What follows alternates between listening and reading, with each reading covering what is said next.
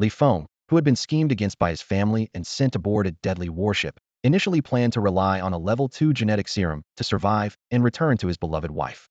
However, after killing a single wind rat, he unexpectedly activated a mysterious system capable of infinitely enhancing his attributes. On January 26, 21020, according to the Federation calendar, the small reconnaissance ship NB 4444 cruised through the vast expanse of space, heading toward the F30052 star. Inside the dormitory, projections of a blonde woman dancing energetically lit up the metallic walls, accompanied by booming music and flashing neon lights. A group of soldiers, all facing near certain death, were drinking and partying recklessly. Lying on his bunk, Li Feng was tormented by the deafening music, his head pounding. Waving away an invitation to drink from his captain, Liang Qingyong, he declined. Unlike these carefree daredevils, Li Feng had a reason to survive. His beloved wife was waiting for him back home. Born into an upper-middle-class family on the F369 planet, Li Feng's life took a drastic turn at the age of 8 when his parents were killed in a winged clan attack, causing the family to fall from grace. Though he managed to stand out in the family's air competition using the wisdom of 2 lifetimes, his engagement with Jiang Chushua was broken when the Jiang family sought to marry into a major family by aligning with a young major. On the day of the engagement, the Jiang family sent their adopted daughter, Jiang Wanxin, to marry in her place, which unexpectedly led to a deep and genuine bond between her and Li Feng. For love, he willingly gave up his family duties and inheritance rights. Yet, he still fell victim to a conspiracy and was sent aboard this reconnaissance ship, which had a 99 mortality rate. His grandfather, Li Zhenya, refused to help, driven by his ambition to establish an interstellar family dynasty. Only Jiang Wanxin sacrificed everything to buy him a bottle of level 2 genetic serum. As the alarm blared, the reconnaissance ship approached the F30052 star. 6 mechs, led by Commander Zhuang Yuenda, charged toward the massive fortress below, aiming to capture a level 27 wind rat leader. A swarm of wind rats poured out of the fortress to intercept them. These 1-meter-long creatures, though wingless, could fly and included many powerful individuals above level 10. While the multifunctional military suits allowed the soldiers to fight with the strength of a level 15, they were no match for the relentless attacks of higher-level wind rats. As the 500 new recruits prematurely opened fire, a notification sounded in Li Feng's mind. Ding. You have killed an enemy. The infinite attribute system has been activated. Ding. You have killed an enemy. Attribute points 0.15. A panel suddenly appeared before his eyes. Infinite attribute system. Host, Li Feng. Attribute points, 0.15. Physique, 1.21 strength, 1.13 endurance, 1.35 agility, 2.32 spirit, 1.21. Ability, armor penetration, level 1. The system's explanation flooded his mind. Killing enemies grants attribute points. For every point above 1 in any attribute, a new ability is unlocked. At 10 points, a second ability is gained, and at 100 points, a third. Level 1 armor penetration ignores 10 of the enemy's defense, with each level increasing by 10, up to a maximum of ignoring all defense. This revelation instantly invigorated Li Feng. With this system, not only could he survive, but he could also grow infinitely stronger on the battlefield.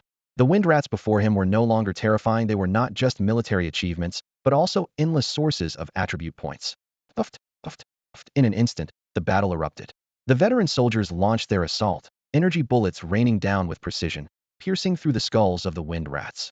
However, some of the quicker and more agile wind rats managed to deftly evade the onslaught of energy bullets.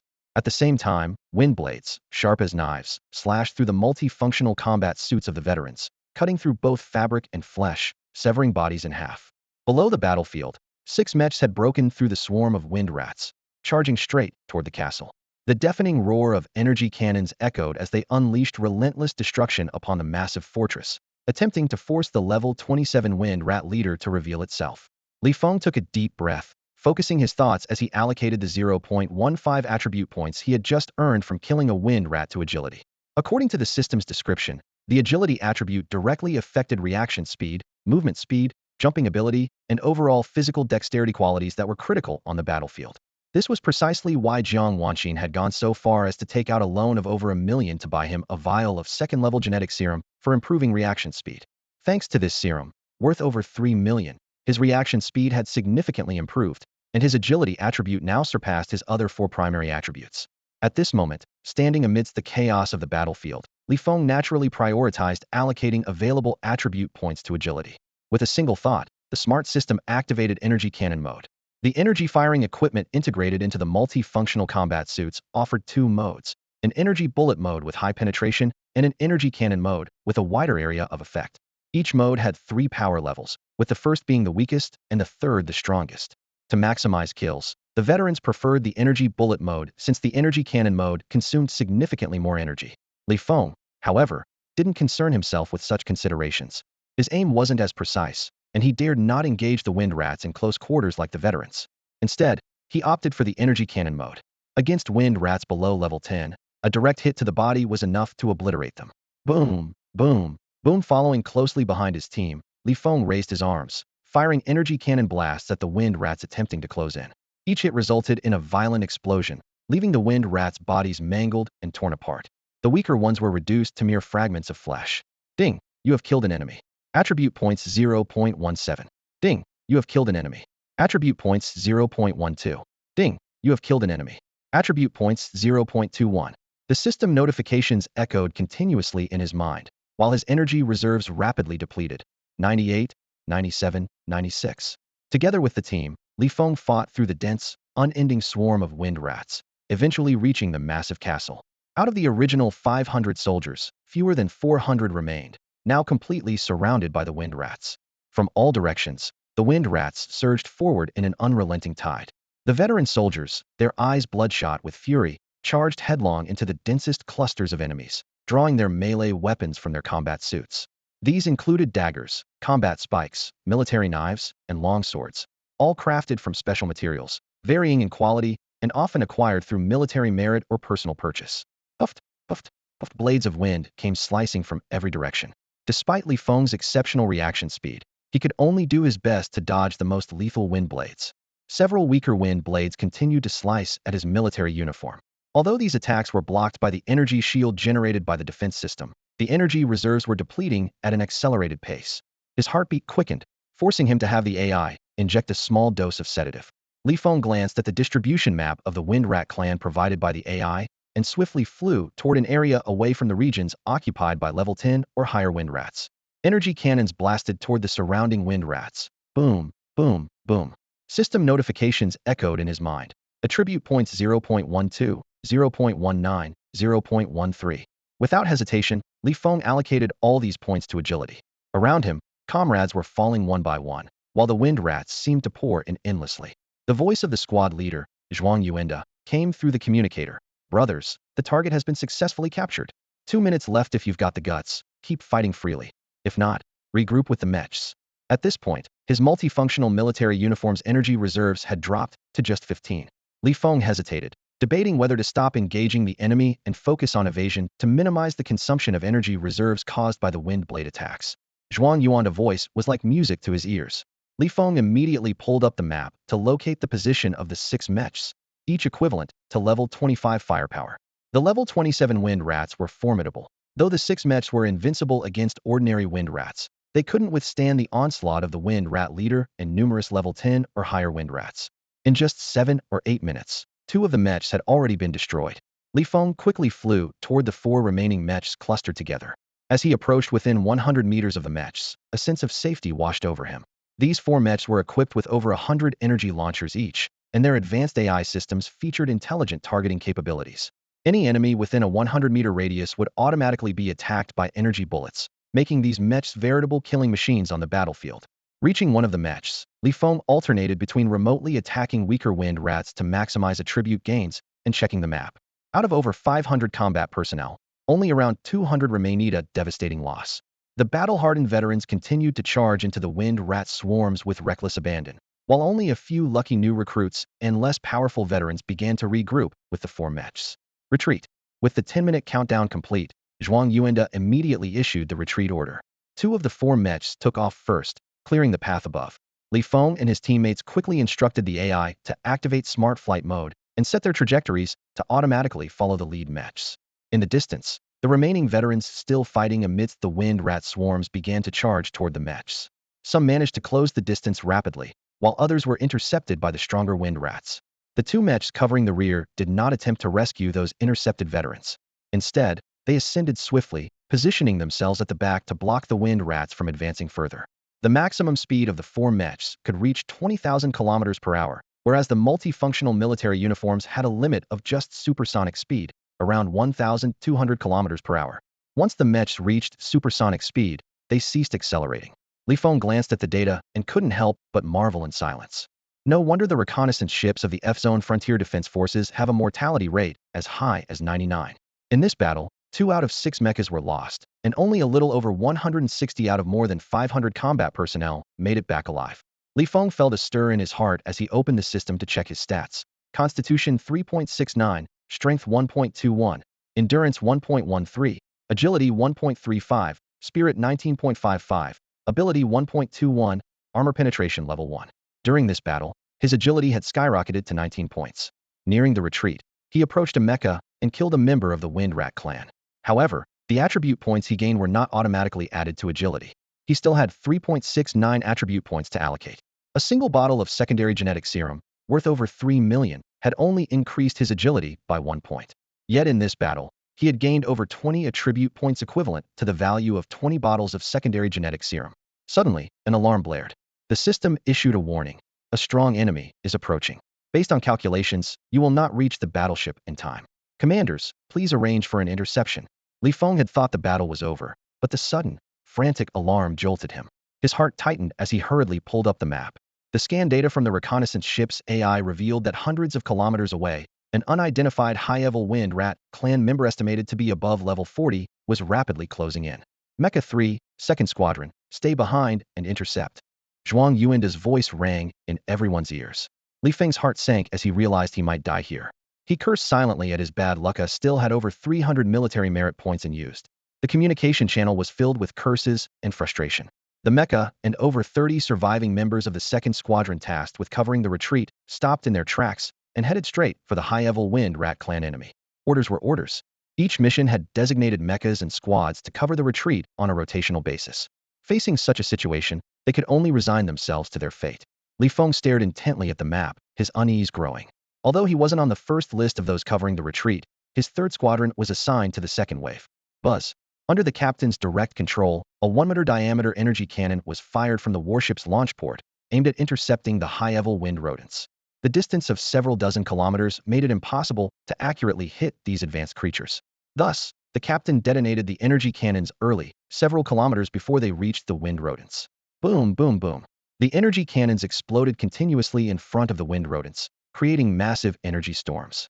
Despite their formidable defense and physical resilience allowing them to charge through the storms, their speed, though slightly impeded, remained breathtakingly fast. Feng stared intently at the map, watching the distance close. 40 kilometers, 35 kilometers, 30 kilometers. The team was drawing closer to the reconnaissance ship, while the wind rodents steadily approached as well. When the team was merely 20 kilometers from the ship, the wind rodents were already within striking range. Let's see how badly you'll die, brothers. The pilot of Mech Unit 3 began retreating slowly toward the reconnaissance ship, though not at a particularly fast pace. Meanwhile, more than 30 members of the 2nd Squad halted and, disregarding their remaining energy reserves, activated the 3rd-level energy cannon mode. Based on the coordinates displayed on the map, they unleashed a blind barrage of energy cannon fire toward the wind rodents. However, lacking detonation devices, the shots were easily evaded by the agile creatures. Whoosh, whoosh, whoosh. Blades of wind sliced through the air like lightning, their speed so astonishing that the three-dimensional map couldn't even register them in time. In the blink of an eye, over 30 squad members and their multifunctional military suits were shredded into pieces by the wind blades, with blood scattering and diffusing into the clouds. Mech Unit 3 continued accelerating its retreat toward the reconnaissance ship. Boom, boom, boom. Another round of energy blasts erupted from the ship. As the wind rodents once again dodged the densely packed explosions and emerged from the energy storm, Mech Unit 3 reached its maximum speed. Following the pilot's command, the mech executed a sharp turn and, guided by the ship's scanning map, charged directly toward the wind rodents. 10 kilometers, 9 kilometers, 8 kilometers, closing the distance in an instant. Wind blades slashed toward the mech in rapid succession. The pilot curled their body tightly and quickly deactivated the defense system while maneuvering the mech with erratic movements to avoid the attacks. Thud, thud, thud. Without an energy shield to absorb the blows, the wind blades struck the mech directly, carving gashes up to several dozen centimeters long into the ultraalloy frame. The relentless wind blades targeted these openings, and within moments, the 10-meter-tall mech was dismembered, sending alarms blaring incessantly. As the wind blades neared the cockpit area, The pilot made a split-second decision and activated the self-destruct protocol without hesitation. Boom. At a distance of 6 to 700 meters from the wind rodents, the mech exploded violently, releasing all its stored energy in an instant. The resulting energy storm far surpassed the power of the reconnaissance ship's energy cannons, with terrifying force scattering fragments of the mech in all directions. Even the level 40-plus wind rodents were forced to retreat, dodging the rapidly advancing energy storm and flying debris. When the energy storm and debris had dissipated to the point where they posed no threat to him, another volley of energy cannons was fired from the reconnaissance ship. After narrowly dodging and breaking free from the energy storm caused by the explosions, the 3 mechas and 132 team members successfully retreated back into the reconnaissance ship. At the captain's command, the combat zone's hatch was sealed, and the defense systems were activated. A massive energy shield enveloped the small reconnaissance ship, which measured 120 meters in length and 40 meters in both width and height. Meanwhile, the reconnaissance ship began to ascend and accelerate rapidly. Boom. The wind rodent pursued the accelerating ship, nimbly dodging energy bullets and cannon fire.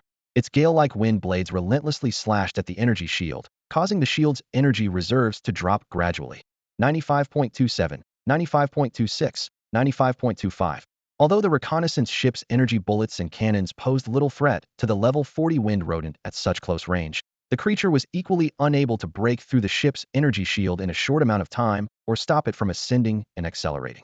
Eventually, the reconnaissance ship outpaced the wind rodent, putting a definitive distance between them.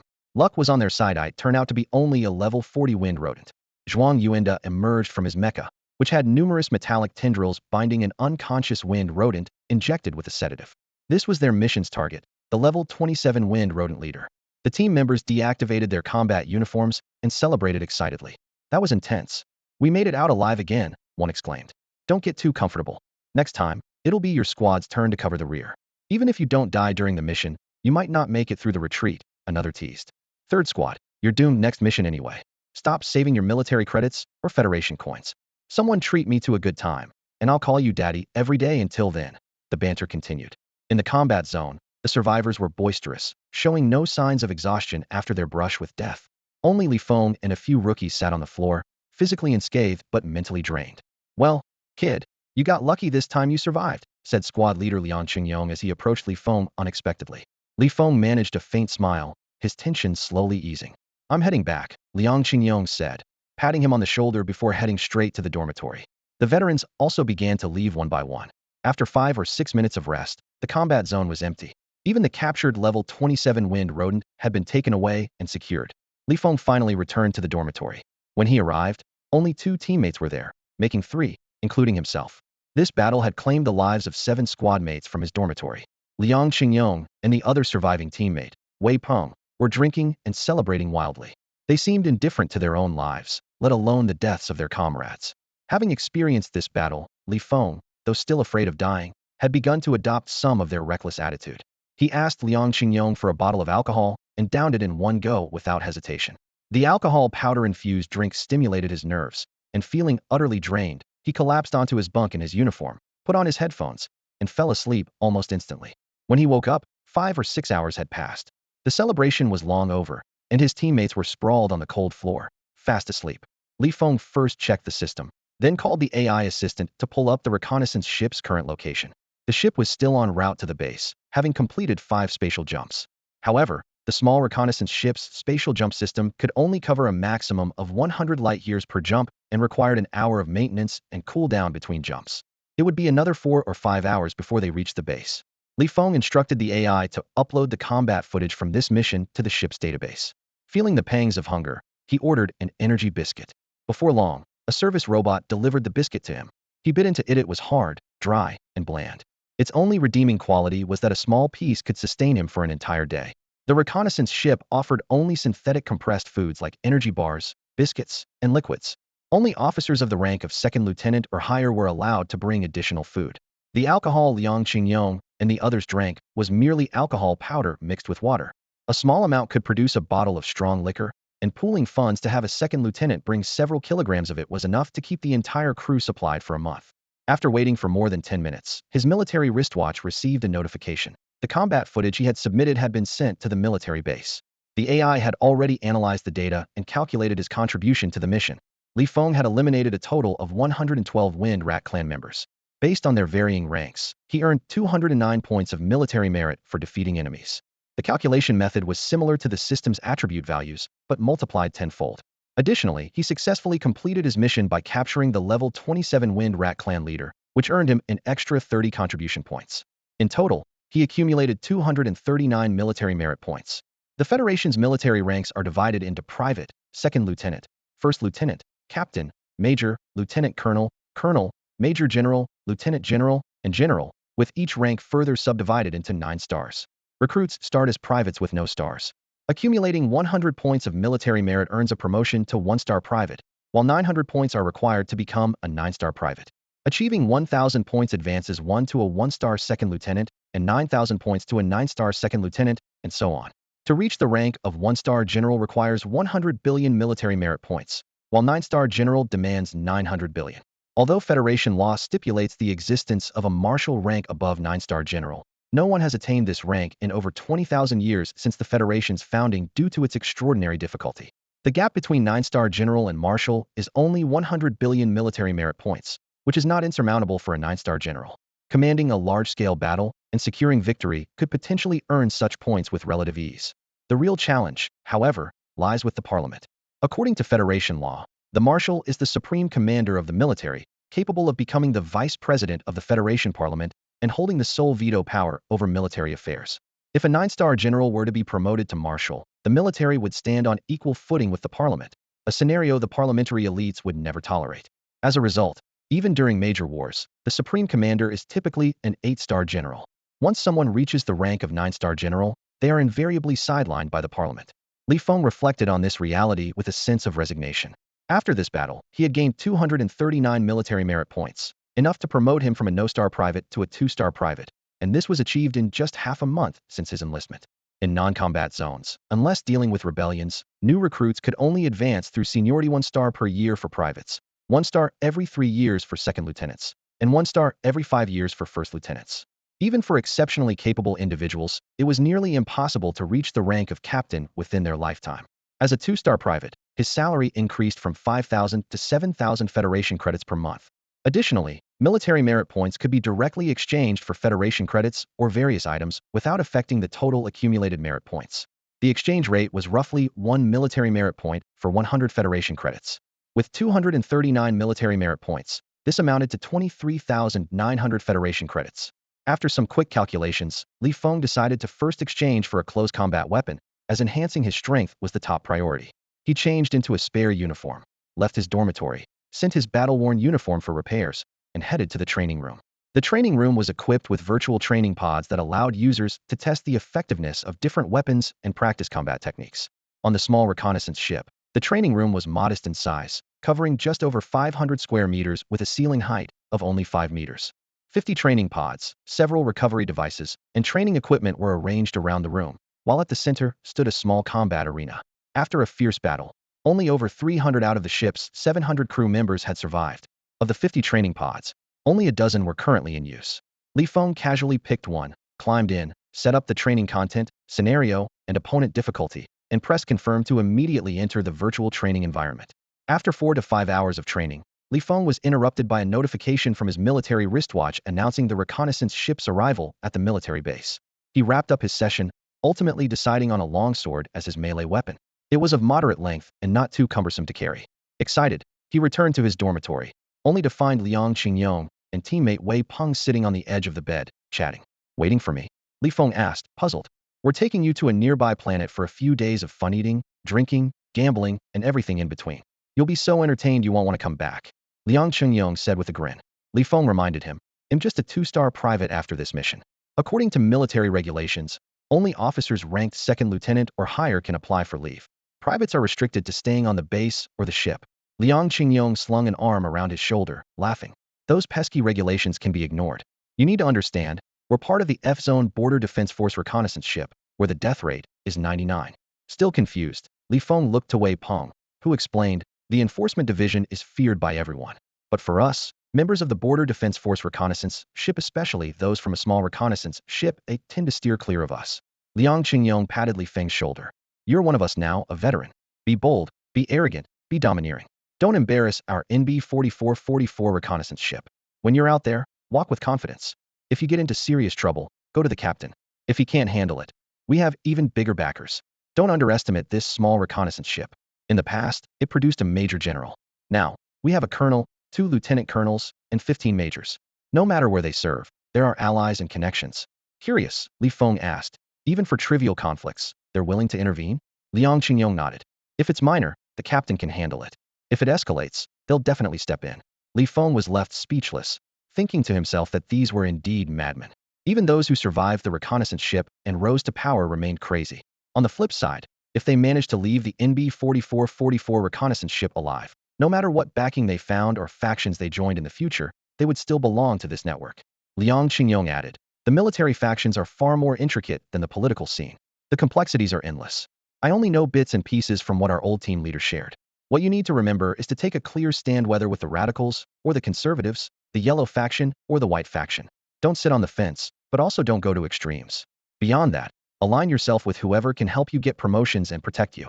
Feng nodded thoughtfully and asked, is killing allowed? Liang Qingyong and Wei Peng widened their eyes in surprise. You've got guts, kid. Already bloodthirsty after just one battle, or even more ruthless than me, Liang Qingyong said, giving him a thumbs up after a moment. Wei Peng clicked his tongue. Killing is a serious matter. Unless you're justified and have the moral high ground, even our connections would struggle to get you out of a military prison or court. Feng felt a twinge of disappointment.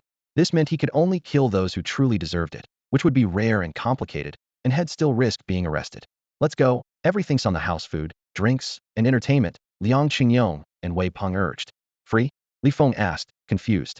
Liang Qingyong explained, the closer you get to the border regions, the worse the law and order. The underground forces are rampant.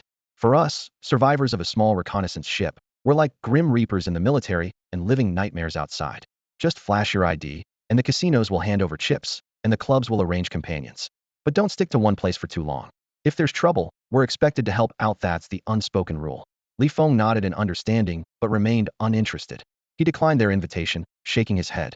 What he really wanted was to visit home, but the cost of a ticket was too high. Seeing his firm stance, Liang Qingyong and Wei Peng eventually gave up. After Liang Qingyong and his companion left, Feng walked to the bedside and sat down. He activated his military wristwatch and sent a video call request to Jiang Wanxin.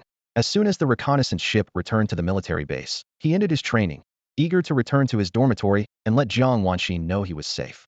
Although the reconnaissance ship was equipped with a signal receiver, it only connected to the military base, and even the captain couldn't contact the outside world. Communication with the outside was only possible within the Federation's territory and in areas covered by large network signals, using a smart wristwatch. Within 2 to 3 seconds, a virtual screen appeared. On the screen, Jiang Wanxin was sitting at a dining table with soy milk and fried dough sticks in front of her, clearly enjoying breakfast. Her fair skin, delicate and slightly thin face, and the elegant and fresh dress she wore gave her a serene and graceful appearance. You've returned to the military base? She asked, her bright eyes shining with joy. It was evident she had looked up the operational patterns of the reconnaissance ships of the F-Zone Border Defense Force. Feng nodded.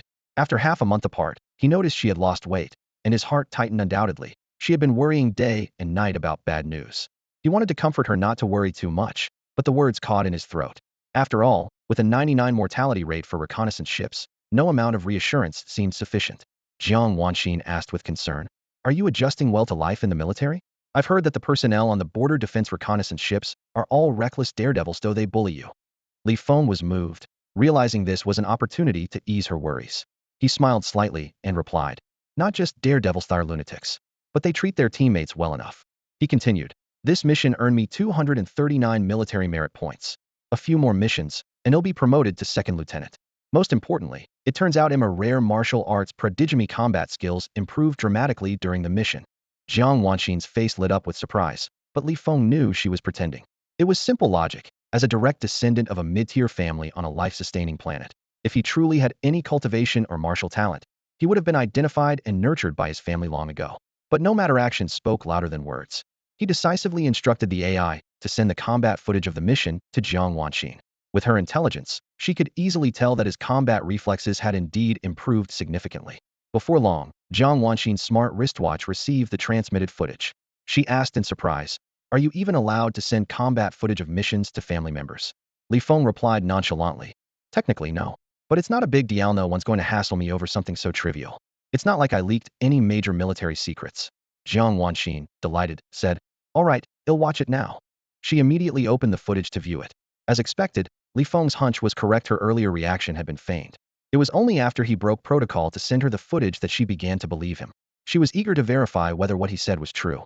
Though the combat footage made her heart race with fear, it also dispelled much of the anxiety and worry she had been harboring for days. She could tell that as the battle progressed, Li Feng's reflexes noticeably improved. His cautious and self-preserving approach during combat also brought her a sense of relief. Li Feng smiled faintly and responded, "Yes, just 3 or 4 more missions, and I'll have the chance to be promoted to second lieutenant and qualify to apply for a transfer from the reconnaissance ship." In truth, he had no desire to leave the reconnaissance ship, but he decided not to reveal these thoughts to Jiang Wanxin at this moment. Upon hearing this, Jiang Wanxin felt a surge of emotion, as if a heavy burden had been lifted from her heart. Tears welled up in her eyes uncontrollably. As an adopted daughter of the Jiang family, she had been raised with the belief that she must repay their kindness by sacrificing her own dignity and preferences, serving as a tool for the family's connections with influential figures and recruitment of talent. She had lived her childhood in fear and anxiety about the future. Li Feng's presence brought her immense comfort. He did not hold her adoptive status against her and was willing to accept her, which she considered the greatest blessing of her life. To protect this blessing, she was willing to dedicate her entire life to it. However, fate seemed beyond her control. Within just a few months, Li Feng was framed by his own kin and wrongfully enlisted in the F-Zone Border Defense Fleet's reconnaissance ship. Her fear and anxiety only deepened. To help him, she had to borrow a large sum of money to buy him a bottle of second-tier genetic serum. Fortunately, a glimmer of hope reappeared half a month later. Jiang Wanxin, having learned to conceal her emotions and intelligence from a young age, could no longer hold back her feelings amidst the alternating waves of despair and relief. Tears streamed down her face uncontrollably. Li Feng quietly stayed by her side, giving her time to release her inner fears and worries. After a long while, Jiang Wanxin finally calmed down, wiping away her tears and offering a slightly embarrassed smile. Li Feng shook his head, pointed at the food on the table, and changed the subject, saying, "You don't have to force yourself for my sake if you're not used to it." Soy milk and fried dough sticks had been his favorite breakfast in his previous life, a habit he carried into this one. Now, with no concern for weight gain, the common breakfast options were mostly sweet pastries, making soy milk and fried dough sticks seem unusual to others. "You have this every morning, so you must like it a lot," Li Feng remarked. Jiang Wanxin gently shook her head and said, "If I can't get used to it, I'll just make 2 different breakfasts from now on." Li Feng nodded. "No need for that. You can try something you like." Jiang Wanxin paused, noticing a sparkle in Li Feng's eyes, as though they held countless stars. Li Feng asked with concern, "How are things on your end?" Jiang Wanxin nodded. "Although I've lost my value to them, the Jiang family kept me in my position at one of their subsidiary companies to avoid discouraging the other adopted children. Plus, my cultivation talent is decent. I'm not afraid of the Jiang family finding out anymore, so I've stopped hiding my progress. Once I reach level 5, I can even take on a part-time job as a geneticist. When my side income surpasses my salary, I might even be able to leave the Jiang family entirely." Li Feng said confidently, "Don't stress too much about the loan. I can pay it off soon." Jiang Wanxin smiled in response. The two began to chat about everyday matters until over an hour had passed. Suddenly, Jiang Wanxin transferred 3,000 Federation credits to him, and it dawned on him why. Interstellar video calls cost over 10 credits per minute, and three-dimensional video calls were even more expensive. Clearly, Jiang Wanxin had calculated that his account, with just over 1,000 credits remaining, was almost empty. Li Feng sighed helplessly and had to end the video call abruptly, transferring the 3,000 credits back to Jiang Wanxin. He knew her account likely didn't have much left either. Although her monthly salary was decent, it was barely enough to cover living expenses, rent, and loan payments. Military wristwatches offered no discounts, and the military's upper management was useless, while interstellar communication companies were nothing but profiteers. Li Feng sighed inwardly. He couldn't afford the thousands of credits required for a ship ticket, and now even a video call seemed out of reach, leaving him feeling frustrated. Taking a deep breath, he steadied his emotions, opened his wristwatch, connected to the military website, and spent 100 merit points to exchange for an alloy sword. After some hesitation, he spent another 100 merit points on a training helmet. Then, he returned to the training room, entered the training pod, and began practicing swordsmanship, marksmanship, and evasion techniques. The NB-4444 reconnaissance ship is part of the F-Zone 777 military base, a massive installation housing a fleet with a force exceeding 10 billion. The entire base is constructed within the interior of a planet and is commanded by a lieutenant general. During the ship's return for repairs and maintenance, the crew is not required to leave the vessel. Determined to increase his chances of survival for the next mission, Li Feng spent nearly all his time in the ship's training room, using the virtual training pods to practice swordsmanship, marksmanship, and evasion techniques. However, After 5 or 6 days of intense training, the pods became increasingly difficult to access due to long queues and reservations, as others were equally eager to improve their survival odds for the next mission. Unlike Li Feng's relentless regimen, Liang Qingyong and the others, having narrowly escaped death after their last mission, chose to relax outside the ship. They gradually returned after a few days. While their training hours were not as extensive as Li Feng's, they also dedicated most of their time to honing their skills and enhancing their strength. As more recruits arrived, the 50 training pods became far from sufficient, with the most capable individuals monopolizing their use. The Federation categorizes strength levels from 1 to 99. The average comprehensive attributes of an ordinary adult correspond to level 1, with each 1.3-fold increase in attributes resulting in a level gain. So far, humanity has only encountered one individual at level 99, Silas, the Winged Emperor of the Winged Clan. 10,000 years ago, in an effort to repel the Human Federation's invasion, Silas joined forces with 5 other Winged Emperors, leading their armies against the Federation's colossal fleet in the F-Zone. The ensuing battle was cataclysmic. The Federation suffered a devastating defeat, with nearly their entire force annihilated. Each of the 6 Winged Emperors possessed the power to obliterate a massive mothership with ease, while Silas single-handedly destroyed the Federation's only planet-class space fortress. This crushing loss forced the Federation to shift from an offensive to a defensive strategy, putting an end to over 10,000 years of aggressive expansion following the invention of the space jump system. Since then, the Federation has focused on enhancing individual strength. After millennia of development, the most powerful human warriors have reached levels in the 40s. Li Feng's infinite attribute system is comparable to the Federation's comprehensive attribute evaluation. An average attribute value of 1 point corresponds to the comprehensive level of an ordinary adult, equivalent to level 1 in the Federation system. An average attribute value of 1.3 points corresponds to level 2, and so on. Currently, Li Feng's average attribute value stands at 4.89. If he allocates his remaining 3.69 in used attribute points, his average attribute value would reach 5.63, placing him firmly in the level 7 range. Despite millennia of progress, the average strength of individual humans has only slightly improved due to the presence of many elderly, weak, and young individuals, with the average level still below 1. The majority of the population remains ordinary, with only a small fraction achieving notable strength through various forms of training. Reaching level 7 is already considered an exceptional accomplishment. However, he was stationed on a small reconnaissance ship of the Frontier Defense Forces in Zone F. Those who dared to volunteer for such missions were all highly skilled and a little unhinged. While his abilities were slightly above average, they were far from sufficient to monopolize a training pod. Fortunately, he had planned ahead and spent 100 military merit points to exchange for a training helmet. Although its effectiveness was inferior to that of a training pod, it was more than enough for practicing basic swordsmanship and marksmanship. A month flew by. The reconnaissance ship's maintenance period ended, and they were now on standby for potential missions at any moment.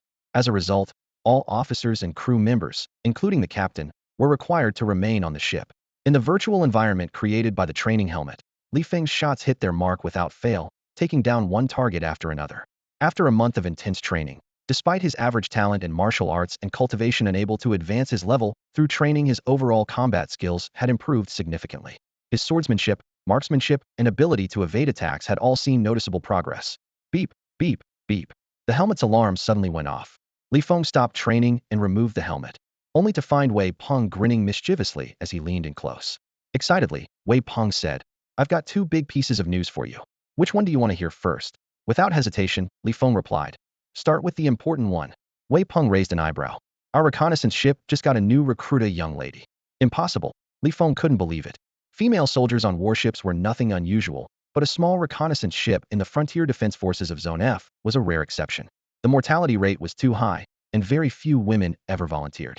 On the rare occasion that exceptions occurred, what were the odds it would happen on the NB 4444 reconnaissance ship? "I swear, I'm not lying," Wei Peng insisted. "Not only is she ridiculously beautiful, but she's also ridiculously strong.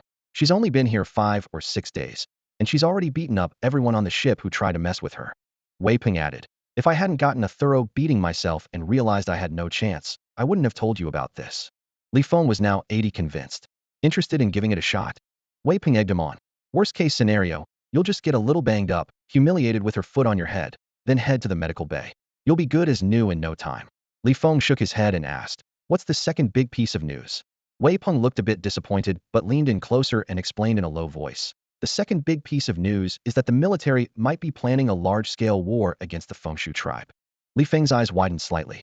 This wasn't confirmed, but it was rumored that Captain Bu Qianzhang had picked up the intel while pulling some strings. A major fleet was reportedly preparing to head into Fengshu territory.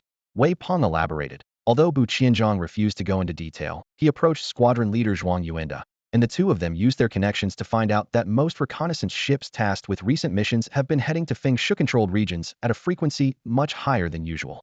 On top of that, the Federation stock market has seen a modest rise in military and energy stocks, which have been stagnant for years over the past few months. I told you to start with the most important one, and you saved this for second? Li Feng said with a mix of exasperation and amusement. For those of them stationed on reconnaissance ships, whether or not a large-scale war was imminent, they were already accustomed to undertaking high-risk missions on a regular basis. Wei Peng dismissed it casually, saying, "How important could this news possibly be?" Li Feng felt relieved upon hearing this. Wei Peng glanced around warily, lowered his voice, and continued, "Zhuang Yuanda is Liang Qingyong's former captain.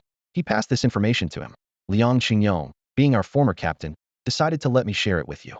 With a serious expression, he warned, "You must not let this leak. If it spreads and turns out to be a wrong assumption, would be responsible for spreading rumors and causing unnecessary panic. That could lead to serious consequences." A glint of cunning appeared in Wei Peng's eyes as he suggested, "Why not secretly buy some shares in military industry or energy companies and just wait to profit from it?" Li Feng nodded in agreement, but said nothing more. Wei Peng, too, refrained from further discussion and returned to his bunk to train. Li Feng put on his helmet and resumed his own training.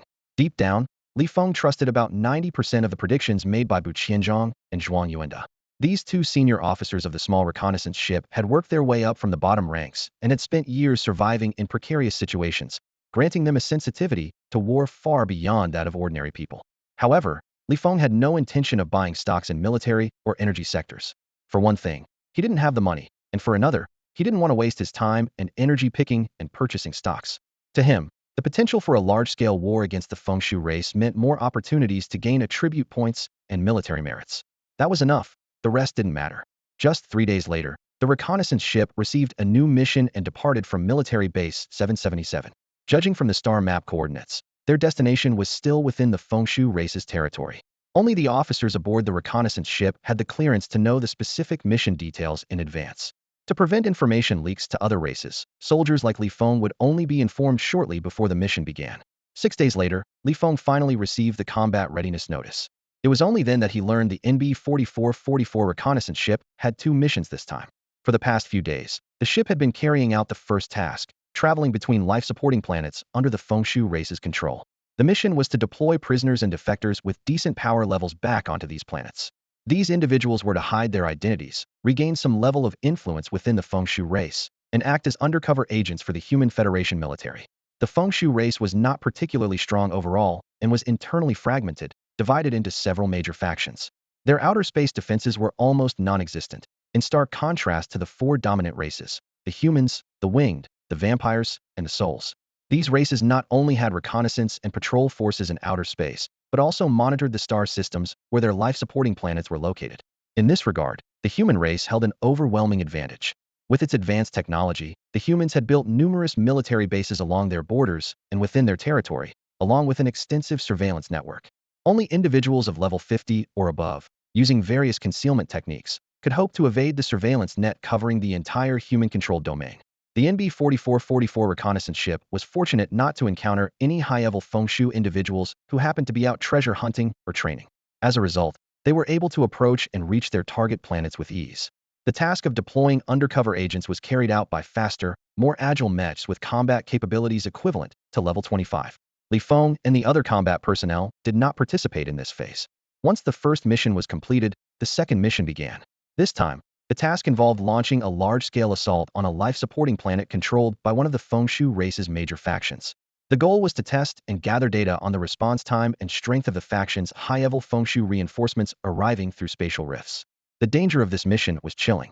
The new recruits hadn't yet grasped the full extent of the peril, but Wei Peng immediately saw through it. He turned to Li Feng with a teasing smile and said, "Regretting not joining me and Liang Qingyong for some fun last time?" Li Feng replied honestly, "A little." This mission was undeniably risky. During their last mission, they only encountered high-level Fengshu on their way back to the reconnaissance ship. Even then, they lost a mech and over 30 combat personnel held the line to allow the others to escape. This time, however, all combat personnel would be scattered across a wide area to carry out the assault, significantly lowering their survival chances. Worse still, they would need to wait for high-level Feng Shu to appear before retreating. If they encountered a Feng Shu of level 50 or above, even the reconnaissance ship might not escape unscathed. And if they faced a level 40 Feng Shu, their 6 mechs, capable of speeds up to 20,000 kilometers per hour, might still struggle to retreat intact. Wei Peng didn't say much more. Instead, he shouted boldly to the group of new recruits. Brothers, I've got plenty of alcohol powder stored up. Let's down it all while we still can. Though the ominous undertone in his words was hard to miss, the new recruits still cheered excitedly. After all, anyone daring enough to volunteer for the F-Zone Border Defense Forces, even as a rookie, had to share the same streak of madness. Li Feng paid no attention to the commotion around him. Quietly, he packed some energy bars into his pocket and waited patiently for the mission briefing. About half an hour later, a piercing alarm sounded. Wei Peng smashed a bottle of liquor and gathered everyone to head to the combat preparation zone. The hastily mixed alcohol worked quickly but wore off just as fast. By the time they reached the preparation zone, everyone had sobered up. Li Feng found an empty seat and sat down. His gaze swept across the room and landed on the young woman Wei Peng had mentioned. She was indeed stunning. About 18 or 19 years old, she had striking features and exuded a natural confidence and grace.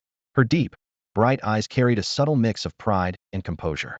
Sensing Li Feng's gaze, Gu Lingxi suddenly looked back at him, as if trying to discern something from his expression. Her eyes were direct and unflinching. Li Feng felt a bit puzzled, unsure why she was looking at him that way, but he didn't dwell on it. Instead, he focused on planning how to allocate his attribute points. He needed to account for the 3.69 in used points he currently had, as well as the points he would earn from defeating members of the Windrat clan during the mission. The mission was extremely dangerous, and careful preparation was essential. After careful consideration, Li Feng decided to prioritize agility, followed by constitution and endurance, with spirit and strength as lower priorities. Once he made up his mind, he allocated all his available points to agility without hesitation. With an agility score of 23.24, his speed surged to over 200 meters per second, and his reaction time improved significantly. This ensured that even against high-level wind rats, he wouldn't be caught completely off guard. However, the downside was his relatively low constitution and endurance, which meant he lacked explosive power and stamina. It took time to reach his maximum speed, and he couldn't maintain it for long. To maximize his chances of survival during this operation, he planned to enhance his constitution and endurance after boosting agility. Just as he finished assigning his attribute points, his military watch received a message from the scout ship with their target details. Li Feng felt a slight sense of relief. It was a settlement guarded by only a level 10 wind rat. The absence of complaints in the preparation zone suggested that the other team members had received similarly manageable targets. Although the mission was highly perilous, there was at least a glimmer of hope. He opened the map to take a closer look. The scout ship had arrived near a planet with a diameter of 16,000 kilometers, designated F25858, and was rapidly descending into its atmosphere. Their target was a castle spanning an area of 20,000 square meters, surrounded by an estate filled with various unique plants and animals. According to the scout ship's scanner, the castle housed over 5,000 wind rats. The leader was only level 10, and most of them were ordinary wind rats, with few above level 5. While the wind rat clan wasn't particularly powerful, their average level was still 2, and adult wind rats typically reached level 3 or higher. The hatch of the combat preparation zone was about to open, and the countdown echoed in Li Feng's ears. 10, 9, 8. Reacting swiftly, his fingers flew across the control panel on his multifunctional military suit, activating combat mode. Instantly, the snug green uniform began to expand like an inflating balloon, rapidly enveloping his entire body.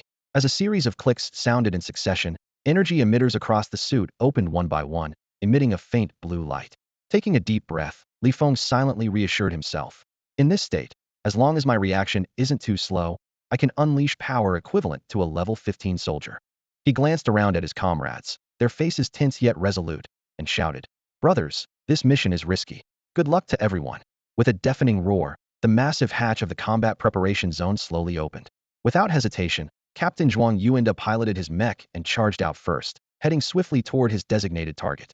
Right behind him, 5 other mechs followed in close succession, each piloted by a squad leader from the various units. Li Feng's gaze lingered on one of the mechs. It belonged to his former squad leader, Liang Qingyong. Having recently been promoted to second lieutenant, Liang had successfully ascended to the upper ranks of the NB-4444 reconnaissance ship, now serving as the leader of the 3rd Squadron. Meanwhile, Li Feng's squad had a new leader, Wei Peng, a veteran with 3 mission experiences and a higher merit score than Li Feng. Over 500 combat personnel poured out of the hatch like a swarm of bees.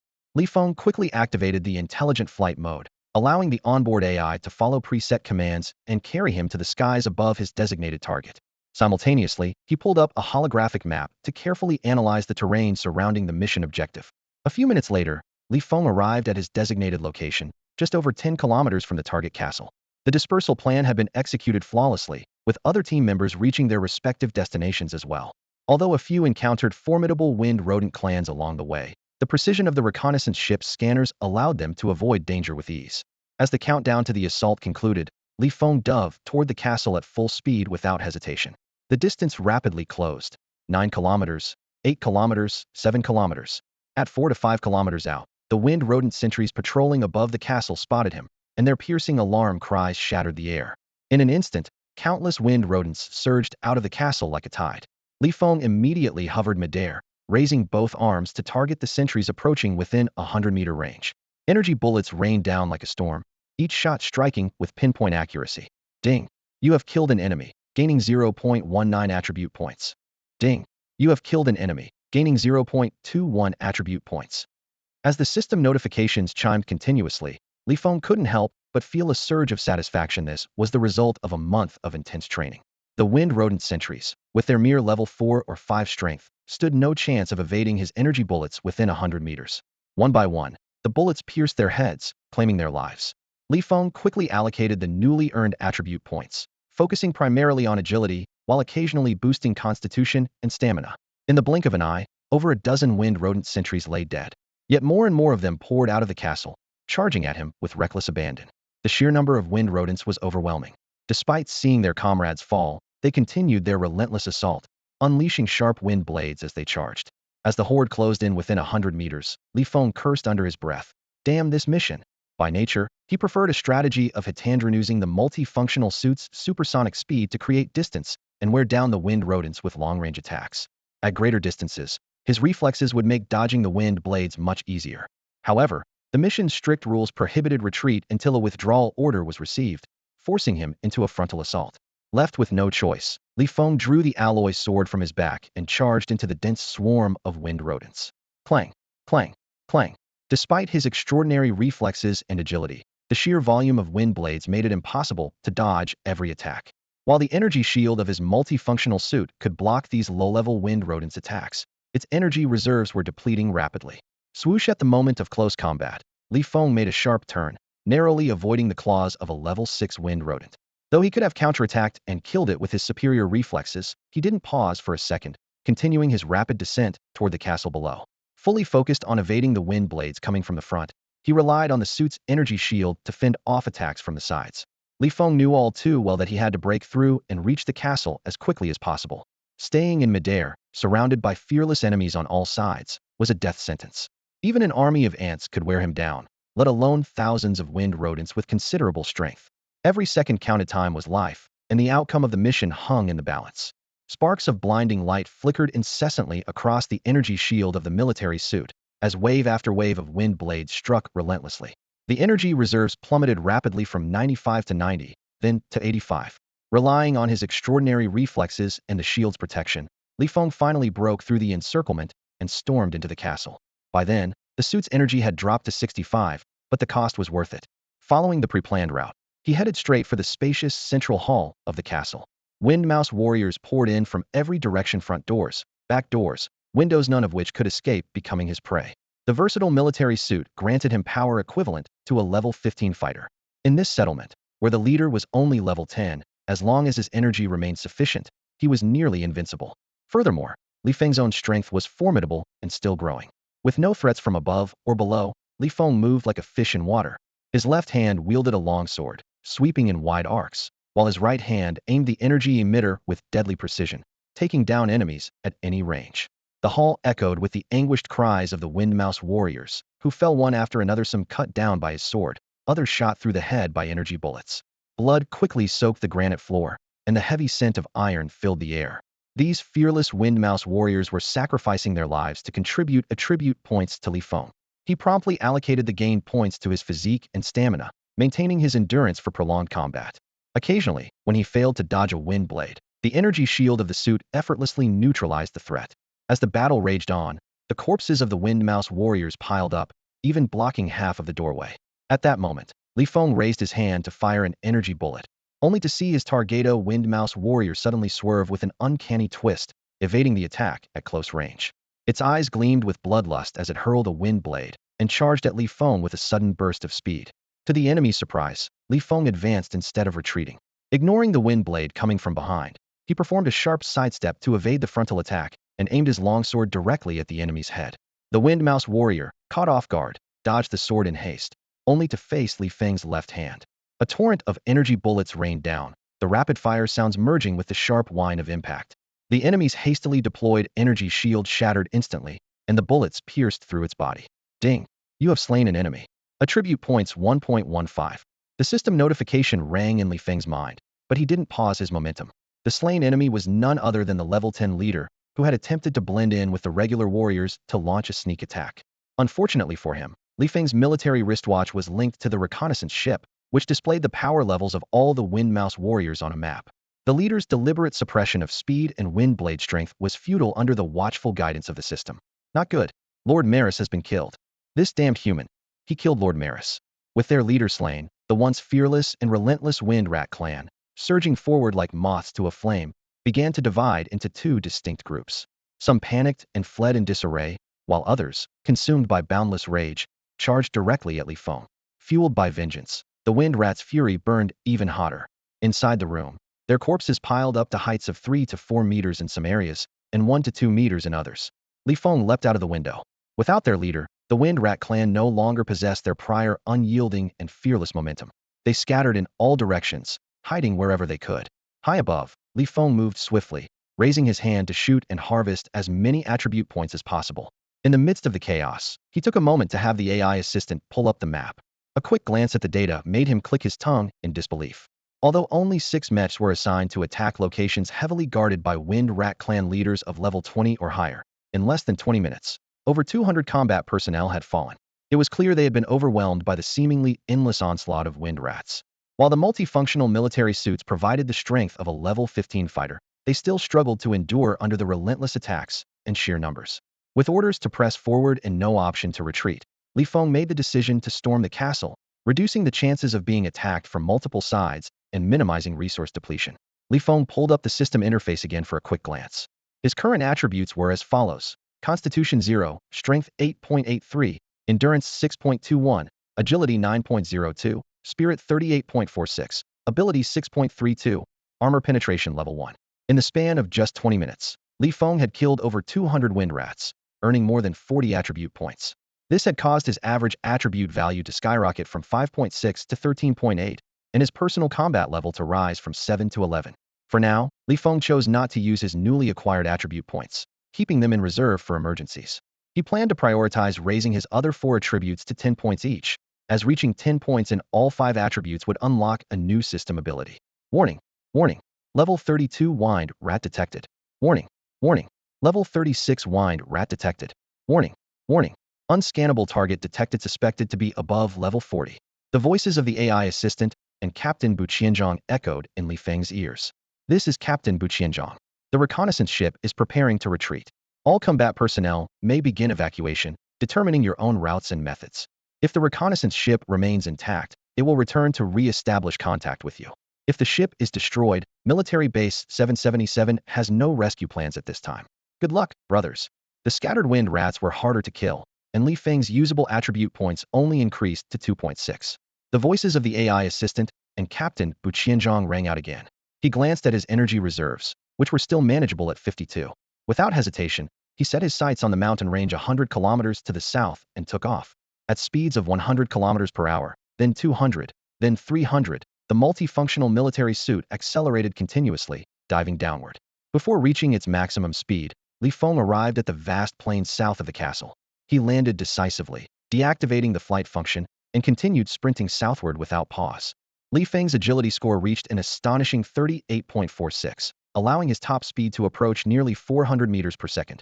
This speed surpassed even the maximum capabilities of multifunctional military suits. In areas with minimal obstacles, his robust physique and endurance made retreating on foot highly effective, conserving energy in the process. As he sprinted, he opened the map to monitor the scout ship's movements and discovered it had already begun ascending and accelerating rapidly. Among the 6 mechs, one had been entangled by a Wind Rat of over level 30. The remaining 5 mechs each chose different escape routes. Some shot straight into the sky, accelerating recklessly, while others headed toward nearby forests or mountains. Similarly, the 300-plus combat personnel scattered in various directions. The Wind Rats, with their focus on the high-priority scout ship and the 6 mechs, largely ignored the human soldiers for the time being. This presented the perfect opportunity for escape. Whether fleeing to outer space or taking cover in forests and mountains, each option had its pros and cons. Outer space was vast and boundless, making it impossible for the Wind Rats to deploy large numbers of high-level members to search aimlessly. Additionally, fearing ambushes from warships, they were unlikely to act rashly. Once someone escaped into space, and as long as the scout ship remained intact, safety was almost guaranteed. However, the downside of outer space lay in the limited speed of multifunctional military suits, which maxed out at just over 1,200 kilometers per hour. If unable to escape outer space within 2 hours, they risked being hunted down by level 15 or 16 Wind Rats, a certain death sentence. On the other hand, fleeing to forests and mountains offered the advantage of quickly finding hiding spots, while the high-level Wind Rats remained preoccupied with the scout ship and mechs. However, if a high-level Wind Rat personally committed to the search, there would be no place to hide. Any species that reached level 20 underwent a life evolution, gaining extraordinary sensory abilities that far surpassed the 5 senses. The higher the level, the wider the range of their perception. Within their sensory range, even hiding underground would be futile. Ultimately, Feng chose the latter option. He gambled that the level 30 to 40 Wind Rats wouldn't waste their cultivation time personally searching for a few human soldiers. Covering a distance of over 100 kilometers, Feng arrived within 5 to 6 minutes. As he entered the undulating mountain range, his speed gradually slowed, weaving through the dense forest. Thoughts raced through his mind. Had the reconnaissance ship managed to evade danger? Taking a deep breath and exhaling heavily, he looked up at the sky. However, the towering trees blocked his view, their thick foliage obscuring any signs of movement above. Just a minute ago, his military wristwatch had lost contact with the reconnaissance ship, which could mean one of two things. Either the ship had successfully accelerated to light speed, escaping pursuit, and using its space jump system to flee hundreds of light years away, or the unknown-ranked Fengshu clan had already destroyed it. Naturally, he hoped for the former, but regardless of the outcome, the real challenge lay in successfully hiding and avoiding further pursuit. Losing contact with the reconnaissance ship meant he could no longer access real-time scan data or maps. He had no way of knowing the distribution or strength levels of the Fengshu clan, leaving him effectively blind on this alien planet. Left to fend for himself, he deactivated his defense systems while staying in combat mode. As he moved forward, he crushed some leaves and smeared their juices on his body to reduce the chances of being spotted by the Fengshu clan's high-ranking members with their extraordinary vision. As for avoiding detection if a high-ranking Fengshu did appear, that seemed futilely. Knew such an encounter would likely be inescapable. 10 minutes later, a voice came through the public channel of his communicator. It was the second squadron leader. Although the signal from the reconnaissance ship was gone, the communication devices built into their mechas and multifunctional military suits still allowed them to contact each other, albeit within a limited range of 1 million kilometers. I made it out too. Soon after, the voice of the third squadron leader, Liang Qingyong, echoed through the channel. However, no further voices followed.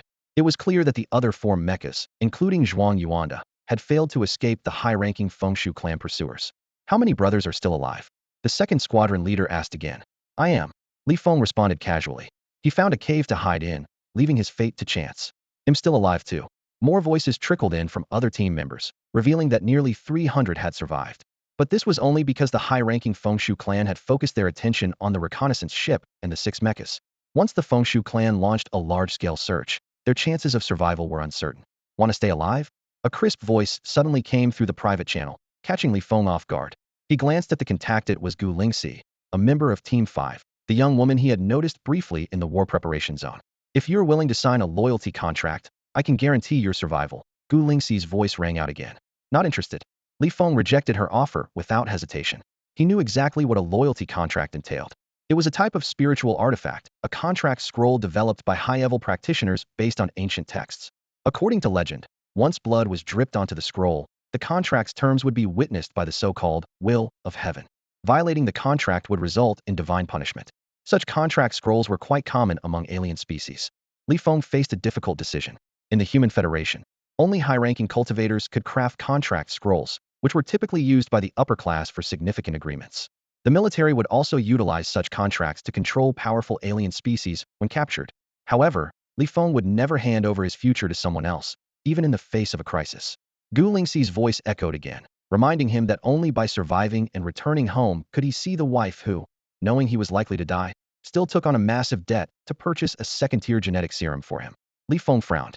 He knew it wouldn't be hard for someone with connections in the military to uncover his identity. However, discovering that Jiang Wanqin had purchased a second-tier genetic serum was far more challenging. He couldn't help but wonder why Gu Lingxi had preemptively investigated his background. Time ticked away, and Li Feng's hesitation was wasting his only chance at survival. Seeing his lack of response, Gu Lingxi pressed further. Not interested. Li Feng replied firmly and decisively. He would never sign a contract that handed over his life and future to someone else. How about this? We'll discuss loyalty later. Just send me your coordinates, and it'll come to you. Sensing Li Feng's unwavering stance, Gu Lingxi had no choice but to compromise. Regardless of whether he agreed to her terms, their chances of avoiding detection by the high-level Wind Mouse clan would increase if they stuck together.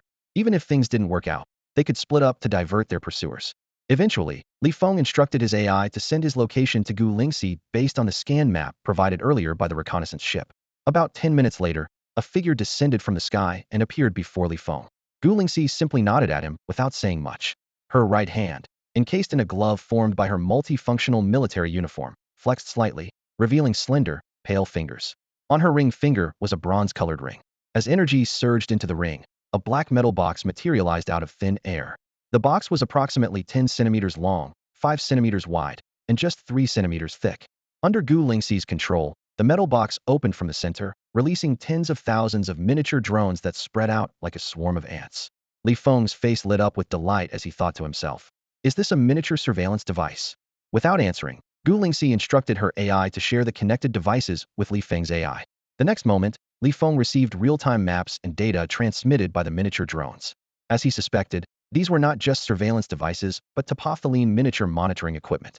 The coverage extended up to a radius of 1,000 kilometers, capable of detecting biological traces and energy levels. Creatures below level 20 were entirely exposed, and even those above level 20 would struggle to conceal their strength unless they had the ability to block scans. Li Feng couldn't help but marvel at the technology, knowing such equipment must cost an astronomical amount, billions, at least. His gaze shifted to the bronze ring on Gu Lingxi's finger, and his respect for her capabilities deepened. Gu Lingxi estimated that this item must be a legendary storage-type treasure, something only high-ranking humans or other species could possess, and its value was extraordinarily high.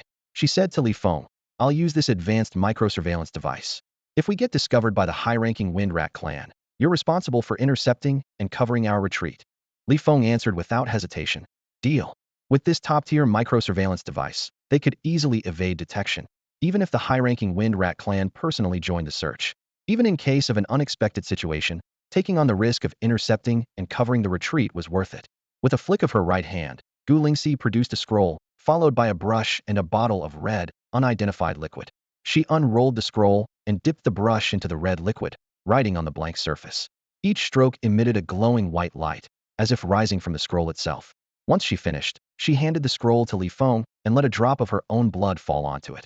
The content of the scroll was none other than the contract for providing the microsurveillance device. If an accident occurred and they were discovered by the high-ranking Windrat clan, Li Feng would be responsible for intercepting and covering the retreat.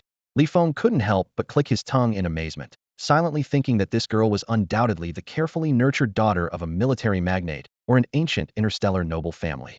She must have come to the reconnaissance ship for field experience.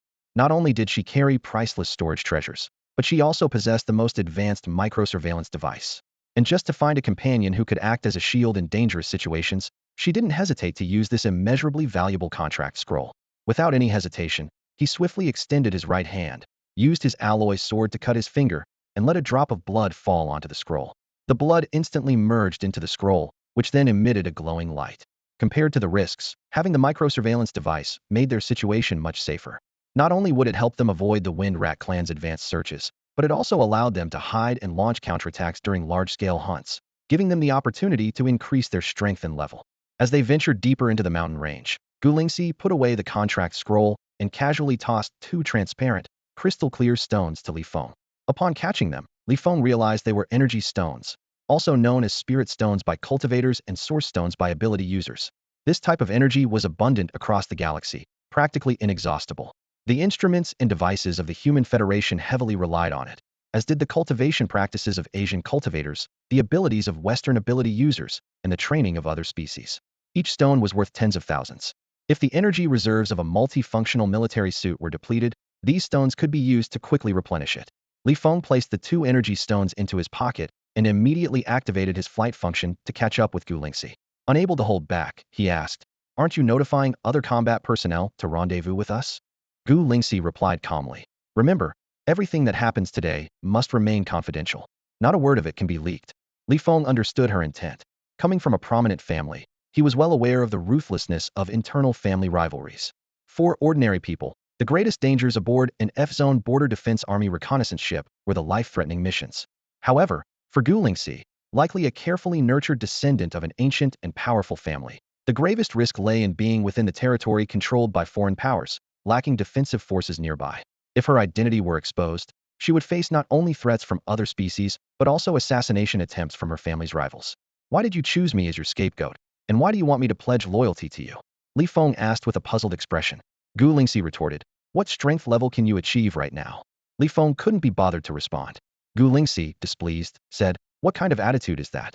I've put up with you for long enough." Holding the advantage of a golden opportunity, Li Feng wasn't concerned about military leaders or ancient families.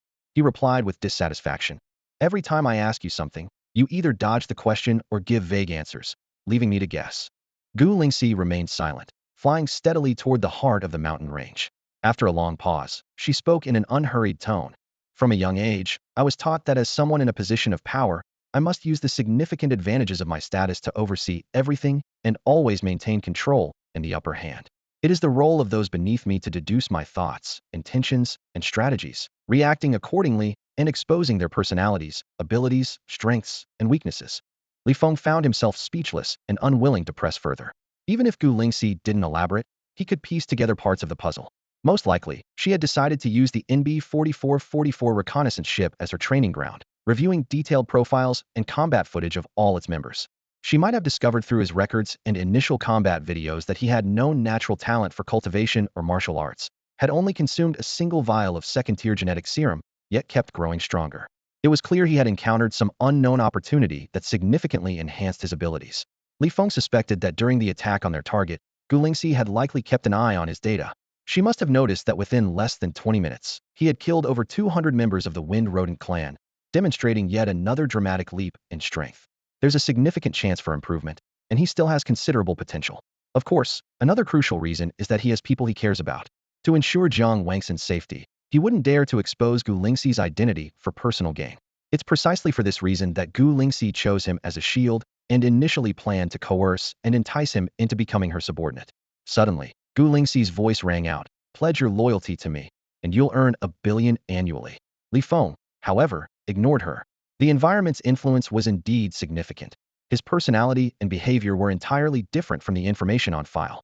Gu Lingxi couldn't help but grumble to herself, and the two lapsed into silence once again. From the public channel, the periodic counting initiated by the two squad leaders could be heard. This served both to tally the number of survivors and to infer whether the Fengshu clan had launched a large-scale search based on the survivor count. The results brought Li Feng some relief. Those who had opted for the ancientral approach of escaping to outer space were gradually losing contact. The two mechas that managed to escape were fortunate not to have drawn the attention of high-ranking Fengshu clan members. Their speed of 20,000 kilometers per hour allowed them to reach the upper atmosphere in just a few minutes and enter the vast expanse of space. On the other hand, multifunctional military suits, with a maximum speed of just over 1,000 kilometers per hour, needed more than 2 hours to escape the atmosphere. The altitude of this habitable planet meant that at around 15 kilometers, one would enter the stratosphere, where visibility was hardly obstructed by clouds. Given that the attack range wasn't very large, combined with the superior vision of high-ranking Fengshu clan members, escaping them would require extraordinary luck if they conducted a full-speed search. Using the map provided by a miniature monitoring device, Gu Lingxi flew into a cave halfway up a cliff. Li Feng frowned slightly, feeling that this hiding spot wasn't ideal. The main issue was that, while some shrubs and small trees stubbornly grew out of the rocky crevices on the cliff face, they didn't provide much cover, leaving the cave entrance completely exposed. If the Fengshu clan launched a large-scale search, this cave would likely be discovered. Hiding here seemed less effective than finding a forest or tree hollow. However, just as he was about to voice his thoughts, he swallowed them back. Gu Lingxi was clearly no fool and must have been aware of the cave's glaring vulnerability. As expected, Gu Lingxi took out a shoebox-sized device and placed it in the center of the cave. After a series of operations, a beam of light spread out in all directions. Li Feng initially intended to ask what kind of advanced technology this was, but recalling Gu Lingxi's personality, he quickly decided against it. Judging by appearances, it seemed to be a small simulator capable of replicating the current environment, possibly even with the ability to block sensory detection. Only such a device could completely negate the cave's major flaw. Soon, Gu Lingxi brought out an assortment of items. An intelligent robot for cleaning and organizing, a multifunctional single bed, a high-end sound system, and an aroma diffuser. Li Feng was speechless. Truly, she was from a prestigious family still so particular even while fleeing for her life. Stay in the cave. Don't go outside or make any noise to disturb me. Keep an eye on the map from the miniature monitoring device. If any high-ranking Feng Shui clan members enter the monitored range, notify me immediately. With that, Gu Lingxi instructed Li Feng, then sat cross-legged on the single bed, quickly entering a meditative cultivation state. Li Feng sat down on the ground, pulled an energy bar from his pocket, and bit into it. After swallowing, he brought up the map scanned by the miniature flying device and closely monitored any movements within the surveillance range, patiently waiting for the Feng Shui clan's large-scale search to begin. With a miniature monitoring device capable of covering a radius of 1,000 kilometers and an instrument that could simulate the environment and even block sensory detection, the Feng Shui clan's large-scale search would clearly be his best opportunity to hunt, harvest attribute points, and earn military merits. As for Gu Lingxi's so-called prohibition on going outside, he dismissed it outright. Their relationship was purely cooperative, not one of subordination. The efficiency of the Wind Rat clan was not particularly high. Li Feng waited for over 2 hours before changes began to appear on the map. Within the monitoring equipment's coverage area, a large number of wind rats started pouring out of their gathering points, spreading out in all directions to search. The mountain range where the two of them were hiding had clearly become a key target area. Across the coverage zone, most of the wind rats from various gathering points were entering the mountains from all directions. Even outside the coverage area, more and more wind rats were converging. The number of wind rats displayed on the monitoring devices was skyrocketing, densely packed, enough to send chills down anyone's spine. Damn it, we've been discovered by the wind rats. Looks like he'll be going ahead first.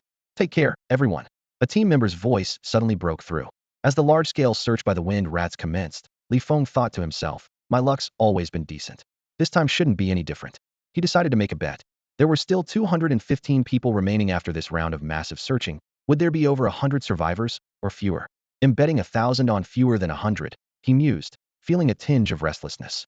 Damn it, I'm bored out of my mind. If I'd known it'd be like this, I would have brought a music player. The public channel began to buzz with chatter, yet there wasn't a trace of fear or tension among the team members. They were all the kind of lunatics who laughed in the face of life and death, ready to fight at the drop of a hat. However, the only one who seemed genuinely excited was Li Feng. As the countless wind rats continued to converge on the mountain range, he felt a faint surge of exhilaration. After waiting for another half hour, the public channel was filled with the voices of teammates saying their goodbyes. The number of wind rats flooding into the mountains had already exceeded 1,000,000 and was still rapidly increasing. Finally, Li Feng couldn't hold back any longer. After confirming that no wind rats were flying over the cliff above, he swiftly flew out from the cave. Glancing back, just as he had anticipated, the cave entrance had seamlessly transformed into part of the rock wall, blending perfectly with its surroundings without leaving a trace. Beep, beep, beep. The moment he left the cave, Gu Lingxi received an alert from her AI system. She frowned slightly, paused her cultivation, and connected to Li Feng's communicator, her tone displeased. Didn't I tell you not to leave the cave? Li Feng ignored her, dodging the patrolling wind rats above and evading scans from the micro-drones as he moved rapidly through the forest. In her frustration, Gu Lingxi's voice became more urgent. Do you even know what you're doing? Come back, immediately. I'm giving you 3 seconds. If you don't return, they'll terminate our collaboration and cut off your access to the real-time shared map. She was clearly panicking. She understood that most of the people who volunteered for the reconnaissance ships of the F-Zone Border Defense Force were reckless individuals who didn't care much about their own lives. Such people were capable of doing anything unpredictable in critical moments. But Li Feng, with his obvious attachments and concerns, should have been an exception. That was precisely why she had chosen him. She never expected him to act just as recklessly. He could have stayed safe in the cave and ridden out the crisis, yet he insisted on courting danger and running outside. Li Feng had no intention of turning back. He didn't believe Gu Lingxi would actually follow through on her threat. If she dared to, he wouldn't hesitate to lead the wind rats straight to the cave entrance and let them both deal with the consequences. Come back already. I promise you'll be compensated generously in terms of military merit after this is over. Gu Lingxi's voice rang in his ears, filled with urgency and unease. Gu Lingxi indeed didn't dare revoke Li Feng's access to the surveillance equipment, and her tone softened significantly. She was a unique case aboard the NB-4444 reconnaissance ship. The reason she joined the ship was that her level had been stuck at 19 for months, unable to break through the barrier to level 20. Her teacher explained it as a lack of experience, a need for a life-and-death epiphany. After careful consideration, she decided to hide her identity and join the reconnaissance ship. It wasn't out of a reckless, fearless attitude, but because she understood that while military merit was important, what mattered more was that she hadn't fully satisfied her desire for combat during the last battle. Li Feng finally responded, "Sorry, it's not just about military merit. More importantly, I haven't had enough of killing." Gu Lingxi was stunned upon hearing this. Joining the reconnaissance ship could actually lead to bloodlust? But that wasn't the most pressing issue at the moment. She shouted angrily, "Whether you've killed enough or not has nothing to do with me. But your current refusal to follow orders has enraged me. If you don't come back immediately, you'll face the consequences, and so will your wife on planet F-369. Are you threatening me?" Li Feng suddenly stopped. Gu Lingxi bit her lip, then sighed softly after a few seconds. "If high-level wind rat clans discover you, you won't be able to outrun them.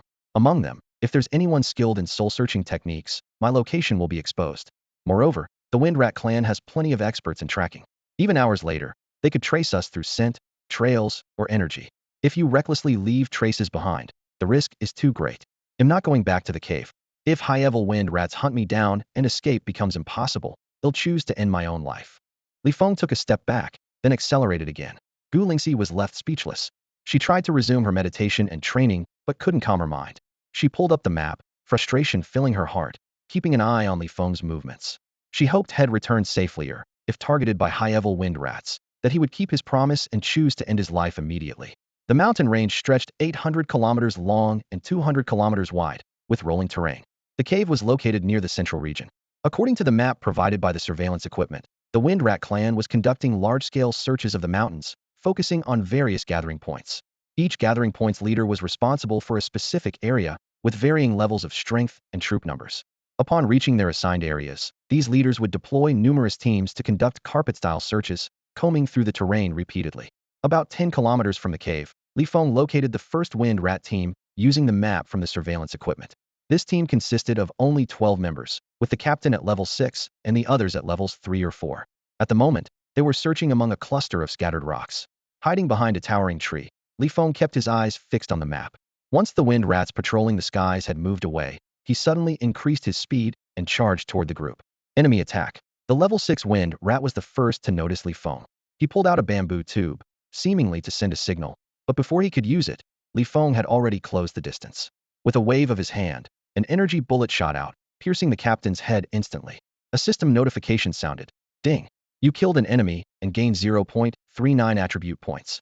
Without pausing, Li Feng moved to the next wind rat, slashing it with his sword, while simultaneously raising his right arm to fire an energy bullet at another wind rat attempting to flee.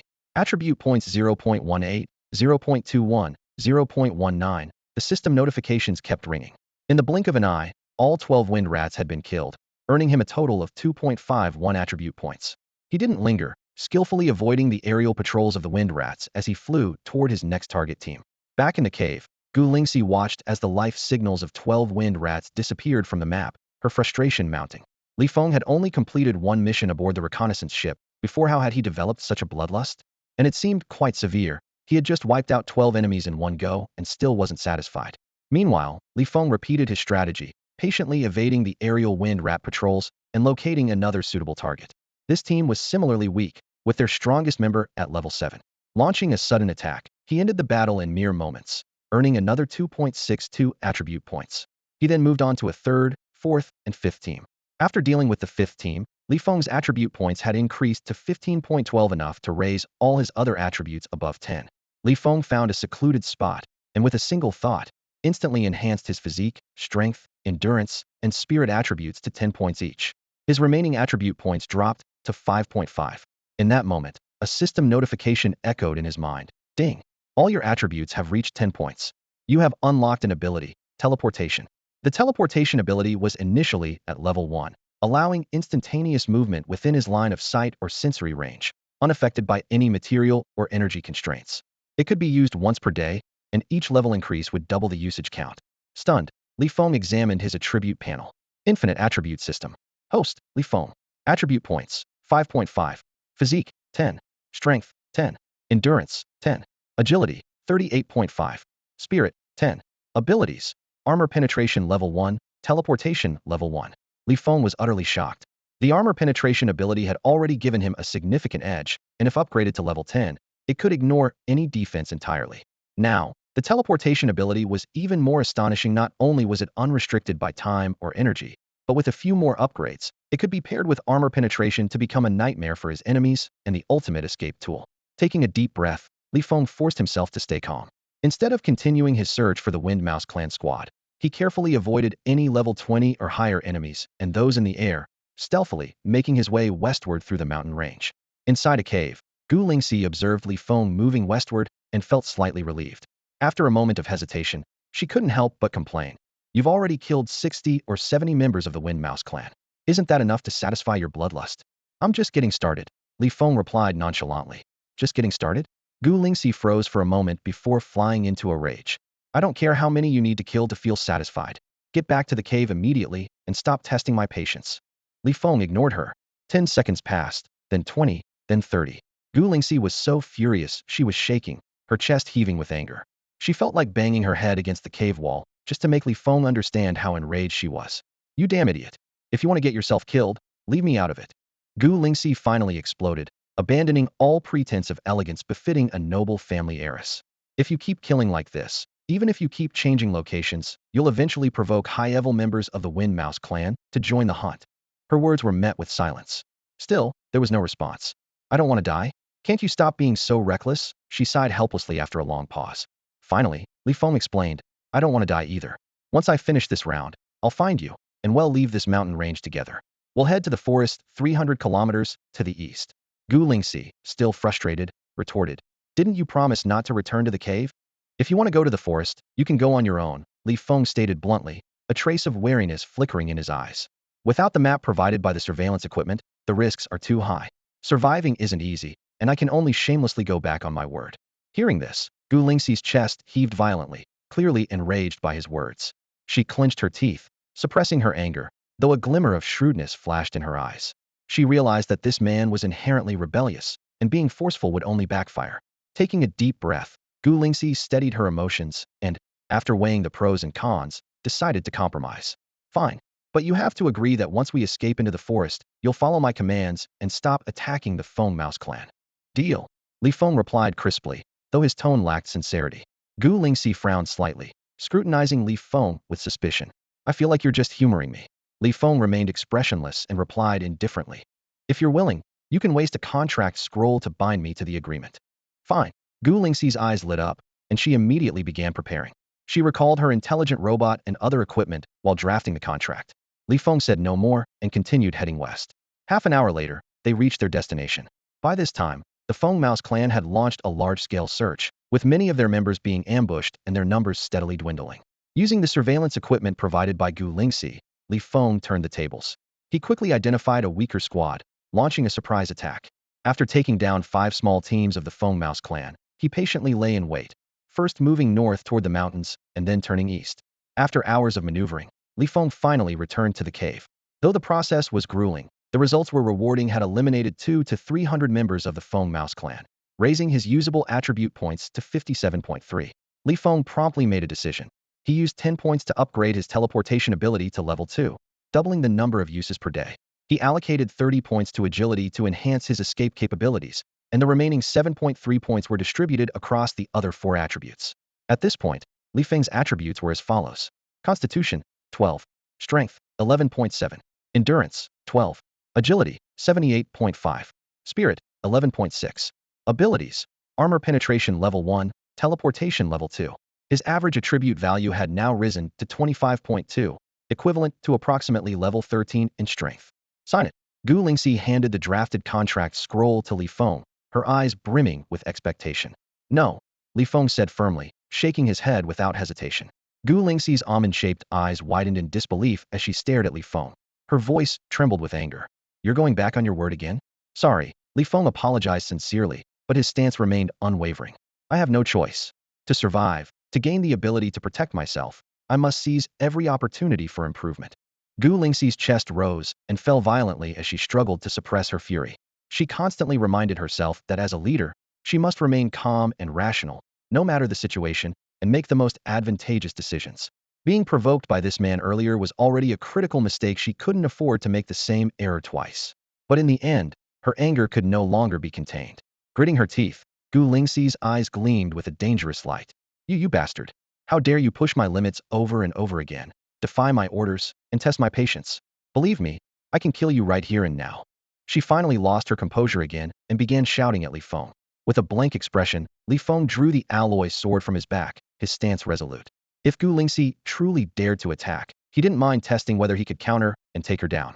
Survival was the priority now. The consequences could be dealt with later. Don't push me, Li Feng warned calmly. I'm a level 19 sword cultivator, and I have high-grade defensive artifacts crafted by senior cultivators. Spiritual energy surged around Gu Lingxi, her powerful aura radiating outward. Li Feng remained unfazed, quietly locking eyes with her. Always like this. Gu Lingxi stomped her foot in frustration, tears shimmering in her eyes. I am the favored daughter of an ancient, prestigious family, with a once-in-a-billion cultivation talent. My status, potential, everything about me surpasses yours. Even so, I've yielded to you multiple times. Can't you just concede for once? Step back. From childhood, she had never encountered someone so audacious. Despite being at an overwhelming disadvantage in every respect, he still dared to act so unyieldingly. Under normal circumstances, she would have killed Li Feng 100 times over. But now, stranded on this alien planet, even with her strength, she wasn't confident she could break through the energy shield of his multifunctional military suit in one strike and kill him instantly.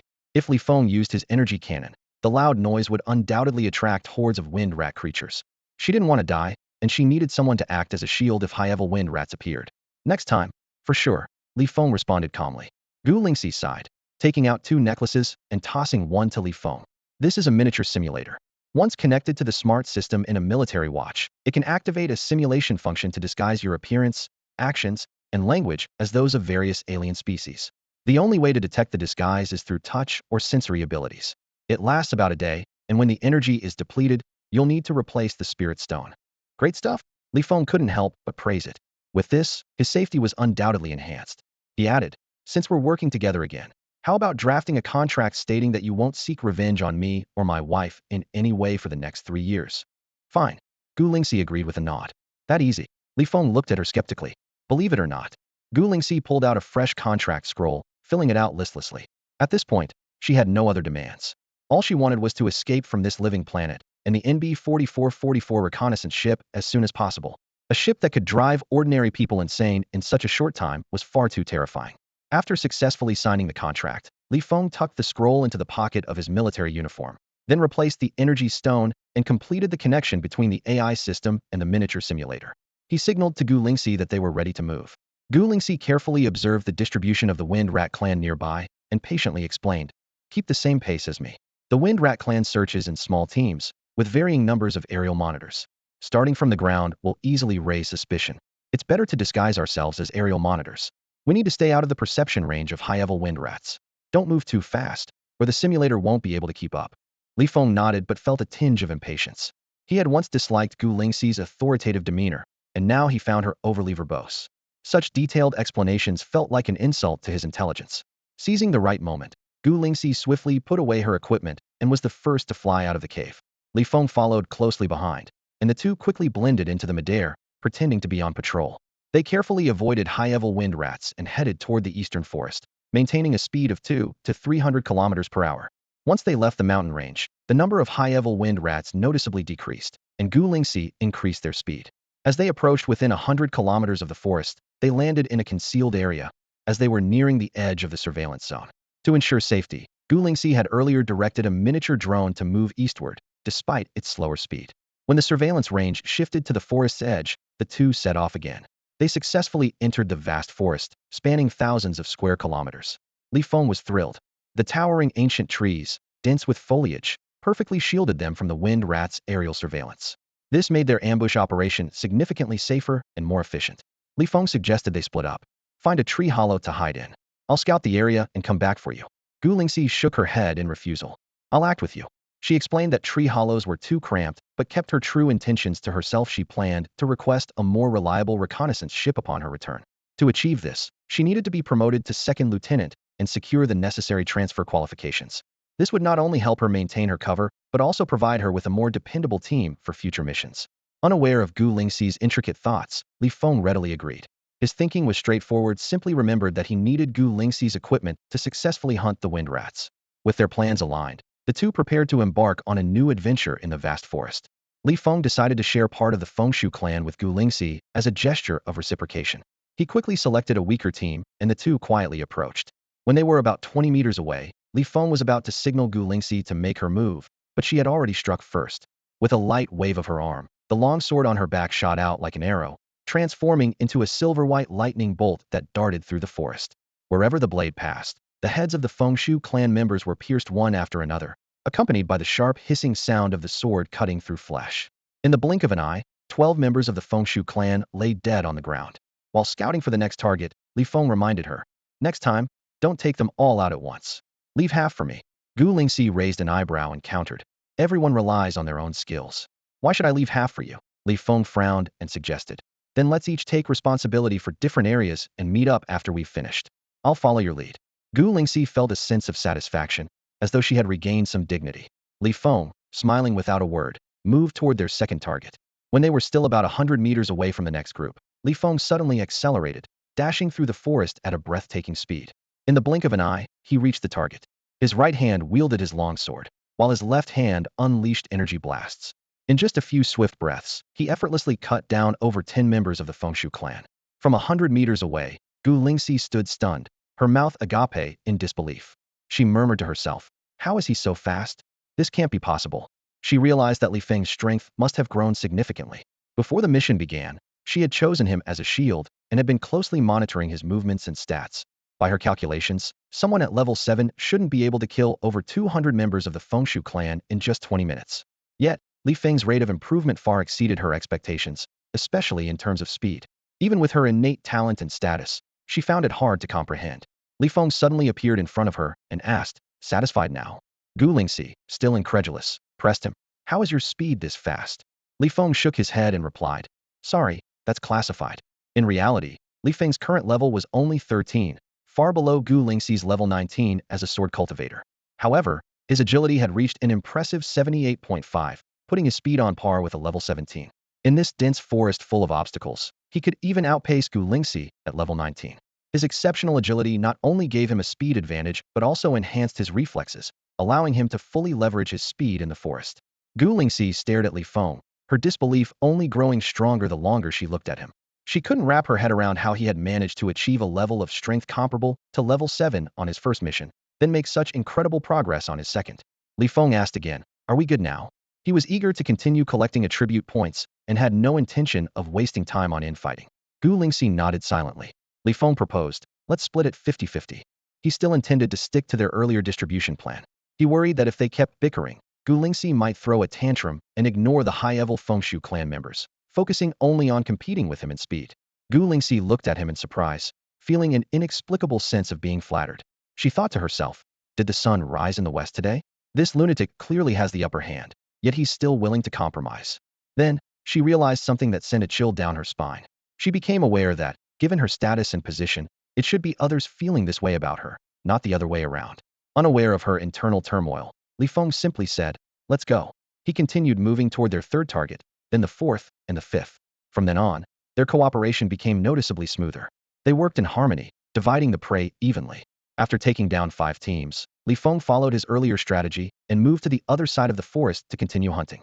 This time, their operation progressed much faster than it had in the mountains. In just 6 hours, they had eliminated 20 small teams of the Fengshu clan. Li Feng gained 27 attribute points, most of which he allocated to agility. Once his agility surpassed the 100-point threshold, he began distributing the newly earned points across the other 4 main attributes. After successfully harvesting resources in the forest, Li Feng suggested moving to a different area to continue their mission. Gu Lingxi no longer objected. As before, they used the miniature simulators to disguise themselves as members of the Fengshu tribe patrolling the skies and flew toward a towering mountain in the southwest. Upon reaching their destination, they employed the same strategy, searching for and ambushing the Fengshu tribe squads tasked with scouting the mountain. With their prior experience of coordinated attacks in the forest, this time they targeted a stronger and larger team. Even so, they managed to handle it with ease. Gu Lingxi couldn't help but wonder about the true extent of Li Feng's strength. Despite being repeatedly frustrated to the point of losing composure, She had resolved not to engage with Li Feng any further until they returned safely to the military base and she could distance herself from him completely. However, after ambushing 20 squads in the mountain and leisurely heading toward another peak, her curiosity got the better of her. She finally asked a question. To her astonishment, she realized that Li Feng's speed in eliminating Fengshu tribe members was steadily increasing, and his abilities had significantly improved. If the reconnaissance ship is destroyed, do you have any way to return? Li Feng asked in return. Gu Lingxi nodded and replied, I have a miniature signal transmitter that can send a distress signal, which nearby military bases along the border can pick up. I also have a communication jade slip, a magical artifact used by cultivators to communicate. I can use it to contact my mentor for aid, and shall find a way to come. Additionally, I possess a high-grade flying artifact. If I manage to break through to level 20 and achieve the first stage of life evolution, I could use it to traverse the stars and return to the military base near the border. But that would take a long time. Li Feng was speechless after hearing this. Thinking to himself that it was no wonder she could remain so calm in dangerous situations, she had so many escape options at her disposal. Holding a glass of red wine, he sipped leisurely while continuing to fight, appearing even more composed and elegant than Gu Lingxi. After calculating, he noted that his average attribute value had already reached 40 points, and he said, my current strength is roughly at level 15. Gu Lingxi's eyes widened in disbelief, with only one thought in her mind. Ridiculous. Based on her knowledge, she couldn't comprehend how someone who had only consumed one bottle of level 2 genetic medicine could reach level 15 in less than a month and a half. Unable to resist, she asked, why has your strength level increased so quickly? Li Feng gave her a puzzled look and replied, with your knowledge and intelligence, you should understand that this is not a question I can answer. While Gu Lingxi outwardly maintained her composure, inwardly, she felt increasingly embarrassed and reaffirmed her determination to stay away from this lunatic. This lunatic not only shattered people's mental states, robbing them of their calm and authority, but also seemed to make them feel foolish. As they ventured deeper into the majestic and imposing mountains, Li Feng let out a quiet sigh. The reconnaissance ship's large-scale assault covered an area with a radius of only about 4,000 kilometers, which also defined the Fengshu tribe's search range. While there were plenty of hiding places, only the rugged and vast mountains and forests were suitable for his counter-hunting strategy. After clearing out the resources on the current mountain, Li Feng and Gu Lingxi both understood that they needed to find a hidden location to completely evade detection. At this tense moment, an exciting message came from the AI system. Contact with reconnaissance ship NB-4444 had been re-established. Gu Lingxi was overjoyed upon hearing the news. Despite her arsenal of escape strategies, she had yet to break through to level 20, and her experience and life-and-death insights were clearly lacking. Leaving through official channels would undoubtedly benefit her continued training in the military. Li Feng also breathed a sigh of relief. Although Gu Lingxi held the escape strategies, he couldn't help but feel uneasy.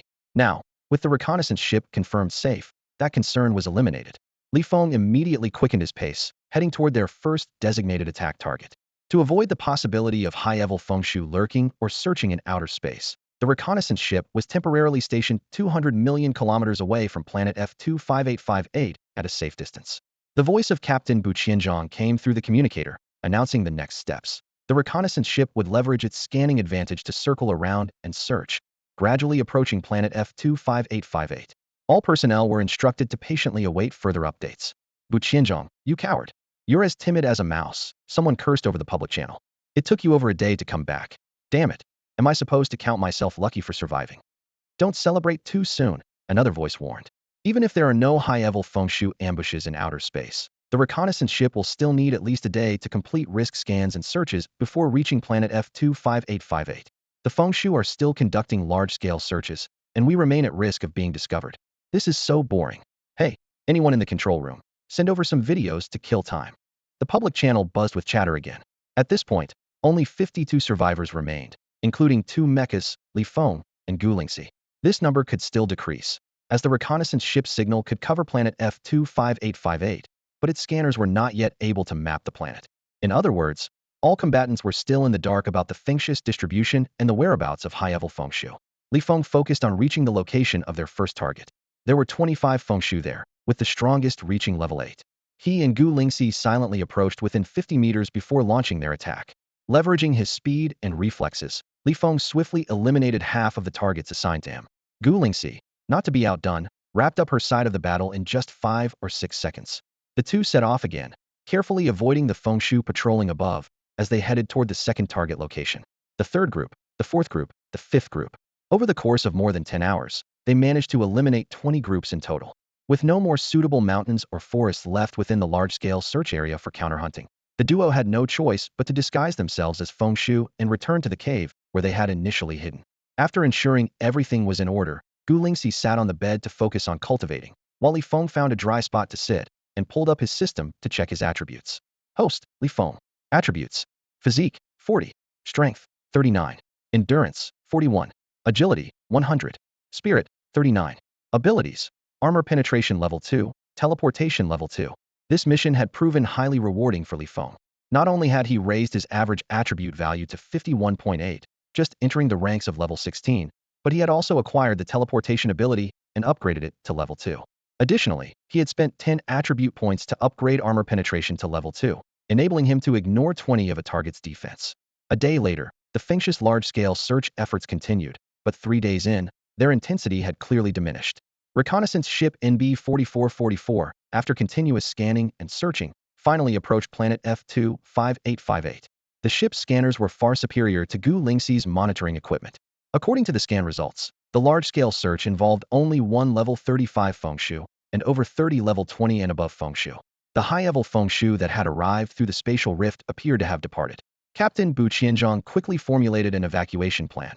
All team members were to use the map provided by the ship's scanners to avoid the searching Fengshu and regroup outside the large-scale search zone.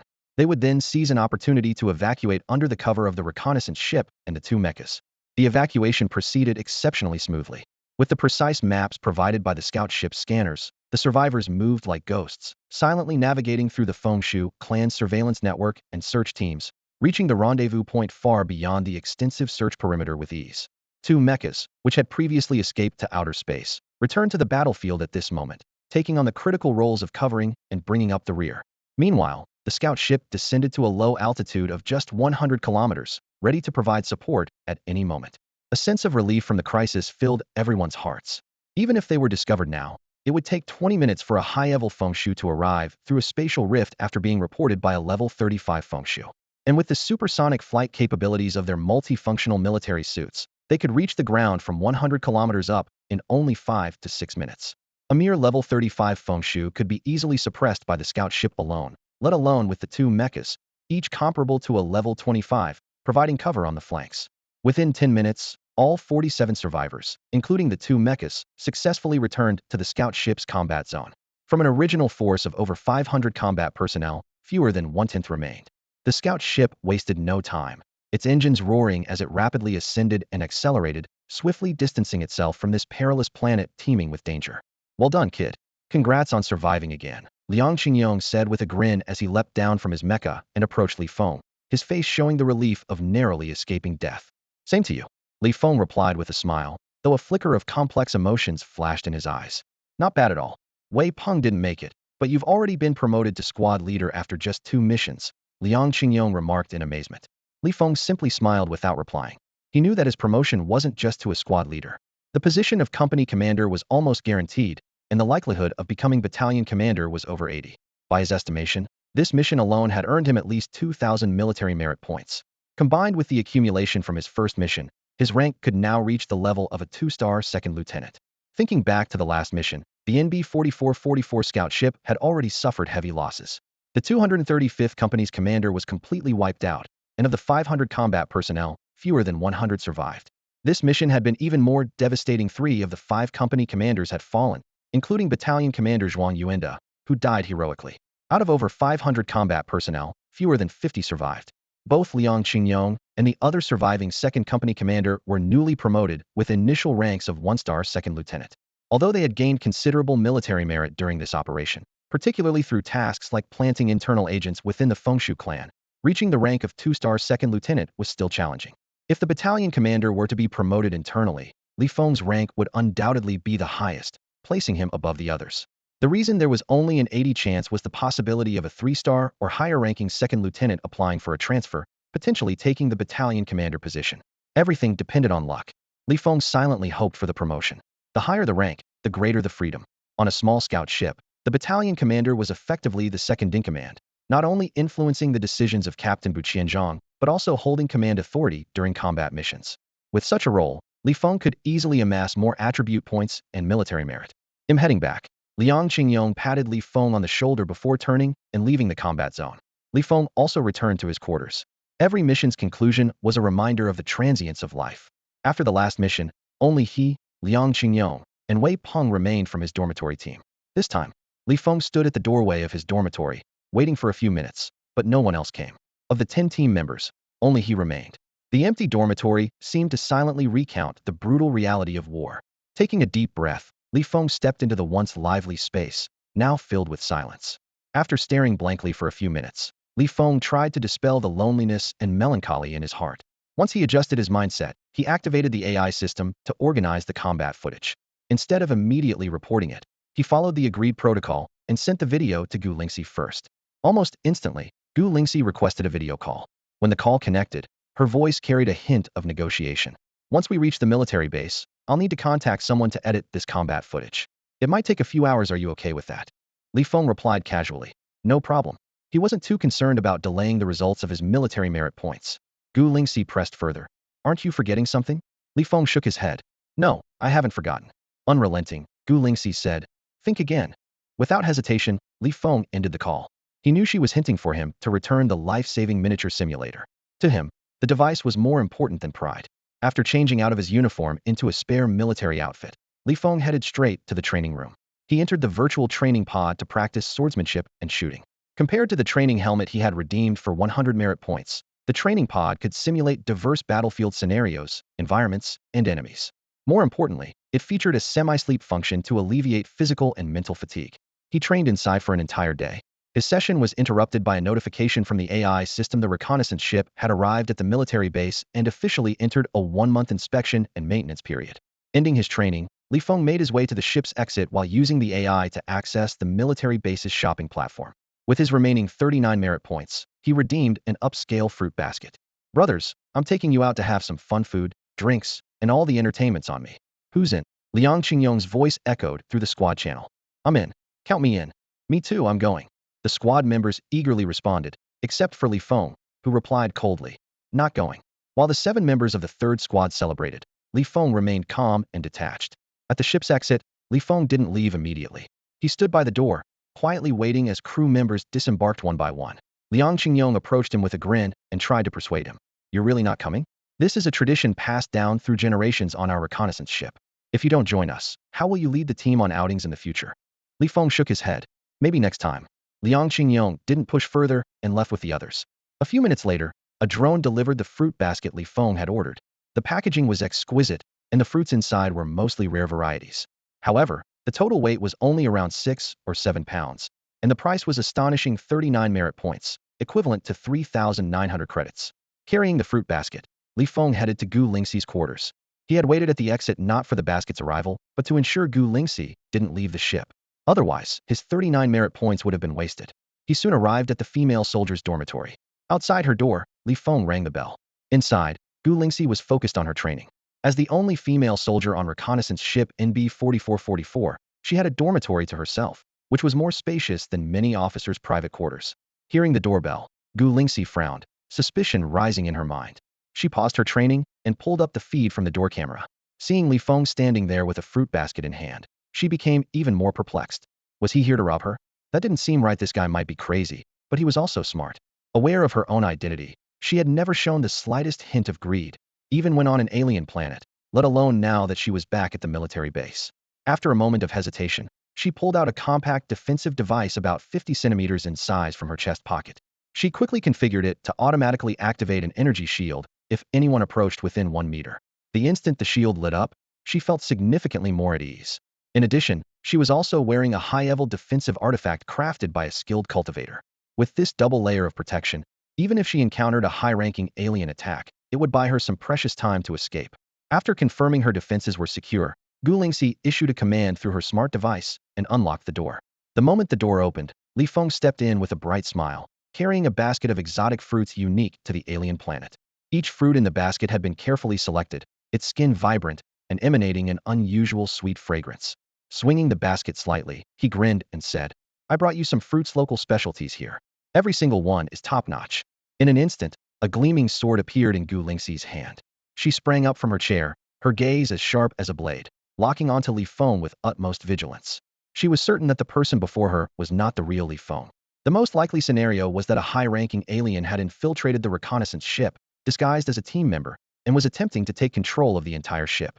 There was also a small chance that her identity had been inadvertently exposed, and her family's rivals had enlisted a high-level human or alien operative to impersonate Li Feng and assassinate her. She refused to believe that the real Li Feng, the ruthless madman with blood on his hands, would show up uninvited, bearing a fruit basket to curry favor. Back on the alien planet, her strength and status had completely overshadowed his, and she had carried numerous top-tier survival tools. Any ordinary lunatic, fearing for their life, would never dare grovel before her except for Li Feng. Time and again, after being pushed to his limits and overpowered by her, he had managed to turn the tables and seize control. Someone like him, with no immediate threat to his life, would never stoop to such a farcical act, like a slick merchant or politician, trying to confuse her and lull her into letting her guard down. Gripping her sword tightly, Gu Lingxi was resolute in her belief. If Li Feng intended to strike, he would never resort to such pointless theatrics. Li Feng stood in front of Gu Lingxi, watching her defensive posture, and couldn't help but smile wryly. Shaking his head, he said with a hint of helplessness in his tone, "You don't seriously think him trying to get close to you just to launch a sneak attack, do you?" Gu Lingxi remained silent, her sharp gaze fixed on Li Feng, her body slightly tense, ready to react to any possible assault. Seeing her wary stance, Li Feng sighed inwardly. They had once fought side by side, risking their lives together. How had it come to this? Trying to ease the tension, Li Feng spoke sincerely. "I came here just to discuss signing a mutually beneficial cooperation agreement with you." He paused before adding, "Even if I did covet your treasures and equipment, wouldn't it make more sense to make a move on an alien planet where it's safer for me?" Gu Lingxi continued to stay silent, though a flicker of doubt crossed her eyes. Li Feng observed her reaction, his mind filled with questions. As someone groomed by a prominent family, possibly even their heir, Gu Lingxi had extraordinary potential, intelligence, and composure. Given that she had already signed a non-retaliation contract and was aware of his rapidly advancing abilities, even if she bore a grudge, she should logically bide her time until the contract ended to seek revenge. Suddenly, Gu Lingxi broke her silence, her voice laced with disdain and a cold sneer. "Stop pretending. If you really were that lunatic, you wouldn't be here asking for cooperation. Even if you needed something from me, you'd be forceful and overbearing, not showing up with a fruit basket." Li Feng's expression turned serious as he responded, "Do you think I enjoy acting crazy? You have all sorts of unbelievable methods to protect yourself. You can't understand how hard it is to survive and complete a mission." He took a deep breath and continued, "Once this mission is over, my rank will likely be promoted to second lieutenant, and I'll be eligible to request a transfer from the reconnaissance fleet. But I don't want to leave. The only way to reassure my wife is to show her that I'm capable of protecting myself." Gu Lingxi's expression softened slightly, as though she was beginning to believe him. Sensing this, Li Feng elaborated further, "Beyond enhancing my abilities, collaborating with someone like you, a key member of a powerful family, possibly even an heiress, a tremendous advantage. After all, you have access to cutting-edge technology and rare cultivator artifacts." Gu Lingxi seemed about 80% convinced. She recalled the reports about Li Feng's relationship with his wife. Jiang Wangxinet was said to be exceptionally strong, with both treating the other as their sole pillar of support. Li Feng hadn't blamed Jiang Wanxin for her family's decision to send a foster daughter in her place for an arranged marriage. Instead, he had left the Li family behind for her. Likewise, Jiang Wanxin had gone so far as to borrow a massive sum to purchase genetic medicine, giving Li Feng a slim chance for survival. "How do you propose to cooperate?" Gu Lingxi finally asked, her tone less hostile. Li Feng exhaled in relief and explained in detail. "For the next 3 years, whether we encounter powerful enemies during missions or your identity is exposed and assassins are hired to eliminate you, they'll do everything I can to stay behind, hold them off, and buy you time provided I have a chance of survival and the enemy isn't so strong that they can kill me instantly. Additionally, I reserve the right to retreat based on the situation. In return, if a crisis arises, you'll need to share your cutting-edge equipment and cultivator artifacts with me whenever possible." After hearing this, Gu Lingxi scoffed. "If you have even a slim chance of survival, you'll stay behind to hold them off and buy time? Against enemies of that level, I can handle them myself. What use are you?" Li Feng remained unfazed, smiling faintly as his gaze shifted to the equipment beside Gu Lingxi. "Are you sure about that? Is that device capable of generating an energy shield?" Gu Lingxi nodded in confirmation. "What's its effective range?" Li Feng asked. "About 10 meters, Gu Lingxi replied succinctly. Li Feng stepped back a few paces to create some distance before saying, "Activate it." Though slightly puzzled, Gu Lingxi instructed the AI to activate the defensive device. Instantly, a faintly shimmering energy shield appeared, covering a range of 6 to 7 meters. At that moment, Li Feng's thoughts shifted, and he activated his teleportation ability. In the blink of an eye, Li Feng appeared out of thin air in front of Gu Lingxi. He swiftly grabbed her arm and once again used teleportation, taking her through the energy shield and reappearing in the outside world. Gu Lingxi was utterly shocked, staring at Li Feng in disbelief. Her mind churned with astonishment. Ordinary teleportation was not unusual, but the ability to penetrate an energy shield with it was something she had never heard of, even with her vast knowledge. Sensing her surprise, Li Feng calmly explained, "With this ability, even if a powerful being from another race tries to imprison us with similar methods, I can easily take you away." He paused before adding, "Also, whether it's a contract prohibiting retaliation against me or a cooperation agreement, I only signed for 3 years. With your intellect, you should be able to guess why." Gu Lingxi furrowed her brows slightly, questioning, "You're not a cultivator. Where does your confidence come from, thinking you can grow strong enough in just 3 years to ignore the threats from my family?" Li Feng's expression remained composed as he replied, "Call it ignorance or arrogance if you wish. Regardless of whether I can achieve it, it at least indirectly proves that my potential for growth is significant." Without hesitation, Gu Lingxi proposed, "Then change the contract to be permanent. If I compete for my family's inheritance or need your strength for anything else, you must give your full support." Li Feng shook his head, refusing firmly. "The term is too long, and the future is unpredictable. 3 years is more appropriate. If we truly work well together, over time, we may not even need a contract." Gu Lingxi considered briefly before nodding in agreement. "Fine, but let me make it clear I am here in the military for training and to gain insight into life and death. Once I break through to level 20, I'll leave. Before I go, I'll leave all the equipment and devices for you." "No problem. Let's sign the contract." Li Feng agreed readily, secretly pleased. This not only meant having access to the equipment, but also ensured greater security without needing to cover Gu Lingxi's retreat. Gu Lingxi retrieved a contract scroll and began writing its terms using specialized materials. Li Feng's proactive approach to seeking cooperation had changed her decision to transfer away from reconnaissance ship NB-4444. Having a capable, highly potential ally bound by contract provided her with a safer option to stay. It would also be a significant advantage in her future bid for family dominance. However, what dissatisfied her was Li Feng's bloodthirsty nature and his unyielding, domineering personality, even in critical situations. For now, she chose to endure, hoping to reach level 20 as soon as possible. After the contract was signed, Li Feng asked, "Can I keep this contract for now? I'll return it after I make a trip home." Gu Lingxi nodded in agreement. "You can keep it indefinitely, or even destroy it. It won't affect the contract's validity. If there's nothing else, I'll head back." Just as Li Feng was about to leave, Gu Lingxi suddenly called out to him, revealing her hand. "I have a detailed report on the senior officials and factional relationships of Military Base 777. Do you want it?" "Of course." Li Feng nodded. Although he planned to rely on his strength to forge ahead, he wouldn't refuse such valuable information. Gu Lingxi continued, "I'll also share an important piece of news. For reasons unknown, Caucasians have made significant breakthroughs in supernatural abilities. They've not only discovered methods to accelerate their power level advancements, but also achieved breakthroughs beyond the level 50 barrier, undergoing a second evolutionary leap in life." After negotiations among the Federation's top brass and major corporations, a consensus has been reached. To control the resource known as the Holy Stone, they plan to launch a large-scale war against the Wind Rat clan. If successful, and if they can ally with 1 or 2 of the other 3 major races, they might even restart the long-stalled massive expansion and declare war on 1 or 2 dominant races. She cautioned him seriously, "A turbulent era is approaching. Military power will become increasingly important, and internal conflicts will intensify. I won't force you to align with generals or factions friendly to my family, but remember to side with those leaders and factions embroiled in extreme racial disputes. The Caucasians will only grow stronger, and getting involved in such conflicts will leave you with no room to maneuver in the military. If I were to help you, my family might also suffer significant losses." "Got it," Li Feng replied casually as he turned to leave. He had no intention of getting involved in any extreme factional disputes. There were already enough external enemies to fight, no time to waste on internal strife. However, if anyone stood in the way of his pursuit of ultimate power, his blade would show no mercy. Li Feng stepped into the virtual training pod, his body just beginning to adjust to the cold touch of the equipment. He quickly brought up the communication interface, his fingers flying across the virtual keyboard as he sent a brief message to Jiang Wanxin. The content was concise. The second mission had been completed safely, and he would be returning soon, though the exact date was still undecided due to other matters needing attention.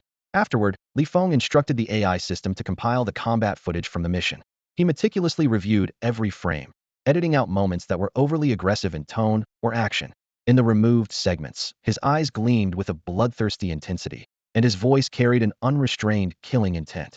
After careful editing, The polished video was promptly sent to Jiang Wanxin's terminal.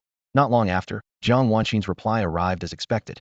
Though it was just a simple text message, Li Feng could almost feel her undisguised joy through the screen. A faint smile tugged at the corners of his mouth, but he quickly adjusted his mindset, refocusing entirely on the training session ahead. In the virtual training arena, Li Feng wielded his long sword with precision, striving for perfection in every movement. The sound of arrows slicing through the air echoed repeatedly as the clusters of arrows on the bullseye grew denser. After more than 3 hours of intense training, fine beads of sweat covered his forehead, and his breathing was slightly labored. Just then, a video message from Gu Lingxi interrupted his training rhythm. Li Feng immediately recognized it as the combat footage he had previously sent to Gu Lingxi as agreed. The video had been meticulously modified. Any dialogue between him and Gu Lingxi, as well as details about equipment and Gu Lingxi's displayed abilities, had been carefully erased or replaced.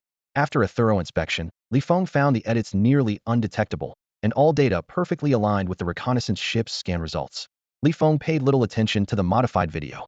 He simply instructed the AI system to submit it, reasoning that as long as his military merit points remained unaffected, the edits did not matter. Sure enough, within just half an hour, he received the calculated results of his military merit points. The calculation was highly detailed. The time he spent covertly operating on planet F25858 was counted as mission time, and the wind rodent species he hunted were also included in his tally. Although the initial operation of planting an undercover agent within the wind rodents did not involve combat, it still earned him 10 military points. During the second operation, Li Feng had killed over 1,200 wind rodents, earning an impressive 2,360 points based on their varying strength levels. Additionally, as a combat participant in the reconnaissance ship's success, he received an extra 120 points. Li Feng quickly tallied the numbers. This mission had earned him a total of 2,490 military merit points. Combined with the 239 points from his first mission, his cumulative total reached 2,729 points. This significant achievement propelled his rank up 9 levels, directly promoting him to the rank of second lieutenant with 2 stars. While the substantial rank advancement came with improved status and benefits, Li Feng was more concerned about the possibility of being promoted to squad leader. This was why he intended to stay a few extra days. On the NB-4444 small independent reconnaissance ship within the F-Zone Border Defense Forces 777th large military base, rising from a private to a lieutenant in such a short time clearly demonstrated exceptional strength and potential. Li Feng was acutely aware that with less than 2 months of military service and only 2 missions, he had already advanced to second lieutenant and displayed level 16 capabilities and achievements certain to catch the attention of his superiors. Although he was not a cultivator with a potential level exceeding 40, his current accomplishments were more than sufficient to allow him to choose his own patron and pledge loyalty to a commanding officer. Major-level officers would undoubtedly value him, and lieutenant colonels or colonels might even consider him a priority for grooming as part of their inner circle. After careful consideration, Li Feng decided to adopt a wait-and-see approach, allowing interested officers to reach out to him. This way, he could retain the upper hand in selecting a benefactor, paving the way for his future advancement.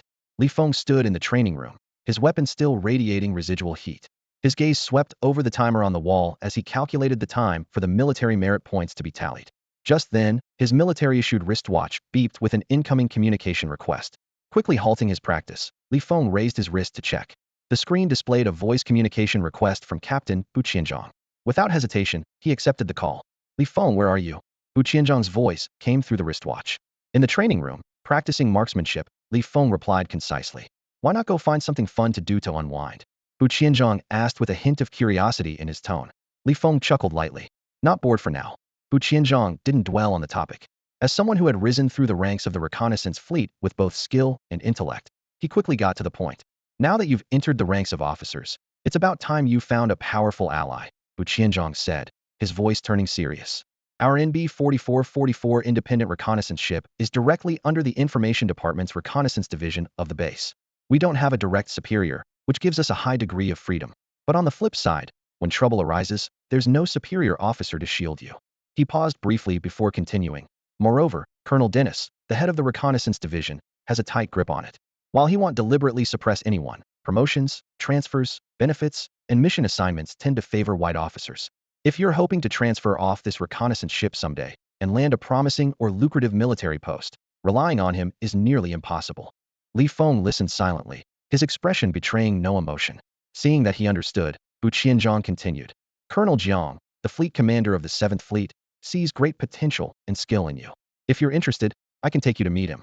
At the very least, if you want to transfer off the reconnaissance ship in the future, you'll have your pick of small, medium, or large warships and the best military posts within your rank.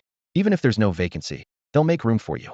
Li Feng didn't respond immediately, but instead smiled and asked, Captain, can I take over Zhuang Yuan's position as the squadron leader this time? Bu Qianzhang's expression instantly grew stern as he shook his head. No, why not? Li Feng asked, surprised. Bu Qianzhang couldn't help but curse. I've delayed talking to you for so long because of this. Some bastard officer from the reconnaissance division contacted me, asking if I had any objections to parachuting a white squadron leader, several team leaders, and a batch of new recruits onto the NB-4444 reconnaissance ship. If he dared to bring this up to my face, I'd de-stab that bastard on the spot. This is clearly white officers overstepping their bounds, trying to seize control of the NB-4444 reconnaissance ship. Anger filled Bu Qianzhang's voice as he continued. Since its inception, the NB-4444 reconnaissance ship has gone through countless total losses and reconstructions, yet it has always been under the control of us Asians. No matter how much I've raised hell with Colonel Liang, the deputy director of the reconnaissance division, he hasn't given me any satisfactory answers. Taking a deep breath, he added, but don't worry. I've already notified the officers who have left the NB-4444 reconnaissance ship. They won't stand by idly, and will raise hell if necessary. And if those bastards dare send people over, he'll make sure they don't leave alive. After the next mission, he'll ensure you're promoted to squadron leader.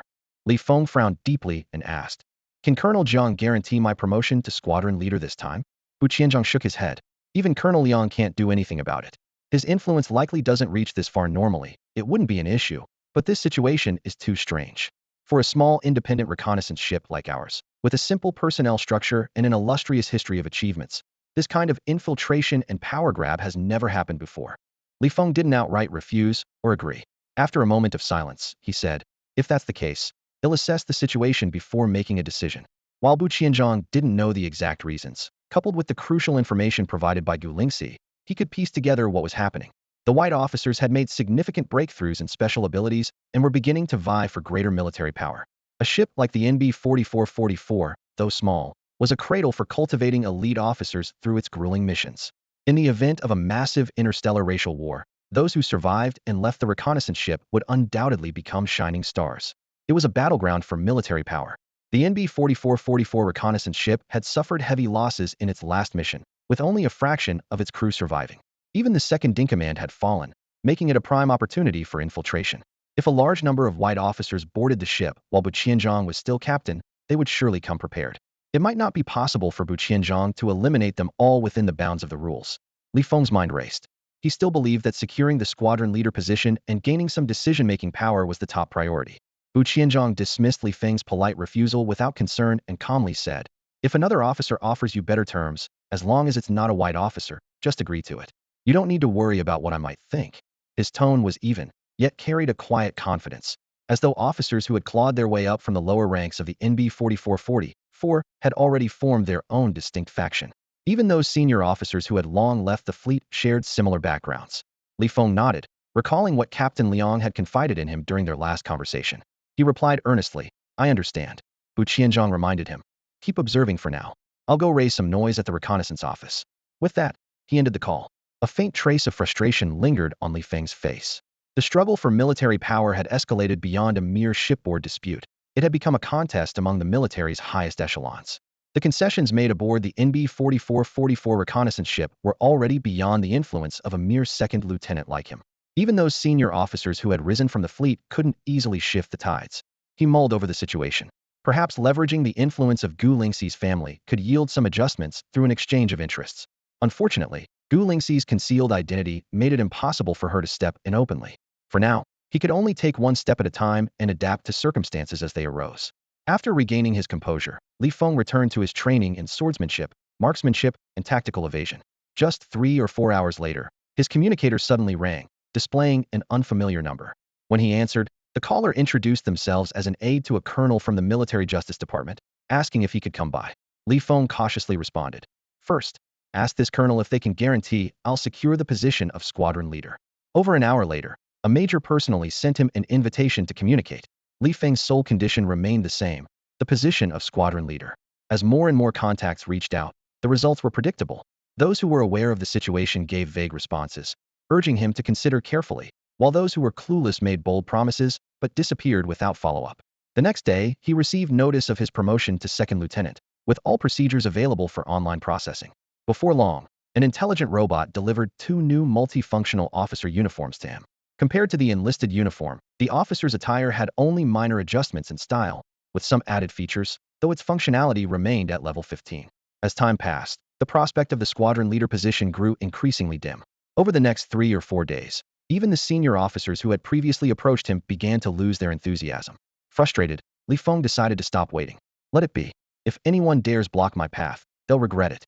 His confidence surged, with Bu Qianzhong, the captain who held key decision-making power, backing him, Gu Lingxi with her secret yet influential identity, and himself as a relentless fighter. No matter what forces emerged aboard the NB-4444 reconnaissance ship, they wouldn't be able to overpower them. He ordered his AI to plot a course to planet F-369. Although it was within the same F sector, the journey required first detouring through a nearby habitable planet before heading to F-369. His fury from the last time, directed at the interference of military leadership and interstellar transport tycoons, resurfaced as he cursed them again. The 500 light-year distance within the F sector was farther than it seemed. Even the cheapest ticket for the journey cost 35,000 credits. A private's monthly salary was just 5,000. With each star rank, the pay increased by 1,000, and a lieutenant's salary rose by 3,000. As a second lieutenant, his pay was only 20,000. Without his accumulated military merit, even a month's hard-earned pay wouldn't cover the cost of a ticket home. Though the air was thick with tension and unease, Feng grew increasingly certain that he had no choice but to face the challenges ahead.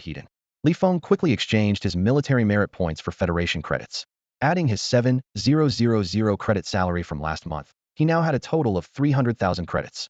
Using his smart terminal, he booked a ticket for the next available flight and sent the schedule to Jiang Wanqing.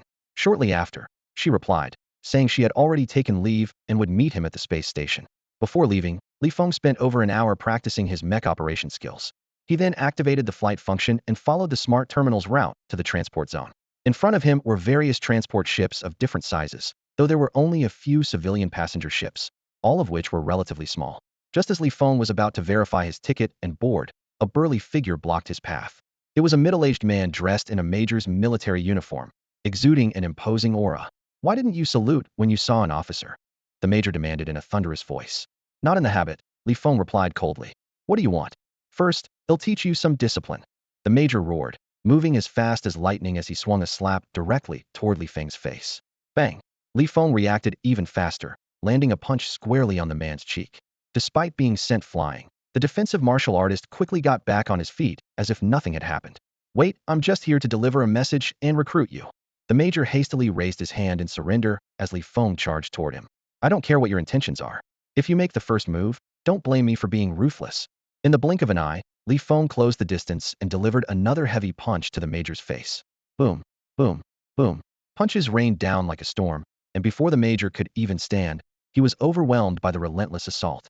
At that moment, the patrol squad, having activated combat mode, arrived on the scene. "Stand down." Feng calmly pulled up his identification. NB-4444 Independent Scout Ship, Second Lieutenant. Upon seeing this, the patrol squad immediately withdrew. Soldiers from independent scout ships, often called madmen, were notorious even at the rank of private. A second lieutenant like Feng was not someone they dared to confront lightly. Even the military court would hesitate to get involved, leaving lower-ranking officers to endure their fate and higher-ranking ones to address the issue through official channels. Timing his strikes perfectly, Feng stopped just as the major was reaching his limit. The man staggered to his feet, ignoring the smart terminal's warnings about a concussion and a fractured nasal bone. He forced his swollen eyes open with difficulty. "Damn vicious bastard, I'm a level 15 martial artist, and I got beaten like a rookie." As he struggled to regain his bearings, Feng had already passed the ticket check and boarded the ship. Spitting out a mouthful of blood, the major glanced around, searching for someone to vent his frustration on. Meanwhile, Feng had entered the economy section, placed his backpack down, and settled into his seat. Feng stared at the screen of the intelligent terminal, his fingers swiftly scrolling through the shopping platform. His gaze wandered across various items until it landed on a multifunctional mattress and a few bottles of vitality potions. After a moment of hesitation, he gritted his teeth and placed the order, spending over 20,000 yuan. Afterward, Feng took out a training helmet from his backpack. Once he put it on, he started setting up the training program. Just then, his military wristwatch emitted a series of beeps, signaling an incoming video call request from an unfamiliar number. Adjusting the screen size, Feng accepted the call. A 20 centimeter square holographic image appeared before him. To his surprise, the person on the screen was the burly major he had beaten up earlier. Li Feng frowned slightly and was about to end the call when the other party spoke first. Don't hang up. That was just a test. The burly major grinned, revealing a mouth missing 3 teeth. Let me reintroduce myself, Ho Jianda, 5-star major, captain of the large destroyer DI-658. Li Feng remained silent, waiting for him to continue. Ho Jianda got straight to the point. I have a few questions for you, answer them immediately. First, why do you want to be promoted to the captain of the NB-4444 reconnaissance ship? Li Feng's mind raced as he quickly replied. More freedom. Ho Jianda immediately followed up with a second question. How far do you want to go in the military? Without hesitation, Li Feng answered. Federation Marshal. Ho Jianda's eyes, which had been narrowed to slits, widened in astonishment. He asked incredulously, Are you crazy? A mere 2-star lieutenant with ambitions bigger than a general's? Even those standing at the pinnacle of the military hierarchy, the generals, wouldn't dare dream of becoming a Federation Marshal, a position that exists in name only and has never been attained. Ho Jianda abruptly interrupted. Hold on. He then ended the call. He forwarded the video recording of his conversation with Li Feng to a certain number. About 10 minutes later, he received a response and immediately initiated another video call with Li Feng. When the call connected again, Ho Jianda got straight to the point. We'll secure the captain position for you. Good. Li Feng nodded in agreement. Curious, Ho Jianda asked. Aren't you even going to ask which faction we're from before agreeing? Li Feng responded nonchalantly. It's nothing more than the extreme racial supremacy faction or the militarist faction. He thought to himself that as long as he could secure protection in the early stages, he'd deal with any potential risks or complications later. Ho Jianda suddenly chuckled. The pressure we face is far greater than that from the extreme racial supremacy or militarist factions. Intrigued, Li Feng asked, Oh, let's hear it. He couldn't imagine a faction more challenging than those two. Ho Jianda sighed and revealed, the welfare faction. What the hell is that? Li Feng was utterly confused, unable to make sense of it. Ho Jianda solemnly explained the purpose of the welfare faction to Li Feng. We spare no effort to secure the rightful benefits for the soldiers in the army. These words, which should have been inspiring, only left Li Feng more puzzled. He couldn't help but wonder, a faction dedicated to advocating for soldiers' welfare should be widely welcomed in the military, so why was it under pressure? Ho Jianda noticed Li Feng's confusion and offered a faint smile. Think about it more carefully, he hinted before changing the subject to the chief's evaluation. The chief has tested many individuals 3 rounds of tests, each with a perfect score of 100. Before you, only 2 people had achieved perfect scores in the first 2 rounds. But you? You scored 100 in the first round and an astronomical 1 trillion in the second round. Li Feng was taken aback, torn between amusement and disbelief. Such an absurd scoring system seemed utterly ridiculous. But Ho Jianda gave him no time to dwell on it, urging him. If you can't figure out the reason, it just means your political instincts and reasoning need improvement. It's rare for the chief to award such an extraordinary score. Didn't let me down. Li Feng nodded, his brow furrowed deep in thought. Suddenly, a realization struck him. It's because the welfare faction has offended all the major families and corporations. The chief once stood at the pinnacle of the military hierarchy.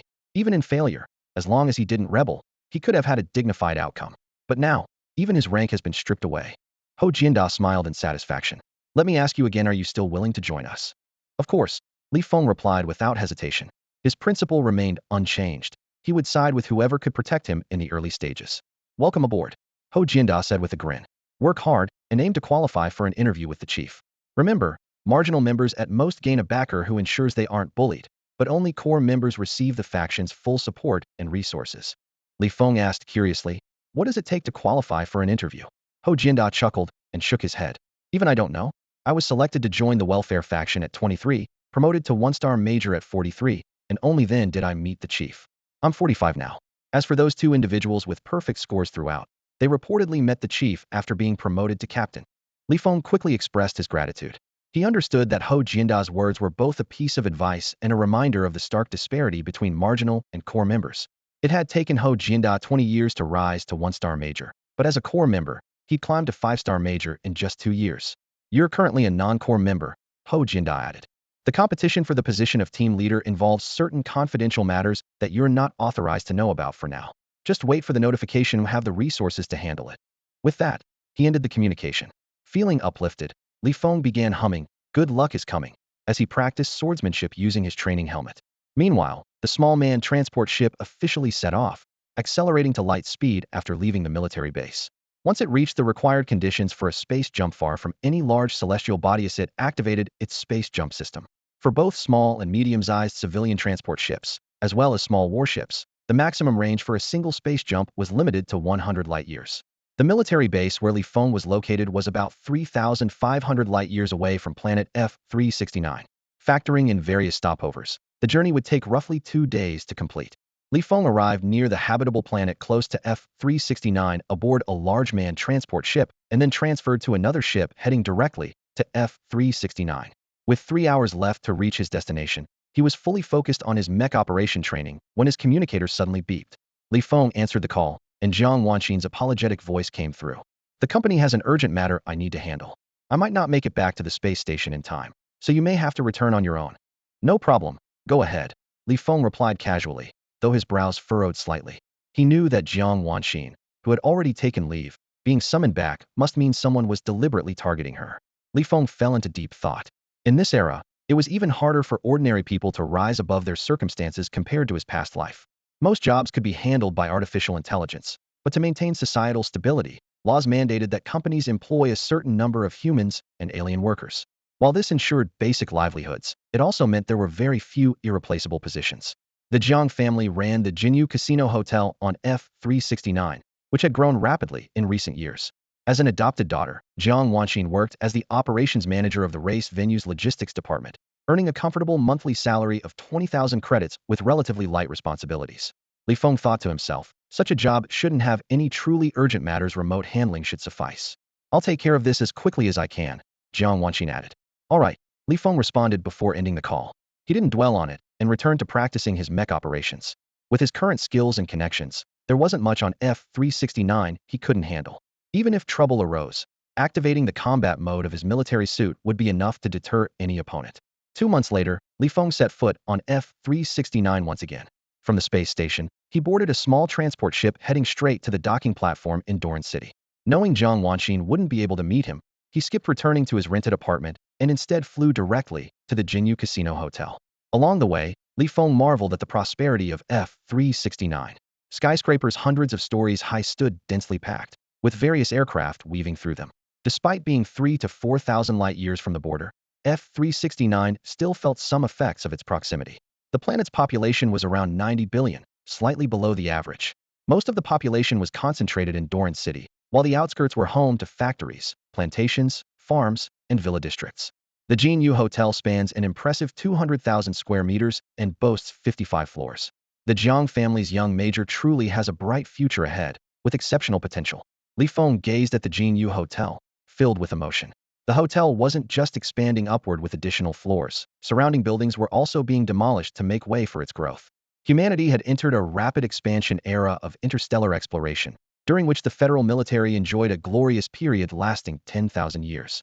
Although under constant restraint from the federal parliament, the military at its peak managed to push the aristocratic system into the Supreme Council multiple times, with high-ranking officials even proposing the division of territories. However, after suffering a devastating defeat against the Winged Clan, the Human Federation abandoned its expansionist policies, shifting to a defensive stance. The military entered a 10th sandier decline. The number of high-ranking generals sharply decreased, weakening the military's influence and diminishing its voice in parliament. In the latter stages, due to the lack of large-scale wars that could elevate military ranks, members of the federal parliament had to actively propose measures to promote officers and cultivate generals to maintain their numbers. Holding the rank of major meant commanding a large battleship, with tens of thousands of soldiers under one's command. This marked entry into the ranks of senior officers, a position of considerable status. However, on the various inhabited planets, such ranks didn't carry much influence. Li Feng understood clearly that only those with outstanding potential could help a major rise to prominence. In the military, potential signified a strong network of connections and resources. Li Feng himself was the best example of this. Despite holding the modest rank of second lieutenant, he had attracted offers from several colonels, none of whom he considered worthy. In the face of the growing dominance of the Caucasian faction, only those who could intervene in the racial disputes at the 777 large military base and reclaim the position of squad captain had the qualifications to earn his allegiance. Conversely, without sufficient potential, even the leader of the welfare faction wouldn't have expended significant resources to help him regain his squad captaincy. If Li Feng still considered himself a member of the Li family, it would be easy to elevate the family status once he became well acquainted with senior officers in the welfare faction. There was always a high-ranking officer in the region with connections in political or commercial circles who could boost the Li family's transportation business. Li Feng entered the 3rd floor and inquired about the route to the office area. The entire Jinyu Hotel was divided into two main sections. The upper section was dedicated to secondary businesses, including accommodations, dining, entertainment, and banquets. The lower section focused on related activities, such as various types of lotteries, casinos, and arenas. The third floor housed over 20 venues, primarily used for hosting arena duels, with most participants being at level 5 strength. The duels typically featured alien slaves and various exotic beasts, with a smaller portion involving second-class alien citizens, and only a rare few involving humans. Revenue primarily came from ticket sales, betting commissions, and paid external broadcasts. As Li Feng walked through the area, he noticed that there weren't many spectators, and many of the venues remained empty without any duels taking place. The main reason was the lack of excitement in level 5 arena duels. The Jinyu Gambling Hotel, despite being a leader among local gambling companies, failed to secure a license for death matches. On planet F-369, there are only 3 such licenses, all tightly controlled by interstellar gambling giants. These corporations not only monopolize death matches, but also enjoy privileges such as unlimited betting, interstellar streaming, and cross-planet wagers, amassing astronomical profits. In comparison, Jinyu Gambling Hotel struggles to maintain its local business and cautiously expands to nearby planets. Li Feng entered the office area. As a family member of an employee, he easily bypassed the alarms and robotic security checks. He searched for the office of the logistics supervisor, but paused as he passed the storage room. Through the slightly ajar door, he saw an unexpected scene. Jiang Wanxin was inside, working alone. Under the dim yellow light, Jiang Wanxin's petite figure looked especially lonely. Her slender hands struggled to lift heavy cargo boxes that were disproportionate to her frame. Beads of sweat rolled down her forehead, dampening her pale, delicate face. Her usually serene and elegant expression was now marked by exhaustion and anxiety. Wanxin, Li Feng couldn't help but call out. Jiang Wanxin's body jerked slightly as she turned abruptly toward the doorway. When she saw it was Li Feng, her eyes instantly lit up with joy, as if she had found her savior. Li Feng asked directly, "Who's targeting you?"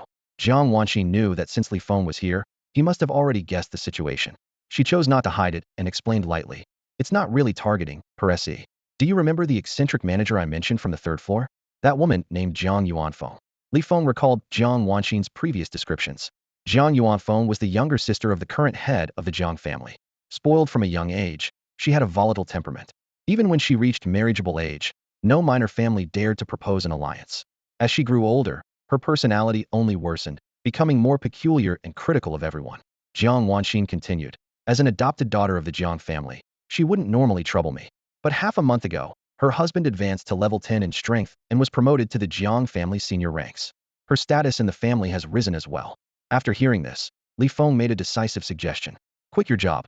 "All right, I'll authorize the smart system to process my resignation now." Jiang Wanxin nodded gently. Although the monthly salary of 20,000 was not insignificant, she was more concerned about Li Feng not taking unnecessary risks during his military missions due to financial worries. "Where's Jiang Yuanfeng's office?" Li Feng asked, his tone carrying a hint of coldness. Sensing his intentions, Jiang Wanxin quickly shook her head. "Forget it. She hasn't really made things too difficult for me before. You may be willing to let it go, but I can't," Li Feng insisted, stepping forward to gently embrace her. "Trust me, whether in the military or here, I never act recklessly. I always know my limits." "Okay." Jiang Wanxin no longer resisted and quietly nodded. Li Feng took her hand and led her out of the storage room. Just as they stepped outside, a sharp, piercing voice rang out. "Jiang Wanxin, how dare you? It's just a broken robot, and you were asked to move some things. Now you're applying for resignation." Li Feng looked up to see a woman in her 40s, still exuding an air of charm, storming toward them in fury. Dressed flamboyantly, it was evident she had come directly after receiving the resignation, noticed Jiang Yuanfeng herself.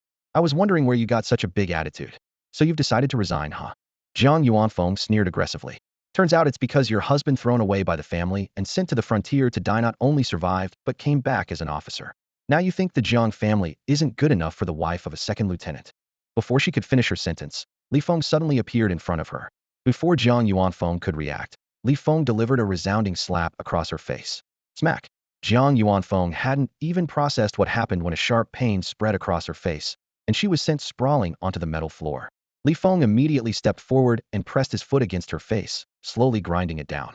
Screams of pain erupted from Jiang Yuanfeng's throat, but no matter how much she struggled, Li Feng's foot remained firmly planted on her head like an unyielding mountain. Suddenly, the sound of alarms blared. The sensors had detected an injury, and robotic security guards began converging from all directions. Curious employees also peeked out to observe the commotion. "Warning, warning! Stop harming the company's management immediately. Put your hands on your head and squat facing the wall. Almost simultaneously, a row of robotic security guards advanced swiftly, their stun guns flashing with a cold glint, aimed squarely at Li Feng. In the distance, a formidable alien security captain led several of his fellow guards toward the scene, exuding an imposing aura. In a split second, Li Feng activated the combat mode of his multifunctional military uniform. The previously faint blue sheen of the uniform instantly transformed into a hardened, battle-ready state. With agile movements, he dodged the incoming electric currents with precision and ease. Moments later, energy bullets shot out from his chest, piercing through the control chips in the robots' torsos with unerring accuracy. Over 20 seemingly formidable robotic guards, equivalent to only level 3 in strength, collapsed into heaps of scrap metal under his flawless marksmanship. The alien security captain and his companions arrived just in time to witness the aftermath, halting in their tracks at the grim sight. They knew better than to charge recklessly. The strongest among them, the captain, could barely reach level 8 in strength, and with auxiliary equipment, might temporarily reach level 10. In stark contrast, the combat mode of Li Feng's military uniform could unleash the power of level 15. As living beings, they dared not confront him heat-en. Li Feng calmly withdrew his offensive stance, refraining from pushing things further. When it came to Jiang Wanxin, he always acted with careful deliberation. Convincing her to resign had been a well-thought-out decision, and his actions toward Jiang Yuanfeng were similarly measured. The harsh, disciplined life of the military had taught him to regard life and death with detachment. If he merely sought revenge, he could have resorted to brutal means long ago, even taking a life. But now, he had no intention of turning to slaughter. His actions were more a demonstration of his connections and resources, meant to ease Jiang Wanxin's concerns about his past in the military. Let's go. Consider this a small interest payment. I'll collect the principal next time. Li Feng deactivated the combat mode and gently led Jiang Wanxin away. The alien security captain and his team, feeling as if they had been granted amnesty, stepped aside, creating a path for their departure. After all, this was just an ordinary task for them. Risking their lives over a paycheck was not worth it. On the way, Jiang Wanxin couldn't help but ask curiously, "Did you do all this to deliberately provoke the Jiang family into calling the police? You really have a knack for seeing through me." Li Feng replied with a faint smile, tinged with a trace of helplessness. His current strength had already surpassed the level 15 capabilities of the multifunctional military uniform, making it unnecessary to activate combat mode to deal with low-level robotic guards. However, according to federal law, activating military uniform combat mode and attacking on a life-bearing planet except in cases of alien invasions, slave uprisings, or other emergencies was a highly serious offense. Such a crime was considered far graver than engaging in a brawl at a casino notorious for frequent altercations. If this major offense were recorded, it would make the Jiang family wary of his overwhelming strength, deterring them from calling the police. For this reason, Li Feng had carefully orchestrated the scene, subtly revealing his network of connections to Jiang Wanxin. Jiang Wanxin chuckled softly. "Next time, should I just pretend I don't know?" Li Feng shook his head with a smile. "No need to accommodate me that much. If the Jiang family really calls the police, you'll get to see the extent of my connections." He went on to explain that in the military, even the seemingly modest rank of a 2-star lieutenant carried immense influence on a life-bearing planet. It represented the potential recognized by high-ranking officers and access to significant resources. These connections were more than enough to dispel Jiang Wanxin's lingering worries and unease. Jiang Wanxin held tightly onto Li Feng's right hand, feeling a serene tranquility and a gentle sense of happiness flowing through her. Her eyes sparkled with an understanding glow, as if she had already discerned Li Feng's thoughts. Li Feng hesitated for a moment before taking out a faintly glowing contract scroll from his pocket and handing it to Jiang Wanxin. She accepted the scroll, her fingertips lightly grazing the parchment as she slowly unrolled it. As her eyes scanned the contents, she bit her lip gently, a hint of complexity flashing in her gaze. But soon, she nodded resolutely and said, "I support all your decisions." Li Feng understood Jiang Wanxin had already guessed his intentions. When she received the battle footage and calculated that his military merits were sufficient for a promotion to second lieutenant, Li Feng had only mentioned returning briefly, without mentioning reassignment or retirement. This was enough for her to deduce his desire to remain on the reconnaissance ship. Jiang Wanxin had always quietly supported every decision Li Feng made. Though she never voiced it, she still harbored a sliver of hope that he might change his mind. Li Feng shifted the topic and asked, "Have the mattress and the medicine I ordered arrived?" Jiang Wanxin's cheeks flushed slightly, and she gave a gentle nod. Li Feng immediately felt a surge of warmth in his chest, quickening his pace without realizing it. After leaving the Jinyu Casino Hotel, Li Feng promptly used his smart device to apply for a route back home. He held Jiang Wanxin close as they activated the intelligent flight mode. Their rented apartment was not far from the hotel, a small one-bedroom unit. Although it lacked smart robots and had only a few smart home devices, the monthly rent was a steep 3,000 credits, largely due to the building's comprehensive security system. Back at their apartment, Li Feng couldn't wait to sweep Jiang Wanxin into his arms, carrying her to the newly purchased multifunctional mattress. Soothing music began to play, and the room was bathed in a soft, intimate glow. The mattress moved rhythmically with their motions, undulating like waves. At times, it projected three-dimensional scenes of a forest. At other times, it transformed into a starry sky, making them feel as if they were truly there. Gentle murmurs filled the room, and the atmosphere grew increasingly intoxicating. Again and again, until late into the night, Li Feng finally held Jiang Wanxin in his arms, both basking in the quiet satisfaction and intimacy of the moment. After a long while, Li Feng broke the silence and suggested, "I'm thinking of borrowing some money from Gu Lingxi to start a company. What do you think?" "Not a great idea," Jiang Wanxin replied softly, shaking her head. "I know you're only thinking about this because you're worried about me quitting my job and want to provide me with a backup plan. But it's unnecessary. I'm already a level 3 fire element cultivator.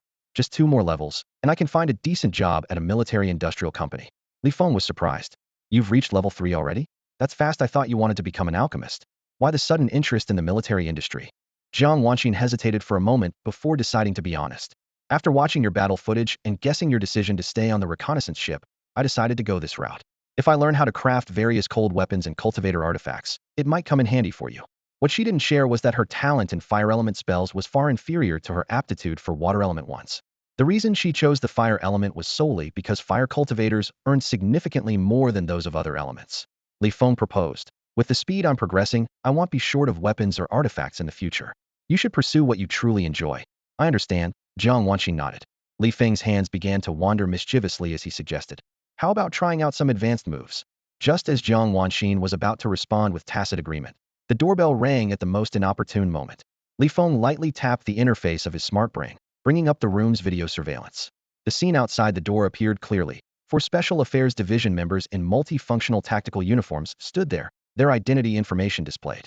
Li Feng understood immediately. After all, the Jiang family had called the authorities. He turned to Jiang Wanxin, and the two quickly dressed. Li Feng quietly instructed the multifunctional mattress to clean and reset itself, ensuring no traces were left behind. Once everything was done, he slowly walked toward the door, took a deep breath, and opened it. The four Special Affairs members saw Li Feng and spoke with an unexpectedly polite tone. "Li Feng, do you have a moment? If it's convenient, could you come with us for a while?" Li Feng knew that if he were just an ordinary junior officer, these people would have already taken action to arrest him.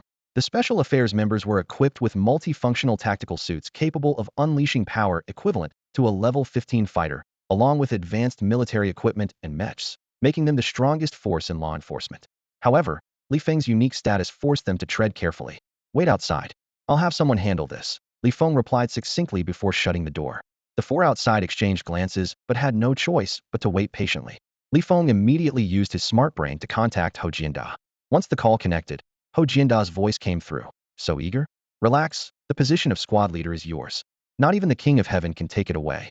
"This isn't about that," Li Feng cut to the chase. "My family lives on planet F-369. Today, I used the combat mode of my multifunctional military suit when I came back, injuring a direct member of a mid-level family there and destroying a batch of their security robots. Now, the Special Affairs Division is outside my home. Can you pull some strings to settle this?" Ho Jianda didn't ask why Li Feng had used the combat mode of his military suit. Instead, he readily agreed. "That's a minor issue. I can take care of it. Over on F-369, Old Lin is in charge of the nearby small military base. I'll have him contact the officer overseeing F-369 and get the base's military law office to coordinate with your planet's Special Affairs Division. That should resolve it." Although the military's influence had waned significantly, with most of the Federation controlled by major families and conglomerates, dealing with a mid-level family on a life-supporting planet was still well within their capabilities. Even if a direct family member were severely injured or worse, it could still be smoothed over. The key point was that any misconduct by active-duty soldiers or officers would only be tried and detained in military courts and prisons. While the military might not hold much sway over the life-supporting planets, it wouldn't be dictated by a mid-level family with limited influence. "Thanks a lot." Li Feng expressed his heartfelt gratitude, a relieved smile spreading across his face. "Between us, there's no need for formalities." Ho Jianda nodded nonchalantly, thinking that owing favors to each other was just part of life. He had helped contact an officer who could handle the situation, leveraging his network in the process. In return, Li Feng now owed him a small favor. Considering Li Feng's potential, Ho Jianda felt it was a trade well worth it. With interstellar communication costs being so high, there was no point in idle chatter. All right, see you later. As soon as the voice call ended, Li Feng turned to Jiang Wanxin with a slight raise of his brow. Jiang Wanxin's cheeks immediately flushed red, and she quickly walked toward the multifunctional mattress inside the room. What followed was an intense encounter between the two of them. After their battle concluded, Li Feng pulled up the surveillance footage from outside. A quick glance revealed that the 4 members of the Special Affairs Division had quietly left. Ho Jianda truly handled things efficiently. The matter was resolved in less than an hour. In a villa located in the central district of the Jiang family estate, the luxurious hall was filled with the sharp voice of Jiang Yuanfeng, who, despite recovering from her injuries thanks to the treatment pod, didn't stop her tirade for a moment. She not only berated Li Feng and Jiang Wanxin, but also lashed out at Jiang family patriarch Jiang Honghai, accusing him of being cowardly and spineless. She was furious that he hadn't sent anyone to seek justice after her younger sister had been hit. She also criticized her husband, Tan Yongfeng, for his lack of backbone. His wife had been assaulted, yet he didn't have the guts to send the casino's enforcers for revenge. Additionally, she lambasted the direct descendants of the Jiang family for failing to step up. Tan Yongfeng, standing to the side, explained softly that Li Feng was merely a junior officer, a second lieutenant, and not worth the trouble. However, he reminded everyone that Li Feng came from a Ani in a hundred servive death zone, someone who would never back down in a confrontation. Such individuals were capable of anything. Tan Yongfeng believed it would be wiser to pursue legal and formal methods to bring him to justice rather than engage in direct conflict. The direct descendants of the Jiang family remained silent, watching the family dispute unfold with quiet amusement.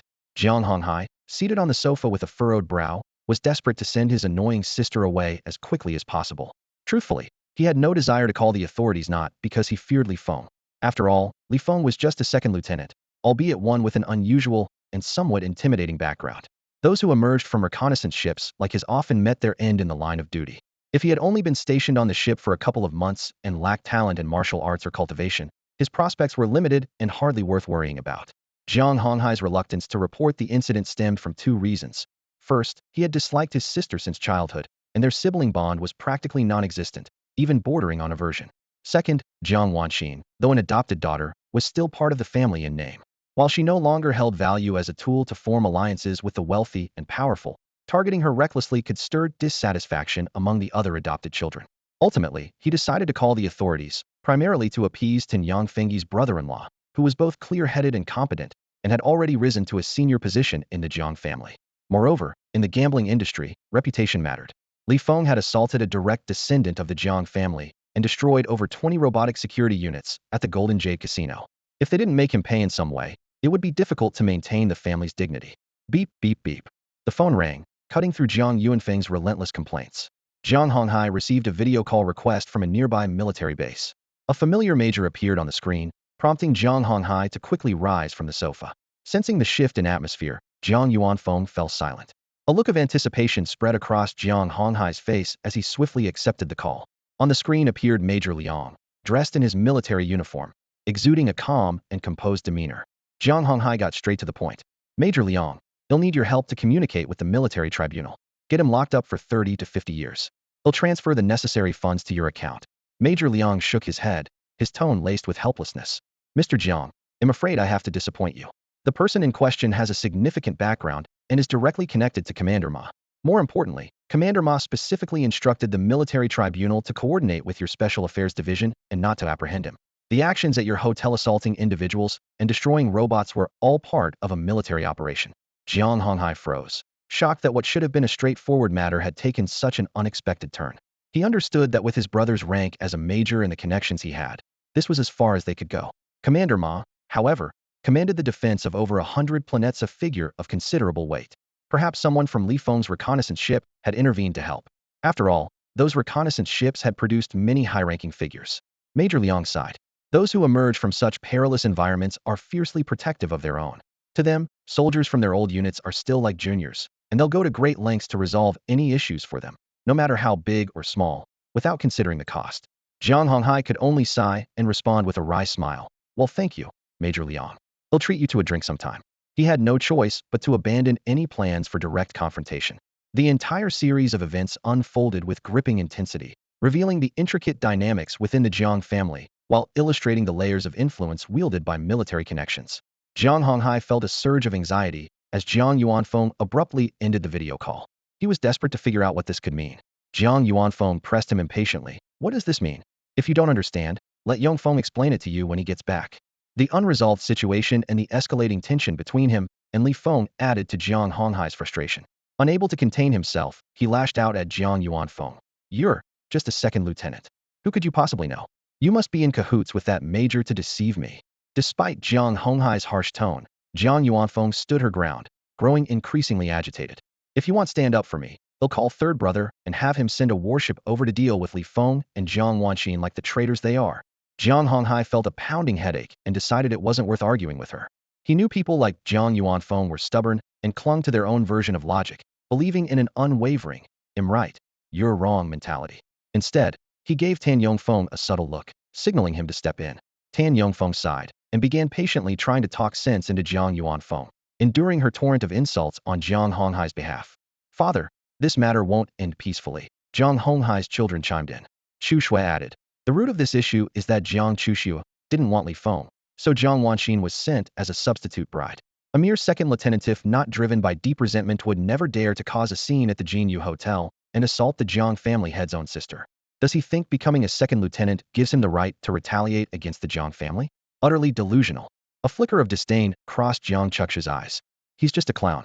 No talent for cultivation or martial arts. He won't survive long in a place like that. Ignore him, and he'll end up dead on some alien planet anyway. Jiang Honghai nodded slightly in agreement. Jiang Chuxue continued. Since someone influential from the reconnaissance ship is willing to lend a hand, there's no need for us to lose face by getting involved ourselves. Sending someone after him might only provoke that person's displeasure. Instead, we should pass this information to Li Wei Mao of the Li family. Li Feng applied to join the Frontier Defense Force's reconnaissance fleet. But if Li Wei Mao is pulling strings behind the scenes, he'll want to get rid of Li Feng even more than we do. True, but don't forget about Li Zhenyi. He's a cunning old fox. He's likely already aware of the incident at the hotel, Jiang Honghai reminded them. Seeing his children deep in thought, he waved his hand dismissively. If we can't resolve this, then so be it. Losing face isn't the end of the world. Let's wait and see how the Li family reacts. After all, we only sent an adopted daughter as a substitute bride. The grudge between the Li family and Li Feng runs deeper than ours. If Li Feng is so desperate for revenge, his first target will be the Li family, who threw him to the wolves. Today's incident is just an excuse for him to act out. Everyone nodded in realization, their expressions clearing up. Meanwhile, news of Li Feng's brawl at the Jinyu Hotel quickly reached the ears of the Li family's patriarch, Li Zhenyi.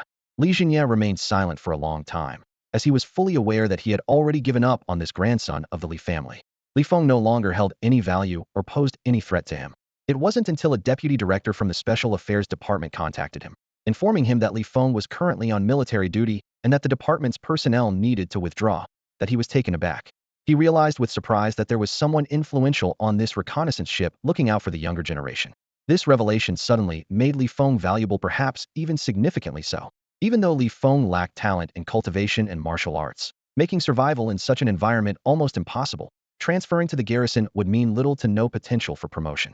However, if someone influential was willing to acknowledge their shared service on the reconnaissance ship, then with enough money and a generous gift, it would surely be possible to ask for a favor to put in a good word with the garrison's commanding officers. Combined with Li Feng's service experience on the Frontier Defense reconnaissance ship, earning a promotion to lieutenant or even captain wouldn't be too difficult. Li Zhenyi closed his eyes and pondered. Although a garrison lieutenant or captain wouldn't contribute much to the growth of the Li family, such a position could still serve a purpose when needed. More importantly, if the Li family ever produced a talented descendant with aspirations to build a military career, having a low-ranking officer in the family with years of experience could help guide them through the early stages. With this in mind, he instructed the AI assistant to recover Li Feng's contact information, which had previously been deleted, and sent him a message to come to the Li family estate. Not long after, the AI assistant received Li Feng's reply, a curt 4 words, "Get lost, old man." Li Zhenyi was stunned, unable to believe it. Had Li Feng lost his mind after joining the military? He never expected such a response. Li Feng had once been one of the key third-generation heirs he had groomed, with intelligence and abilities that stood out among his peers. By all logic, even if Li Feng harbored resentment towards the Li family, he should have understood that the family's financial backing was essential for advancing further in the military. Anger surged in Li Zhenyi's heart. After a brief moment of shock, a trace of ruthlessness appeared in his eyes. Such a response clearly indicated deep-seated resentment toward the Li family. He had initially intended to act preemptively and eliminate this hidden danger, but after careful consideration, he suppressed his murderous intent. Even the Jiang family, which had considerable military connections, had suffered losses. If anything were to happen to Li Feng, it could potentially cause significant trouble. It was better to wait for the Jiang family to make a move. If they didn't, Li Feng wouldn't last long on the reconnaissance ship anyway. Having made up his mind, he instructed the AI assistant to send a message to another third-generation heir, Li Weimao, warning him that the Jiang family had lost face because of Li Feng and might deliberately provoke Li Weimao into causing trouble for him. If Li Feng didn't seek revenge first, Li Weimao should avoid falling into the Jiang family's trap and becoming their pawn. However, if Li Feng did come seeking revenge, Li Jinye planned to feign weakness and let him cause as much damage as possible. Afterward, he would prepare evidence and use his connections to file a complaint with the military tribunal at a higher-level medium-sized military base within the jurisdiction of planet F-369. Meanwhile, Li Feng, who was in his room, was completely absorbed in enjoying his time with Jiang Wanxin, with no intention of seeking revenge on either the Li or Jiang families. The repeated killings he had experienced had made him somewhat unhinged, and he had grown accustomed to solving problems with his fists rather than his mind. However, when it came to Jiang Wanxin's safety, every step he took was carefully calculated to account for potential consequences and risks. Since his current strength and status were not yet sufficient to easily crush his opponents, he wasn't in a hurry to settle old scores. March 20th, the day was calm and serene. Li Feng took Jiang Wanxin out for some sightseeing, visiting the publicly accessible plantations and farms along the way. Although he had no intention of borrowing money from Gu Lingxi to start a business, the two of them agreed after some discussion that pursuing a business venture was still necessary. In an era where major families and conglomerates dominated both politics and commerce, Li Feng decided to join the welfare faction without hesitation to ensure a smooth initial rise. In the future, he was bound to stand against these powerful families and conglomerates. The higher he climbed, the more likely he would face fierce suppression. Yet, he was fearless, determined to crush and overcome any opposition with absolute strength. Still, having a significant amount of wealth at his disposal would undoubtedly provide him with an additional advantage. In this era, for an ordinary person to rise to prominence, the only path was through strength and rank. Li Feng not only had the strength, but was also an officer aboard an independent reconnaissance ship. Without sufficient funds in the early stages, he decided to start small. Li Feng's initial plan was to take advantage of simple, low-risk missions to transport some minerals and rare flora and fauna back, which Jiang Wanxin could then sell. Once they had accumulated enough wealth, they could attempt to establish a plantation or farm. Although military regulations required the submission of all spoils, these rules were primarily meant to restrict ordinary soldiers. Officers, on the other hand, had various ways to bypass them. On the independent reconnaissance ship, officers and soldiers often blatantly ignored or violated most regulations, and the military judiciary would usually turn a blind eye. However, Jiang Wanxin proposed a more brutal, yet highly profitable idea: slave trading. She suggested that if the opportunity arose, they could capture some alien species and transport them for sale. Early in the interstellar era, the Human Federation had amended its laws to incorporate a class system. Humans were designated as first-class citizens, while conquered and voluntarily surrendered alien races were classified as second-class citizens.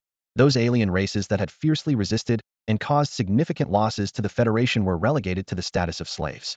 The slave trade was legal but exceedingly cruel and widely condemned. Li Feng understood that Jiang Wanxin's proposal stemmed from his decision to join the welfare faction, which was destined to oppose the major families and conglomerates. She hoped to help him quickly accumulate initial wealth and secure a group of capable slaves to support him in both resources and manpower.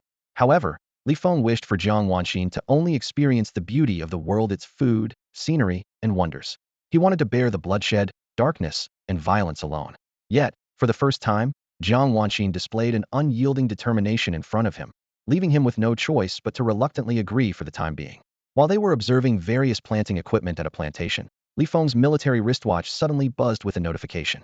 Raising his hand to check, he saw the official notice of his promotion to squadron leader of reconnaissance ship NB-4444. Joy filled his heart. With this position, he would become the second most powerful figure on the NB-4444, second only to Captain Bu Qianzhong, and would wield considerable authority. This was a monumental development for him. With operational authority in hand, he could tailor his actions to align with both mission objectives and his own capabilities, ensuring the most advantageous outcomes for himself. Barely an hour later, as Li Feng and Jiang Wanxin were celebrating at home, Captain Bu Qianzhong sent a voice communication request.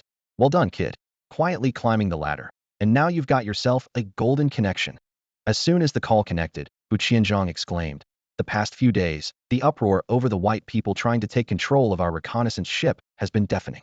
Even the senior officers, some of whom had been reassigned to garrison duty, have come back to raise a ruckus. The hot-tempered ones even activated combat mode, severely injuring guards, storming the command center, and demanding explanations from the lieutenant general. In the end, all of them were thrown into the military prison. Li Feng's eyes widened as he thought to himself, that intense and reckless, huh? Bu Qianzhong sighed. You've only been on the reconnaissance ship for a month or two, so you don't have deep feelings for it. But for those seniors, the NB 4444 reconnaissance ship is where their careers took off, a witness to their youthful recklessness, their countless brushes with life and death, and the origin of their dreams. If it becomes a ship entirely controlled by white people, it would be a complete collapse of their faith. Putting himself in their shoes, Li Feng felt a chill run through him. The NB 4444, a ship that had witnessed his own life and death struggles, would no longer be a place to reminisce if it were entirely taken over by white people. The thought of being blocked from returning to relive memories or facing a hostile group of strangers made his blood boil with anger. Bu Qianzhong lamented, locking up dozens of officers at once, yet nothing has changed. It's clear that the higher-ups at the base have already reached some kind of compromise and consensus that we're not privy to. Who would have thought that despite the overwhelming odds, you'd manage to turn things around and secure the position of squadron leader? Without a senior officer of at least major general rank stepping in and offering terms attractive enough to satisfy the white commanders, it would be impossible to disrupt the established compromise. This situation is complex. Thought there's a lot I can't disclose. Li Feng shook his head and asked, the list of newly assigned team leaders and recruits should be out by now, right? Bu Qianzhong replied, it's out. As squadron leader, you have access to check the list. With a grim tone, he continued, 2 team leaders, 28 squad leaders, and 325 white recruits in total. As for their skill levels, no matter how much I dig around, I can't find any information. But it doesn't matter. I'm the captain, you're the squadron leader, and the other 3 team leaders are on our side. I refuse to believe that with decision-making power in our hands, we can't deal with this bunch of bastards. Li Feng reminded him, if they're bold enough to board the reconnaissance ship, they must have something to rely on. We can't afford to be careless. Bu Qianzhong acknowledged with a grunt and then asked, when are you coming back? I want to find an excuse to test their skill levels. Also, as the second-in-command of the reconnaissance ship, you have an obligation to accompany me to the military prison. We need to persuade those seniors to admit their mistakes and back down. If they keep resisting, things will spiral out of control. If they admit fault now, take a few serious demerits, and with the help of their backers, there's still room to turn things around. No one else can convince them, but as the current number 1 and 2 of the reconnaissance ship, they'll have to give us face no matter how hot-tempered they are. If we promise to defend the ship at all costs, it shouldn't be too hard to get them to back down. Li Feng pondered for a moment before replying. The earliest I can return is the beginning of the month.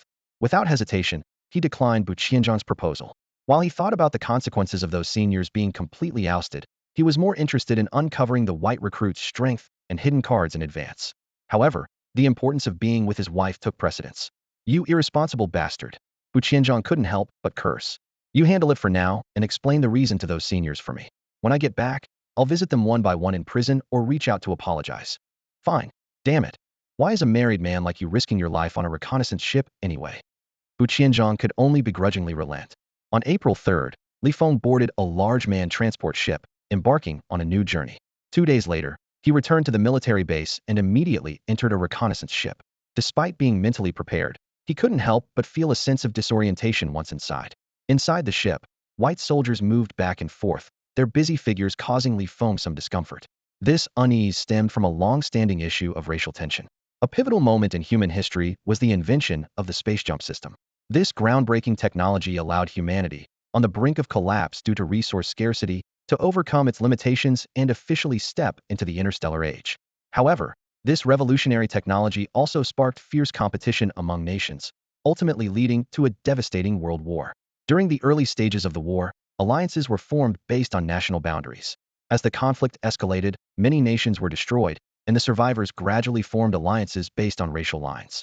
The 2 most powerful racial alliances eventually joined forces to completely wipe out another racial group. Just as this brutal civil war was nearing its conclusion, humanity unexpectedly discovered a habitable planet inhabited by an alien species. Faced with the threat of extraterrestrial civilization and the heavy losses suffered during the war, the 2 surviving racial factions decided to reconcile. Together, they established a federal government, directing their focus outward and embarking on an aggressive path of interstellar expansion. To prevent future self-destructive internal conflicts, the Federation implemented a series of laws and regulations to curb racial disputes. However, tensions and conflicts between the 2 major racial groups persisted, from the highest levels of parliament and military leadership to the general populace and rank-and-file soldiers. Although these tensions were kept within a manageable range, the two groups continued to maintain a self-imposed separation. On the majority of habitable planets, the population was almost entirely of one racial group. The proportion of the other racial group was often smaller than that of alien second-class citizens and slaves. The military reflected a similar pattern, with officers and soldiers on small to medium-sized warships typically being of the same race. Only on large warships could one see individuals of both racial groups working together. Li Feng had never served on a large warship before, and suddenly encountering so many white colleagues made it difficult for him to adjust. On other small to medium-sized ships, this discomfort might have gradually subsided. But NB-4444, a small independent reconnaissance ship, was different. Everyone here was an unapologetic maverick. They would never force themselves to accept or adapt to anything they found uncomfortable. Here, the only way to resolve conflict was to accept life and death as trivial matters and fight until the end. Once one side was completely eliminated, the other would no longer feel discomfort. Ignoring the cold, hostile stares from the white soldiers, Li Feng chose to pay them no mind. He first found his private dormitory and carefully placed his training helmet and the assortment of food and fruits Jiang Wanxin had prepared for him. Then, he headed next door to visit his partner, Gu Lingxi. Bu Qianzhang had once told Li Feng that Gu Lingxi had barely left her quarters lately. She hadn't stepped out of the military base or reconnaissance ship and rarely even left her dorm. She had avoided all forms of probing and conflict. Pushing open the door, Li Feng saw Gu Lingxi sitting cross-legged on the bed. Curious, he asked, "Aren't you stuck at level 19? No matter how much you cultivate, you can't break through, right? Why are you still holed up in your dorm cultivating?" Gu Lingxi didn't answer directly, but instead asked, "Who got you the position of squad leader? Falling back into your old habits." Li Feng's expression darkened, and he replied sternly, "Remember, we are partners. If there's something inconvenient to share, just say so directly. Don't act all superior, as if you're above answering my questions." Gu Lingxi sighed and explained, "In the path of cultivation, stagnation equals regression. Only through diligent practice can one be fully prepared when the opportunity for a breakthrough arises." "Faction benefits," Li Feng responded, finally answering her question. This was something he couldn't share with Bu Qianzhang, but didn't mind revealing to Gu Lingxi. Gu Lingxi wouldn't stay in the military for long. Given her status and position, her presence wouldn't conflict with Li Feng's development in the army. On the contrary, they shared a cooperative relationship and had even signed a partnership agreement. If Gu Lingxi came across information detrimental to the welfare faction, she could promptly inform Li Feng. "Are you out of your mind?" Gu Lingxi stared at Li Feng in shock. "I told you not to join the extreme skin color faction, and now you've joined an even more absurd group? Do you even realize that this faction is not only weak, but also has no chance of rising to prominence?" "That's a problem for the future," Li Feng replied indifferently, changing the subject. "The moment I returned, I came straight to you to ask for your stance. During mission operations, would you be willing to team up and eliminate all the Caucasians?" Gu Lingxi responded with disdain. "Coming to this independent reconnaissance ship to fight over control is already a non-negotiable, life-or-death conflict. As an Asian, how could I stay out of it? The only reason I ignored Bu Qianzhang and the others is because you lunatics only know how to fight and make a mess of the ship. It's utterly brainless. In such a life-or-death struggle, bound by military regulations, what's the point of brawling? The key is to devise a lethal plan within the rules, taking them all out in one decisive move. Anything else is pointless." "That's good to hear." Li Feng let out a sigh of relief. Gu Lingxi was merely a transient presence, unlikely to stay long on the reconnaissance ship or in the military. Knowing that she hadn't gotten involved in the ship's conflicts, he had been worried she might once again act aloof and dismissive of the chaos around her. Beep, beep. The military wristwatch suddenly chimed. Li Feng glanced at it and saw a file sent by Gu Lingxi. When he opened it, it turned out to be a detailed analysis of the strength levels and abilities of all the Caucasians on the reconnaissance ship. He couldn't help but give Gu Lingxi a thumbs up. "Impressive. Did you pull some strings to get this?" Gu Lingxi scoffed and waved him off, signaling him to leave. After a few moments, recalling Li Feng's annoying habit of misunderstanding her actions, she reluctantly explained, "The high-ranking officials at Military Base 777 have probably already reached a compromise and consensus on this matter. Reconnaissance ship NB-4444 is essentially a sacrificial pawn. To investigate the strength levels and abilities of those Caucasians, it would take considerable connections and require directly approaching the base's leadership, which would risk exposing my identity. These files were compiled during my spare time using micro-surveillance devices and by hiring top-tier hackers to infiltrate the training pods in the training rooms." "Excellent," Li Feng exclaimed with delight and promptly took his leave. After exiting Gu Lingxi's quarters, he headed to the captain's office to find Bu Qianzhang. While forwarding the file to Bu Qianzhang, he also requested contact information for some of the senior members. These individuals would be valuable, high-quality connections in the future. Since they originated from the same reconnaissance ship, Their relationships were deeply rooted, and the chances of betrayal were slim, as minor conflicts or interests couldn't easily shake their bond. For those who had already been released from the military prison, Li Feng sent communication requests one by one. For those still detained, he made a trip to the base's military prison to visit them individually. It took him a day and a half to contact everyone. Afterward, he returned to his private quarters, waiting for new mission orders while practicing mech operations with his training helmet. During his free time, he also reviewed the data provided by Gu Lingxi. On April 12th, Li Feng received a message from Bu Qianzhong, requesting him to report to the captain's quarters. He had a vague idea of what this might be about and immediately halted his training, hurrying to the designated location. The captain held supreme authority aboard the warship, and the captain's quarters served as both an office and a private rest area. Strategically located in the bow of the reconnaissance ship, it was directly connected to the control room below via stairs and an elevator. The captain's quarters were divided into two sections, a spacious lounge on the inside and a modest office on the outside, covering an area of over 100 square meters. Bu Qianzhang's office was simple in design, furnished with a weapons display rack, a desk, and a row of sofas. After passing the identity verification, Li Feng entered the office and noticed that Cui Jingping, the leader of the 2nd Squadron, had already arrived. Shortly after, Liang Qingyong, the leader of the 3rd Squadron, and Gu Lingxi, the leader of the 5th Squadron, also arrived one after another. Take a seat. Bu Qianzhong gestured as he activated the intelligence system. Purple light flowed like a tide through the office, yet the four of them remained composed. The captain's quarters were equipped with an independent defense system and anti-surveillance measures to neutralize any micro-monitoring devices. Soon, several tiny flying devices, no bigger than ants, appeared on the display screen. Bu Qianzhong swiftly activated the destruction protocol, focusing the purple light to eliminate each one. I just received the mission briefing. Take a look, Bu Qianzhong said, sharing the mission details with the group through the intelligence system. Li Feng opened the new message and began studying it carefully. The mission's destination was planet F25986, located within the territory of the Wind Mouse clan. This independent planet had no spatial rifts connecting it to others, functioning as a microcosm of the Wind Mouse clan with fragmented and decentralized forces. Currently, two major factions on the planet were locked in a fierce conflict. The strongest faction was led by a leader named Fast, who had reached level 37 in strength. The opposing faction was led by Moss, a level 35 leader who was originally a military spy planted on the planet years ago. With decades of covert support, Moss had grown significantly in power and become a dominant force on the planet. Li Feng speculated that Moss might have intentionally initiated this new wave of conflict under the military's instructions to pave the way for an impending large-scale invasion. Their reconnaissance ship's mission was to disguise itself as interstellar pirates, infiltrate planet F25986, and join Moss forces under the guise of interstellar mercenaries. Their objective was to eliminate Fast and help Moss unify the planet. While the mission seemed relatively straightforward, Cui Jingping expressed some surprise. This plan diverges from our earlier assumptions about the higher-up strategy to abandon and sacrifice us. Liang Qingyong nodded in agreement. It doesn't seem too challenging. The primary concern during such missions was encountering high-level alien adversaries, particularly those above level 40. On this planet, spatial rifts allow high-level alien species to arrive quickly for reinforcements. For this mission, the two primary risks have already been eliminated. Moreover, they have powerful allies in the Wind Rodent clan on this planet. The small reconnaissance ship prioritizes agility and speed, so it is smaller in size compared to other small warships, and its attack systems are not as powerful. Unlike other types of small warships, it is equipped with a variety of specialized weapons, such as large-scale shockwaves and special audio waves, designed specifically to counter high-level alien species. Even its energy cannon is relatively less potent. However, when facing a level 37 Wind Rodent, this reconnaissance ship could at least hold its ground and remain undefeated. Bu Qianzhong glanced at Li Feng and Gu Lingxi, seeking their opinions.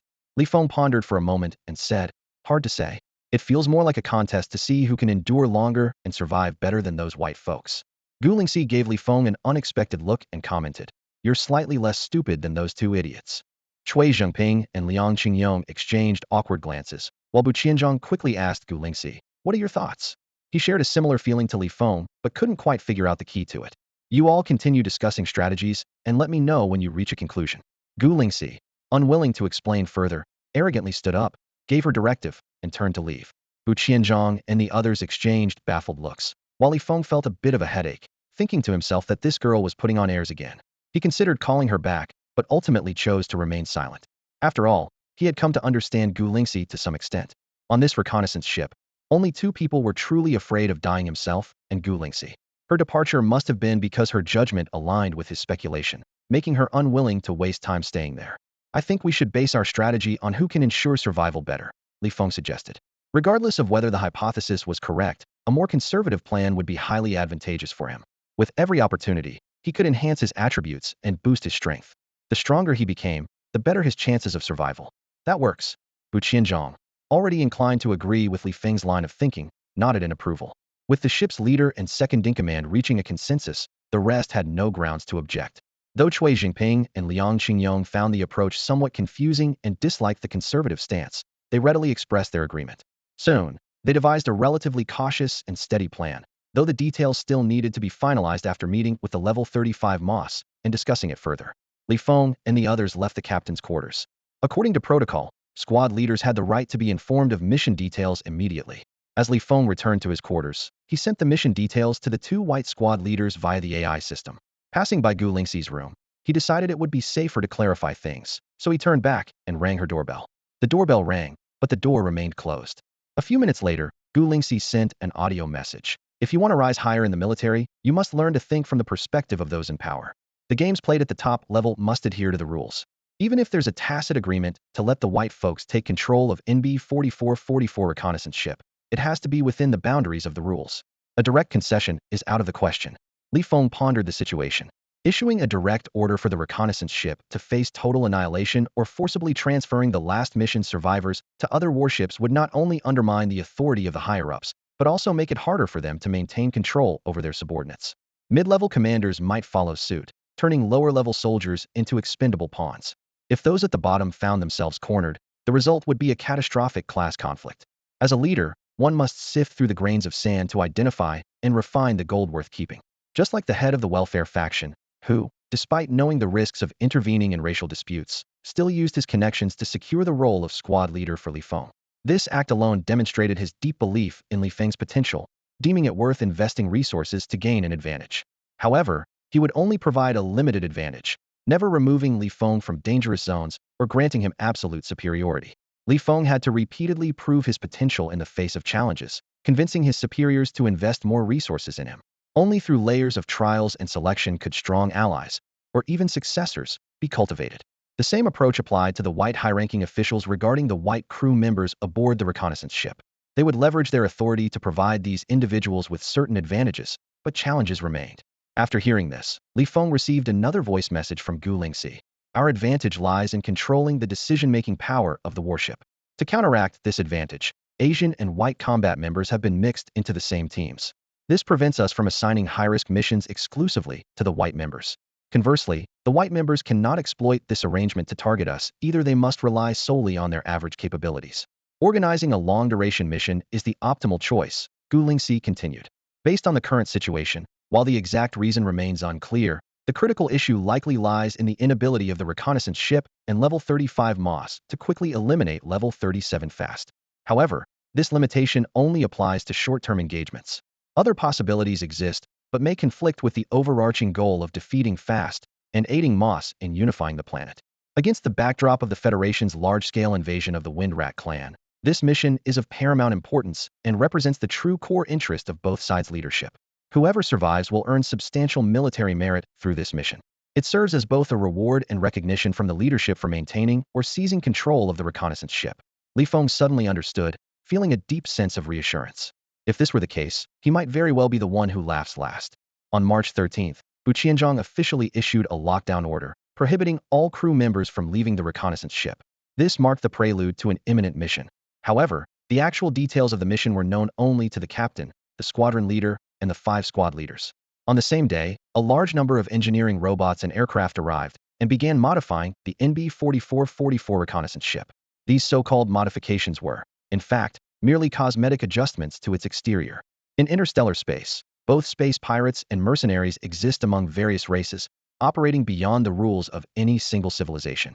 Space pirates primarily focus on plundering life-supporting planets and resource-rich worlds, while mercenaries take on assassination, raid missions, and even intervene in wars under employment. Their activities often overlap, but the key difference lies in their approach. Pirates tend to operate on a larger scale, while mercenaries prioritize elite precision. Human space pirates and mercenaries typically use various modified transport ships and, through special means, even acquire decommissioned warships. Transforming a decommissioned warship into a pirate vessel is a complex process, while reverting it back to a regular ship is far simpler, requiring only minor external adjustments. In less than a day, the engineering robots and aircraft completed the modifications to the NB-4444 reconnaissance ship. The ship's appearance was completely altered, including adjustments to its size. The most striking changes were on the ship's sides. One side now bore a massive black flag painted with skulls and cannons using special pigments, while the other displayed large blood-red characters spelling out Wolf King Space Pirate Crew. These were not fabricated decorations, as the Wolf King Space Pirate Crew was a real organization, known to possess a small warship converted into a pirate vessel. The leader, Wolf King, was a hybrid, and the crew included people of various ethnicities. The crew had even intervened in the internal wars of the Feng race. Even when high-ranking Feng officials investigated and contacted Wolf King himself, they found no trace of foul play. This was because the once-renowned pirate leader from Sector F, along with many of his senior crew members, had already been secretly recruited by the military. The military's goal was to assist Moss in defeating his rivals and unifying the entire life-supporting planet, which was only the first step. The Federation's military hoped that after launching a large-scale offensive against the Feng race, Moss could infiltrate the Feng allied forces, provide critical intelligence, and lead his subordinates to defect at a decisive moment. With the warship modifications complete, Qianzhong promptly issued the order to set sail. The NB-4444 reconnaissance ship embarked on its next journey. Following protocol, Feng instructed the AI system to send the finalized operational plans to the two white squad leaders who were authorized to know the full mission details after departure. While practicing mech operation using a training helmet, Feng was suddenly interrupted by the doorbell. Halting his training, he removed the helmet and asked the AI to display the external footage. To his surprise, the visitors were none other than two white squad leaders, Pete from the 1st Squadron and Carl from the 4th. According to the data scanned and collected by Gu Lingxi through her microsurveillance equipment, both Pete and Carl are espers. Pete's ability level has reached 17, while Carl is at level 15. Even in the context of a small independent reconnaissance ship with a mortality rate as high as 99, such ability levels far surpass those of mid-level squadron leaders. By comparison, the other two squadron leaders, Cui Zhengping and Liang Qingyong, are only at levels 8 and 7, respectively. Even the ship's captain, Bu Qianzhong, is only at level 15. These two espers are both around 30 years old. In any major military base, even generals at the rank of Major General would personally recruit and cultivate individuals of their caliber. Feng, however, reached level 16 at the age of 20, yet no Major General came forward to recruit him. The leader of the welfare faction merely sent someone to test him, as Feng was not a cultivator. Instead, he reached level 16 at a young age through some unknown, unique method. For 10,000 years, humanity has placed a strong emphasis on individual strength, and countless methods for enhancing abilities have emerged. However, countless examples have shown that the upper limits of personal strength are typically achieved by Asian cultivators and Caucasian espers. Other methods, no matter how rapid the initial improvement, generally cap out below level 20. Only a rare few can surpass level 20 and achieve the first stage of life evolution, but no one has ever broken through to level 30. Theoretically, Pete and Carl's age, potential, and developmental value far exceed those of Feng. When something came up, Feng instructed the AI to open the door, allowing his two nominal subordinates to enter. Pete cut straight to the point, saying, "The captain has the authority to temporarily adjust the battle plan during missions. If you're willing to cooperate, we wouldn't mind sharing some of the military merits with you." Feng immediately understood their intentions. They had noticed that the current plan was overly conservative and out of character for a reconnaissance ship. They had likely deduced the method for seizing control of the ship and were attempting to persuade him, the captain, to collaborate with them behind the scenes. Curious, he asked, "Why approach me instead of going directly to Bu Qianzhong, who has greater authority? Logically, if you were able to reclaim the captaincy after I had secured it, there must be a high-ranking officer backing you." Pete responded calmly, "Your ability level was achieved through special means. Based on your potential alone, it's unlikely that a high-ranking officer would expend significant resources to help you reclaim the captaincy. Moreover, you also possess microsurveillance devices, which are highly valuable. You must be someone who isn't highly regarded but is eager to prove yourself as a descendant of a military family, correct? Additionally, you've been on this reconnaissance ship for a relatively short time, so your sense of belonging is far weaker than Bu Qianzhang's." Feng suddenly realized that they had mistakenly assumed that the miniature flying devices were his doing. He was unaware that the welfare faction leader had stepped in to assist him because of his outstanding performance during the assessment. "So what do you say? If you're willing to cooperate, I can guarantee you'll earn recognition, achieve significant military merits, and face no trouble whatsoever." Peter pressed on, saying, "As for the collaboration videos and data, we'll have someone modify them. Rest assured, no one will investigate." The chances of being discovered are minimal. Even if it does happen, the elders backing you would at most give you a minor reprimand. Taking this gamble to prove your worth prioritizing for development, it's worth it, don't you think? You should send a message now and inform them in advance. Li Feng sighed softly.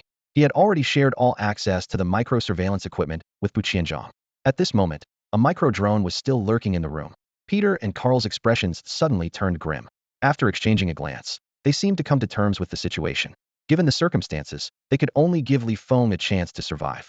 Considering your special status, forget about earning military merit points, Peter said calmly. If you're willing to stand with us directly, I can guarantee your safe return. I don't need it. Li Feng shook his head firmly, his determination clear. Such arrogance. Peter and Carl sneered, turning and leaving without hesitation.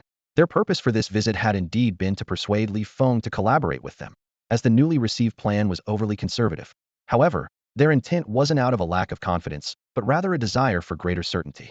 Besides, given Li Feng's unique background, sparing his life would avoid unnecessary trouble. Since Li Feng refused to compromise, there was nothing more they could do. Even if they decided to eliminate him, he was merely a descendant of a military family who hadn't made it onto the priority development list. Peter and Carl, on the other hand, were both rising talents favored by their superiors, with statuses not inferior to Li Feng's. Eliminating him in a legitimate manner wouldn't cause significant repercussions. After watching the two leave, Li Feng instructed the AI to close the door. He then put on his training helmet and resumed practicing his mech controls.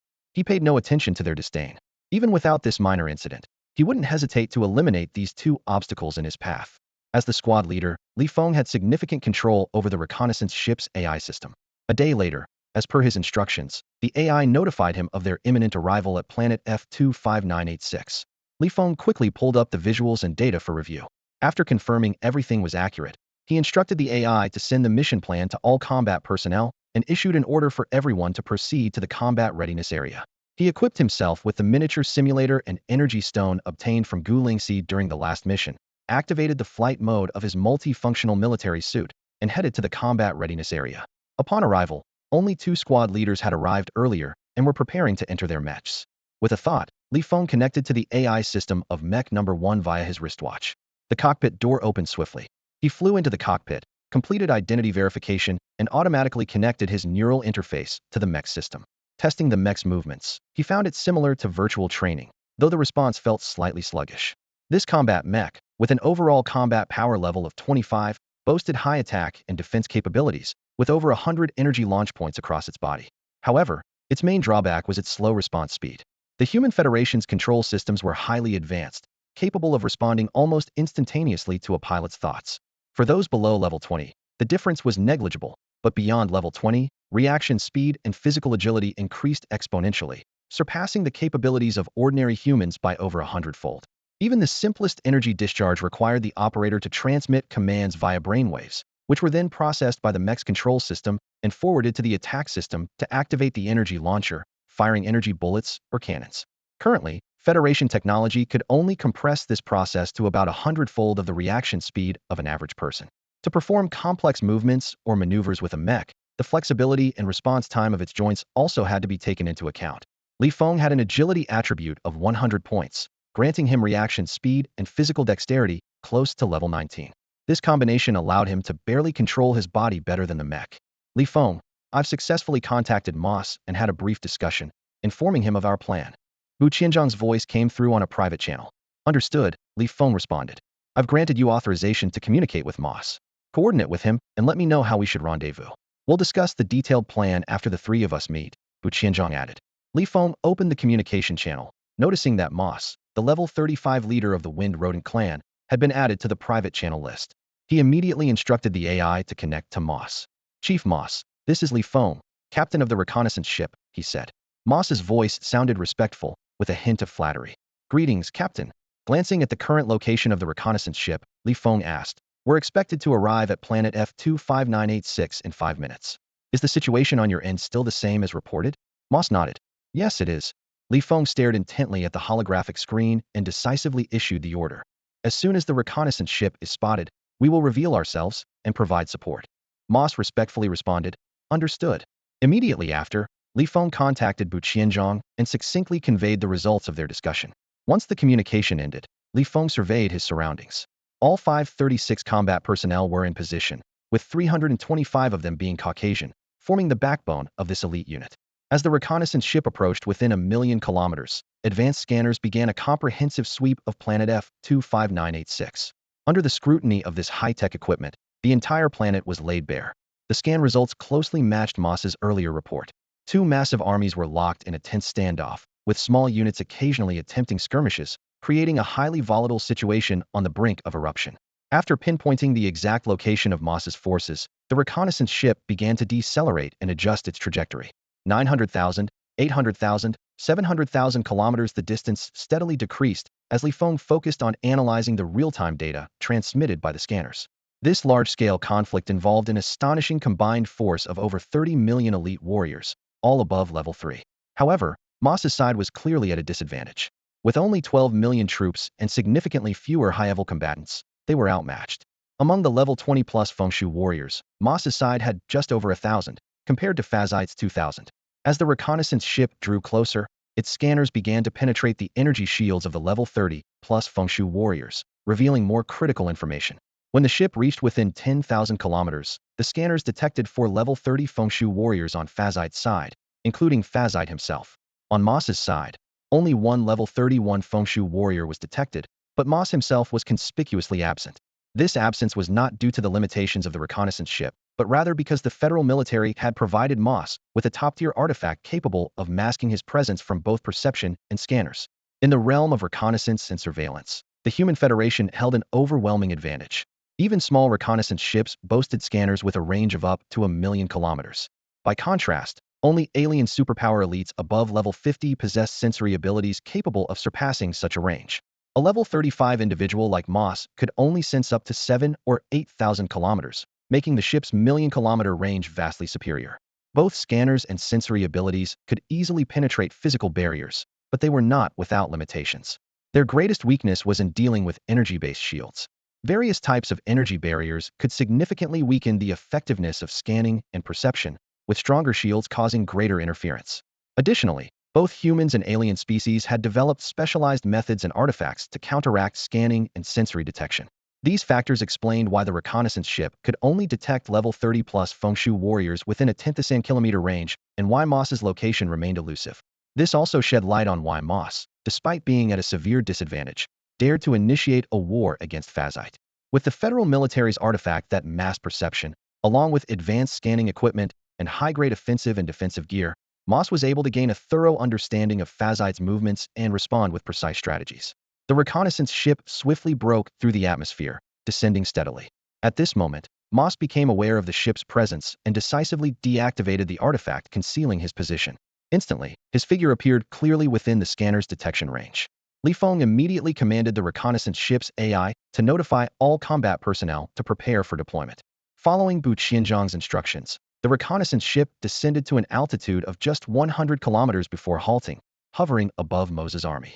As per Feng's orders, the doors of the combat readiness zone opened as well. Brothers, for this mission, we are interstellar pirates from the Wolf King pirate group.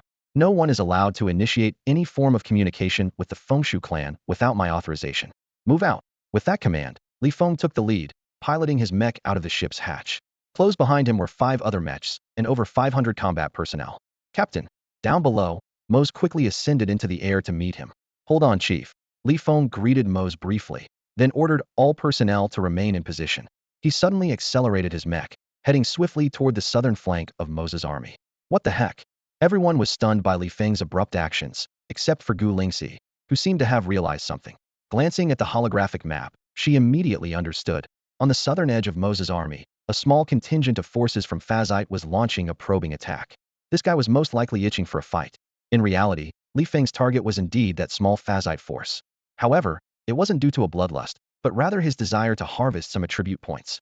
This was also why he was willing to join the welfare faction and strive for the position of squad leader. As the squad leader, he held command authority in operations.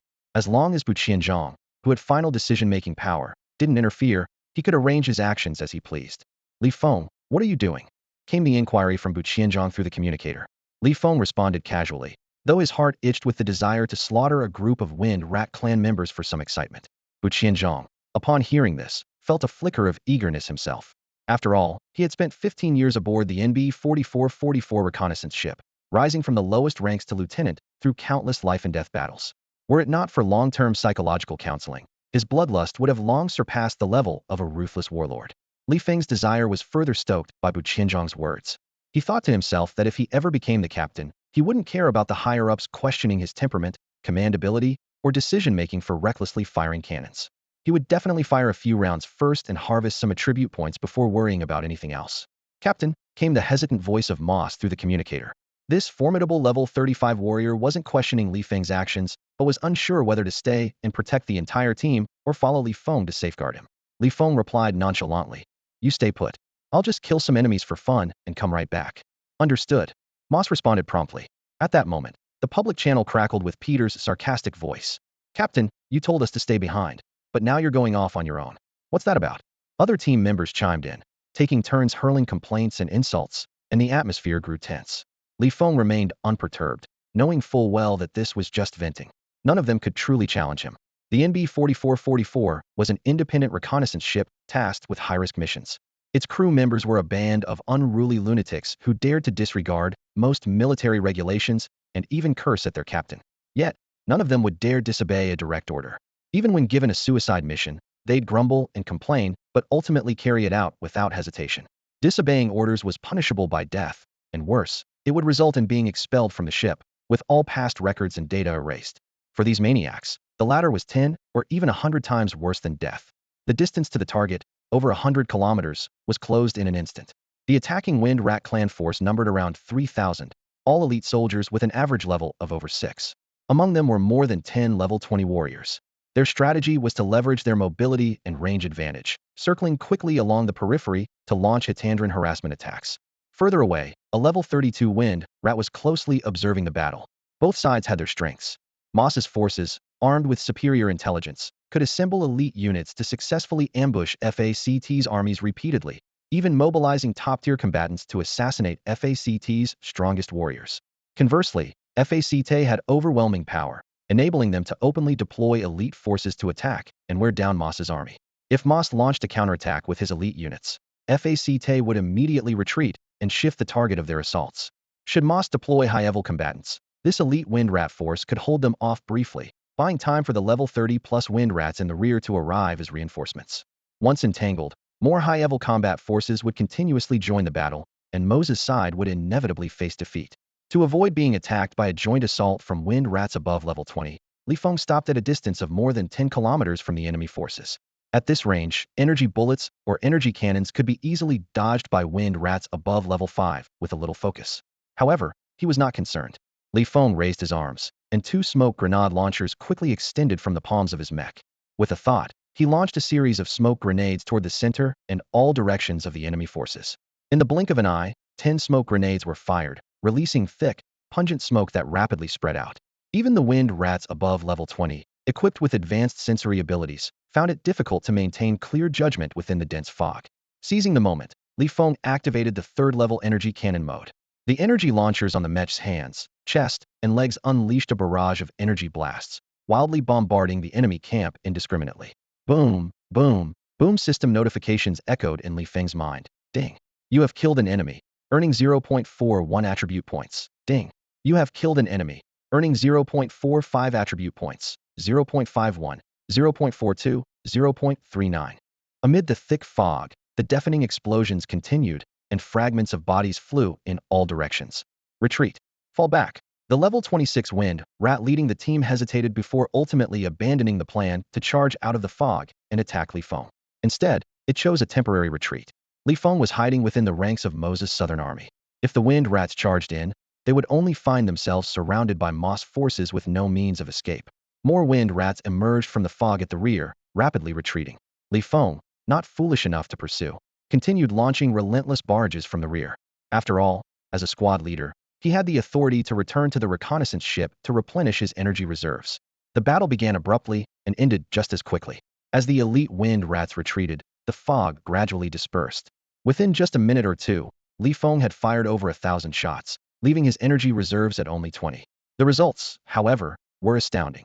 The intense bombardment carved out a massive crater covering 1,000,000 square meters and 3 to 4 meters deep, reducing the Wind Rats' bodies to fragments. His attribute points skyrocketed to 203, with over 400 level 6 and above wind rats perishing in the concentrated assault. Li Feng felt an exhilarating sense of satisfaction and relief. Although this attack, purely for the sake of killing, had little direct connection to the mission and could even result in disciplinary action, he believed it was worth it. As long as he demonstrated enough potential, even if he acted recklessly or lacked restraint, the welfare faction would shield him, ensuring his path to promotion remained unimpeded. What did a disciplinary record matter? Among those who emerged from reconnaissance ships, no one cared about such things. Contented, Li Feng turned and returned to the reconnaissance ship's vicinity. After regrouping with his team, he issued the order to continue the mission. They followed Mose to a castle. Along the way, countless wind rats cast curious and hostile glances at them, their complex emotions a mix of hatred and excitement. However, it was evident that Mose had issued strict orders, as neither high-ranking members nor ordinary wind rats dared to approach, merely observing from a distance. The castle, covering only a few tens of thousands of square meters, was empty inside. Following Li Feng's instructions, even the guards were dismissed. Everyone remained on standby, with security measures in place. Except for Mose himself, any wind rat approaching within 100 meters of the castle would be shot on sight to prevent any internal sabotage. Li Feng delegated the defensive arrangements to 5 squad leaders, parked his mech in an open area of the castle, and followed Mose into his secret chamber. He then instructed the reconnaissance ship's AI to send a video conference request to Bu Qianzhang. Shortly after, Bu Qianzhang's virtual image was projected into the chamber through Li Feng's military-grade smartwatch. Captain, squad leader, a small token of appreciation, please accept it with a smile. Mose stood upright, bowing respectfully as a tray appeared in his front paws. On the tray lay 2 fiery red gemstones, faintly glowing with a flowing light within. Li Feng and Bu Qianzhang exchanged a glance before calmly stepping forward to take the gemstones. They felt warm and smooth to the touch, with a faint energy surging within. Without hesitation, Li Feng placed the 2 gemstones into the pocket of his military uniform. Chief Mose, does Fast have any means or treasures capable of blocking a scanner? As the tray in Mose's hand vanished, Bu Qianzhang quickly got to the point. Mose possessed a special communication artifact that allowed him to maintain contact with personnel at the military base. Decades ago, when he was ordered to infiltrate this planet, he regularly reported his progress and situation in detail. As the captain, Bu Qianzhang had the authority to access these reports. Both Li Feng and Bu Qianzhang understood that the immediate priority was to figure out how Fast managed to withstand the combined efforts of the reconnaissance ship and Mose in such a short time. However, the vast amount of information available made it impractical to analyze everything thoroughly. It would be more efficient to meet Mose directly and inquire. Fast had ruled this planet for a century, possessing top-tier treasures and numerous methods at his disposal. Mose shook his head and said, but even when combined, the strength of these is absolutely insufficient to completely block the scanner of a small reconnaissance ship. At least within a range of 10,000 kilometers, nothing can remain hidden. So far, he has always been under my surveillance. And the scanner I operate is on par with the one on the reconnaissance ship. Li Feng pressed further. What about abilities like teleportation or invisibility? Among his wind rats, many had such capabilities, but Mose himself did not. Mose firmly denied it. Li Feng and Bu Qianzhang exchanged glances, puzzled. This didn't add up. If Fast lacked such abilities, why would the high-ranking white figures believe he could resist the combined forces of the reconnaissance ship and Mose in such a short time? Are the 2 of you worried that our joint efforts won't be enough to kill Fast? Mose cautiously voiced his concern. Ever since Bu Qianzhang first contacted him and mentioned adopting a conservative approach, Mose had found it odd. Small independent reconnaissance ships were usually synonymous with aggression and recklessness, so opting for a cautious strategy seemed bizarre. He suspected that Bu Qianzhang and Li Feng might distrust him, fearing betrayal from a wind rat like himself, and thus made such a decision. To avoid offending them during communication or their meeting, Mose not only showed extreme respect, but even went so far as to select 2 of his most precious treasures as gifts, afraid they might find fault with one of them.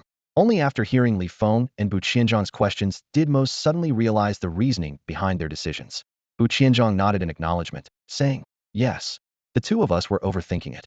Mose let out a sigh of relief and confidently declared, though my strength is considerably weaker than Fast's, I have several confinement-type treasures at my disposal. The reconnaissance ship only needs to keep applying pressure and will inevitably force Fast out. At that moment, I can reveal myself to engage and entangle him. Holding him for a short period won't be an issue. As long as the energy beams from the reconnaissance ship hit Fast and severely injure him, we'll undoubtedly be able to take him down in one strike. Li Feng asked, is there any chance Fast might summon stronger reinforcements in a short time? Mose responded decisively, impossible. Mose slowly shook his head, his brows furrowed tightly. He knew Fazite's nature all too well, hot-tempered, greedy, selfish, and disconnected from other planetary rulers or major powers. He spoke with certainty. I can guarantee that there are no dimensional rifts on this planet. Even if Fazite is desperate enough to seek help at any cost, it's impossible for high-level wind rats to arrive here in a short amount of time. Hearing this, Bu Qianzhong instinctively turned his gaze toward Li Feng, beginning to doubt their earlier assumptions. However, Li Feng shook his head resolutely, standing firm in his belief. Inwardly, Li Feng thought, if Fazite could be swiftly and easily eliminated, this mission would be completely risk-free. With the reconnaissance ship providing low-altitude support, the casualties among combat personnel would be negligible. Those white elites aboard the NB-4444 reconnaissance ship, despite their overwhelming advantage and power, might end up making this trip for nothing, inadvertently allowing us to gain significant military merit. He continued to analyze. There must be something the white leadership has figured out that even Mose, the one directly involved, has overlooked. Fazite cannot evade the reconnaissance ship's scans, nor does he possess stealth or teleportation abilities to escape Moss pursuit quickly. After pondering for a moment, Li Feng asked, Chief Mose, what are Fazite's defensive capabilities like? Mose replied, Fazite's greatest strength lies in his mastery of powerful offensive techniques. As for defensive measures and treasures, he does have some, but they aren't his forte. Suddenly, as if recalling something crucial, Mose hastily added, oh right. When I infiltrated earlier, I overheard someone mention that this life-bearing planet once gave rise to a treasure called the Qinglian Stone Canopy, renowned for its extraordinary defensive power. A wind rat happened to acquire it by chance and presented it to Fazite, which earned him an exceptional promotion to the leader of 1,000,000 tribesmen. Upon hearing this, Li Feng and Bu Qianzhong immediately had an epiphany. Mose, realizing his oversight of such vital information, broke out in a cold sweat and hurriedly begged for forgiveness. I deeply apologize for neglecting such critical intelligence. Please forgive me, my lords. Li Feng's mind was on high alert. If this defensive artifact could withstand the most powerful energy beam from the reconnaissance ship, the situation would become dire. A reckless assault would be disastrous. While the 30-something wind rats would pose little threat to the reconnaissance ship, which could retreat with ease, Mose, with his power rivaling Fazite and his perception-blocking treasure, could also escape unscathed. However, the ship's crew and ground forces involved in the attack would suffer heavy losses. Li Feng and Bu Qianzhong refrained from making any immediate decisions. Instead, they quickly instructed the intelligence system to retrieve information on the Qinglian Stone Canopy. Once the data was confirmed, they immediately reviewed it. As Gu Lingxi had speculated, the white leadership at the base was indeed not acting without reason. The key lay in intelligence Mose had reported in his early years, but had since forgotten. The records showed that the Qinglian Stone Canopy was a defensive treasure categorized between levels 30 and 40. Once successfully refined, it could generate an energy projection of the Qinglian Stone Canopy around the wielder to block unavoidable, powerful attacks. The warships of the Human Federation were known for their high offensive and defensive capabilities. However, among them, small reconnaissance ships were the weakest in both attack and defense, only marginally superior to small transport ships. A comparison of the data revealed that the reconnaissance ship's most powerful energy beam, designed specifically for precision strikes against high-level alien species, was evenly matched with the Qinglian Stone Canopy. It might break through the Qinglian Stone Lotus, or it might not. Even if it succeeds, the remaining energy would be minimal and incapable of penetrating Fast's energy shield. Without dealing a critical blow to Fast in one strike, the outcome is self-evident. The scout ship and Moss, even if they stayed behind to try to suppress Fast and buy as much time as possible for their teams to retreat, would still face devastating losses. Fast's subordinates, the powerful Windmouse clan, could easily inflict heavy damage on both groups. Even if Moss ordered his men to intercept and cover the retreat with reckless abandon, the scout ship's combat personnel would suffer significant casualties. Who managed to escape would depend on their strength and luck. Afterward, the mission wouldn't be entirely unsalvageable. A powerful attack on the Qinglian Stone Lotus would deplete its energy significantly, requiring a long time to recover. Moss's binding techniques, on the other hand, recover more quickly. This window of time would be enough for the scout ship to analyze their mistakes and use their scanner advantage to force Fast into another confrontation. Eventually, most of the survivors would likely be higher-ranked white officers. As the captain, Bu Qianzhong, who should have earned the most military merit, would instead face blame for the failure. Even if he avoided punishment, his merits would be significantly diminished. Perfectly calculated.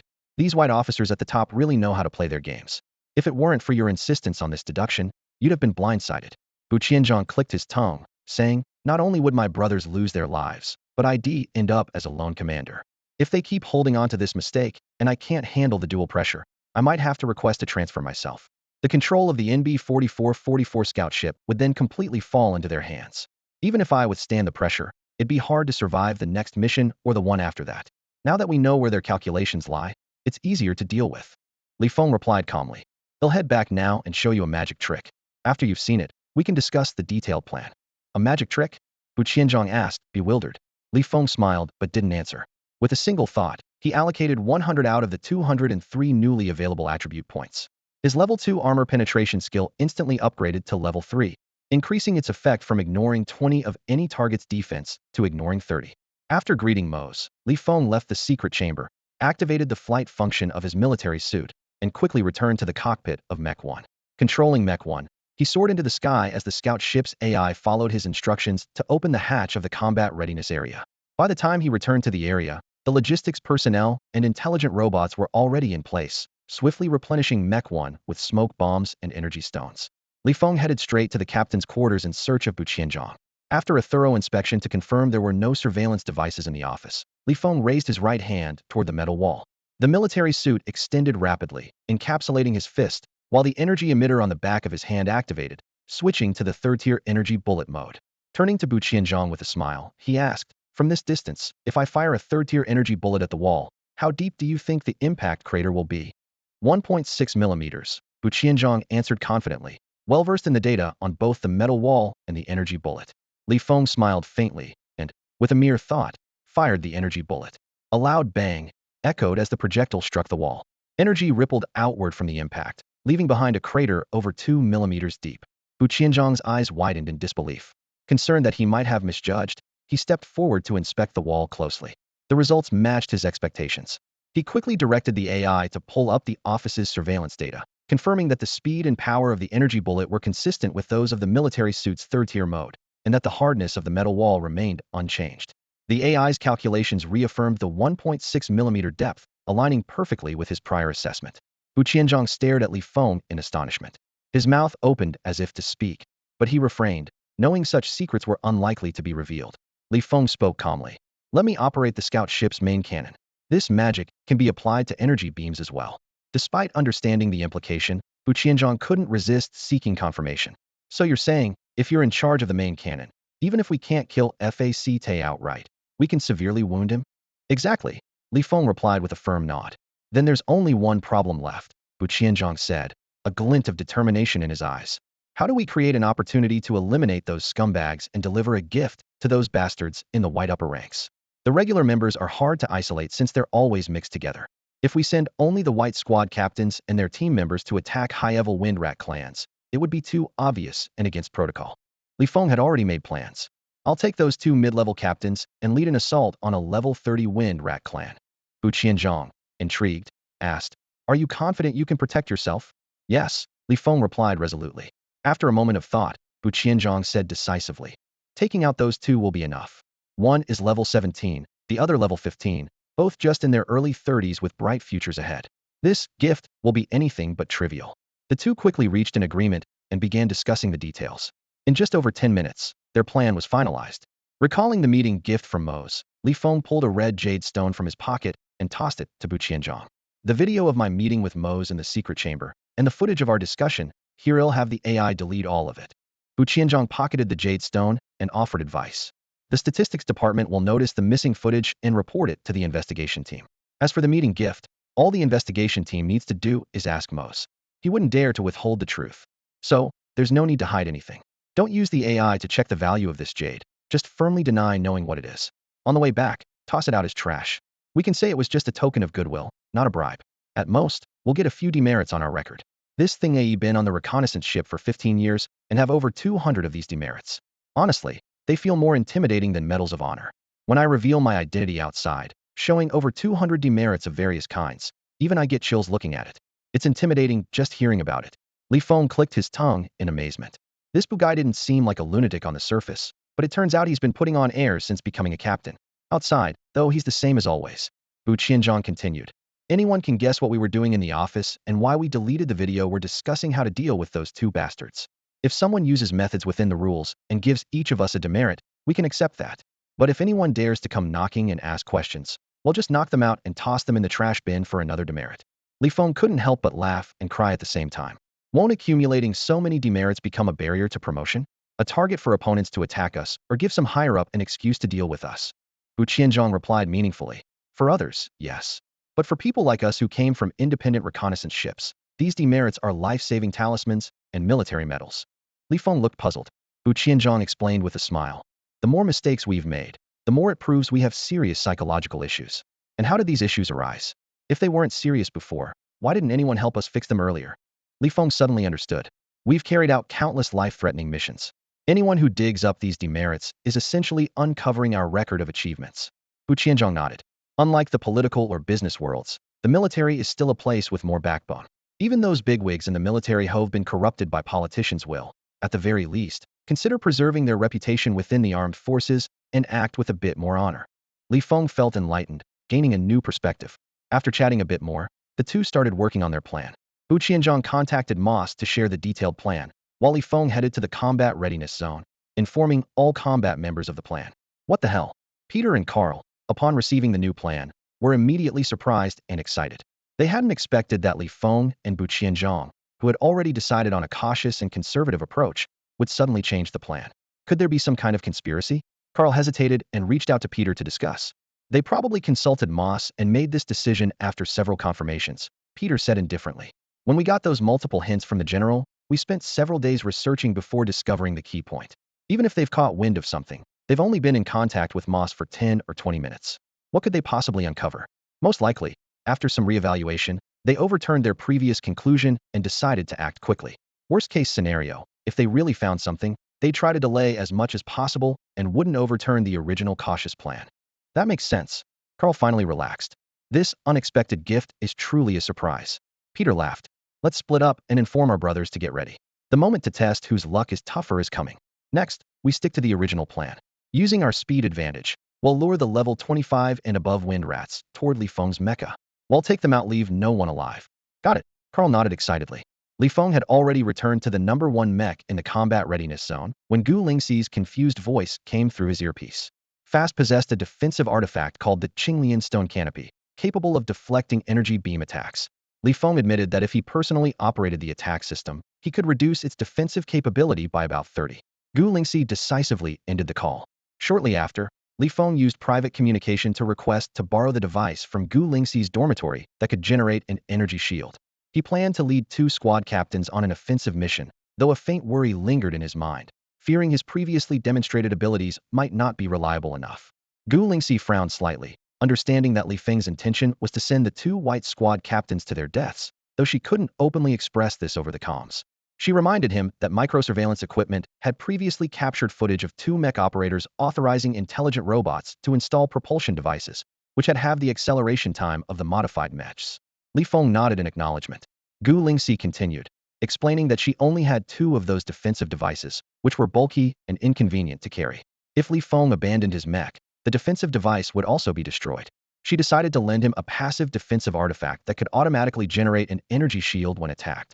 While its defensive strength was slightly weaker, when combined with the defensive system of multifunctional military uniforms, it could withstand a full-force strike from a level 30 Wind Mouse clan member. Li Feng immediately expressed his gratitude. Gu Lingxi, recalling the mini-simulator Li Feng had yet to return, gritted her teeth and reminded him, "Remember, this is a loan. You must return it afterward." Li Feng replied in disappointment. "With your status and position, you shouldn't say such things. It's unbecoming." Gu Lingxi, displeased, retorted, "I only have 2 of these defensive artifacts. You must return it." Li Feng teased, "Afraid of death more than I am, huh? Keeping 2 of every life-saving tool." Feeling uneasy, Gu Lingxi added, "This defensive artifact requires replenishment of spiritual energy after activation. Only cultivators can channel spiritual energy into it. You won't be able to use it." Li Feng assured her he would return it after the mission. Relieved, Gu Lingxi opened the mech's cockpit door. Li Feng followed closely behind, entering her cockpit. The once spacious cabin now felt cramped with his presence. Gu Lingxi sealed the cockpit and handed him a jade-green pendant. "Wear it as an accessory. Just hang it on your waist," she instructed. Li Feng took the pendant and attached it to his waist. Gu Lingxi added, "I'll have someone modify or delete the relevant video footage from inside the mech." With that, she opened the cockpit door again, and Li Feng returned to the cockpit of the number 1 mech. Everything was ready for the mission. A few minutes later, the combat readiness zone broadcasted the departure announcement of the reconnaissance ship. Everyone opened their holographic maps and watched as the reconnaissance ship began to ascend, hovering above the MOC army. Upon reaching the 2,000-kilometer altitude, the scout ship halted its ascent between the planet's exosphere and outer space, shifting its course toward the area where Fast's army was stationed. Thud, thud, thud. Upon learning that a human interstellar pirate ship had appeared, Fast quickly deployed numerous patrols and scouts to monitor the high-altitude skies. Only wind mice of level 10 and above were capable of patrolling such near-outer space regions. These patrols and scouts were formidable, but they were no match for the scout ship. With the ship's intelligent attack mode activated under Bu Qianzhang's control, any daring patrols or scouts that attempted to approach were shot down within a 10-kilometer radius. The scout ship advanced unimpeded, heading straight for the skies above Fast's hiding place. Under Bu Qianzhang's command, a barrage of energy cannons was fired toward Fast's location. Boom, boom, boom. At the 2,000-kilometer altitude, Fast and the level 20 and above wind mice with heightened senses immediately detected the danger and swiftly evacuated the risk zone. The level 10 and above wind mice also quickly retreated following the alarm. However, the energy cannons rained down with ferocity, unleashing violent energy waves that spread across a 1,000-meter radius. The level 10 and below wind mice, despite receiving the warning, were not fast enough to react and were ultimately torn to shreds by the explosive energy storm. Fast fled rapidly, but the scout ship relentlessly pursued him, continuing to fire energy cannons that left massive craters, each with a diameter of 400 to 500 meters, in their wake. Boom, boom, boom. Watching the scout ship disregard its energy reserves to maintain its pursuit, Fast erupted in fury, roaring, "Kill them! Destroy that interstellar pirate ship!" Despite his volatile temper, he refrained from attacking recklessly and instead issued orders to target the scout ship. On the holographic map, Fast commanded a large number of wind mice to take flight from all directions, swarming toward the interstellar pirate ship.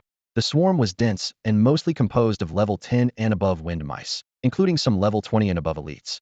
Among them were 3 of Fast's subordinates, each over level 30, who approached the scout ship from 3 different directions. Meanwhile, Feng seized the opportunity, issuing orders as the combat preparation bay doors opened. He piloted his mech directly toward a level 31 wind mouse positioned in front of the bay doors, initiating an aggressive engagement. Is he crazy? The moment the order was given, this thought flashed through the minds of all combat personnel except Gu Lingxi. Pete's face turned pale as he silently cursed. Damn it, we're doomed. Carl, on the other hand, erupted in anger over the public channel, shouting, "You bastard! You're dragging us to our deaths." Feng merely smiled without responding, continuing to accelerate his mech toward the level 31 wind mouse. Pete and Carl's furious outbursts grew louder, but they nonetheless piloted their mechs out of the combat preparation bay, flanking Feng to the left and right as they accelerated in formation per his orders. Feng, Pete, Carl, and 28 other squad leaders who were all Caucasians transferred from other independently operated scout ships under Caucasian control were bound by the unyielding military discipline ingrained in them. This supreme code of obedience left no room for hesitation. Even though Feng's decision to confront the level 31 wind mouse Hedon seemed suicidal, they followed orders without question. The level 31 wind mouse, initially hidden among the level 20 and above wind mice, felt insulted as 3 mechs charged directly at him. Without hesitation, and undeterred by the scout ship's main cannon fire, he began accelerating furiously, heading straight for Feng and his team. 500 kilometers, 400 kilometers, 300 kilometers. The level 31 wind rats were closing in at a staggering speed, covering 2 to 3 kilometers per second 5 times faster than the maximum flight speed of the mechas. Feng, Pete, and Carl piloted their mechas, watching the distance on the display shrink rapidly, their heartbeats quickening in tandem. When the distance between them and the wind rats narrowed to just 100 kilometers, Feng decisively ordered a halt. The mechas came to an abrupt stop in midair, screeching with the sound of grinding metal. Pete and Carl followed the command, though their faces were etched with despair. On the display, the figures of the level 31 wind rats grew larger and larger. They knew escape was nearly impossible this time. The mecha's 2 fatal weaknesses were laid bare in this moment: insufficient reaction speed and a lack of explosive power compared to alien species of the same rank. Even with additional thrusters, their acceleration was limited to roughly 1 kilometer per second. Meanwhile, the level 31 wind rats could easily reach speeds 5 times greater. At this point, the gap between their speeds was insurmountable. Even if Feng gave the order to retreat now, they couldn't possibly reach the reconnaissance ship 50 kilometers away before the wind rats caught up. Attack with full force. Feng's command reverberated through the comm channel. Instantly, the 60-plus energy launchers on the front of the mechas lit up with blinding brilliance. Energy cannons and bullets poured out in a torrential barrage, streaking across the dark void of space in dazzling arcs. Pete and Carl joined in, unleashing a relentless assault as the firepower of all 3 mechas merged into a dense web of energy. Yet, for the level 31 wind rats, the distance of several dozen kilometers was negligible. Even level 11 wind rats could easily evade such attacks, let alone these formidable adversaries. The wind rats maneuvered through the onslaught with breathtaking speed, weaving through the energy beams as if performing a deadly, elegant waltz. In less than 30 seconds, the wind rats had closed the gap to within 10 kilometers. In the next instant, countless sharp wind blades slashed toward the three mechas like swords. Alarms blared in the cockpits. Warning! Warning! Mechas under attack. Energy reserves depleting rapidly. The mechas, capable of only level 25 combat strength, were utterly outmatched by the level 31 wind rats. Feng and his team frantically piloted their mechas, dodging as best they could, but they could only manage to avoid the majority of the wind blades. Many still struck the mecha's surfaces, sending sparks flying. The situation turned even more dire as the wind rats closed in for melee combat. Their razor-sharp claws slashed with lightning speed, and at such close range, every wind blade struck with pinpoint accuracy. While the mecha's defense systems were formidable, the power of the wind rats' attacks was equally overwhelming. The energy reserve indicators plummeted visibly. 90, 80, 70. Retreat. Retreat. Full retreat. Feng suddenly issued the command to withdraw. The order left Pete and Carl nearly paralyzed with disbelief. Retreat now? What hope was there except to use the last of their energy for a self-destruct, perhaps taking a few wind rats down with them as a final act of defiance? As the mecha's energy reserves dropped to a critical 20, Feng looked upward. In this exosphere-like layer, the atmosphere was extremely thin, with no clouds to obscure his view. Despite the distance of 50 to 60 kilometers, his sharp eyesight allowed him to spot the silhouette of the reconnaissance ship through the cockpit's protective glass. More importantly, he noticed that the ship's combat bay door was already open. A determined glint flashed in Feng's eyes. Taking a deep breath, he activated his teleportation ability. The skill allowed him to transport only what his own power could bear, and the weight of Mecha 1 several dozen tons was far beyond that limit. Just as the wind rat's claws were about to tear through his mecha, Feng's figure vanished, reappearing at the entrance of the reconnaissance ship's combat bay. Captain, that was incredible. Whoa. Captain, was that a cultivator's teleportation technique? Nicely done. Feng's sudden appearance sparked a wave of cheers from the Asian team members inside the bay. They had thought him doomed, but seeing him safe and sound at the doorway left them ecstatic and almost incoherent with excitement. In stark contrast, the Caucasian team members wore grim expressions, their eyes filled with resentment and hostility, as if they wanted to tear Feng apart. Their extreme reactions hinted at hidden tensions and conflicts within the team. Impressive. I thought you were just a useless second-generation soldier, but turns out you're incredible. Feng, you bastard, came Peter's furious roar over the public channel. If I had known you had these skills, I wouldn't have lost. Peter and Carl locked onto Feng's location, only to find him standing unharmed aboard the reconnaissance ship. The anger in their hearts instantly turned to helplessness. Being defeated by someone they once deemed a useless second-generation soldier, who had leveraged his position to take two down with one move, was a hard pill to swallow. However, as they realized they had been outmatched by an unprecedented long-distance teleportation ability, their unwillingness gradually turned into a peculiar sense of awe. This teleportation technique, capable of bypassing both mech and reconnaissance ship energy shields, completely overturned their understanding of combat. With two thunderous explosions, Peter and Carl, without hesitation, chose to accept their loss. They activated their self-destruct systems with the last of their energy reserves. Meanwhile, the level 31 wind rodent gracefully evaded the explosion. In the preparation zone, Feng ignored the peculiar stares from those around him and quickly made his way to the control room. The moment Peter and Carl were defeated, Fu Qianzhong had already informed Moss to proceed with their plan. Moss, well prepared, watched as the 3D map on the scanner displayed his 12 million-strong army mobilizing and advancing rapidly toward fast forces.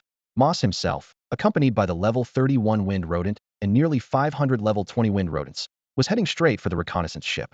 At first glance, the plan seemed like a suicidal mission for this massive army.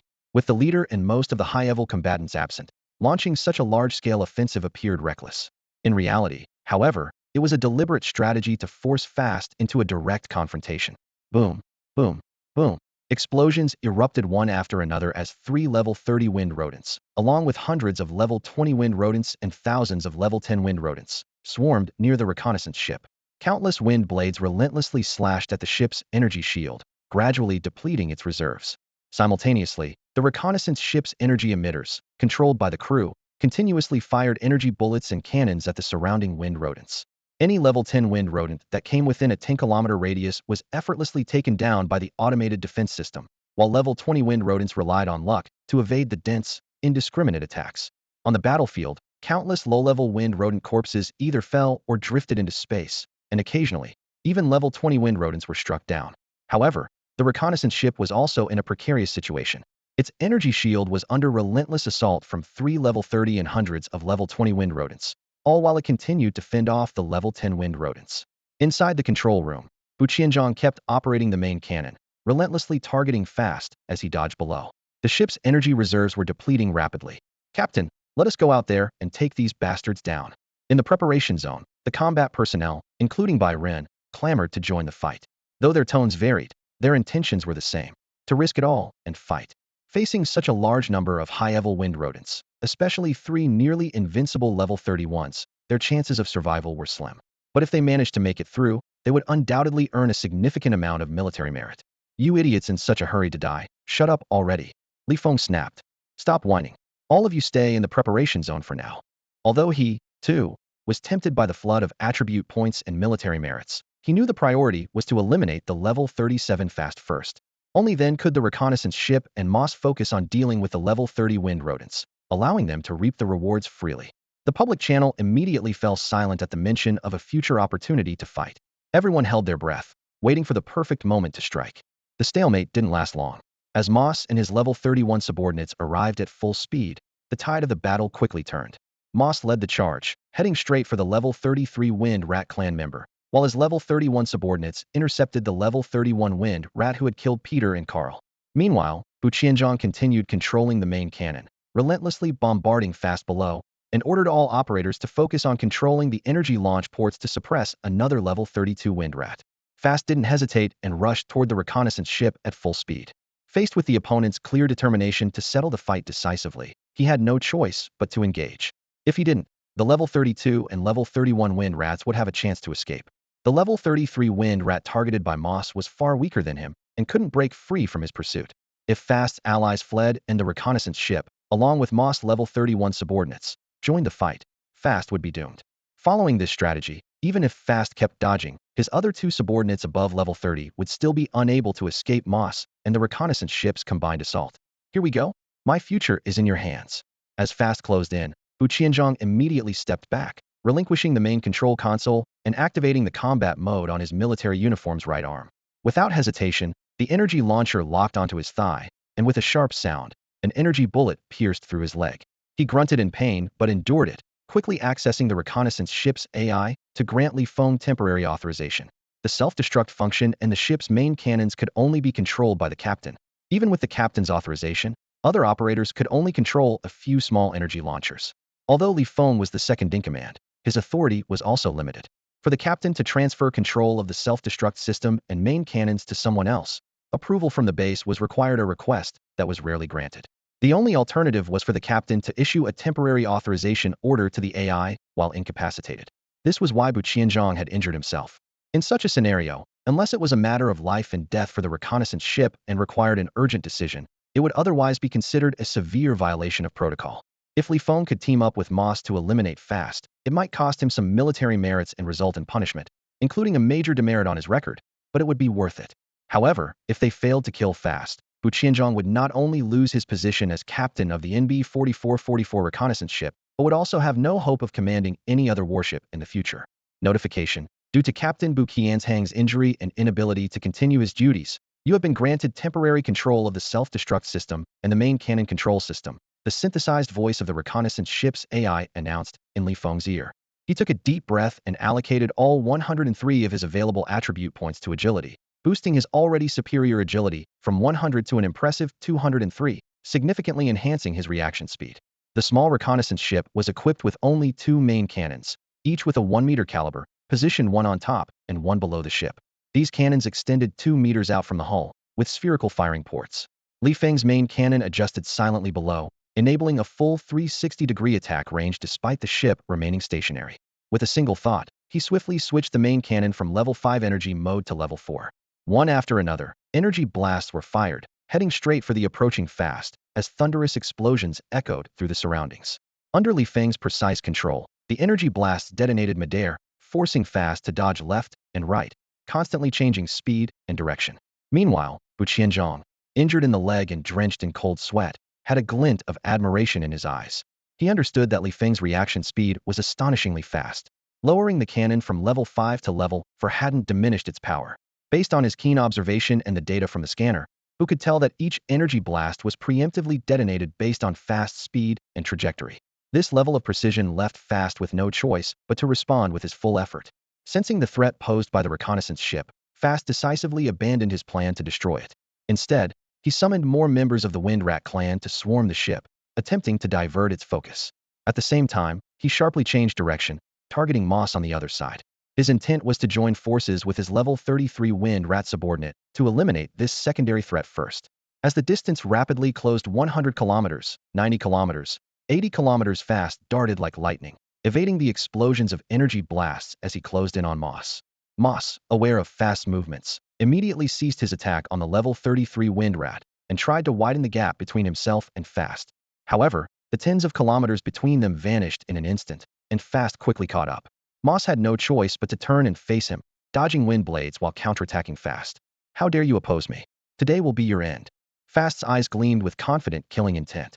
Li Feng had already redirected his cannon, focusing on suppressing Fast's level 33 subordinate, leaving the reconnaissance ship unable to provide effective support to Moss. This effectively turned their battle into a unknown duel. At that moment, Fast executed a sharp maneuver, dodging several wind blades before finally closing in on Moss. He raised his sharp claws, slashing toward Moss with a piercing whistle that tore through the air. However, Moss remained unshaken. A sudden energy shield rose around him, effortlessly deflecting the attack. In his hand appeared a sky-blue sphere, which rapidly expanded as he poured energy into it. The glowing blue light surged toward the nearby Fast. Fast's expression changed drastically as he sensed the imprisoning power within the blue light. It felt as though his body was turning to stone. Without hesitation, he began to channel his energy with full force, attempting to break free from the restraining power. On the reconnaissance ship, Li Feng quickly abandoned his suppression of the level 33 Wind Rodent and switched the main cannon to the 5th gear, releasing a 1-meter-wide energy beam. The beam radiated a destructive aura as it shot precisely towards Fast, lasting only a second before dissipating. The ship's energy reserves were instantly depleted by 3. Damn it! Fast realized he had been tricked and reacted swiftly. While desperately mobilizing his energy to break free, he gritted his teeth and directed a portion of it into the Qinglian stone lotus within his body. In an instant, a green lotus pod with a diameter of 3 to 4 meters formed around him. Massive energy converged and transformed into a beam of light that struck the Qinglian stone lotus. No! Fast's expression turned to terror as he discovered that the impact of the energy beam caused the Qinglian stone lotus to collapse abruptly. Even the energy shield protecting him shattered like paper. The remaining energy beam directly hit his body, nearly destroying him, as he plummeted downward like a meteor. I'll handle this. As the scanner displayed severe damage to Fast's body, Li Feng stopped Moss through the communicator just as he was about to charge at Fast. Moss turned around and attacked the level 33 Wind Rodent instead. Without hesitation, Li Feng fired another high-intensity energy beam, aiming at the falling Fast. Boom! Before Fast could hit the ground, the energy beam caught up to him and engulfed him in an instant. A system notification chimed. You have killed the enemy, gaining 1289 attribute points. A wave of exhilaration surged through Li Feng, leaving him utterly thrilled. No, Chief. 3 wind rodents above level 30 sensed Fast's death, their eyes filled with rage, each reacting differently. The level 33 wind rodent tried to shake off Moss and charged toward the reconnaissance ship. Another rushed to attack the ship, seeking vengeance for Fast, while the third sped toward outer space, attempting to flee from this hopeless battle. The wind rodents above level 20 displayed similar behavior. Some fearlessly attacked the reconnaissance ship, while others turned and fled downward. It's all yours. Li Feng left these words behind as he activated the flight function of his military uniform, heading straight for the combat zone. After Fast's death, the reconnaissance ship's mission was to assist Moss in killing or heavily injuring the wind rodents above level 30. The earlier strike to kill Fast had been deliberate. Using the main cannon to attack other enemies afterward wouldn't earn him any military merit. He needed both attribute points and military merits, and taking action himself was the only way to achieve both. On his way, Li Feng swiftly brought up the system menu. Well prepared, he spent 400 attribute points to enhance 4 attributes that were below 100. Ding! Your attributes have all reached 100 points. You have acquired the ability, Flight. Flight, level 1, grants flying capabilities equivalent to movement speed. Each level upgrade doubles flight speed based on movement speed. Awesome! Li Feng's face lit up with excitement. Another extraordinary ability in his arsenal. This ability not only granted him aerial combat capabilities without the need for mechas or multifunctional military uniforms, but also allowed his speed to double with each level upgrade. Combined with his armor-piercing and teleportation abilities, Feng could maintain dominance even against enemies with special powers of the same level. Good news kept coming. In the next moment, Feng distinctly felt a strange transformation occurring in his body. The most noticeable sensation was the emergence of a peculiar perception, an integration of hearing, vision, touch, and other senses. Even though he wasn't a cultivator or an esper, he could sense the presence of a mysterious energy permeating the world, along with an even more enigmatic and terrifying force known as the power of laws by cultivators. This revelation didn't come as a surprise to him. Knew it was the result of his combined attributes surpassing level 20, marking his first life level evolution. All races undergo their first life evolution upon reaching level 20, with varying outcomes depending on their foundations. For humans, the first life evolution grants an enhanced sense that transcends the 5 basic senses. This perception is nearly 1,000-fold stronger than the mental attribute. In other words, when the mental attribute reaches 100 points, the perception range extends to a radius of 100 kilometers. Within this range, one can see, hear, smell, and sense nearly everything. The closer the distance, the stronger the intensity. This ability can even penetrate various objects. At this moment, Feng's mental attribute was at 139 points, giving him a perception range of 139 kilometers. Without barriers like energy shields, his perception could penetrate even thick metal walls at close range, revealing everything on the other side. After achieving the first evolution of his life level, Feng experienced not only enhanced sensory perception, but also numerous incredible abilities. His lifespan was extended, his body could autonomously absorb energy from the environment, and he could survive for long periods without oxygen, food, or water. After some consideration, Feng spent 110 attribute points to upgrade his flying skill to level 3, and another 100 points to raise his teleportation skill to level 3 as well. The enhanced flying skill tripled his flight speed compared to his movement speed, while the teleportation skill doubled in usage, allowing him to teleport up to 4 times a day. The remaining 679 attribute points were evenly distributed among the 5 main attributes, boosting his average attribute value to 288 points and elevating his overall strength to level 22. Taking a deep breath, Feng suppressed his excitement, forcing himself to stay calm as he quickly headed to the combat preparation zone. Following his instructions, the scout ship's AI opened the doors to the preparation area. He addressed his team with their mission. Brothers, our task this time is to help Moss eliminate Fast and assist him in unifying this life-bearing planet. The first mission is complete, but as long as the war isn't over, killing enemy forces remains our second objective. Military merit points are right in front of us. How many you can earn depends on your skills. If anyone has a fondness for the Wind Rodent Tribe's scrap metal, feel free to collect it, but make sure to discard it somewhere before returning to the base. Feng issued the command via the public channel, his excitement soaring. The team members responded enthusiastically. Damn, I'm suddenly starting to like you. Captain, you're awesome. Captain, I just realized you're like a father to me. All the combat personnel, including the white members of the team, understood the meaning behind Feng's words. Move out. Feng activated the combat mode of his multifunctional military suit and was the first to fly out of the preparation zone. Instead of using the suit's flight mode, he relied on his own flying ability, diving at full speed toward the Wind Rodent Tribe's army below. His teammates stared in disbelief. Even Gu Lingxi was stunned, watching his rapidly disappearing figure, doubting her own eyes. Looking back at the data displayed on the 3D map, Gu Lingxi began to suspect that the scanner was malfunctioning. Clad in only his multifunctional military suit, Feng's speed surpassed that of combat mechs, with his velocity skyrocketing. 500 kilometers per hour, 1,000 kilometers per hour, 1,500 kilometers per hour, and then accelerating to a staggering 36,000 kilometers per hour before reaching the limit. It was completely illogical, as the military suit's maximum speed was only around 1,200 kilometers per hour, and even the combat mechs topped out at 20,000 kilometers per hour. Yet Feng's maximum speed was nearly twice that of the mechs. What's with that speed? Gu Lingxi couldn't help but ask. Naturally, it's because my strength level has seen a significant boost, Feng replied. Gu Lingxi was stunned, her mind filled with questions. Why had his strength level increased so dramatically? She knew that only cultivators and ability users possessed the power of flight. Even with an increase in strength level, where did this flying ability come from? I found it. Feng casually brushed off her inquiry.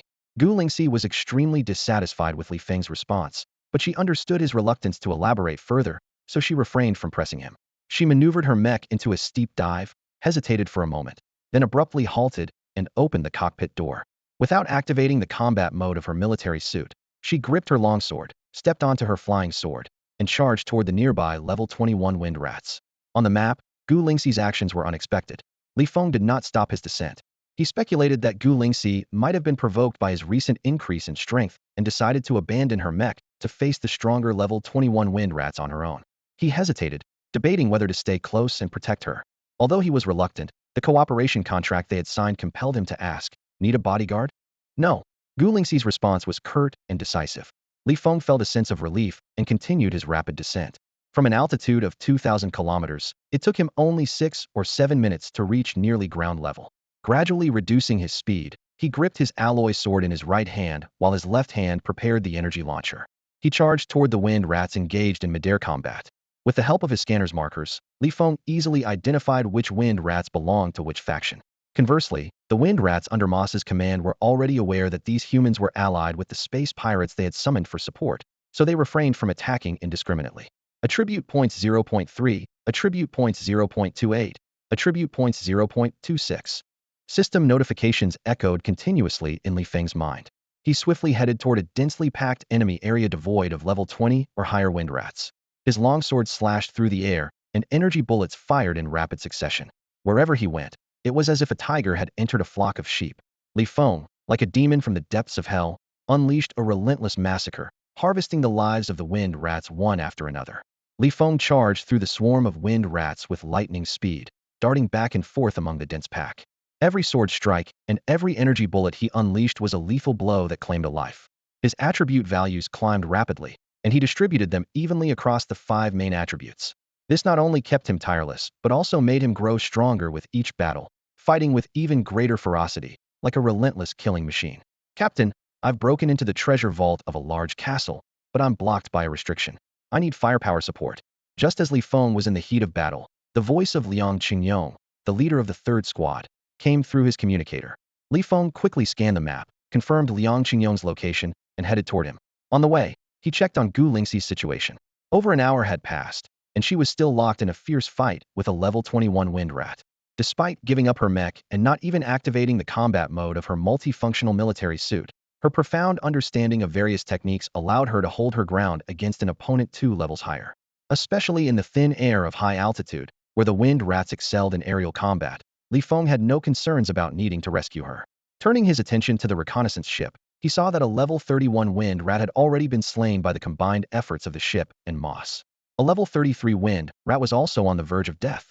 Only the level 32 wind rat, which had fled into outer space after witnessing Fa Site's death, had escaped beyond the ship's scanning range. Flying into the large castle Liang Qingyong mentioned, Li Feng descended the stone steps swiftly and reached the entrance of a massive secret chamber. The surroundings were littered with wind rat corpses, and the thick stone walls had been blasted into rubble by Liang Qingyong's energy cannon. However, a barely visible shimmering barrier remained inside a restriction set by an alien race, akin to the formations described by human cultivators. Having undergone his first evolution, Li Feng could sense the extraordinary laws embedded within the restriction. Strange runes flowed across it, indicating its considerable strength as a defensive barrier, but it wasn't beyond his capability to resolve. After briefly analyzing the nature of the laws within the restriction, Li Feng felt assured. He immediately notified the reconnaissance ship's AI and requested an energy beam strike from Captain Buqianzhang. Once he received confirmation, he signaled Liang Qingyong to retreat to the edge of the area. As the targeting was completed and the countdown ended, a powerful energy beam descended from the sky, piercing through the castle's thick walls and the layers of rock beneath. With a deafening explosion, the residual force alone shattered the defensive restriction. Li Feng charged in without hesitation.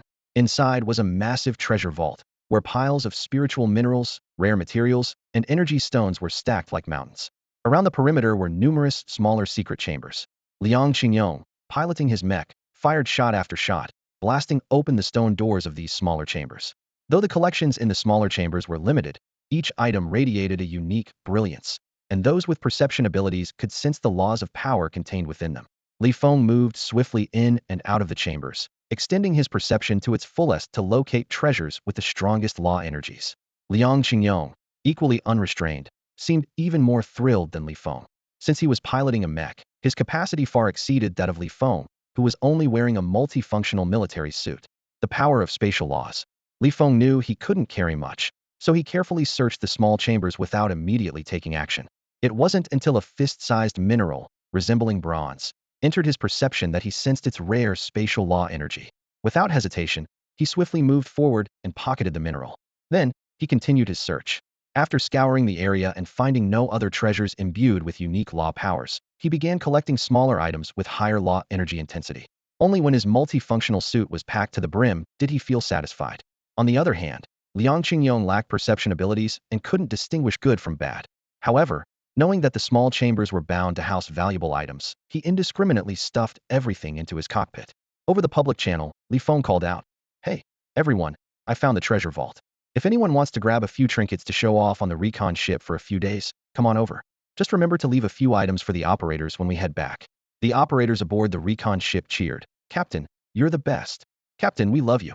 However, Bu Qianzhang's angry voice soon erupted. "You bastard. I've tolerated you long enough. Are you trying to win people over right in front of me and stage a coup?" He raged. "Damn it, you shameless jerk. Instead of thinking about us when you find good stuff, you have the audacity to call yourself the captain?" Others joined in. "Yeah, exactly. Say another word, and he'll blast you from behind. I've had enough of you. If you've got the guts, transfer me 100,000 credits, and he'll call you daddy in front of everyone. If you're too stingy, then shut up." Bu Qianzhang felt wronged. It was rare to come across such a low-risk mission with plenty of time, and of course, he wanted to secure some benefits for the brothers on the warship. However, he had been too busy assisting Moss in hunting or capturing wind rodents above level 30, allowing Feng to seize the opportunity first. Ignoring the chaos on the public channel, Feng continued his search in the treasure vault, then exited the large fortress and resumed his relentless assault. No treasure, no matter how valuable, could compare to the importance of a tribute points or even military merit. He paid no mind to Bu Qianzhang's resentment. In both politics and the military, leaders and their deputies often had natural conflicts, though exceptions weren't uncommon. The NB 4444, a small independent recon ship, was one such exception. Despite their clashes of interest, Feng and Bu Qianzhang were comrades aboard the same vessel, sharing life and death. Their future depended on mutual support. Minor disputes over interests were trivial in comparison.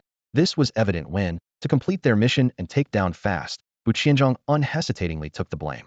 He even shot himself in the leg to transfer primary cannon control to Feng. By doing so, he bore the weight of a major violation and allowed Feng to take the lion's share of the military merit. Conversely, while Feng aimed to replace Bu Qianzhang as captain, he would never intentionally let fast escape.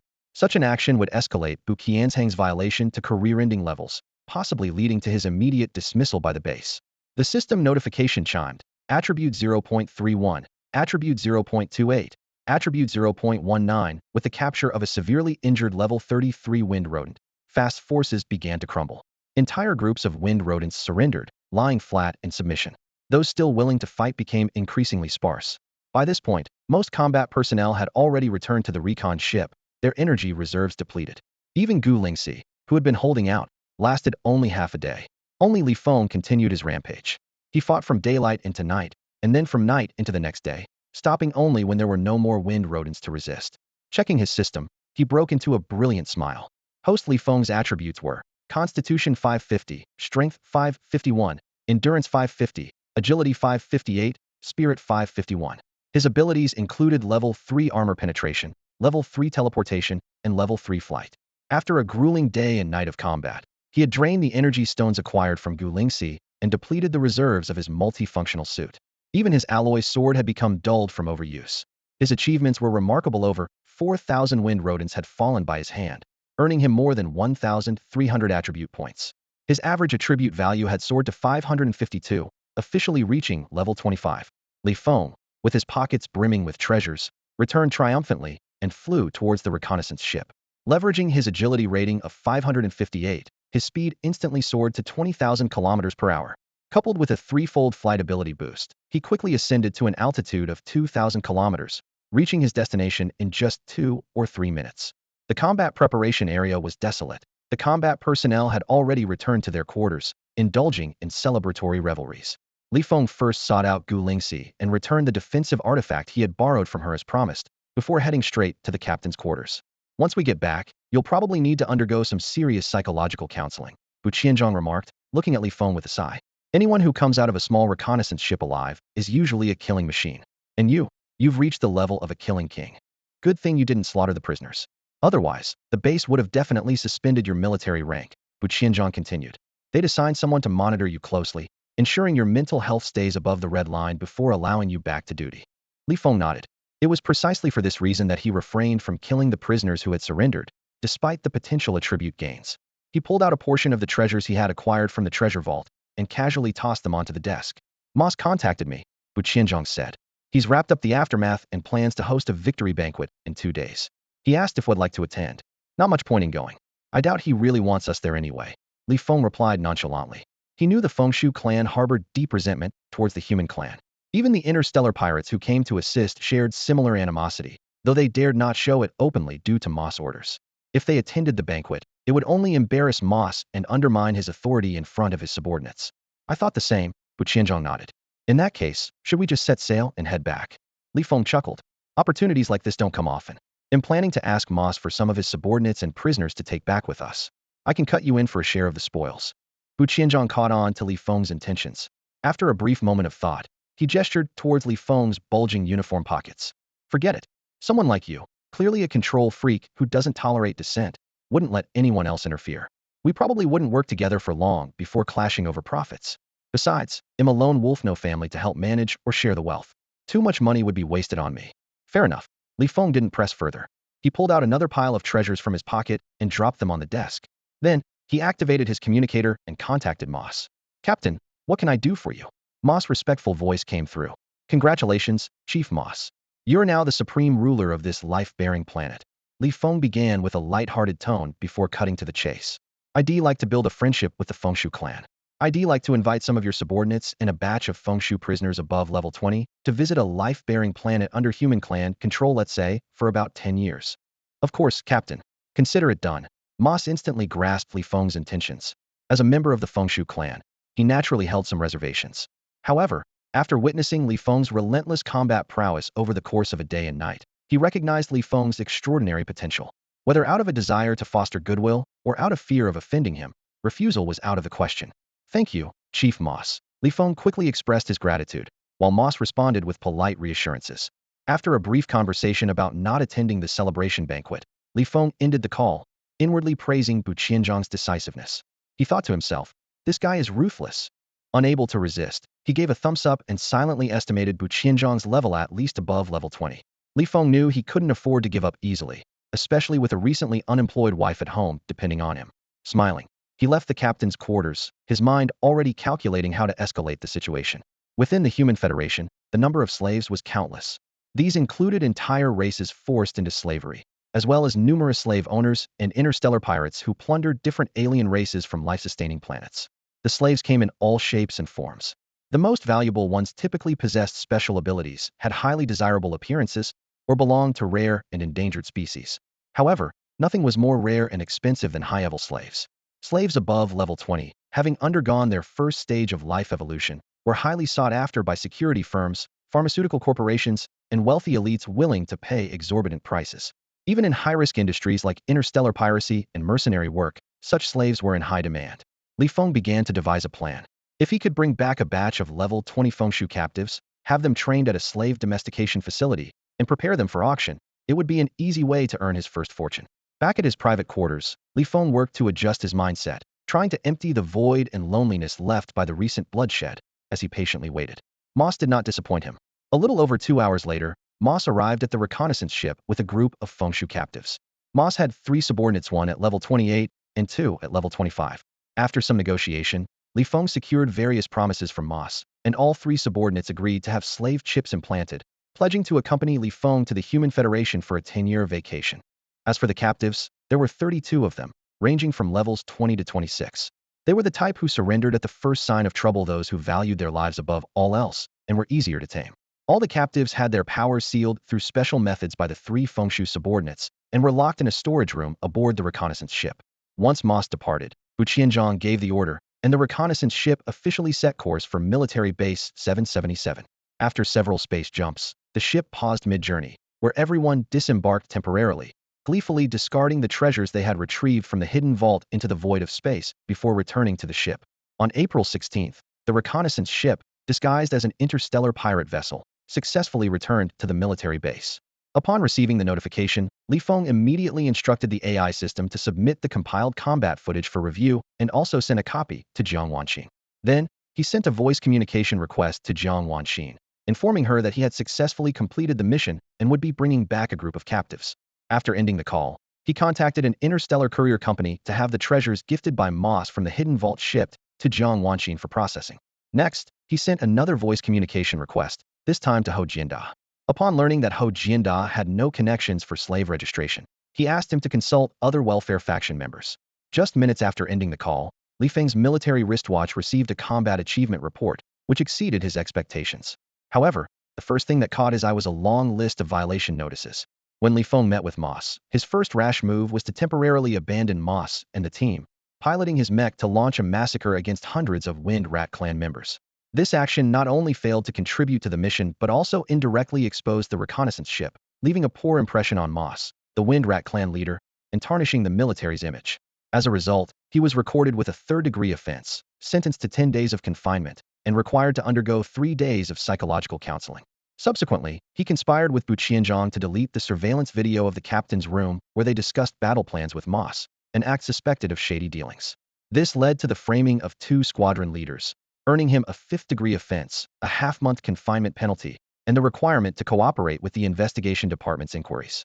Additionally, he faced multiple accusations, including allegedly accepting valuable gifts from Moss, appropriating war spoils, committing large-scale massacres of low-level Wind Rat clan members in violation of humanitarian principles, and allegedly soliciting bribes from Moss in exchange for Wind Rat prisoners. In total, he received 7 disciplinary actions, with confinement penalties alone adding up to 2 months. However, Li Feng was unfazed. He knew that no one from the military law office would dare invite him to the confinement room for a chat, nor would anyone from the investigation department dare to question or take his statement. According to Bu Qianzhong's advice, anyone who dared to confront him could simply be beaten up and thrown into the trash bin, at most adding a few more offenses for assaulting colleagues and refusing to cooperate. Looking at the military merit points he had accumulated, Li Feng grinned brightly. In the final battle, he had killed over 4,000 enemy Wind Rat clan members, earning 13,000 merit points. With these points, he could already be promoted to lieutenant. In the battle where he defeated Fast, he gained an additional 12,800 merit points, bringing his total contribution to 30,000. From this mission alone, he obtained 56,000 merit points. Adding the 2,700 points he had previously accumulated, his total reached an impressive 59,000 points, enough for a direct promotion to 5-star lieutenant, leaving him just 1,000 points shy of reaching 6-star lieutenant. Lying on his bed, Li Feng felt relaxed and content. He knew that Bu Qianzhong, who had served on the NB 4444 reconnaissance ship for 15 years, was still only a 4-star lieutenant. Due to major violations during this mission, Bu Qianzhong's share of the military merits would likely only be enough to promote him to 5-star lieutenant, or he might even remain at 4-star. Li Feng now had the qualifications to replace Bu Qianzhong and take his position. A few days later, after Bu Qianzhong dealt with various issues, Li Feng planned to discuss the matter with him. At that moment, Ho Jianda sent a voice communication request. Sitting up, Li Feng asked, "Brother Ho, any leads?" Ho Jianda replied, "Not yet. I'm waiting for news. It's just a small matter, nothing to get excited about." Ho Jianda sighed and added, "Kid, you'll have to look after your big brother in the future. Remember when I told you about those personally interviewed by the chief? They're all core members being specially trained. The highest record I've heard of was 2 predecessors who scored perfect marks in 3 rounds of assessments. After being promoted to captain, they earned the qualification for a chief's interview. But you, kid, are defying all expectations being summoned by the chief, while still at the rank of 2nd lieutenant." Li Feng smiled politely, though inwardly, he remained calm, as all of this had been within his expectations. During this mission, Li Feng had not concealed his abilities. His personal power had skyrocketed to level 25, granting him flight speeds 3 times faster than combat mechs, the ability to teleport through mechs and energy shields, and the uncanny capability to severely injure the level 37 fast using the reconnaissance ship's energy beams. Any one of these 4 traits would be enough to astonish others, let alone the fact that he possessed all 4. If the welfare faction chief had reviewed the mission footage, they would undoubtedly want to meet him immediately. At the Health Management Office of Military Base Number 777, Li Feng met Lin Zhengtai, the leader of the welfare faction. Despite being a man in his 70s with white hair and beard, Lin Zhengtai's tall, imposing figure and sharp, penetrating gaze exuded an undeniable aura of authority and ruthlessness. Even dressed in a janitor's uniform, he carried a commanding presence. Their meeting took place on the deck of a decommissioned battleship, surrounded by a swarm of cleaners and robots busy removing scrap materials from the ship. Lin Zhengtai sat cross-legged on the deck with a tea set in front of him, leisurely pouring and drinking tea. A multifunctional cleaning bucket was casually tossed aside. Without any formalities, Li Feng joined him, sitting cross-legged across from the elder. Lin Zhengtai poured a cup of red tea for Li Feng and asked, How much room do you have for improvement in your abilities? Li Feng smiled, stretching his arms out in a straight line to indicate boundless potential. Lin Zhengtai chuckled and followed up. What's your opinion of the welfare faction? Li Feng picked up the teacup, taking in its fragrant aroma. He sipped it lightly, finding a bittersweet taste. While not the finest, it was undoubtedly high-quality tea. Organizing his thoughts, he finished the tea in one gulp and said, the welfare faction is a remarkable group. After my first mission, I was furious with the interstellar communication giants. Risking my life to complete a task, I just wanted to video call my wife to let her know I was safe. But they had the audacity to charge me over 10 credits per minute. After my second mission, I was enraged by the interstellar transportation companies. A simple round-trip ticket costs 70 to 80,000 credits. We risk our necks taking on high-stakes missions to protect humanity, yet our salaries aren't even enough to call home or visit our families. That feeling of injustice and helplessness is unbearable. The welfare and benefits of federal soldiers have been squeezed to the limit. Someone needs to stand up and fight for the rights and entitlements of all soldiers. I'm willing to join the welfare faction and do my utmost to support this noble and grand vision. Lin Zhengtai listened, his demeanor calm and composed. Be honest, he said. Li Feng hesitated for a moment before admitting, you ensure my security early on, and I'll ensure your ambitions are realized later. Good, Lin Zhengtai nodded solemnly. Li Feng studied his expression curiously and asked, so, how did I do in this interview? Out of 100 points, they'll give you 100 billion. Lin Zhengtai replied without hesitation. Li Feng couldn't help but laugh at the exaggeration. This old man seemed to enjoy boasting. Last time, he claimed had become the federal marshal and gave himself a score of 100 trillion points. Now he was talking about fulfilling someone's wishes with another 100 billion points. It all sounded like a joke. Lin Zhengtai's tone grew serious. The irreplaceable next leader of the welfare faction. Li Feng felt a wave of absurdity and couldn't resist questioning. At most, I'd be one of the successors or inheritors, right? What if I die in battle? Would the welfare faction just dissolve? Lin Zhengtai's response was firm and unwavering, leaving Li Feng stunned. The military was full of factions, with new ones being formed every year, every month, every day, even every moment. Seeing the doubt in Li Feng's eyes, Lin Zhengtai spoke slowly. The original purpose of creating the welfare faction dates back to an incident in my youth when the large battleship I was stationed on was attacked by high-ranking winged beings. Li Feng stood inside the spacecraft, reminiscing about the days he was stranded in space after his ship was destroyed. Months of solitude, surviving on bland energy biscuits day after day, had driven him to make a grand vow in a moment of fervor. However, as time passed and he climbed to greater heights, he found himself repeatedly thwarted by that very ambition. His original resolve had long been worn down by the harsh realities of life. Now, faced with Lin Jingtai's candor, Li Feng was at a loss for words. The old man's eyes glimmered with a complex light as he continued. I'm getting old now. The favors I accumulated over the years are nearly all used up. His voice carried a hint of weariness. It's rare to meet someone like you, a talent whose growth, ambition, and character have far exceeded my expectations. Naturally, I have no reason to hesitate. Lin Jingtai's gaze locked onto Li Feng, his tone tinged with resignation. Although you're not a cultivator, and your potential and limits are uncertain, I have no other choice but to take this gamble. If you fall in battle, I won't last a few more years, and there's no chance of waiting for a better candidate to appear. The old man's words carried deep concern. If the welfare faction isn't dissolved, the core members who grew under my wings will fall with me, facing devastating consequences. They've followed me all these years, and many of them still hold onto the lofty ideals I once had. There's no need to ruin their futures. Hearing this, the doubts in Li Feng's heart dissipated, and a smile unconsciously spread across his face. Lin Zhengtai continued, I'll inform all the core members of your identity. You'll also receive a list of their names. If you need anything, go directly to them. If they can't handle it, come to me. Understood. Li Feng replied enthusiastically, his heart brimming with excitement. The irreplaceable position of the next leader. Such a title was truly exhilarating. Though he hadn't officially received his military rank, he already held decision-making power and could mobilize all the resources of the welfare faction without needing Lin Zhengtai's approval. In terms of authority, not even the successors of the most powerful families could compare. Seeing Li Feng's excitement, Lin Zhengtai asked, for this mission, you'll be promoted to a 5-star lieutenant. Do you have any plans? After a moment's thought, Li Feng replied, I'm planning to speak with Captain Bu Qianzhong in a few days to see if he's willing to step down and transfer his position. If we can reach an agreement, I'd like you to arrange a suitable post for him. If he refuses, he'll have to take a tougher approach. My rank should be higher than his, so he'll need your help to pull some strings and forcibly reassign him. Lin Zhengtai chuckled faintly. Handle it however you see fit. If the core members can't resolve it, then come to me. Don't underestimate me, thinking I need to personally step in for every trivial matter. Among your senior members, there are 2 lieutenant generals and 7 major generals. That impressive? Li Feng couldn't help but exclaim. Lin Jingtai dismissed it lightly. It only seems impressive from your current perspective.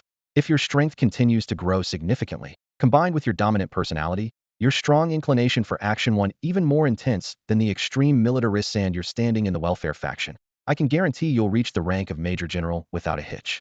But if you aim higher, the more support you've received from the welfare faction and the greater your demonstrated potential, the exponentially stronger the resistance and backlash you'll face. That's more than enough. Li Feng understood Lin Zhengtai's implication and was mentally prepared. Barring any unforeseen circumstances, the military would officially launch a large-scale war against the Fengshu clan within a year at the latest. Lin Zhengtai's gaze turned distant, as if envisioning the battlefield of the future. Except for the extreme militarists, no one claims to enjoy war. But the golden era for soldiers is undeniably on the horizon. Countless young talents are flocking in, destined to produce numerous brilliant rising stars. Whether to advance step by step aggressively or proceed cautiously, you need to plan ahead. Li Feng nodded slightly, his expression thoughtful. Meanwhile, in the office of the Minister of Information at Military Base 777, Major General Anthony sat at his desk, his face grim and his brows tightly furrowed. The door suddenly opened, and a man in his early 30s, dressed in a major's uniform and standing as straight as a javelin, walked in. It was none other than Anthony's most valued son, Mark. Have you seen the news? Anthony asked, looking up. Mark nodded, and Anthony continued, what do you think? A bet is a bet, Mark replied without hesitation. A flicker of hesitation crossed Anthony's face. After a long pause, he sighed helplessly. The NB-4444 reconnaissance ship, which had been staffed with a significant number of white officers, was a project Anthony had fought hard to secure during high-level meetings at Base 777, expending considerable resources in the process. To suppress the officers stepping out from the NB-4444 ship, he had also paid a hefty price in favors and resources. This was not only an effort to secure more military power for the white officers, but also to pave the way for his son. Mark was not only Anthony's most valued son, but also the brightest star in all of Military Base 777, with limitless potential. At just 31, he had already achieved the rank of 8-star major, climbing the ranks through his experience with small, independent reconnaissance missions. While Anthony's support as a major general father played a significant role, Mark's exceptional talent, strength, and intelligence were undeniable. The next step, reaching the rank of lieutenant colonel, was well within Mark's grasp. Achieving this through a high-difficulty mission would further bolster his reputation and standing. More importantly, the federal parliament and the military had been secretly negotiating with the three dominant races, the Winged, the Souled, and the Vampiricto, to secure control over all the life-bearing planets ruled by the Wind Mouse race. To intimidate and win their favor, as well as to strengthen their bargaining position, a four-way live combat exercise had already been arranged. Once Mark was promoted to lieutenant colonel, he would be eligible to compete for the position of fleet commander of a small special operations fleet in this exercise. For this reason, Anthony had spared no effort, using his authority, resources, and information to meticulously plan in advance. Just as everything was falling into place, one critical link had gone awry. Peter and Carl, two young talents Anthony had been nurturing as Mark's future right-hand men, not only failed to secure promotions to lieutenants through this mission, but were also killed as a result of the collaboration between Li Feng and Bu Qianzhang. Peter, in particular, who was highly skilled in mental control, would have been a tremendous asset to Mark's upcoming mission. When the news first arrived, Anthony was so furious that he nearly lost his composure and considered contacting the military judiciary to have Li Feng and Bu Qianzhang thrown into a military prison. After careful consideration, Anthony asked, what if we switch the mission to the DF-325 small reconnaissance ship? They'll transfer the white elites from the NB-4444 ship over. Let me know who you need, and he'll find a way to get them transferred to this ship or your fleet. Mark shook his head and replied, no, let's stick to the original plan and use the NB-4444 reconnaissance ship. I've reviewed their combat footage. Li Feng is incredibly strong and has some extraordinary skills that will be crucial for this mission. Anthony frowned slightly. Isn't that like raising a tiger that could become a threat later on, giving him an advantage? There's no need to overthink it. As long as he helps me complete the mission, that's all that matters. He's not qualified to be a threat to me, Mark said confidently. As the galaxy-wide war loomed on the horizon, Mark understood that to rise to the top in this turbulent era, he couldn't afford to miss any wave of opportunity. Missing even a single wave could mean losing out on an even greater surge. You're right. Completing the mission is the most important thing. I was being too small-minded, Anthony said, finally at ease and letting go of his concerns. After his long conversation with Lin Jingtai, Li Feng returned to the reconnaissance ship, his mind brimming with insights. Before long, his communication device chimed softly. The list Lin Jingtai had promised had arrived. Eagerly, Li Feng opened the file and began meticulously reviewing the invaluable information. The list of welfare faction's core members, apart from Lin Zhengtai as the leader and Li Feng himself, featured 86 key individuals. Among them were 2 lieutenant generals, 7 major generals, and the remaining were all senior officers of varying ranks. Notably, the list also included a group of retired generals and officers. Though they no longer held official power, their extensive networks and influence could not be underestimated. As Li Feng's gaze swept across the names on the list, images of these individuals began to form in his mind. Most of the core members were trusted talents personally recruited and nurtured by Lin Jingtai during his tenure in the military. A smaller portion consisted of fresh recruits that Lin Jingtai had brought in 2 decades ago when he returned to the 777 military base to retire back to where his aspirations had begun. Suddenly, it dawned on Li Feng that as the designated successor to the welfare faction's leadership, these core members would become invaluable resources at his disposal. The realization of instantly gaining access to such an extensive network gave him a fleeting sense of sudden fortune, almost like striking it rich overnight. While Li Feng was still immersed in this peculiar feeling, his communication device emitted an urgent notification tone. It was a voice call request from Ho Jianda. As soon as Li Feng answered, an enthusiastic voice came through. "You're incredible, young master." Young master? Li Feng was momentarily puzzled and asked in confusion. Ho Jianda clarified. "I just received word from the leader. Your position in the welfare faction now is second only to him. Your authority matches his, basically our faction's young master, the one and only." Li Feng couldn't help but laugh at the title.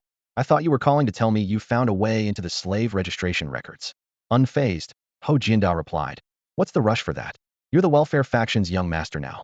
If you want to make money, just reach out to one of the seasoned veterans. There are countless ways to earn big without any investment." Li Feng shook his head. "It's not the same." He understood clearly that aside from Ho Jianda, whose rank was relatively low and who had been on the receiving end of his fists, none of the other core members in the welfare faction would truly respect him yet.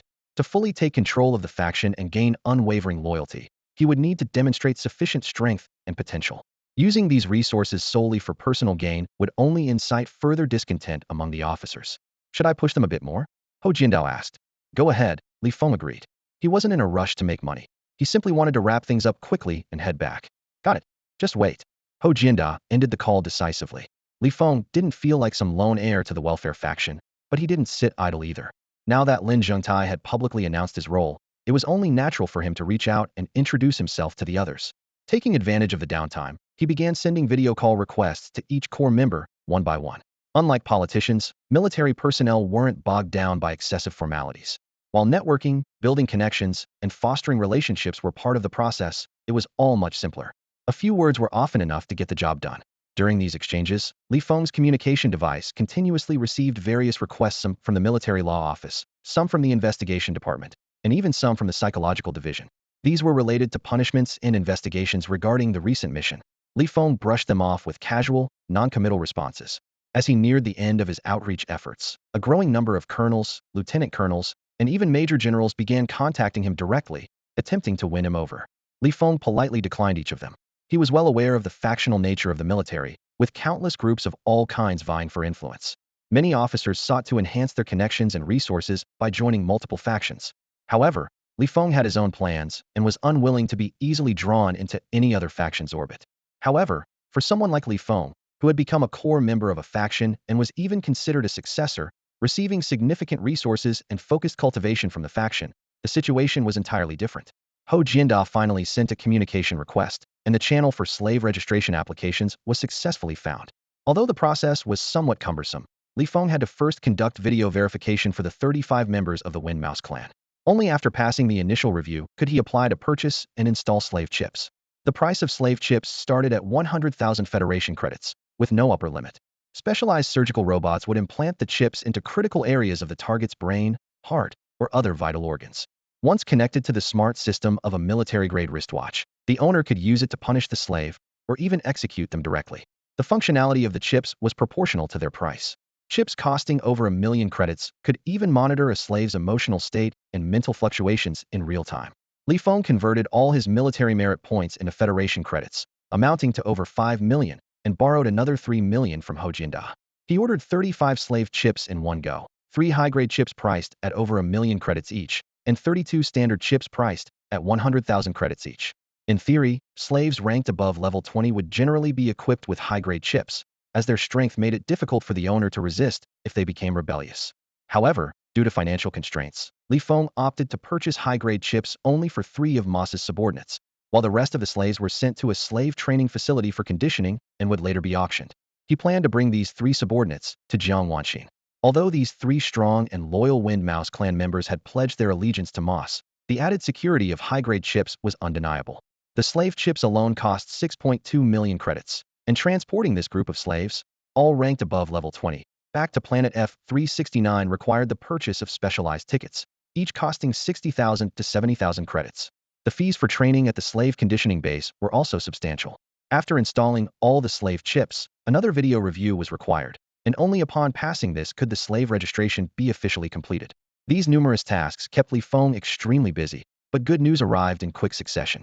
First, his military rank was officially promoted to 5-star lieutenant. Shortly after, Jiang Wanxin sent a communication request with promising news. She had received the batch of treasures and had them appraised at an authentication agency. The items turned out to be rare spiritual minerals and materials ranked between levels 30 and 40. Among them, the spatial law-infused spiritual mineral from the treasure vault, known as the Space Stone, was a primary material for crafting storage-type magical artifacts. It was extremely rare and highly valuable. Another item, the red jade stone gifted by Moss, was identified as a flame stone, which could significantly aid cultivators or ability users specializing in fire-based techniques. The remaining spiritual minerals and materials also had various uses. Jiang Wanxin suggested keeping the space stone for future use, using the flame stone to aid her own cultivation, and selling the remaining materials to raise funds. Even excluding the space stone and flame stone, the value of the other spiritual materials exceeded 1 billion credits.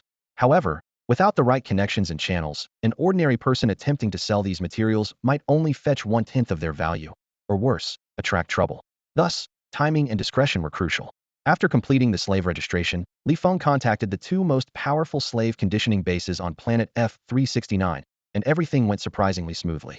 Upon hearing that 32 level 20 Wind Mouse clan members needed training, and that several level 20 Wind Mouse clan slaves could assist with the conditioning, both base directors immediately offered to provide their services for free. They even expressed willingness to help Li Feng connect with auction houses to secure the lowest commission rates and the best auction promotion, with the sole condition that the slave conditioning base could use this opportunity for publicity and even allow public tours. Li Feng gladly accepted and ultimately signed an electronic contract with the strongest of the 2 bases. After purchasing the necessary tickets, he equipped Moss's 3 subordinates with a set of communication devices and sent the Wind Mouse clan members to planet F-369. Finally, Li Feng found some free time for himself.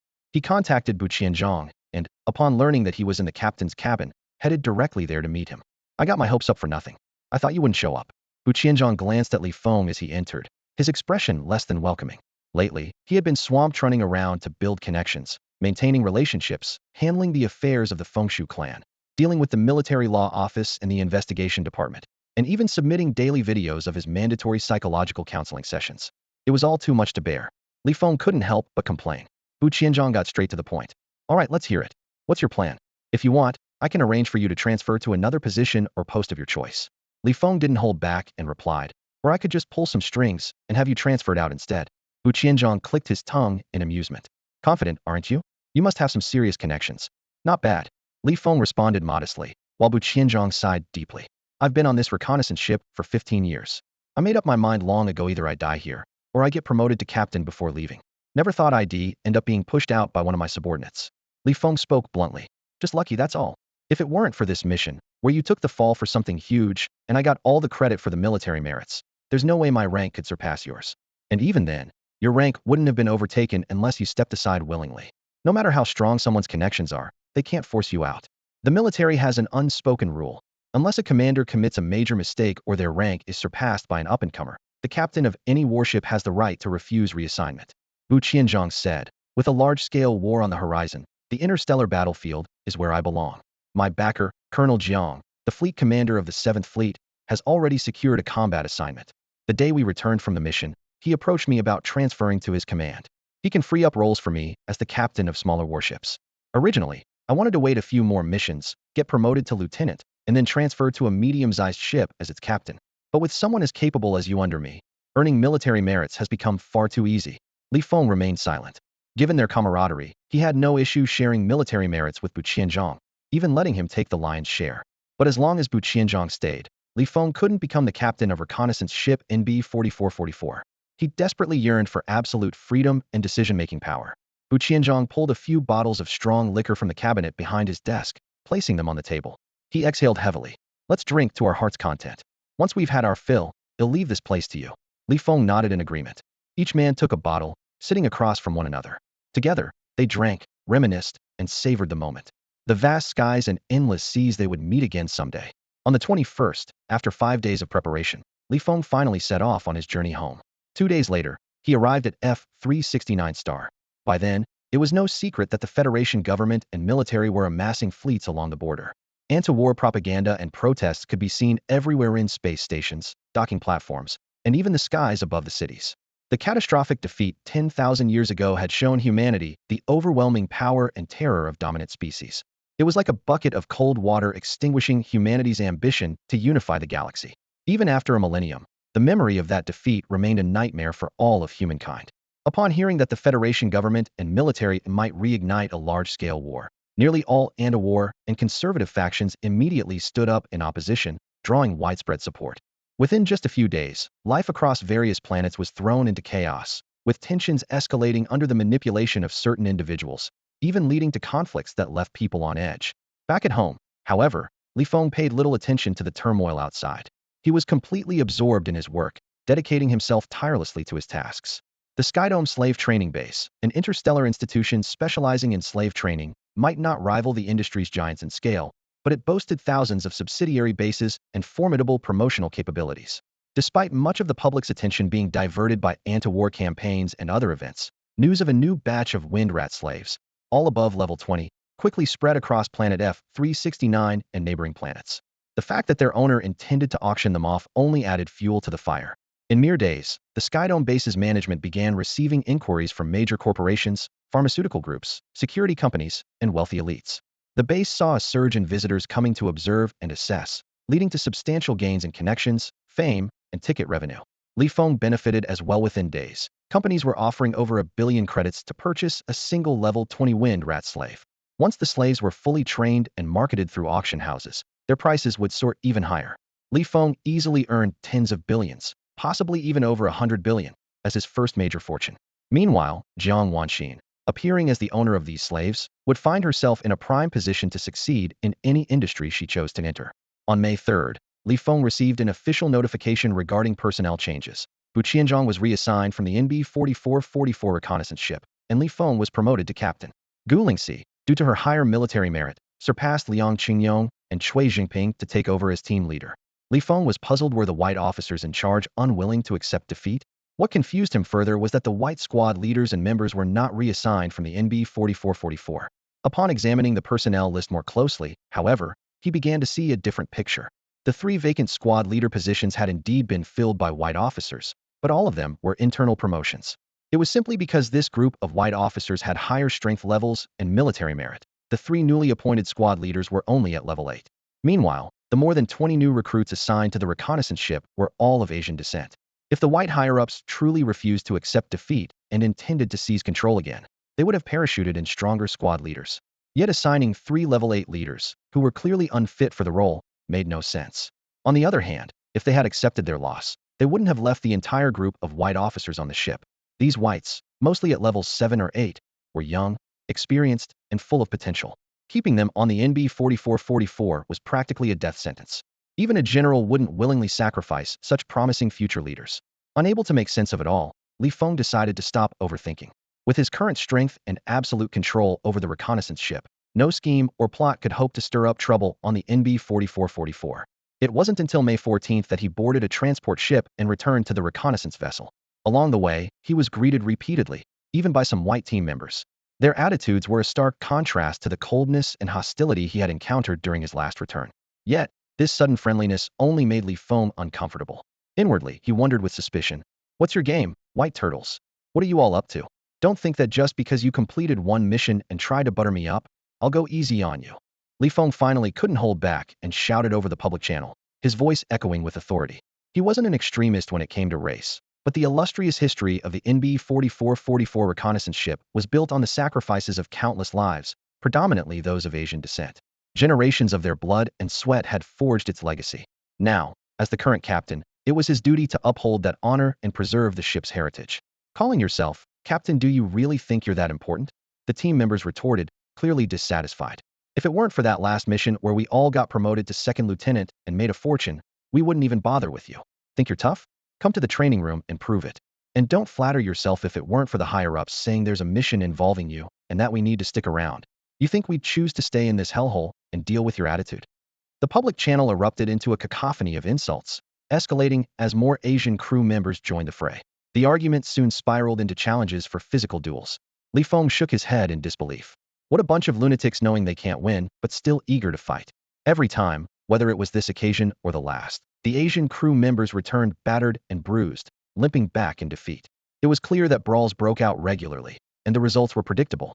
While the Asians might have a numerical advantage if operators were included, in terms of individual or overall combat strength, the white crew members had a decisive edge unless, of course, the powerhouse, Gu Lingxi, a level 19 fighter, joined the fray. Otherwise, the elite white crew would easily overwhelm their opponents. White turtles, get to the docking bay. I'll take on all 323 of you.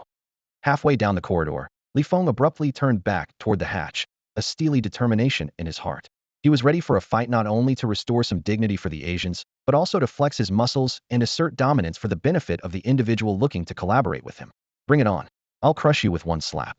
Brothers, let's take this guy down. The response was overwhelming. As expected, these elite white crew members were just as stubborn and reckless, knowing full well they'd struggle, but still refusing to back down, ready to brawl to the bitter end. The docking platform stretched 300 meters long and 200 meters wide. Even with the NB-4444 reconnaissance ship parked in the center, the surrounding area still appeared remarkably spacious. Li Feng didn't have to wait long at the edge before a large number of team members swarmed in.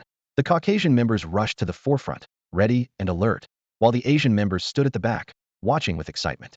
In less than 10 minutes, the entire crew, except for Gu Lingxi, who remained behind closed doors, had gathered on the platform. On one side stood the solitary Li Feng, while on the other were 323 Caucasian team members. The atmosphere between the two sides was starkly different. One exuded calm indifference, while the other seethed with gritted teeth and furious roars. Yet, Li Feng's presence was far more imposing. The murderous aura he had accumulated from defeating countless opponents made his mere stillness chilling. Come on. Li Feng gestured with a provocative curl of his finger toward the group of Caucasian members. Instantly, they erupted, unleashing a dazzling array of abilities. Mental manipulation, fire-based powers, defensive skills, restrictive abilities. Brilliant lights of all colors flooded toward Li Feng. But he stood firm, as steady as a mountain. With a comprehensive attribute of level 25, he had a 100-fold advantage over those at levels 7 and 8. Mental control, confinement abilities, and other negative effects were nearly ineffective against him. Fire and water projectiles that struck him felt like little more than a tickle. Is that all you've got? He muttered as he lifted off the ground and accelerated abruptly. No one could even catch a glimpse of his afterimage. In the blink of an eye, Li Feng appeared in the midst of the Caucasian members. Smack! A slap landed. The targeted member hadn't even reacted before feeling as though their face had been hit by a battleship, sending them crashing to the ground. Smack! Smack! Smack! With speed so fast it seemed like teleportation, Li Feng appeared before each member, delivering a slap with equal force to everyone.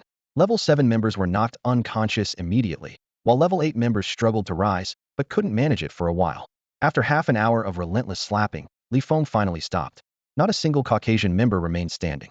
For those who dared to get up, Li Feng promptly delivered another slap to put them back down. Come on, keep going. Get up and try again. The public channel buzzed with the gleeful jeers of the Asian members, along with endless praise for Li Feng. Once he confirmed no one could stand, Li Feng turned and returned to the reconnaissance ship. Inside the captain's quarters, there was a training pod reserved for the captain's use.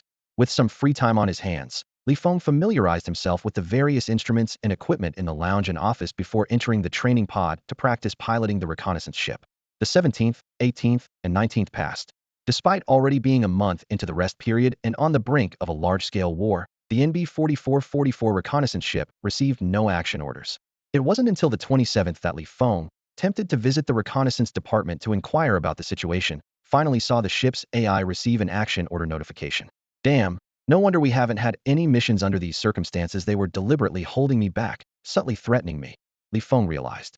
The mission details were vague, only mentioning a departure at 8 a.m. on the 28th to accompany a large, independent warship from the intelligence division on an important covert reconnaissance and assault mission. He instructed the reconnaissance ship's AI to start recording a video, then drew out his newly purchased alloy sword and made a small cut on his finger. Afterward, he directed the AI to save the video and, at the very last second before the mission deadline 3 hours before the mission began, send it to the Reconnaissance Bureau, using the excuse of the captain being injured to request exemption from the operation. He had gone to great lengths to secure the position of squad leader and oust Bu Qianzhong, all for the sake of having enough autonomy and decision-making power. This cursed mission, even just seeing the word follow, made him nauseous. The word important held no allure for him. In his eyes, safety was far more significant than military achievements. Even low-merit missions wouldn't hinder his ability to accumulate attribute points. Similarly, the threat of going over 10 days without a mission might be a significant headache for captains of small independent reconnaissance ships without strong backing. However, he was the next leader of the welfare faction. He once stormed into the Reconnaissance Bureau, flipped tables, beat up the director, and always had a group of people behind him to bail him out and carry out countermeasures. The morning of the 28th, Feng was in the training cabin, practicing operating various functional equipment of the reconnaissance ship. Suddenly, a video call request from an unfamiliar source popped up. He paused his training, exited the cabin, and accepted the video communication. On the screen appeared a young man with golden hair, blue eyes, a commanding presence, and an upright posture. He was Mark, the captain of the KS-212 class large independent warship and an 8-star major. Speak, Feng said calmly, looking at him. Gu Lingxi had once given him a list of senior personnel from the 777 military base, which included information on a few rising stars. Mark was ranked first. He came from a family of generals, but his military career began on a high-risk small independent reconnaissance ship, not by padding his resume with honorary posts, but by climbing the ranks from private to captain before leaving the smaller ship. His combat record was remarkable, having successfully completed numerous high-risk missions. At just 31 years old, he was already a level 27 ability user. Across the 777 military base, there was no one in his peer group who could surpass him. He was truly a rising star destined for greatness. Mark spoke calmly. Explain your reason for refusing the mission. Feng sneered. Gu Lingxi's usual tactics? He could handle that. I plan to wipe out every white turtle on the reconnaissance ship in one go. Care to share your suggestions? Mark replied, unfazed. Do you realize you've just missed the first major opportunity on the eve of a great era? Feng asked curiously, what's the defense system level of General Anthony's office at the Information Department headquarters? Mark decided this conversation was going nowhere. Feng decisively ended the video call and instructed the AI to block Mark entirely. KS-212 class large warship, captain's quarters. Mark frowned slightly. Feng was proving to be harder to deal with than anticipated. Underestimating him had clearly come at a price. Mark attempted to send another video call request to Feng via his military smartwatch's AI. When he realized he couldn't get through, he had no choice but to leave his quarters. 20 minutes later, Feng received a notification from the reconnaissance ship's AI that Mark, captain of the KS-212 class large warship, had requested to board the ship. He authorized the AI to let Mark in and opened the door to the captain's office. A few minutes later, Mark entered the room. We're the same kind of people, both of us like to hold absolute power in our hands, Mark said directly. He had long guessed what Feng wanted. To avoid negotiations breaking down and Feng shutting him out again or restricting his access to the reconnaissance ship, Mark got straight to the point. I don't like any factors of uncertainty. So, your reconnaissance ship must operate as a subordinate under my command. Whatever compensation you want, military merits, or other conditions, just name it. As long as it doesn't cross my bottom line, I'll agree. But first, tell me the mission details. That's the foundation for me to continue this conversation. Feng did not rush to refuse. Mark quietly observed Feng, weighing the pros and cons in his mind. After a brief moment, he suddenly spoke. The location for this mission is within the territory of the moon-devouring Wind Rat King, the most powerful faction of the Wind Rat tribe. It's on a life-bearing planet near the central region. The planet's leader, Ich, is one of the most valued descendants of the moon-devouring Wind Rat King, with a combat level of 41. He paused before continuing. Reliable intel suggests that Ich is in charge of a fleet of warships. Feng's expression flickered with a hint of surprise at the mention of warships. Mark explained, our human warships are exceptionally powerful in both offense and defense, and each one is equipped with long-range spatial jump capabilities. Among the alien races, only high-level spatial specialists at level 50 or above can tear through space for jumps. For a long time, other races have coveted our warships, but every human warship is equipped with a self-destruction system. Their AI and operating systems are designed exclusively for humans. Especially the AI's primary directive is absolute obedience to human commands. Even if aliens modify the warships to suit their operation, it would only lead to disaster for them. The only viable method is to control a group of humans to operate the warships for them, such as human slaves, space pirates, rebels, or criminals of various kinds. Feng seemed to grasp the situation and nodded slightly. Mark continued. The mission this time is to locate the hidden construction facility of these warships and completely destroy it. Li Feng's calm demeanor remained as he remarked, "Sounds tough." "It only seems tough," Mark replied indifferently. "You know, my father is the Minister of Intelligence, and he has access to a wealth of critical information, including the identities of various insiders." He analyzed further, the warships and construction facilities under Aich's control involve a mix of personnel. No matter where they're hiding, some humans will inevitably leave the facility. As long as we can find humans coming out of that planet, we can trace the location of the warships and the construction facility. There are two real challenges, Mark added. The first is infiltrating the construction facility to pinpoint the coordinates of the spatial rift. Only by destroying the spatial rift immediately can we ensure that high-level wind rats won't arrive as reinforcements. The second challenge is that we'll need to venture into the central region of the wind rat tribe. If we're unlucky, we might encounter high-level wind rats in outer space. Li Feng frowned and said, "For an 8-star major like you, the cost-benefit ratio doesn't seem very favorable." His tone firmed. "What I want is the reputation and prestige that come from single-handedly infiltrating enemy territory and destroying all the Wind Rat Tribe's warships." Mark, speaking frankly, said, "Your ability to perform long-distance teleportation through objects and energy shields provides a significant advantage in locating the spatial rift. So, as long as you join this mission, I can allocate some military credits to you. If you have other conditions, we'll try to meet them as well." Li Feng waved his hand dismissively and refused. "Unless I have decision-making authority, I'm not the least bit interested in this mission, even as a collaborator." Mark stared intently into his eyes, searching for any clue to his thoughts. After a long silence, he finally said with resignation, "To prevent interference from the three major hegemonic races, the Federation government and military have been secretly negotiating with them. Recently, a plan was finalized to organize a four-sided combat exercise. In response, the military will form several small special operations fleets. Regardless of the outcome of the exercise, these fleets will be preserved." Long ago, as more geniuses emerged among humans, the military devised a secret plan to establish special operations fleets. These fleets were envisioned as elite forces to counter high-level alien threats, act as spearheads on interstellar battlefields, and conduct top-tier covert missions. This confidential plan had already been unanimously approved by the Federation Council. Major military bases have been attempting to form such fleets, but due to the need for secrecy and independent efforts, progress has been limited. During the military's prolonged period of stagnation spanning millennia, few geniuses were willing to join, resulting in minimal success. Li Feng couldn't help but sigh. Having a dad as the head of the information department in a major military base sure has its perks. He finally understood what Mark II was striving for. High-level alien hunters, interstellar battlefield spearheads, top-tier covert ops fleets. Just hearing these descriptions was enough for anyone to imagine the immense value of these special operations fleets. You're aware, aren't you, that anti-war sentiment is surging across all the life-supporting planets, and it's only growing stronger? Mark asked. Li Feng nodded. Mark replied calmly, "It's all orchestrated by those old foxes in the Federation Council. They're using this as a strategy to eliminate dissent, consolidate power, and boost public morale. It won't be long before some major announcements are made. Once public confidence is high, the Federation Council and the military will host a Federation-wide live broadcast to launch a selection competition for the Special Operations Fleet members. This isn't just about selecting the fleet members, it's also a way to draw out and recruit the brightest talents from across the Federation's planets. Every move is calculated, one step leading to the next." Li Feng couldn't help but admit that the Federation Council members were indeed born strategists.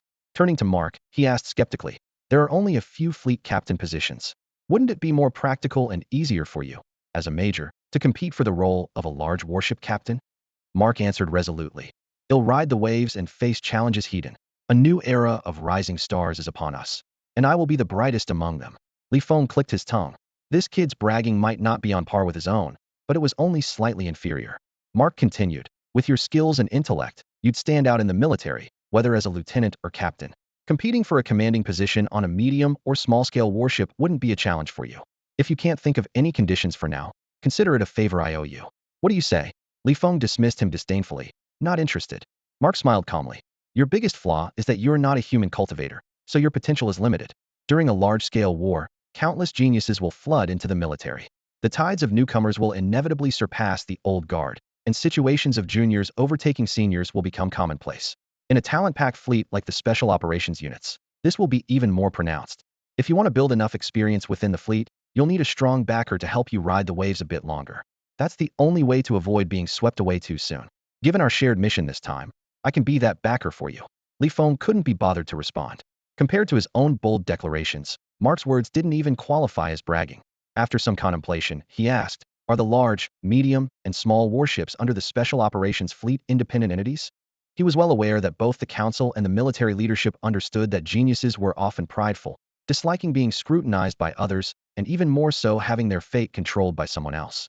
Mark explained, "In most cases, the large, medium, and small warships operate independently. Only during joint operations are they required to follow commands and coordination. Additionally, destroyers, frigates, and reconnaissance ships usually play a supporting role in operations and must temporarily follow the orders of captains of warships of the same rank." Li Feng's mind stirred, and he made up his mind.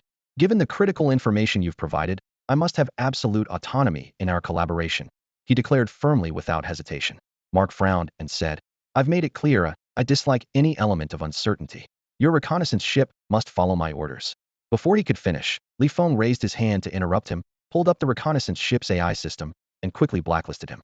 A warning alert sounded. "You have been designated as a prohibited individual by reconnaissance ship NB 4444. Failure to leave within 3 minutes will be treated as an act of intrusion." Mark's military wristwatch buzzed with a notification. Taking a deep breath to suppress his displeasure, he extended his right hand toward Li Feng and said decisively, "I wish us a successful partnership." Li Feng smiled and shook his hand, then wiped his own hand twice on his clothes with deliberate force. Mark maintained a faint smile, though memories of his wild experiences aboard a reconnaissance ship surged in his mind. For a fleeting moment, he felt an impulse to cut off his right hand in front of Li Feng. However, the glory days of the past were long gone. Despite his origins on a small independent reconnaissance ship, Mark's rationality and composure now far surpassed his peers. He would never resort to such self-destructive madness just to humiliate someone else. 2 hours later, the reconnaissance ship's AI received another mission notification. This time, the instructions were more detailed, and the term "follow" in the directive was replaced with "coordinate." This single word change signified a significant shift in authority. Following standard protocol, Li Feng forwarded the notification to the squadron leader, Gu Lingxi, and the 5 sub-squad leaders, summoning them to the captain's room to discuss the mission. However, Gu Lingxi refused to attend the meeting, requesting instead that Li Feng simply send her the mission details and the finalized action plan. Li Feng was more than happy to oblige. To him, a squadron leader who couldn't even be bothered to join such decision-making meetings was the epitome of an absentee second-in-command. With their superior opting out of the meeting, the 5 sub-squad leaders, realizing their suggestions would hinge entirely on the captain's approval, quickly excused themselves and left. By evening, under Li Feng's command, the reconnaissance ship officially set sail. Just outside the military base, it rendezvoused with the KS-212 class battleship. As per the agreement, Mark boarded the reconnaissance ship. Li Feng had proposed this arrangement primarily for safety reasons. The reconnaissance ship's mission was to scout, gather intelligence, and conduct small-scale raids and assassinations. Partnering with the larger battleship and heading into a high-risk zone, the reconnaissance ship bore the responsibility of scouting ahead and ensuring the path was clear of danger before signaling the battleship to proceed. In the vast expanse of outer space, encountering high-level wind rats would spell disaster for the reconnaissance ship. Having Mark remain aboard ensured that, in the event of such an encounter, he would prioritize sending reinforcements from the battleship even at the cost of the larger vessel to protect the reconnaissance ship. After all, his own survival would be tied to the ship's safety. In the captain's room, Mark sat upright on the couch, his posture as sharp and poised as a concealed spear. Though his aura was restrained, it was impossible to overlook his presence. Li Feng, in contrast, lounged casually in his multifunctional office chair, exuding an air of nonchalance. Yet beneath this surface lay a chilling undercurrent of lethal intent. Since Mark's arrival, neither of them had spoken a word, choosing to ignore each other. Beyond their contrasting skin tones, there was unresolved animosity between the two. More significantly, each could sense the other's arrogance and ambition, fueling an unspoken tension. On the reconnaissance ship, where Li Feng held ultimate decision-making power, Mark remained uneasy. He would rather sit idle and waste time than focus on training. Li Feng, on the other hand, stayed busy, monitoring the ship's 3D scan displays and various data streams. The burden of command came with its own price-constant vigilance. Back when he was just a regular combatant, he would only learn about mission details and plans shortly before the ship reached its destination, and his sole responsibility was to carry out the assigned tasks. Now, as captain, the moment he received a mission notification, his workload would begin, drafting plans, issuing orders, and ensuring everything was in motion. Even after the ship set off, he had to keep a close eye on all scanning data, ready to rush to the control room at a moment's notice to personally pilot the ship in case of an emergency. The military base was approximately 1,300 light-years away from the target planet. However, The route Li Feng had mapped out extended over 1,600 light-years, deliberately avoiding regions dominated by major wind rat factions. The larger the faction's territory, the higher the likelihood of encountering high-level wind rats, and the greater the risk. More than half of the journey had passed, and Mark had been sitting upright on the couch like a statue for over 10 hours. Suddenly, his military wristwatch beeped. He raised his hand to check it, and then forwarded the information to Li Feng. Moments later, Li Feng's own military wristwatch received the message. When he opened it, he saw a star map indicating the target planet's star system and the surrounding safe zones in nearby star systems. Li Feng asked, "Are these the safe zones?" Mark nodded. Li Feng understood immediately this meant the intelligence department must have deployed a high-ranking wind rat infiltrator to assess the risks in these star systems in advance. He couldn't help but suggest, since the risks have already been assessed, why not have your large battleship perform the space jump first? However, Mark shook his head. Even after eliminating one round of risks, it's against protocol for the large battleship to go first. Li Feng sneered, "Don't think I haven't read your file. During those years on the small independent reconnaissance ship, you didn't exactly have a spotless record, did you?" Mark looked at Li Feng calmly. "Even though I don't particularly like you, I'll give you a piece of advice. Serving on a small independent reconnaissance ship means living under the constant shadow of death, and survival often comes down to sheer luck. After enduring high-intensity kill missions for so long, even the most virtuous person might develop a temper or bad habits. But once you leave the reconnaissance ship and aim for higher ranks, you'd better start shedding those habits and that temper. The higher you go, the colder it gets. A single small weakness could land you in obscurity, with decades of effort turning to dust. Of course, if you're content with being a colonel or lieutenant colonel, then forget I said anything." Li Feng chuckled but didn't respond. Instead, he sent the star map to the reconnaissance ship's AI and replanned the latter part of the route, confirming a new course for the AI to execute. Mark returned to his statue-like state, sitting silently. 7 hours later, the reconnaissance ship used its space-jumping system to arrive at the star system where the target planet was located. This was the most dangerous moment for the reconnaissance ship if a high-level alien species were to attack nearby. Even the ship's agility wouldn't guarantee its escape. The engines roared to life, rapidly warming up, while the scanners activated swiftly. Within a radius of 1,000,000 kilometers, no signs of the wind rat species were detected. Li Feng exhaled in relief and instructed the ship's AI to begin a risk assessment. The reconnaissance ship's engines quickly completed their warm-up in just a minute or two, initiating rapid acceleration and spreading out to scout the surrounding area. After confirming that there were no high-level wind rat species within a 10,000,000-kilometer radius, the ship's AI, following Li Feng's orders, transmitted a 3D scan of the area to Mark's large battleship.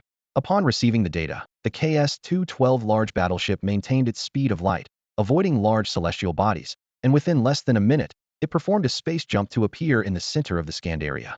The immense energy generated by the space jump was so powerful that even the reconnaissance ship, millions of kilometers away, could feel its shockwaves.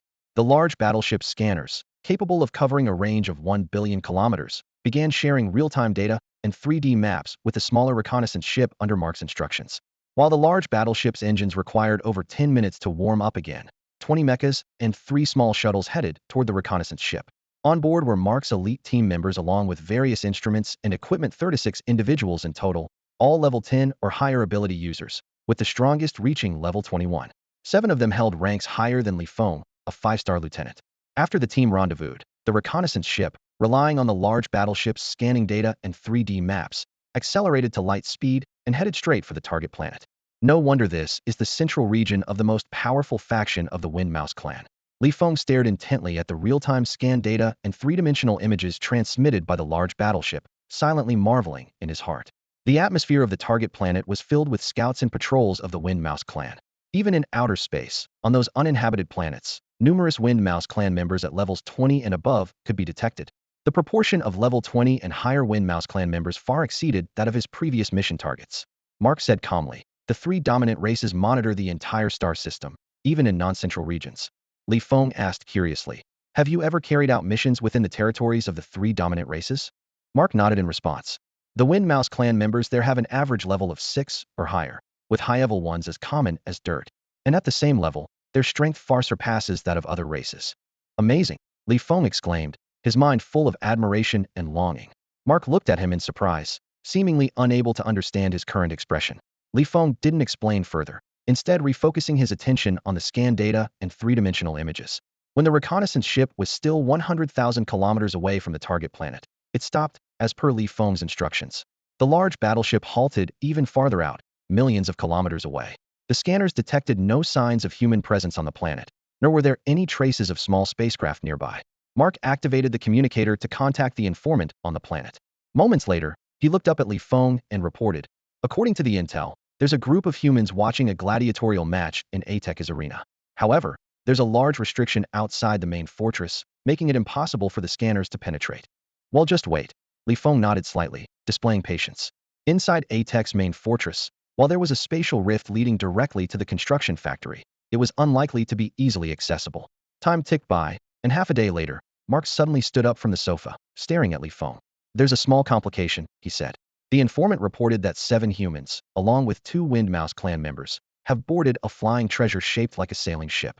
The informant, only at level 22, didn't dare use their sensory abilities to probe the strength of the 2 Wind Mouse clan members, but they confirmed that the 7 humans were between levels 3 and 12. Feng waited a few seconds, noticing that Mark didn't continue. He frowned and asked, "Are you testing my judgment?" Mark suddenly smiled but didn't deny it. He added, "I asked the informant about it. Those 2 Wind Mouse clan members seem to have a close relationship with the leading human.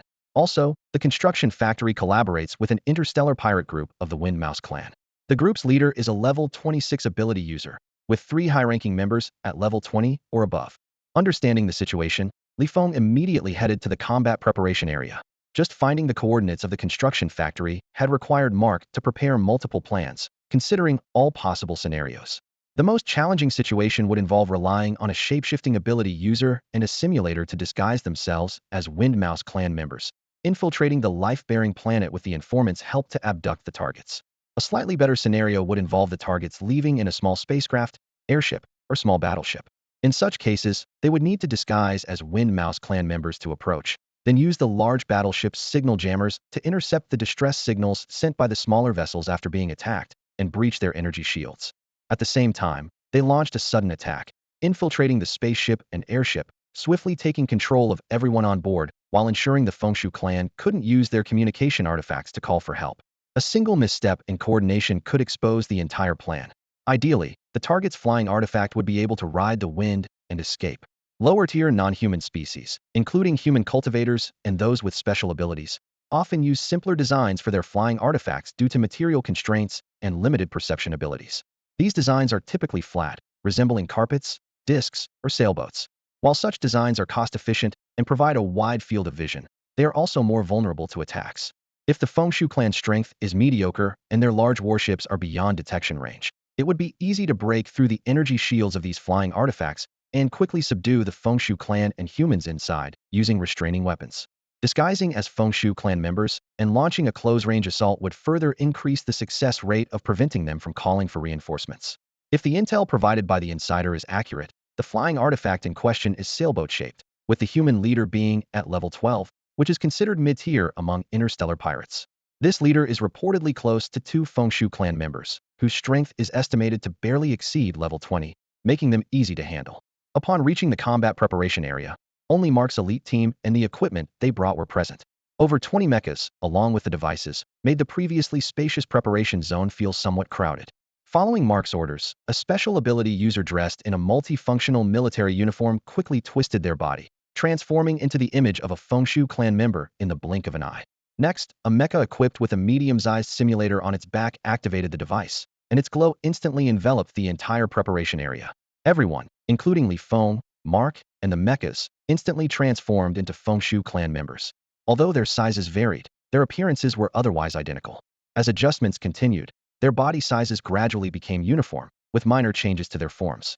Feng extended his perception abilities, and at close range, only the shape-shifting special ability user could sense the true forms. The illusions created by this medium-sized simulator left no obvious flaws. However, it was evident that this simulator was not particularly advanced. Feng had previously tested a miniature simulator obtained from Gulingxi, and with his current perception abilities, he would need to be within 3 meters to detect true forms. A few minutes later, the sailboat-shaped flying artifact appeared. Its surrounding energy shield was relatively weak. The moment it left the castle, the scanning systems of a large warship and a small reconnaissance ship successfully picked it up, consistent with the insider's report. Inside were 2 Fengshu clan members and 7 humans. However, due to the energy shield around the flying artifact, even the large warship scanners couldn't determine the strength of these individuals. Li Feng immediately instructed the reconnaissance ship's AI to calculate the trajectory and speed of the sailboat in real time. Once the estimated route was determined, the ship calculated the optimal interception point. The sailboat passed through the atmosphere, maintaining a fixed direction for an extended period, making its projected path increasingly stable. Li Feng immediately instructed the reconnaissance ship's AI to head swiftly toward the interception point. Upon arrival, he and all the operatives, including Mark, quickly launched from the combat zone, accelerating at full speed in their multifunctional military suits toward the oncoming sailboat. Meanwhile, the reconnaissance ship retreated further to maintain distance from the enemy and avoid detection by the two Feng clan members. Although the absence of an atmosphere in space meant there was no light scattering and the background brightness was extremely low, impairing visibility, Li Feng's exceptional eyesight allowed him to spot the rapidly approaching sailboat within just 2 to 3 minutes. When they were about 10 kilometers away, the Feng clan members aboard the sailboat finally noticed their presence. However, they did not suspect anything unusual, assuming the group was simply fellow explorers returning to their home planet. They maintained their course and speed, making no evasive maneuvers, instead silently measuring whose status was superior, expecting Li Feng's group to yield. This outcome was far better than anticipated. Li Feng decided to hold off on immediate action. Only when the distance between them had narrowed to just over 1,000 meters did he grab Mark and the level 21 psychic ability user flying alongside him. In an instant, he activated teleportation. The next second, the three of them passed through the energy shield and appeared inside the sailboat, beyond the medium simulator's coverage area, revealing their true identities. The two Feng clan members and the 7 humans aboard were stunned by the sudden intrusion. Li Feng and Mark each engaged one of the Feng clan members, while the level 21 psychic ability user unleashed mental control, immobilizing the 7 humans. Bang! Bang! Bang! The two Feng clan members, one at level 22 and the other at level 21, were no match for Li Feng's level 25 and Mark's level 27. Overwhelmed by the ambush, they had no chance to resist. Li Feng used his alloy sword to wound one of the Feng clan members before knocking him unconscious, while Mark's fiery punch sent the other sprawling to the ground. The 7 humans, paralyzed by the psychic control, could only watch in wide-eyed shock as the events unfolded. In mere moments, Li Feng and Mark incapacitated them all. The rest of the operatives soon arrived, pushing the sailboat toward the reconnaissance ship, which had been waiting for Li Feng's instruction. The entire operation was executed with lightning speed and flawless precision. Boom, boom, boom. As the sailboat was pushed into the scout ship's combat preparation area, the operatives swiftly launched into action. Energy bullets rained down, shattering the sailboat's energy shield. Immediately after, they began injecting 2 Feng clan members and 7 humans with anesthetics and various agents to suppress subconscious resistance. The operatives then carried them to a series of machines for memory extraction. Due to the differences in strength, the speed of extraction varied. After over an hour of effort, the memory extraction was finally complete. The relevant data was quickly transmitted to the AI system of the large battleship. The battleship's AI system began rapidly analyzing the data, extracting mission-relevant memories, and converting them into text and visuals. The information obtained was a mix of good and bad news. As Mark had predicted, the construction facility was hidden within the mantle layer of a planet with a diameter of 3,000 kilometers, surrounded by a large-scale energy barrier. The number of battleships matched expectations, 7 large battleships, and over 300 medium and small ships. Although not an overwhelming force, it was still formidable. The good news was that the Feng clan did not trust the allied interstellar pirates or the enslaved humans under their control. To prevent them from seizing control of the battleships and rebelling, these pirates and human slaves, though residing on the ships, had no operational authority. Even the leader of the pirate group could not control any of the battleships. To gain control, one would have to access the main control room, which was surrounded by a smaller energy barrier that only a techie could freely enter and exit. The spatial rift between a techie's life planet and the construction facility was also located within this smaller energy barrier. According to Mark's original plan, they would destroy the large energy barrier and the spatial rift, then use energy beams to penetrate the small planet. Based on the elemental composition of the planet's core, they would deploy corresponding elemental warheads to directly detonate the planet.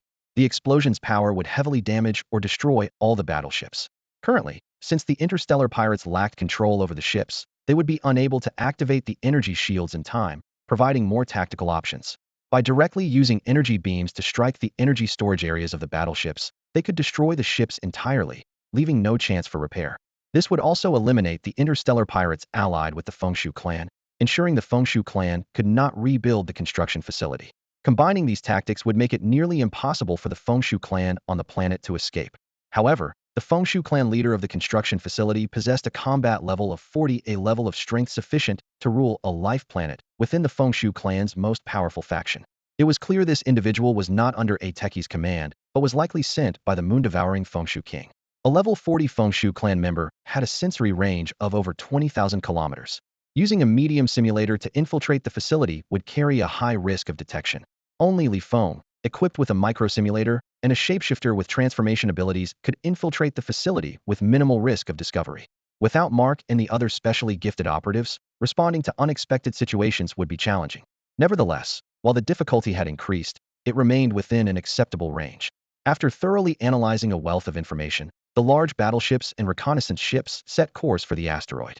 Mark signaled to the shapeshifter, instructing them to first take control of the sailboat. The shapeshifter stepped forward and approached the sailboat's owner. Whether it was a human or alien flying artifact, ownership required a blood-binding ritual. Only by killing the owner would the artifact become unclaimed. With a swift motion, Li Feng was faster. He swung his sword, severing the head of the Wind Rat clan member. A notification sounded in his mind. Ding. You have slain an enemy and gained 26 attribute points. Li Feng didn't pause. He made a sharp turn and killed another member of the Wind Rat clan. Then, 7 more human individuals fell to his blade, blood spraying, and the stench of death thick in the air. The attribute points continued to climb. 19, 1.7, 1.2 in the blink of an eye. His available attribute points had risen to 51. Mark frowned and questioned, why kill prisoners? Li Feng replied nonchalantly, eliminating potential risks. Mark said no more, but his assessment of Li Feng dropped. Coming from a reconnaissance ship himself, Mark knew that some people, unable to maintain emotional resilience, could develop an addiction to killing, a trait that would hinder their future potential. Moreover, killing prisoners was itself a liability. While it could be justified during an operation as removing hidden threats, it could easily be used as ammunition against someone vying for a higher position. If word got out, it would undoubtedly draw the ire of humanitarian organizations. Mark's earlier questioning wasn't out of disdain for Li Feng's actions, but rather to distance himself from any association, ensuring he wouldn't be accused of ordering the killings. Li Feng had already guessed Mark's intentions. Mark's plan for this mission didn't include rescuing the human slaves at the construction plant, clearly indicating he wasn't a soft-hearted individual. People from reconnaissance ships were rarely known for their compassion. Li Feng wasn't bothered by this. As long as his actions could be justified and wouldn't result in a forced suspension, it was enough. He understood that becoming the strongest among the human race was his ultimate goal. Future risks paled in comparison to gaining 51 attribute points. With absolute power, any opposition could be crushed underfoot. The shapeshifter, possessing a highly advanced ability, could transform into any form and mimic various types of energy. Although the sailboat was crafted based on the Wind Rat clan's unique energy traits, the shapeshifter was still able to control it. 15 minutes later, the large battleships and reconnaissance ships, traveling at light speed, slowed down as they reached a distance of 1 million kilometers from the target planet. At just 10,000 kilometers away, they halted to avoid detection. Despite the energy shields blocking sensory abilities, there was still a risk of being detected by the level 40 Wind Rat clan members. The shapeshifter piloted the sailboat, carrying Li Feng, who used a microsimulator to disguise himself as another Wind Rat clan member, toward the planet. The mere 10,000 kilometers took over an hour to traverse. The construction plant's entrance was located on the side of a crater. The sailboat flew into the winding, rugged passage, quickly descending deeper. Near the entrance, a team of guards stationed outside the restrictions saw the two aboard the sailboat and didn't suspect a thing. Li Feng didn't even bother to check the identity token he had prepared long ago. He directly opened a gap and piloted the sailboat into the massive, underground world-like shipyard. Inside, patrol squads of the Wind Rat clan were on high alert, guarding against uprisings by interstellar pirate groups and human slaves. The sailboat attracted no attention, let alone being stopped for inspection.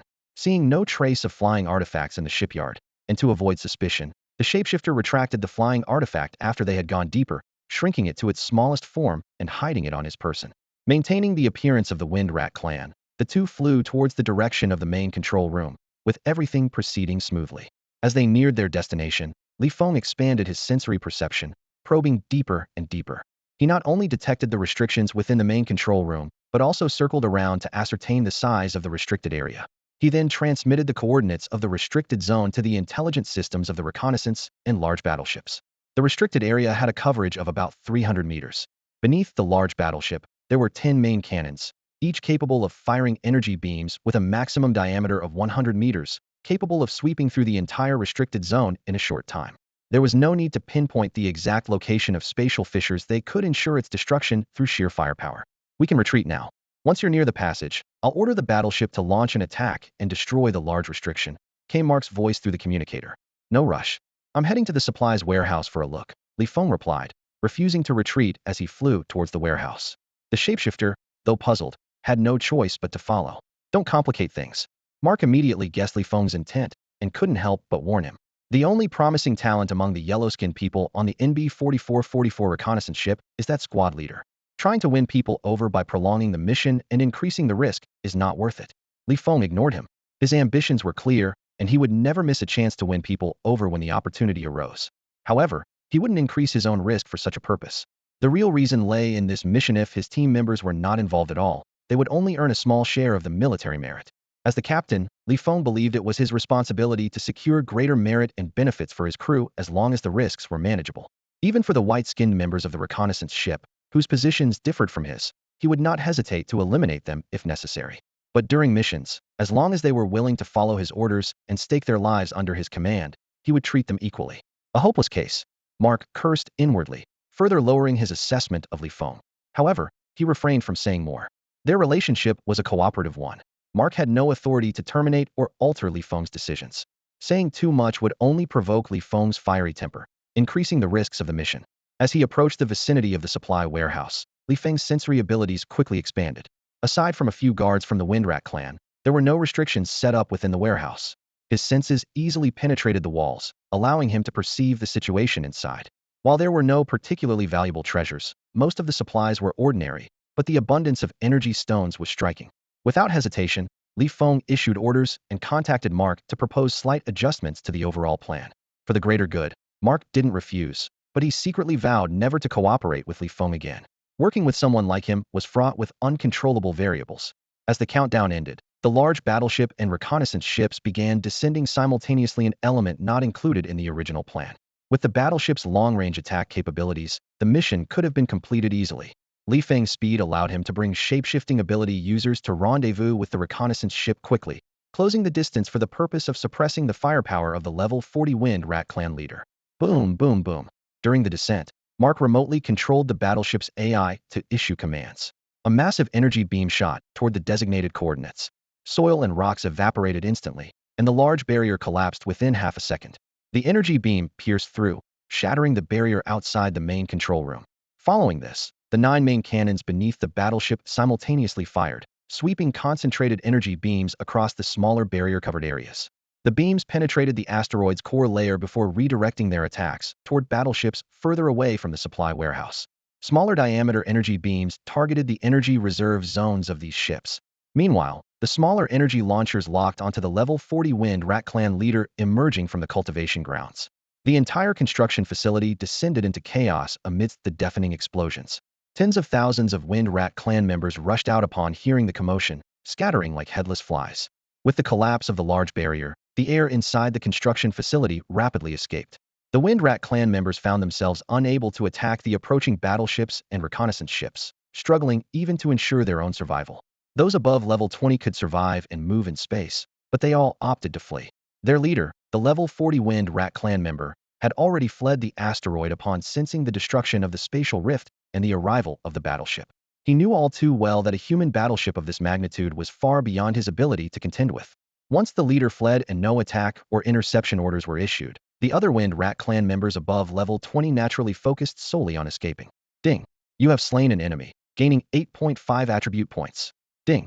You have slain an enemy, gaining 6.9 attribute points. System notifications echoed continuously in Li Feng's mind. Even before the battleship began its assault, he had already started targeting and eliminating the Wind-Rat clan members inside and outside the supply warehouse. With an alloy sword in his right hand and an energy launcher controlled in his left, he specifically targeted those below level 20 who were powerless to resist, dispatching them instantly. By the time the reconnaissance ship descended to an altitude of 50 to 60 kilometers, all combat personnel, led by Gu Lingxi, charged out. Li Feng activated his teleportation ability, instantly appearing behind a fleeing level 21 Wind-Rat clan member. With a swift thrust, the sword struck, gravely injuring the target. Without pause, another strike landed on his head, rendering him unconscious. Li Feng grabbed the wounded level 21 Wind Mouse and quickly made his way to the control room. Following his instructions, the main cannon was activated. He glanced at the holographic map as energy blasts, each a meter in diameter, rained down mercilessly on the densely packed wind mouse forces. Boom, boom, boom. The resulting energy storms from the explosions swept across a radius of 400 to 500 meters. Even at the edges of the storm, wind mice below level 10 couldn't escape unscathed. Attribute value 0.52, attribute value 1.9, attribute value 0.85. The system notifications echoed in Li Feng's mind, the pace of notifications far surpassing the speed at which he had previously eliminated individual wind mice. 100 points, 200 points, 300 points. The available attribute points climbed rapidly. Although he wasn't a cultivator and his potential was limited, his insatiable thirst for battle had led him to prepare in advance, even wasting his rare ability to teleport through material and energy barriers. In the war preparation zone, Mark stared at the holographic map, reflecting silently. Back when he was forced to compromise, he had found Li Feng to be an extraordinary strategist, ambitious and sharp-minded, but also a rival he instinctively disliked. Now, he felt a pang of regret. Despite his limited innate potential and significant character flaws, Li Feng was undeniably powerful, intelligent, and equipped with extraordinary teleportation abilities and incredible flight speed. He could have been the perfect ally, an indispensable right-hand man. Unfortunately, Li Feng was not only of Asian descent, but had also pledged allegiance to a powerful faction. Coupled with his unwillingness to be subordinate to anyone, there was no chance he would ever agree to join Mark's cause. Boom, boom, boom. In the control room, Li Feng unleashed the main cannon without restraint, relentlessly bombarding the dwindling ranks of wind mice. He maintained control of the main weapon, continuing to fire blast after blast, determined to take down every last one. Being the captain was exhilarating. 2,510, 2,520, 2,530. The rate of attribute point accumulation began to slow. The number of wind mice killed directly by the energy cannon exceeded 10,000, earning Li Feng the title of Alien Exterminator, without exaggeration. The once massive construction facility was left in ruins, its destruction rivaling that of a warship explosion, but with far greater coverage. In just 20 minutes, the entire facility save for the area near the supply depot had been devastated by Li Feng's relentless assault. Only when Gu Lingxi and the other combat personnel emerged from the supply depot did Li Feng finally halt the attack, satisfied. By then, the scout ship's energy reserves had dwindled to just 20. His available attribute points settled at 2,605. Without hesitation, Li Feng allocated all 5 major attributes to 1,000 points each. Ding! Your attribute values have reached 1,000 points. You have unlocked the ability, Ultra Sense. Ultra Sense, Level 1. Perceive within a 10 radius, bypassing all material and energy barriers. Each level increases perception range by an additional 10. Li Feng clenched his fist in excitement. This was an absolutely game-changing ability. With his mental attribute now at 1,000 points, his perception radius expanded to an astonishing 1,000 kilometers. With this newfound ability, Li Feng's perception now extended up to 100 kilometers in all directions. No warship, energy shield, restriction, formation, or stealth technology could escape his detection, regardless of the materials or methods used to obscure them. The team cheered loudly, grateful to their captain for leading them to fortune. Li Feng felt a surge of joy, realizing he now had the potential to become a billionaire. On the public channel, the team's jubilant voices overlapped, and it was then that Li Feng noticed they had already returned to the combat zone, their pockets bulging with energy stones. With the mission complete, the crew was granted free time. Li Feng immediately issued a withdrawal command to the reconnaissance ship's AI, and the ship began ascending slowly. The main warship's AI also received Mark's retreat order and synchronized its ascent with the reconnaissance ship. In the combat zone, 5 squad leaders and numerous team members piloted their mechs, either in combat mode or heading toward the control room. Outside the control room, they disembarked from their mechs and deposited half of the energy stones from their pockets before leaving excitedly. In no time, a small mountain of energy stones had formed in the corner of the control room. Unable to resist, Li Feng instructed the reconnaissance ship's AI to scan the pile, discovering a total of 5,200 stones, which filled him with immense satisfaction. As the captain, it was only natural for him to take the lion's share. During their last mission in the large fortress, he had placed half the treasures on Bu Qianzhang's desk, and now he did the same. These 5,200 energy stones, offered as tributes by the team, were not something he intended to keep entirely for himself. With over 200 operators on the reconnaissance ship, he promptly had the AI notify the robots to distribute 5 stones to each operator, while the remainder was sent to his office. Li Feng stored a portion of the energy stones in his space ring, planning to deliver them to the captain's quarters via robot after completing a major cultivation cycle. Returning to the combat zone, he headed straight to his quarters, only to receive an unexpected communication from Gu Lingxi. "You're using a space ring to store energy stones? Who provoked you?" Li Feng was taken aback. He knew Gu Lingxi was even more cautious than he was, always concealing her power and identity. During their last mission, it was only after being spurred by a sudden surge in strength that she revealed her level 19 ability, even taking on a level 21 Wind Mouse clan member without a mech or military gear. Space rings were extremely rare among cultivators. Using one would not only reveal her extraordinary strength, but also hint at her prestigious background. Gu Lingxi nonchalantly remarked, I collected about 5 cubic meters of energy stones. By the rules, I'll split half with you. Li Feng was overjoyed. Gu Lingxi ended the communication and focused on her cultivation. Head to the control room. I've got a level 21 Wind Mouse clan member for you to train with. Li Feng quickly messaged her. On his way back, he had used his teleportation ability to ambush and incapacitate the level 21 Wind Mouse clan member, specifically preparing it for Gu Lingxi. She frowned slightly, replying, You're eager for me to reach level 20 and leave the reconnaissance ship, aren't you? Li Feng replied honestly, You're only a temporary presence in the military. You'll leave eventually. After our countless battles together, it's only right for me to help where I can. Gu Lingxi curtly responded, He'll deal with it after finishing a major cultivation cycle, and ended the communication again. Despite her focus, she found it difficult to clear her mind of distractions and enter a meditative state. Her stunningly beautiful face carried a hint of frustration and displeasure.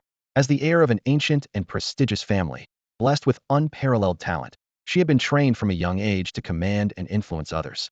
Yet now, being referred to as an outstanding second-in-command felt utterly absurd to her. Even more baffling was the unexpected sense of being cherished that surged within her heart. Boom, boom, boom. As the massive warship ascended to an altitude of 10,000 kilometers, energy beams rained down like a storm from below, obliterating several small and medium-sized warships surrounding the supply depot. Immediately after, the multifunctional main cannon launched a specially designed elemental shell. This shell, custom-made based on the asteroid's core elements, was filled with a high concentration of various elements and nuclear fission devices. It pierced through the pathway carved by the energy beams, heading straight for the asteroid's core. Within mere seconds, the asteroid began to tremble violently, its surface rapidly fracturing with countless cracks, as if it were about to split apart. With a thunderous explosion, an immense force erupted from the fissures, radiating blinding beams of light that spread across the starry sky. Boom! As the light reached its peak intensity, the asteroid disintegrated completely, its terrifying energy tearing it into countless fragments. The core's massive shockwave propelled these burning, sparkling fragments outward in all directions like meteors, creating a magnificent interstellar fireworks display. The reconnaissance ship and the large warship continued accelerating. Although the mission was accomplished, the danger was far from over. Only alien beings above level 50, adept in spatial laws, had the ability to tear through space. At level 41, a techie received the distress call but was unable to arrive promptly. However, he could seek help from the moon-devouring Wind Mouse King. As the leader of the Wind Mouse clan, the king commanded numerous high-level members skilled in spatial laws. The only way to ensure safety was to escape this region as quickly as possible. Buzz. After meeting all the conditions for spatial jump, the NB-4444 reconnaissance ship was the first to make the leap, instantly appearing 100 light-years away. Following Mark's instructions, the large warship maintained its position in a zone ready for spatial jump, traveling at the speed of light. 100 light-years away, after scans confirmed no presence of high-level Wind Mouse clan members, the NB-4444 reconnaissance ship accelerated again after a minute or two of engine warm-up. Numerous operators and robots were busy inspecting the ship's instruments and equipment. An hour later, the reconnaissance ship prepared for another spatial jump. Scans still showed no high-level Wind Mouse clan members in the vicinity, allowing Li Feng to finally relax. This distance had taken them far from the central region of the Wind Mouse clan, significantly reducing the risks for the return journey. He now had time to handle other tasks. Since Gu Lingxi had left him 2.5 cubic meters of energy stones, he decided to be generous and instructed the intelligent robots to distribute 10 energy stones to each operator. Out of over 5,000 stones, only about 2,000 remained, prompting another round of cheers and praise to erupt in the control room. Li Feng opened the system interface and made some quick calculations. He spent 110 attribute points to upgrade his hypersense to level 3, then allocated the remaining points across the 5 main attributes.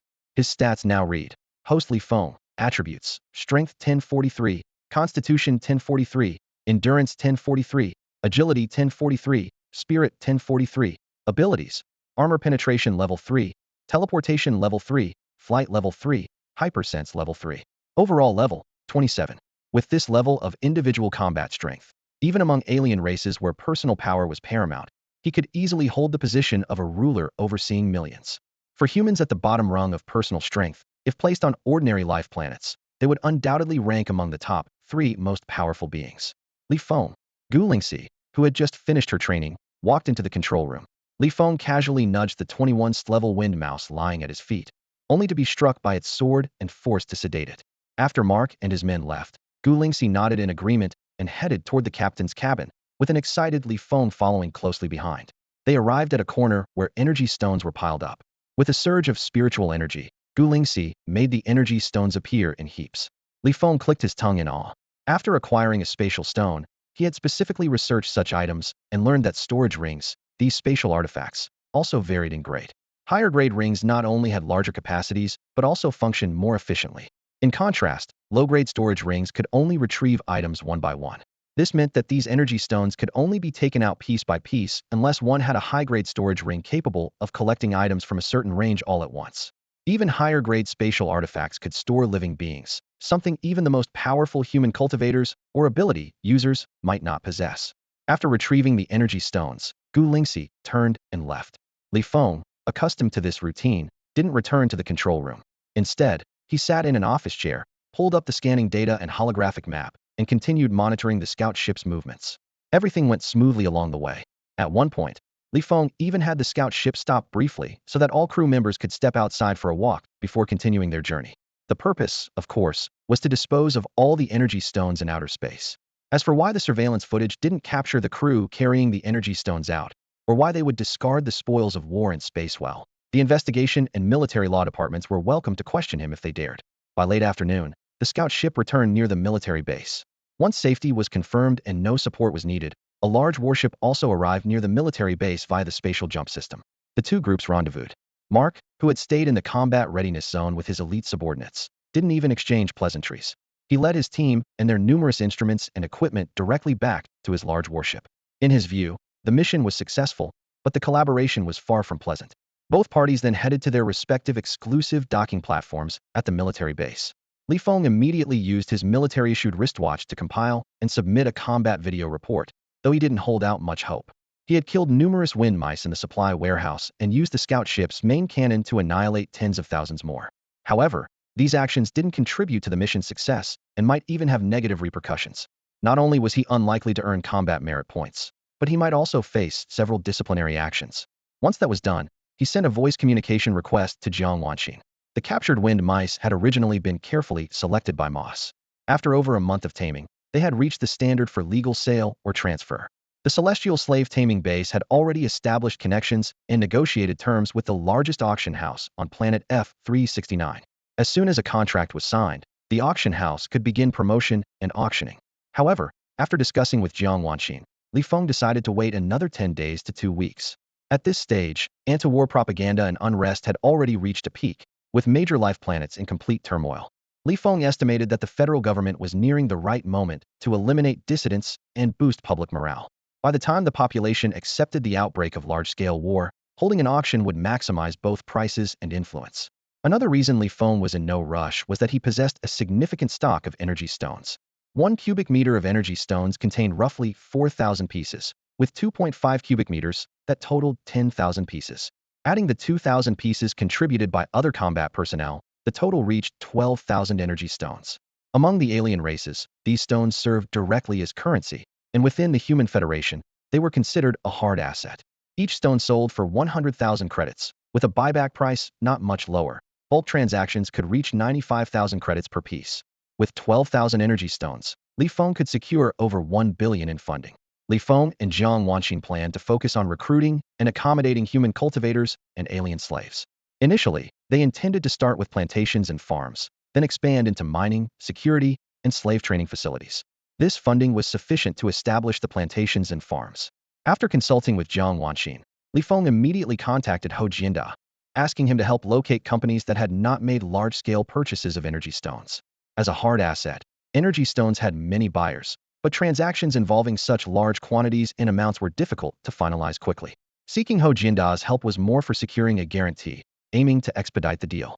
After the call, the results of the military merit assessment were released, aligning with Li Feng's expectations. A series of violations and reprimands were noted, including suspected prisoner executions, poor command, massacring low-level wind rat tribes, concealing spoils of war, and severe waste of reconnaissance ship energy reserves. During the operation, over 10,000 wind rats were slaughtered, but no military merit points were awarded for enemy kills. Other penalties included confinement and mandatory psychological treatment, while the severe energy waste resulted in a 1-month salary deduction spread over 10 months. For Li Feng, these penalties were trivial and inconsequential. However, the military merits earned from the mission were substantial. Li Feng played a crucial role in attacking the ship and locating the spatial rift. As a collaborative captain, he earned a total of 52,000 contribution points from the operation, bringing his cumulative military merit to 111,000 points, enough to secure a promotion to first lieutenant. 2 days later, the 12,000 energy stones were successfully sold, and Li Feng's funds quickly surged to 1.1 billion. Without hesitation, he transferred the money to Jiang Wanqin for her to use immediately. At the same time, his rank as a first lieutenant was officially issued, though he did not apply for a transfer. The 777th military base lacked independent medium-sized reconnaissance ships or other types of warships. What he needed was absolute freedom of authority and a variety of mission options. Li Feng had no intention of joining a fleet as the captain of a medium-sized warship, spending his days idling at a military base, slowly accumulating military merit through time, seniority, competitions, and drills. He felt it was a waste of time. His initial plan was to remain aboard the NB-4444 reconnaissance ship until a large-scale war broke out, at which point he would decide which fleet to join based on his rank, especially those led by commanders who were core members of the Welfare Party. After learning from Mark about the military's plan to form a special operations fleet, Li Feng slightly adjusted his strategy. Even so, he decided to stay on the NB-4444 reconnaissance ship for now, waiting for the selection for the special operations fleet to begin before applying. On June 2nd, Li Feng boarded a transport ship heading home. As the ship neared its destination, his military-issued wristwatch, following its settings, pushed an important notification. The official website of the federal parliament had released a video 3 months earlier showing an archaeological team discovering the ruins of an ancient level 50 and above ability user on a resource planet. Within the ruins, the team found numerous ancient cultivation methods and treasures left behind by these powerful individuals. The news landed like a bombshell, shocking the entire Federation. Its impact even surpassed the news of the parliament and military's intention to launch a large-scale war. As far back as the time when humanity was confined to the blue planet, many ancient ruins left by cultivators and ability users had already been discovered and excavated. To avoid unnecessary unrest, nations secretly organized teams for private research while sealing off the information from the public. Only a select few wealthy elites and powerful figures gained access to such data through special channels. However, progress was minimal for both national research teams and private elites. During the end of the blue planet's era of declining spiritual energy, the lack of energy in the world rendered cultivation methods useless, as no one could succeed in their practice. With the establishment of the Human Federation and humanity's entry into the interstellar age, more ancient ruins were discovered and excavated on conquered life-bearing planets. Since higher personal power levels directly translated to faster reflexes and greater effectiveness in controlling warships and mechas, the federal government made nearly all known cultivation methods public. However, in the early stages, only a small number of people succeeded in their cultivation for several reasons. Firstly, humanity's interstellar fleets were overwhelmingly dominant, leaving little room for individual strength to shine. Secondly, humans generally had poor innate talent, with most barely reaching entry level and stagnating at lower tiers even after a lifetime of effort. Lastly, wealth, resources, and even the federal parliament were controlled by family conglomerates and elite aristocrats. To maintain stability in the population scale, ordinary citizens, though no longer exploited, were confined to simple, stable jobs with moderate income by various systemic limitations. There was hardly any extra money to purchase expensive cultivation resources like energy stones. 10,000 years ago, after a devastating defeat, the federal government introduced a series of incentive policies, providing sufficient resources and advancement opportunities for the gifted, which led to a surge in the number of espers and cultivators. Additionally, various other methods of advancement emerged. However, even after 10 millennia, the highest levels achieved by the strongest human cultivators and espers had only reached the 40s. The root cause lay in the lack of advanced cultivation methods. Relying solely on generations of geniuses to improve techniques had yielded limited progress over 10,000 years. The news caused a sensation across the Federation, as it marked the first discovery of an ancient esper ruin exceeding level 50, containing advanced cultivation methods. This meant the upper limit for espers might finally surpass the seemingly insurmountable barrier of level 50. For those at the pinnacle of humanity's hierarchy, this heralded a second stage of life evolution, and future generations could follow in their footsteps. Li Feng held the Federal Council's leadership in high regard, convinced that the video evidence was fabricated. Months ago, he had learned from Gu Lingxi that the Caucasians had already acquired advanced esper cultivation methods. Some espers had successfully undergone a second stage of life evolution, surpassing level 50. Furthermore, they had even discovered ways to accelerate the cultivation process. Li Feng speculated that the Federal Council, military leaders, and elite families and conglomerates had been aware of this for years. While planning for the benefit of the Federation, they had also secured their own interests in advance. The claim that this discovery was made only 3 months ago was likely an attempt to avoid public skepticism and to create the illusion that a new era was dawning, where anyone could seize the opportunity to rise. In reality, the elite families and conglomerates had already positioned themselves in various industries. Both now and in the future, only those cultivators and gifted espers heavily supported by policies would have the chance to break through social barriers. When they arrived at the space station on planet F-369, Jiang Wanqin was already waiting on the platform. Dressed in a white dress, she exuded a serene elegance. The two exchanged a smile, finding solace and belonging in each other. It was only at that moment that Li Feng truly stepped out of the reconnaissance ship, his mind no longer consumed by madness and bloodshed. He stepped forward, wrapped his arm around Jiang Wanqin's slender waist, inhaled her faint, soothing fragrance, and walked toward the docking area. I've already registered a company called Yangon, Jiang Wanqin explained. The day before yesterday, when you transferred the money from selling the energy stones, I used Yangan's name to boldly acquire a batch of sacred stones.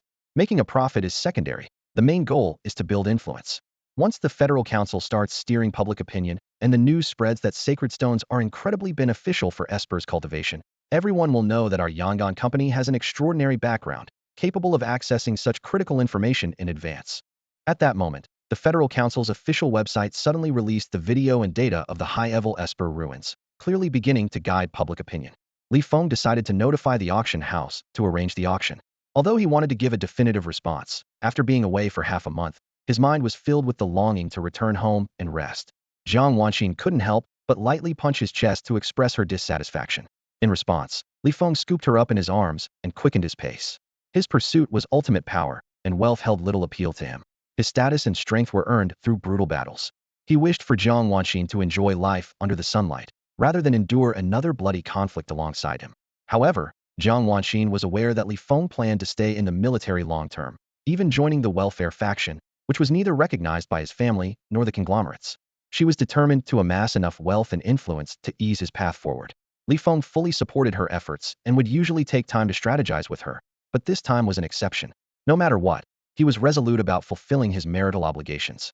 Under Jiang Wanqin's guidance, Li Feng arrived in front of a luxurious airship. 3 former slaves of the Wind Rat clan, who had once served under Moss, hurriedly stepped out of the airship to greet him with respect. Li Feng suppressed his instinctive hostility toward the non-human race and nodded in acknowledgement. All 3 Wind Rat clan members were above level 20 in strength and had keen senses. The fleeting aura of slaughter emanating from Li Feng made them instantly tense and uneasy. Although Jiang Wanqin had purchased an airship worth tens of millions, she still lived in the apartment they rented. This was not because she was unwilling to spend money, but because funds were still limited. She understood deep down that as Li Feng continued to make waves in the military, he would inevitably make enemies in the future. Her greatest wish was to do everything in her power to protect the serendipitous bond she shared with Li Feng, a gift bestowed by fate, rather than becoming his weakness. She took her own safety very seriously and decided to purchase a plot of land to build an estate. Gradually enhancing the estate's security system based on her financial resources and the power she controlled seemed like the best choice. For now, with insufficient funds and no immediate risks, she decided to put the matter on hold, especially since she had 3 level 20 Wind Mouse slaves under her command. When she entered the room, Li Feng placed her on the multifunctional mattress he had bought the first time he returned. He approached her with full honesty, initiating an intense encounter. Jiang Wanqin tried her best to respond, but the disparity in strength was overwhelming, and she ultimately couldn't hold her ground.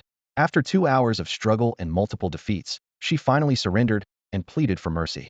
The two then shifted to tender intimacy, enjoying the tranquility of their closeness while chatting about trivial matters. At that moment, their watches, which had been set aside, began to ring almost simultaneously. Jiang Wanqin rose from Li Feng's embrace, retrieved the 2 watches, and found that both had received important notifications pushed by their smart systems according to their settings. The notifications contained identical content. The official website of the Federal Parliament, 5 hours after its last update, had released another video report, following up on the previous one. The video provided detailed documentation of the research team's analysis and study of various cultivation methods and treasures found in the ruins, with an exhaustive account of the timeline and process. Based on the information in the video, it was revealed that a month and a half ago, the research team had determined, through relentless calculations and tests, that the cultivation methods left behind by ancient superhumans covered nearly all stages below level 60. Shortly after, they made two groundbreaking discoveries. First, they identified artifacts that could only be crafted by cultivators above level 50. Second, they documented a method to accelerate the cultivation speed of superhumans using low-grade minerals known as holy stones. Feng couldn't help but marvel at the video. If he weren't privy to insider information, he might have believed this meticulously detailed and seemingly authentic footage. The members of the federal parliament were indeed exceptional. With the release of this video, it was likely that the majority of Caucasians would become staunch supporters of launching a large-scale war, as such a war against the Wind Mouse race would mean access to vast reserves of holy stones. Even superhumans with mediocre talent could benefit from them. Meanwhile, among Asians, the desire to support a war might be even stronger than among Caucasians. The reason was simple. The discovery of artifacts that could only be forged by cultivators above level 50 implied the existence of ancient cultivators who exceeded level 50. The more planets they occupied, the higher the chances of uncovering high-level ancient ruins and advanced cultivation techniques. If the Human Federation continued to adopt a defensive strategy, over time, Caucasians would gradually pull ahead in terms of high-level superhumans, an average power level, a scenario that Asians would absolutely not accept or tolerate. In such a short time, a new video was released again, and not separately, but combined with the previous one. Jiang Wanxin sighed, realizing that the Federation's leadership was clearly employing decisive measures to unify all voices and eliminate any obstacles within a short period. The entire Federation was likely to face intense upheaval in the coming days. They can shake their world, we'll shake ours, Feng remarked indifferently. He had no interest in deciphering or concerning himself with the thoughts of those at the pinnacle of the Human Federation's hierarchy. After all, he did not need to rely on political scheming or manipulating public opinion to ascend to power. Nor did he need to align himself with their factions or boost his status by waving flags and rallying support. With the system in hand, his path to the top was destined to be paved with the remains of those who stood in his way. For now, his focus was solely on improving his strength. In the future, those at the top of the pyramid would be the ones contemplating his thoughts and intentions, deciding where to stand and whom to support. For 3 consecutive days, the couple devoted themselves to studying human anatomy on the bed. It wasn't until the 6th day that Feng began accompanying Jiang Wanxin to explore and evaluate the locations she had chosen for plantations and farms, while also researching various related equipment and technologies. Just as Jiang Wanxin had predicted, a storm of decisive actions from the Federation government followed. First, there was a harsh condemnation of those traitors who had been bribed by alien races, using an anti-war banner to pressure the parliament and military into prematurely revealing the truth to appease public grievances. Some had even leaked military secrets, leading to attacks on numerous warships and military bases along the borders. Shortly after, news broke that the parliament building had allegedly been attacked by a powerful alien race. The Federation government then announced a series of major stimulus policies. Among the most notable was a new welfare system. Anyone, whether an ability user, cultivator, martial artist, or genetic warrior who reached level 1 could apply for a monthly subsidy. The higher the level, the greater the subsidy. This was followed by a slew of complementary policies, including severe penalties for those who used their power to harm others or disrupt public order. Furthermore, the government cracked down on suspected collaborators with alien races, particularly those attempting to incite civil war under the guise of racial or anti-war conflicts. Every moment, prominent figures across various life-sustaining planets were being arrested, including high-ranking elites and wealthy magnates. Finally, the military stepped forward to conclude the series of announcements with a major declaration. They revealed that due to the premature leak of information, the Fengshu race had prepared in advance for war, significantly increasing the difficulty of military operations. Additionally, 3 dominant alien races, the Winged Clan, the Soul Clan, and the Vampire Clan, were unwilling to stand by and watch humanity's expansion and progress. They joined forces to pressure the Federation military, demanding a 4-way combat exercise intended to weaken the morale of the Federation's forces and humanity's collective confidence. To ensure success against the Fengshu race and counter the pressure from these dominant races, the Federation military extended an invitation to talented individuals. To this end, they announced plans to host a Federation-wide live-streamed selection competition to choose members for the combat exercise. All human citizens aspiring to join the military could register to participate. Those selected would join a special operations fleet, while others would be assigned to various military bases. The announcement was accompanied by a series of declassified documents, detailing advancements in warship technology, mech capabilities, multifunctional military uniforms, and the construction of planetary space fortresses over the past 10 millennia. though the exact numbers remained classified. Within just a few days, the anti-war movement had completely dissipated.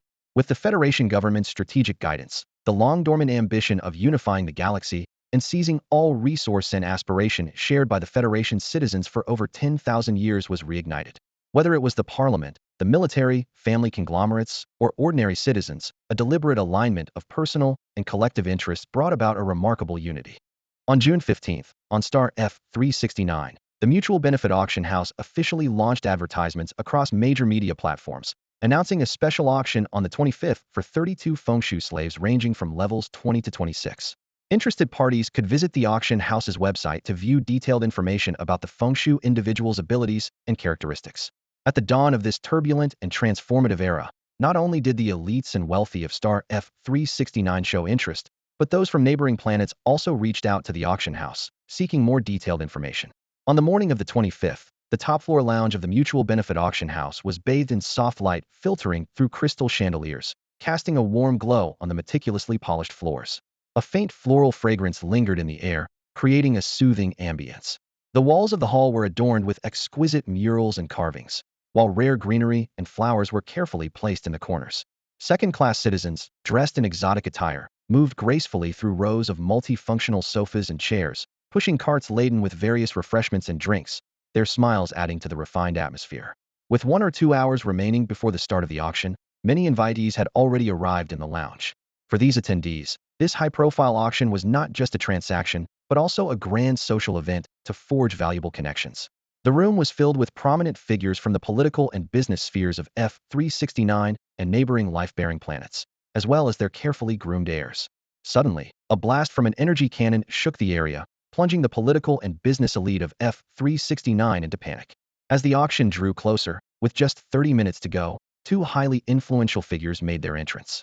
First was Qi Jianming, the governor of F369, followed closely by Colonel Ma Diqing, the commander of a small military base in the F0004 star sector, responsible for the space defense of stars F301 through F400.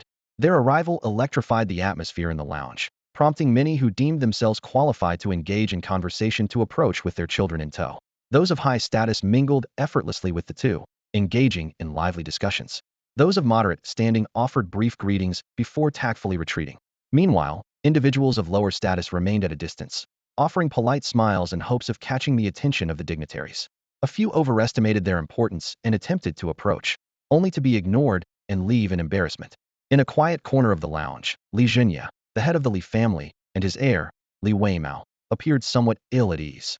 Once a family of upper-middle status on F369 during their prime, the Li family had since suffered significant setbacks, slipping into the ranks of average families. Li Zhenya had crossed paths with Qi Jianming on a few occasions enough to exchange brief pleasantries. Even as the family's fortunes declined, Qi Jianming had never shown outright disdain during such encounters at important events. This time, however, was different. Perhaps it was the sheer number of attendees, or perhaps Qi Jianming no longer considered the Li family relevant, given their declining influence and Li Zhenya's advancing age, which made a resurgence seem unlikely. When Li Zhenya approached with Li Weimao to greet him, Qi Jianming carried on chatting with others, completely ignoring them. As the crowd jostled and pushed Li Zhenya aside, Qi Jianming's expression remained unchanged, rendering their attempt to connect not only futile but also a source of ridicule in such a significant setting. Li Zhenya sighed deeply, his gaze drifting toward the Jiang family, his spirits visibly dampened. Ruthlessness and cunning were not in short supply among the influential figures of F369. Despite his relentless efforts and willingness to pay any price, Li Zhenya had managed to carve out a niche in the transportation industry, steadily increasing his family's market share and elevating the Li family back to an upper-middle position. Yet, he had not anticipated that their transport fleet would fall victim to an attack by high-ranking winged clan forces. The Li family has suffered significant losses and has yet to recover its strength. In stark contrast, the Jiang family, originally a mid-tier family on planet F369, has rapidly risen to prominence thanks to a young major with a promising future. They have quickly expanded their network and made remarkable progress in the industry. The resurgence of an era of expansion has further propelled their development. Today, the Jiang family has become an upper mid-tier family. Jiang Honghai, the head of the Jiang family, received 4 invitations to this event and arrived with his 3-child number double that of the Li family and comparable to the invitations received by major families. In the lounge, Jiang Honghai and his children mingled and chatted effortlessly within the circles of prominent families. Qi Jianmin and Ma Duqing also approached them to converse and introduce their children. Ma Duqing, in particular, even took the initiative to engage Jiang Honghai's children in conversation, showing them significant respect. From Li Jinya's perspective, Jiang Honghai's abilities and strategies were merely above average decent, but not sufficient to lead a mid-tier family to break through industry barriers and ascend to the ranks of major families. The Jiang family's current success and potential, in Li Zini's view, were entirely due to sheer luck, especially the influence of Jiang Honghai's elder brother, who had achieved great success in the military. If the Li family had someone like that, Li Jinya was certain their development would have been faster and more robust.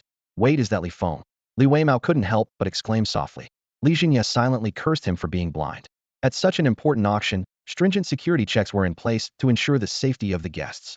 Ordinary individuals had no access to the top floor of the auction house, and even the invitations for top-tier elites and wealthy magnates were limited. Figures like Qi Jianmin and Ma Duqing could easily secure multiple invitations, but even their bodyguards had to remain on the lower levels. How could someone like Li Feng, a mere lieutenant, possibly qualify to be here? Instinctively, Li Jinya glanced toward the entrance of the hall, his eyes widening in disbelief. Li Feng, dressed casually, was holding Jiang Wanxin by the waist as they smoothly passed through the final security checkpoint and entered the lounge. How was this possible? Both Li Jinya and Li Weimao were stunned, unable to fathom how Li Feng and Jiang Wanxin had obtained invitations. For an auction of this caliber, most smaller families couldn't even secure a single invitation. Only those with strong bidding intentions in industries like or security had a chance. The arrival of Li Feng and his wife not only drew the attention of Li Jinya and Li Weimao, but also caught the notice of many others. The primary reason for this was their late entrance. In social events, it was an unspoken rule that the higher one's status, the later they typically arrived. Prominent figures like Qi Jianmin and Ma Duqing, who were considered the highlights of the event, usually arrived about half an hour early to allow time for mingling. Even those attending purely for the auction, uninterested in networking, would ensure they arrived before figures like Qi Jianmin and Ma Duqing. However, Li Feng and Jiang Wanxin arrived just as the auction was about to begin, a clear breach of protocol unless there was an exceptional reason. Li Feng's appearance left the Jiang family slightly surprised. Jiang Chuxue frowned, her expression filled with disdain.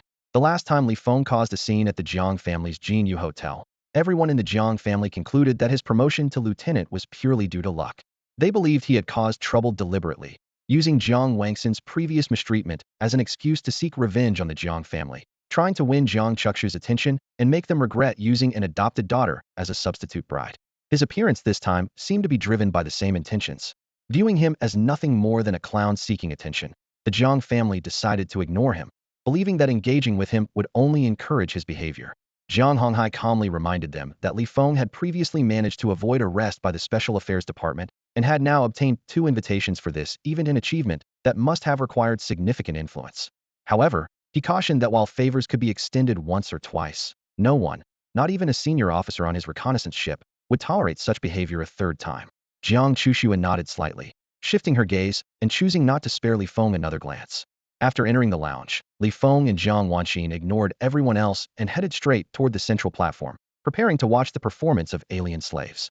At 9:55, the doors to the auction hall slowly opened. 2 prominent figures, Qi Jianmin and Ma Duqing, were the first to step into the room, surrounded by the heads of several prominent families. The auction hall was spacious and bright, with neatly arranged multifunctional chairs set apart at comfortable distances. The venue had only 20 rows, accommodating a little over 300 seats. Qi Jianmin and Ma Duqing walked unhurriedly to the first row and took the 2 central seats. Only then did the others begin to locate their assigned seats based on the numbers on their electronic invitations. The front rows were reserved for the heads of influential families, several officials overseeing critical departments on F-369 Star, and their families. Surprisingly, Li Feng and Jiang Wangxin's seats were arranged on the far right edge of the first row, of privilege typically reserved for families that monopolized certain industries and had high-ranking officials within their ranks.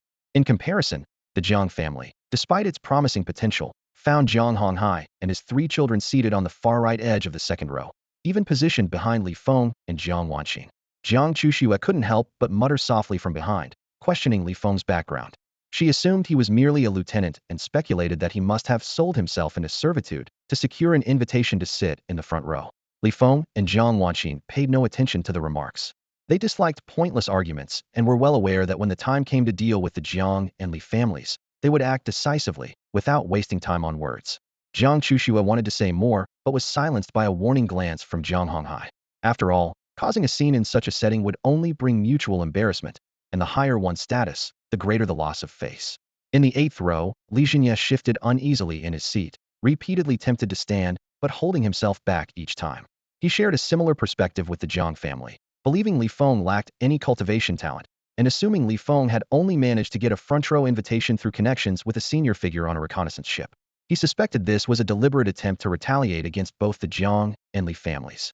Li Jinye wanted to approach Li Feng for a conversation after all. Ordinary people rarely had the chance to interact with the elite. The fact that Li Feng had secured a front-row invitation indicated that he had connections with military officers of equal standing to Qi Jianmin or Ma Diqing.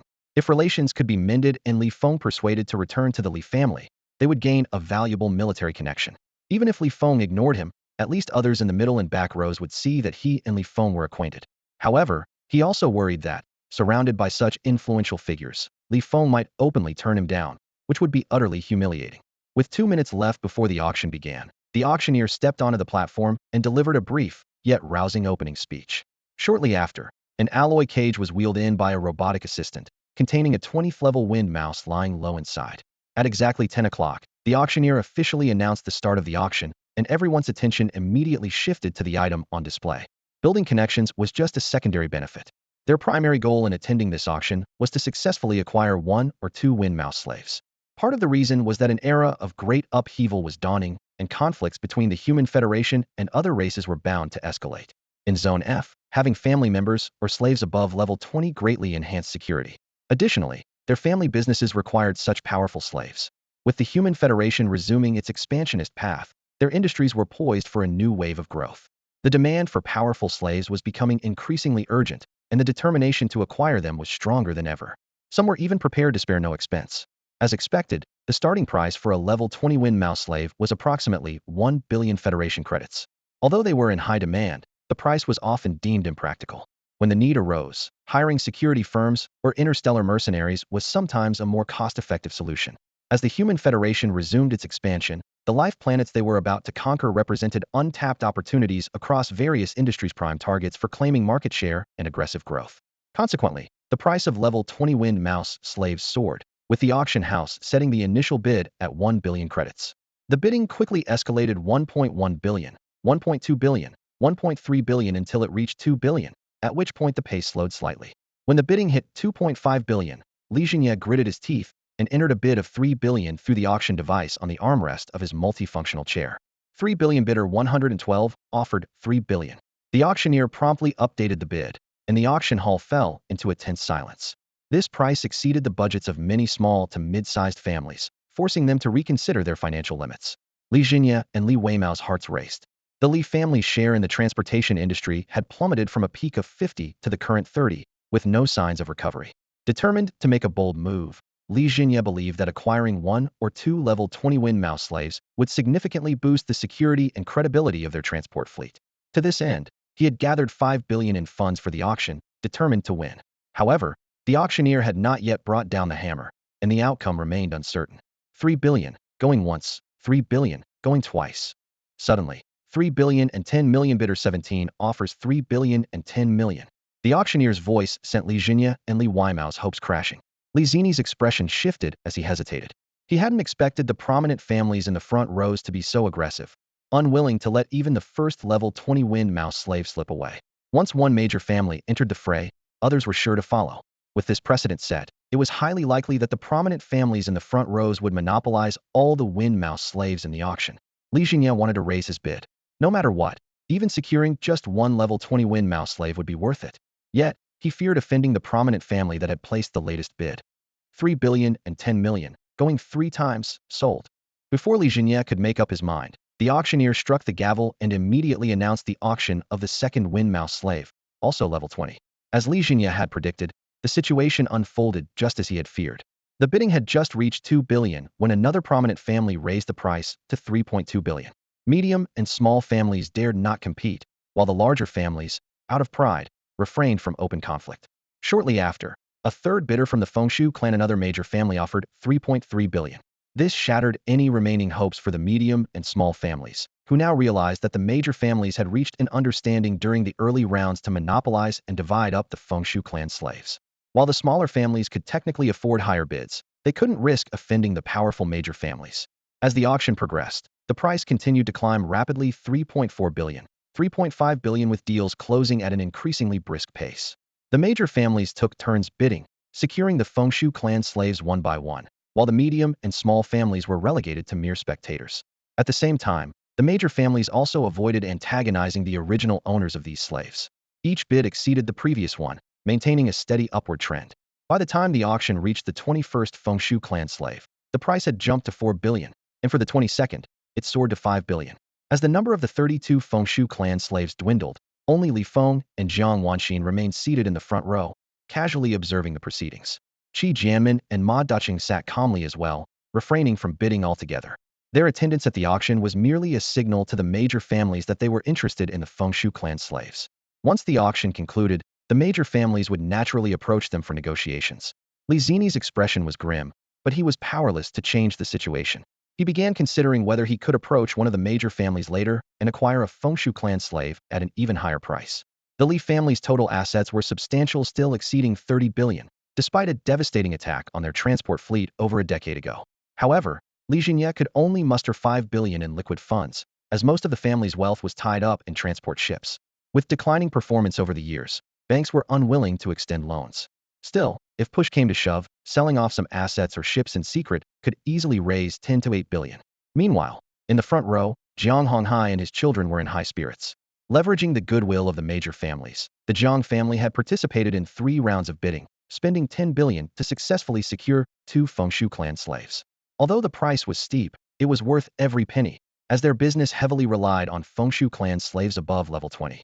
Jiang Honghai, in particular, had ambitious plans to take bold steps into life-bearing planets that were about to be colonized by the Human Federation. With level 20 slaves to safeguard his ventures in high-risk areas, combined with the connections and influence of his elder brother, a major in the military, Jiang Honghai even had the potential to compete for interstellar licenses for death matches, uncapped betting, and cross-galaxy broadcasts. 10 billion going once, 10 billion going twice, 10 billion sold. The auctioneer's voice rang out, declaring the successful sale of a level 26 Feng clan slave to the 5th bidder. By 11:30 a.m., the auctioneer's gavel came down, finalizing the sale of the last level 26 slave. In the front row, Li Feng and Jiang Wanxin, who had been mere spectators throughout, stood up and walked toward the alloy cage beside the auction platform. The 2 esteemed bidders were under the auctioneer's curious gaze as he looked at Li Feng and Jiang Wanxin. Li Feng smiled faintly, his eyes drifting to bidder number 5, Zhang Yuze, the head of the Zhang family. He said calmly, "My wife and I were the previous owners of this group of Feng slaves." Gasps filled the room. The 4 members of the Jiang family and the 2 elders of the Li family abruptly stood up, staring at Li Feng in disbelief, their faces filled with shock. These Feng slaves were his. How could that be possible? The rest of the crowd, however, seemed to come to an understanding, realizing why Li Feng and Jiang Wanxin were unfamiliar faces. Securing front row invitations suddenly made sense. They were using this event to elevate their reputation. "Pleased to meet you." Zhang Yuze stepped forward, ready to exchange pleasantries. However, Li Feng had no intention of engaging in small talk. He said coldly, "This level 26 Feng slave has some defects and may not be suitable for delivery to Mr. Zhang." Zhang Yuze was momentarily puzzled. If the slave did have defects, then wouldn't that mean the auction house's documentation was falsified? Li Feng gave no explanation. He walked directly to the alloy cage, grabbed one of its metal bars, and exerted force. A loud hum reverberated as, to everyone's astonishment, the alloy bar 3 to 4 centimeters in diameter bent under his grip. Without hesitation, Li Feng reached into the cage, pulled out the vacanted level 26 Feng slave, and with a swift motion, crack. The slave's skull was crushed instantly. Ding! You have killed an enemy and gained 72 attribute points. The system's notification echoed in Li Feng's mind. This is impossible. Ma Duqing shot to his feet. While the alloy cage could be tampered with, there was no way the skull of a level 26 Feng slave could be faked. Even if the slave had been tamed and offered no resistance, it would take tens of thousands of kilograms of force to crush its skull with one hand. Only someone with strength at level 25 or above could achieve such power. No matter how much he tried to rationalize it, Ma Duqing couldn't believe that this seemingly 20-something Li Feng possessed such overwhelming strength. Ignoring Ma Duqing, Li Feng casually tossed the Feng slave's lifeless body aside. He then turned to Zhang Yuze and said nonchalantly, "They'll take the payment for now. Later, I'll ensure 2 level 26 Feng slaves of the same grade are sent to Mr. Zhang. No issues, I assume." Zhang Yuze instantly understood the meaning behind Li Feng's actions.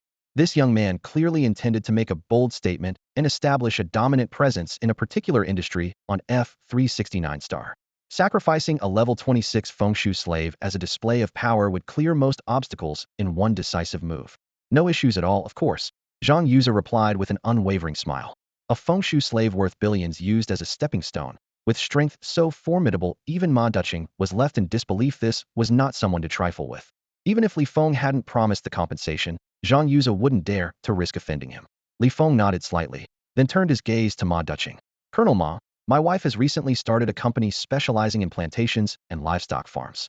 As I'm often occupied with military duties, especially with the impending war, I won't have the capacity to oversee everything. Should she require assistance with security or transportation, I hope Colonel Ma could lend a hand. The heads of the prominent families in the room collectively breathed a sigh of relief. Plantations and livestock farms in the low-end market posed little competition and offered minimal profits, while the high-end market was dominated by interstellar conglomerates. The conversation between Li Feng and Ma Duqing did not escalate into conflict despite the earlier disregard. Although Ma Duqing felt a trace of displeasure, he kept it to himself.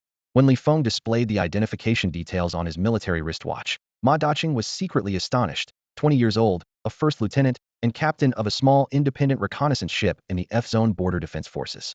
Such a position carried significant weight in the military. Ma Duqing couldn't help but wonder why Li Feng had so few disciplinary records.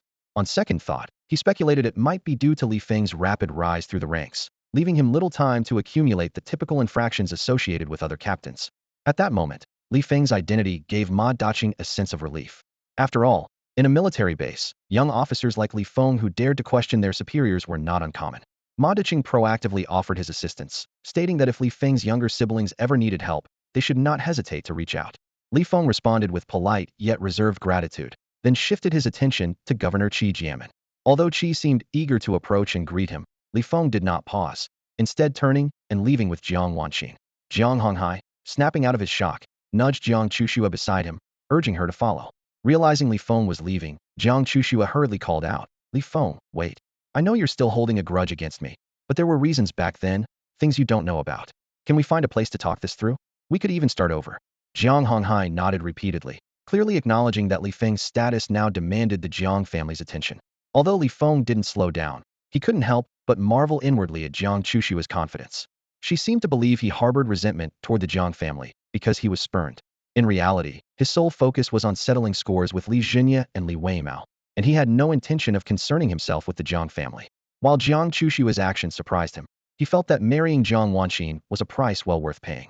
As Li Feng and Jiang Wanqin departed, the auction hall buzzed with activity. The crowd began gathering around the four members of the Jiang family, eager to uncover more information.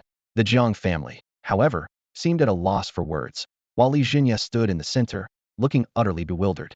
At home, Li Feng and Jiang Wanqin lay happily on their bed, imagining how to spend their immense fortune.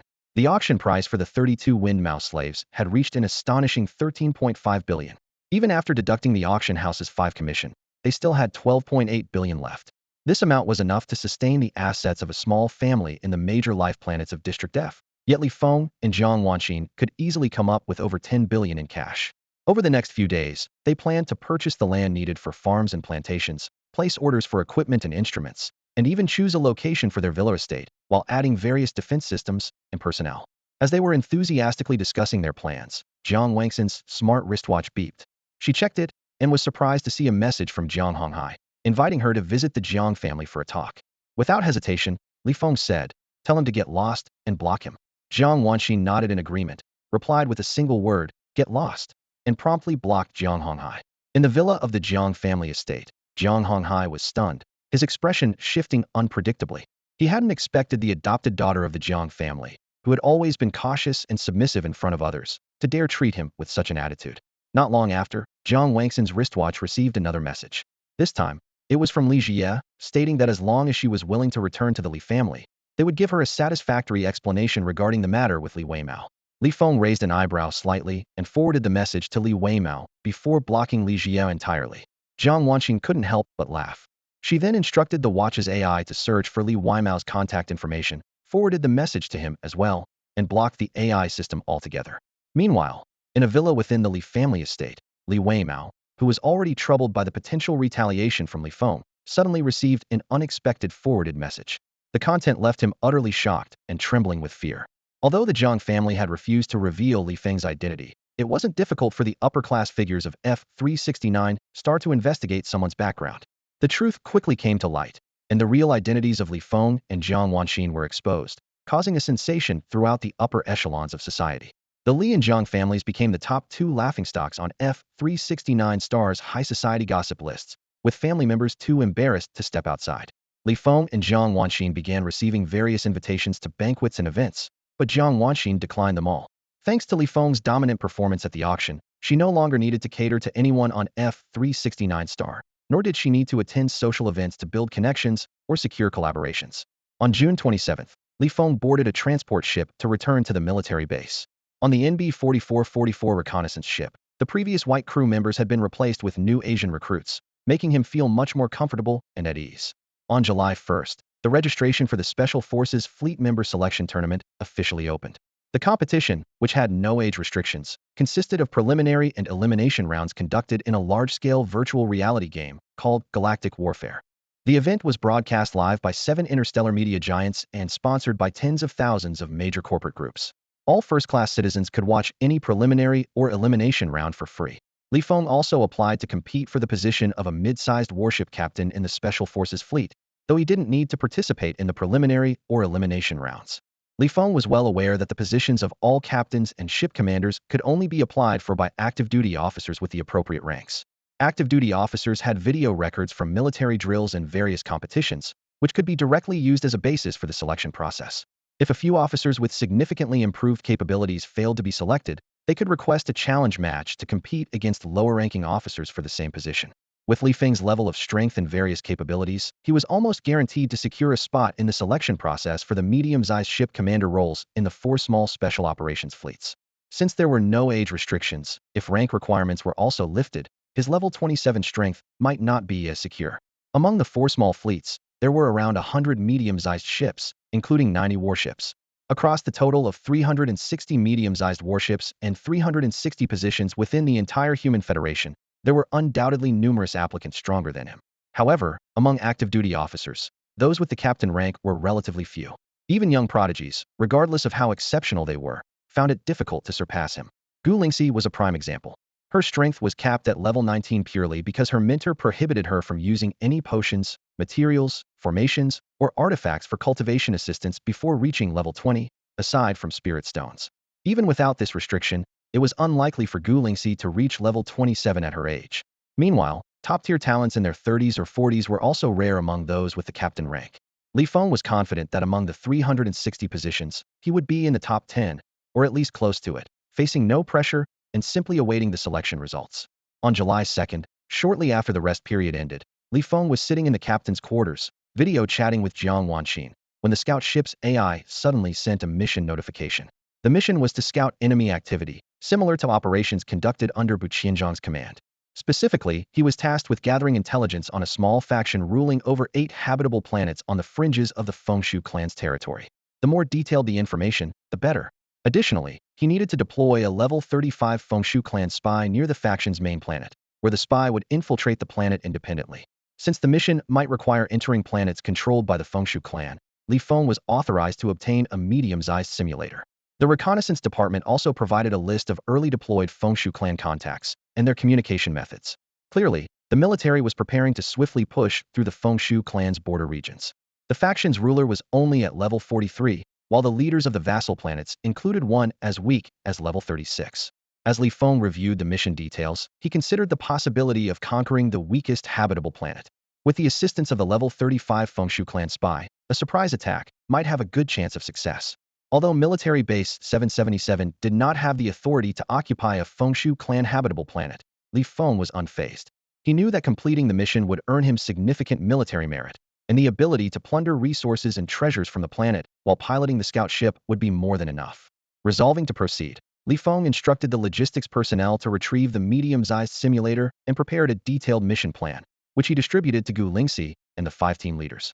Once the medium-sized simulator was secured and the level 35 Fengshu clan spy had boarded the scout ship, Li Feng promptly issued the mission execution notice and the order to set sail.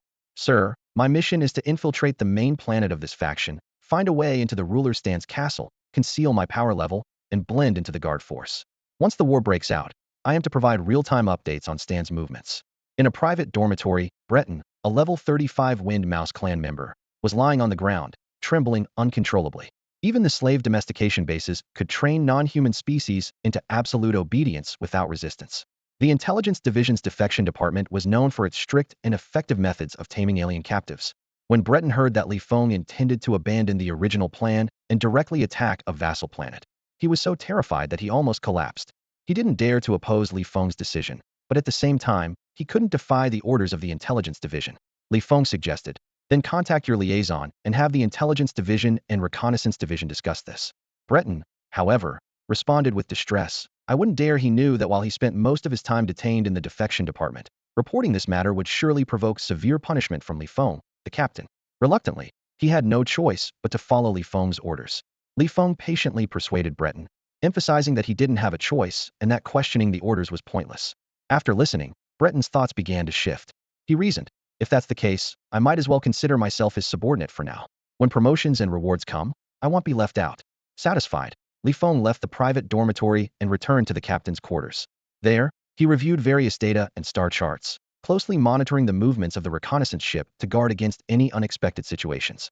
The target star system was located at the edge of the Wind Mouse clan's territory, near the Human Federation. After a spatial jump, the likelihood of encountering high-level alien activity in the vicinity was low, presenting far less risk than jumping directly into a black hole or a cosmic storm. Over 4 hours later, they arrived at Feng's predetermined destination, the star system containing planet F11258. According to reconnaissance data collected 5 years ago, this planet was the smallest of the 8 life-supporting planets, with a diameter of just over 13,000 kilometers.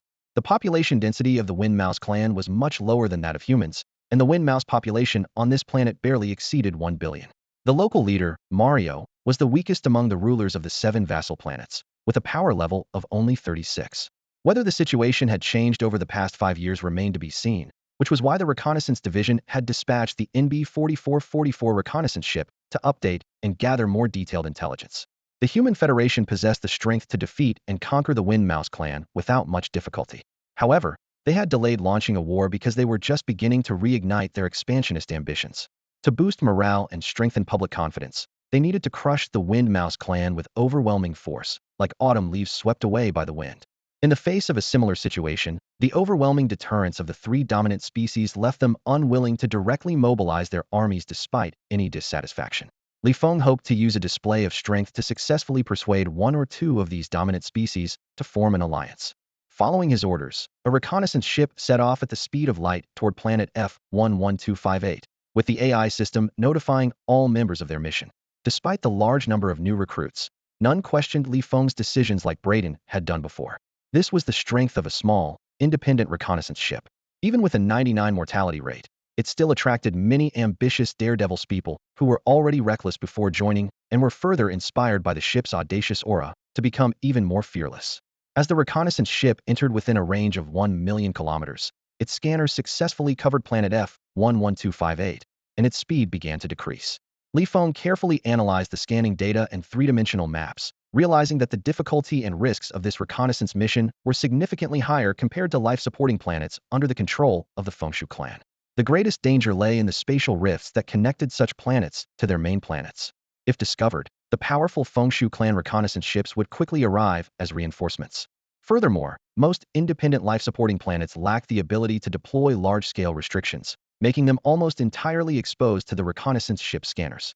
However, planets connected to other life-supporting worlds typically had main fortresses equipped with large-scale restrictions, leaving only 2 ways to gather critical data and information: infiltrating the fortress or launching a direct attack.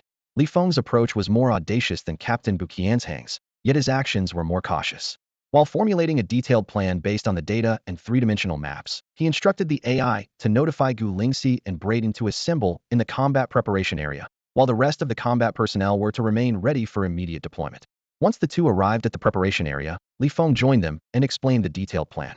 The plan was straightforward: infiltrate the main fortress, locate the leader's secluded training site and the positions of the spatial rifts, then assassinate the leader, destroy the large-scale restrictions and spatial rifts, and launch a full-scale assault. Gu Lingxi, with her sharp intellect, noticed several potential issues but chose not to ask further questions. Having carried out numerous missions with Li Feng, she understood that while he appeared reckless, he was just as cautious about his survival as she was. He would never act rashly without confidence in success.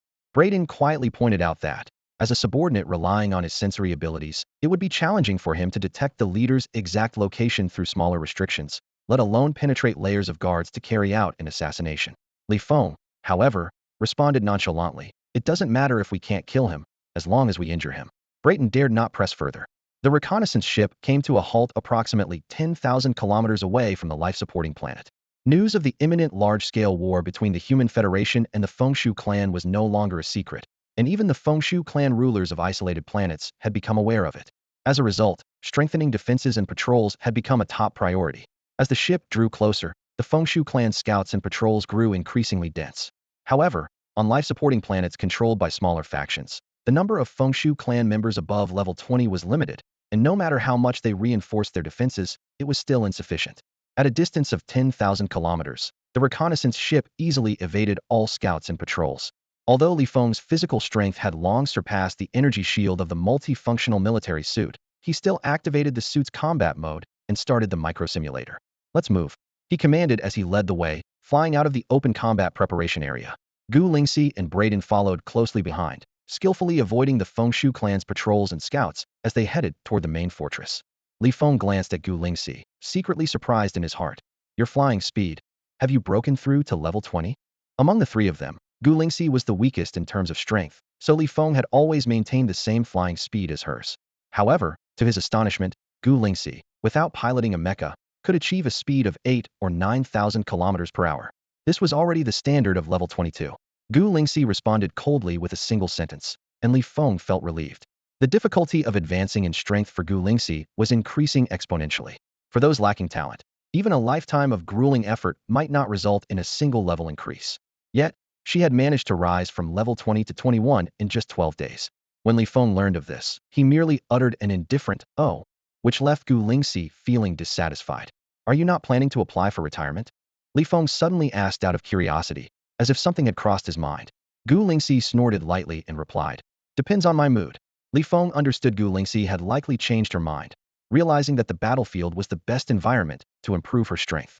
Countless geniuses flocked to participate in the Special Forces fleet selection for this very reason. Gu Lingxi had no further words. Despite constantly referring to herself as the exceptional second-in-command, her dismissive attitude toward not applying for retirement was evident. Li Feng focused on their journey, and after an hour of flight, they landed safely in a forest near the main fortress. Carefully confirming the effects of the microsimulator, Li Feng advanced toward the main fortress. According to the scan data, the entire fortress covered an area of about 100 square kilometers and was divided into an outer fortress and an inner fortress. The outer fortress was surrounded by over 20-meter-high walls made of solid rock, with numerous stone houses inside. The inner fortress, spanning only 5 or 6 square kilometers, was enveloped by a large barrier. The reconnaissance ship's scanner couldn't penetrate the barrier, leaving the internal situation unknown. To enter or exit the outer fortress, one had to undergo strict inspections, and the effects produced by the microsimulator couldn't withstand close scrutiny. However, Li Feng wasn't worried. His sensory abilities spread rapidly and soon identified a weak spot in the sentry posts along the inner side of the wall. The three of them easily evaded the sentries with their speed and entered the outer fortress. The inner fortress's barrier had only a small opening for entry and exit, with stricter inspections that made direct entry impossible. Common infiltration methods relied on internal spies, using cargo transport or other means to gain access. Without a Wind Mouse tribe insider, they would have to capture someone from the outer fortress and coerce them into cooperation. But Li Feng, with his ability to teleport through any energy barrier or physical matter and his enhanced perception, didn't need such troublesome methods. He chose a concealed area near the inner fortress and began to infiltrate gradually. With a mental attribute of 1,000 points, his sensory reach extended to a radius of 1,000 kilometers. His level 3 heightened perception allowed him to utilize 30 of his sensory range, covering up to 300 kilometers.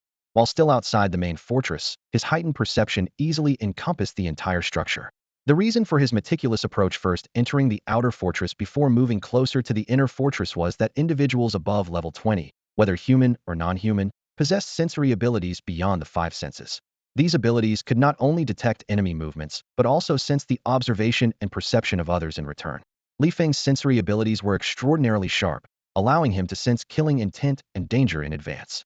This, Combined with the energy cannon's characteristics on the reconnaissance ship, meant it was difficult to kill alien creatures above level 20 in one shot from a distance. The closer the range, the stronger the power. Within the inner fortress, the chances of being detected by level 20 and above Wind Rat clan members were significantly lower. Feng carefully controlled his killing intent, gradually expanding his sensory perception in a manner akin to using peripheral vision. If he encountered any level 20 or higher Wind Rat clan members, he would do his best to avoid them. Gradually, the situation within the inner fortress fell under his control. At the center of the inner fortress stood a massive castle over 50 meters tall, surrounded by several stone towers. Feng gave a brief instruction to Gu Lingxi before grabbing Breton and activating his teleportation ability. In an instant, they bypassed the large-scale restrictions and appeared in an empty room within the castle. Breton's triangular eyes widened in shock. A teleportation technique capable of bypassing physical barriers and restrictions was extremely rare, even among the most powerful individuals of the Wind Rat clan. Feng's audacity made it clear why he dared to transform a reconnaissance mission into a direct conquest of this vassal planet. Prepare for an all-out strike, Feng instructed. Breton understood the critical importance of a successful ambush. If they failed, not only would their plan fall apart, but they could also find themselves in grave danger. The tip of Breton's right claw extended into a black blade over 10 centimeters long. Feng nodded slightly, suppressing his killing intent and malice as he carefully expanded his sensory perception outward. Even level 30 Wind Rat clan members would be unable to detect his presence. Before long, he discovered a hidden passageway in the center of the castle, guarded by numerous level 20 Wind Rat clan members. Feng's sensory perception skillfully bypassed the passageway and its guards, penetrating layers of soil and rock to delve deeper. Moments later, he reached several secret chambers surrounded by minor restrictions. Within his heightened senses, he detected the spatial rift he was searching for, as well as another presence likely the leader of the planet. Feng quickly pulled up a holographic map, marking the precise location of the spatial rift based on his sensory findings. If they're critically injured and can be killed, leave it to me to finish them off, he said, drawing his alloy sword and grabbing Breton with his left hand. Breton nodded firmly, raising his black blade-tipped claw. Feng took a deep breath and directed his sensory perception toward the chamber where the Wind Rat clan leader resided. Once he pinpointed the leader's position, he activated his teleportation ability. He and Breton appeared simultaneously behind the Wind Rat clan leader. Breton struck first, his claw slicing through the air. The Wind Rat clan leader, immersed in cultivation, had no time to react. The terrifying wind blade from Breton's strike tore through the leader's head and back. Blood sprayed as the body was flung forward, lifeless. Feng's reaction time and attack speed couldn't match Breton's.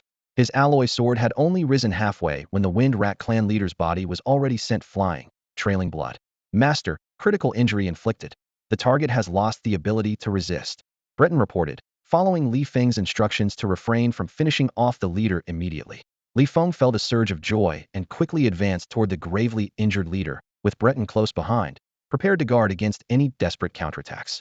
Seizing the opportunity, Feng delivered a decisive slash with his alloy sword, driving it deep into the leader's wound and splitting his head into two halves. A system notification sounded. Ding! You have killed the enemy and gained 952 attribute points. Overjoyed, Feng realized the mission was nearly complete. All that remained was to destroy the spatial rift, and this vassal planet would become a haven for the NB-4444 reconnaissance ship. The small barrier clearly had the function of isolating sound, as the commotion inside did not alert the guards in the secret passage. Successfully assassinating the Wind Mouse tribe leader became Feng's optimal strategy. With your strength, the energy blast from the small barrier and the spatial rift shouldn't pose a threat to you. Feng turned to Breton and instructed, stay here. Once the spatial rift is breached, strike immediately. Prioritize eliminating or subduing Wind Mouse tribe members above level 30.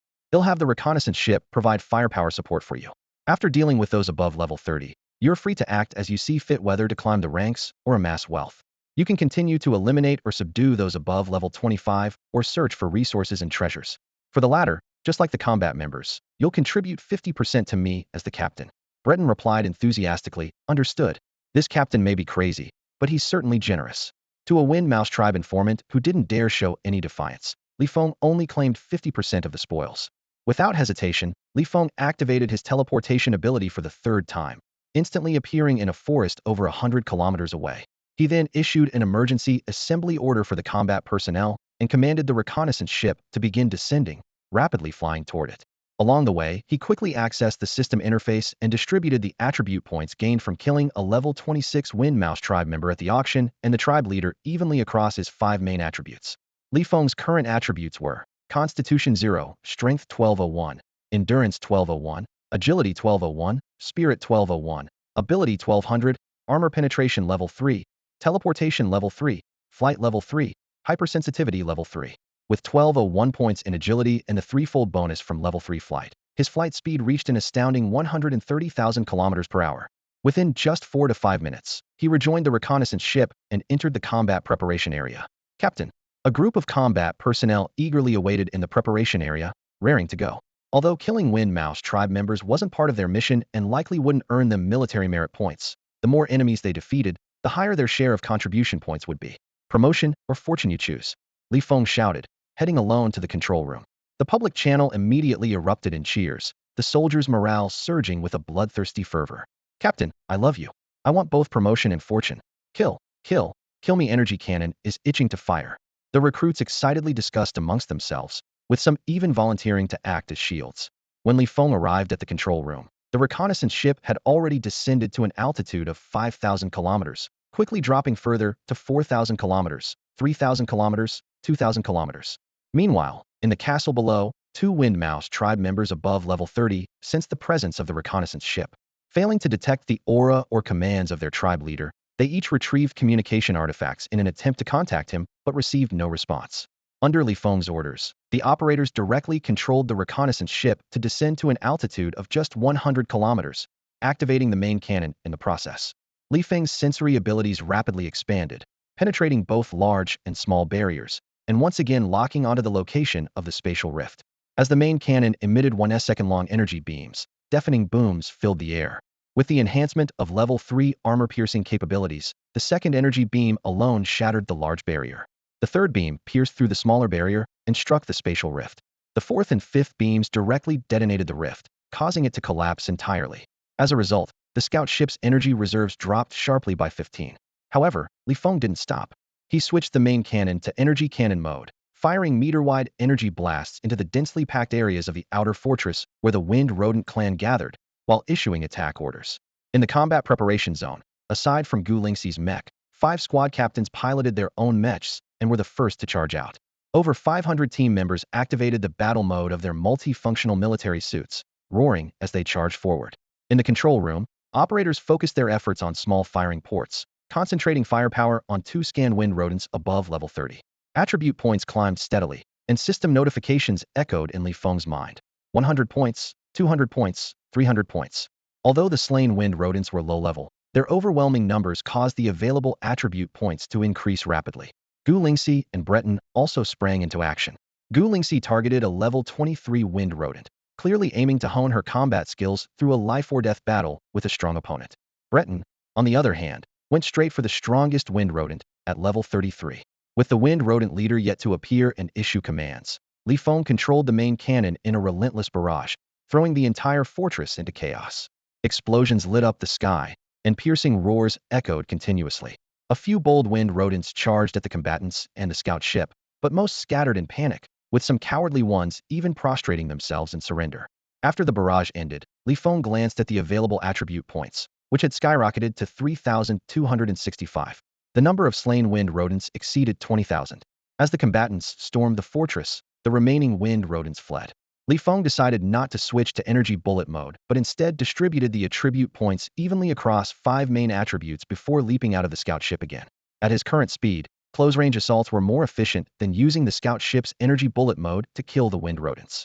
It was a one-sided assault.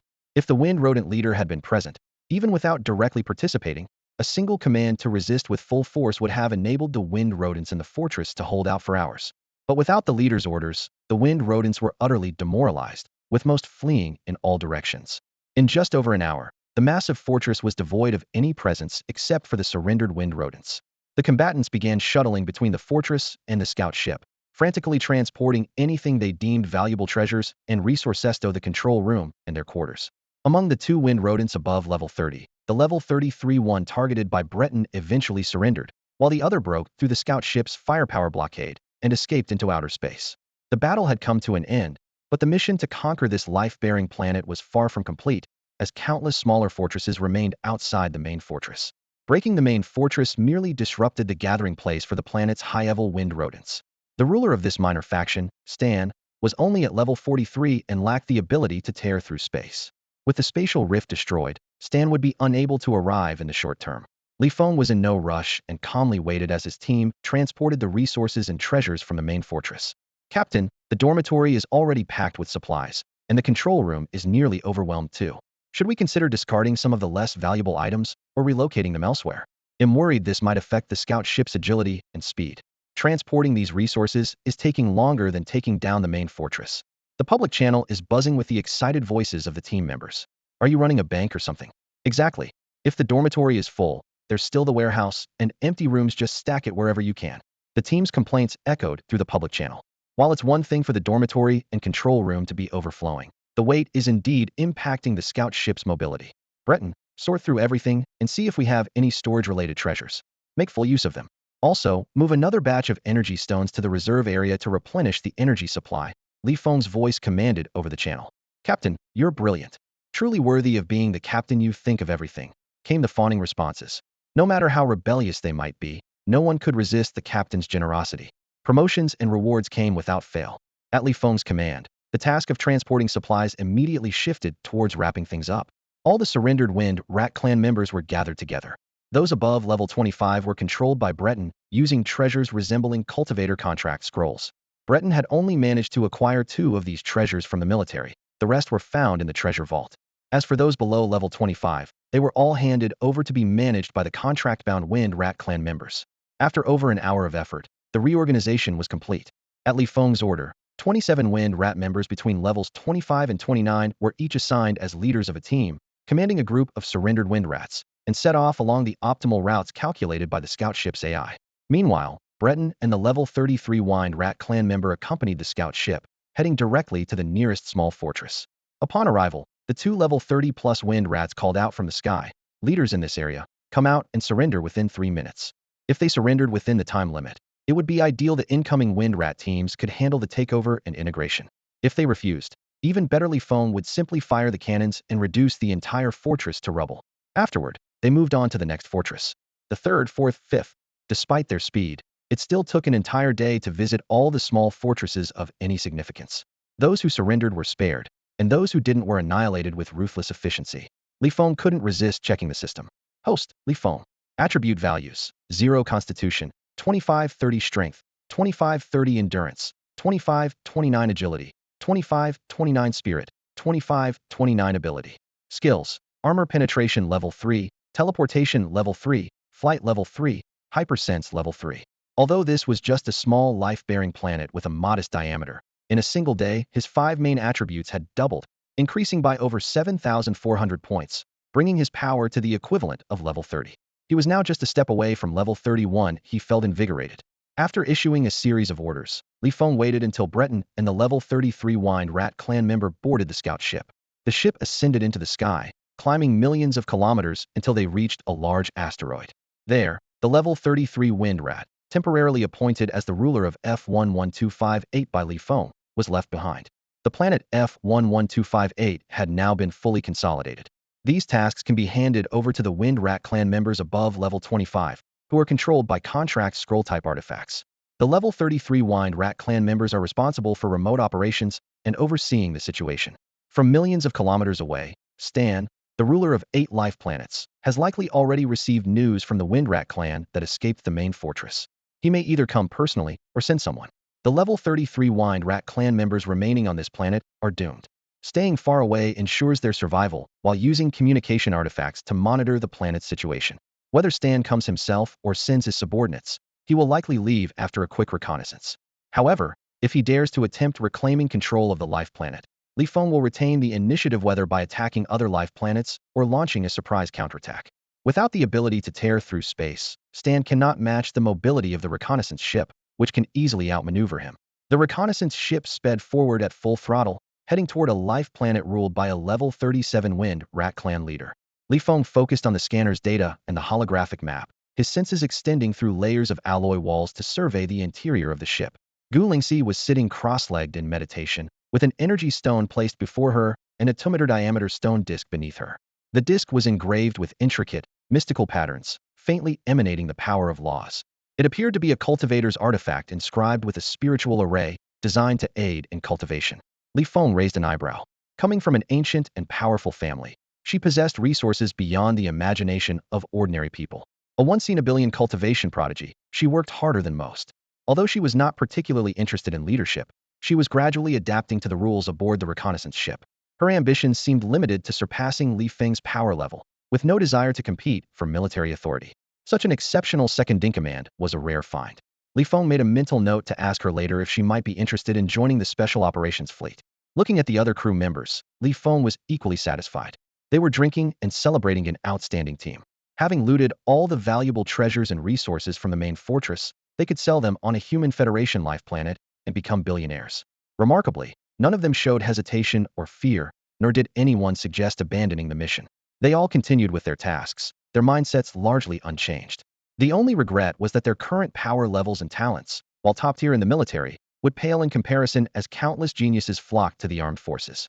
Otherwise, persuading a group of them to leverage their advantages as lower-ranking officers and join him in the Special Operations Fleet would have been a rewarding endeavor.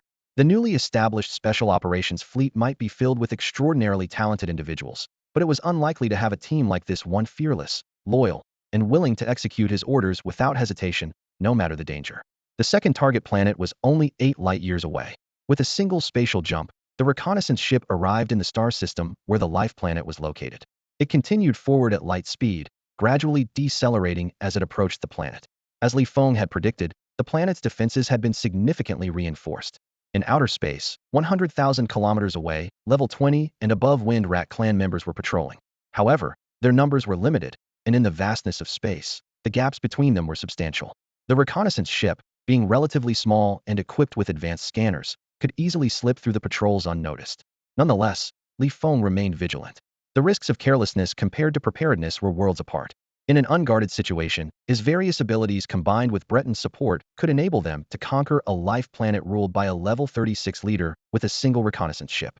However, if the enemy was on high alert and able to rapidly mobilize reinforcements through spatial rifts, the situation would be entirely different.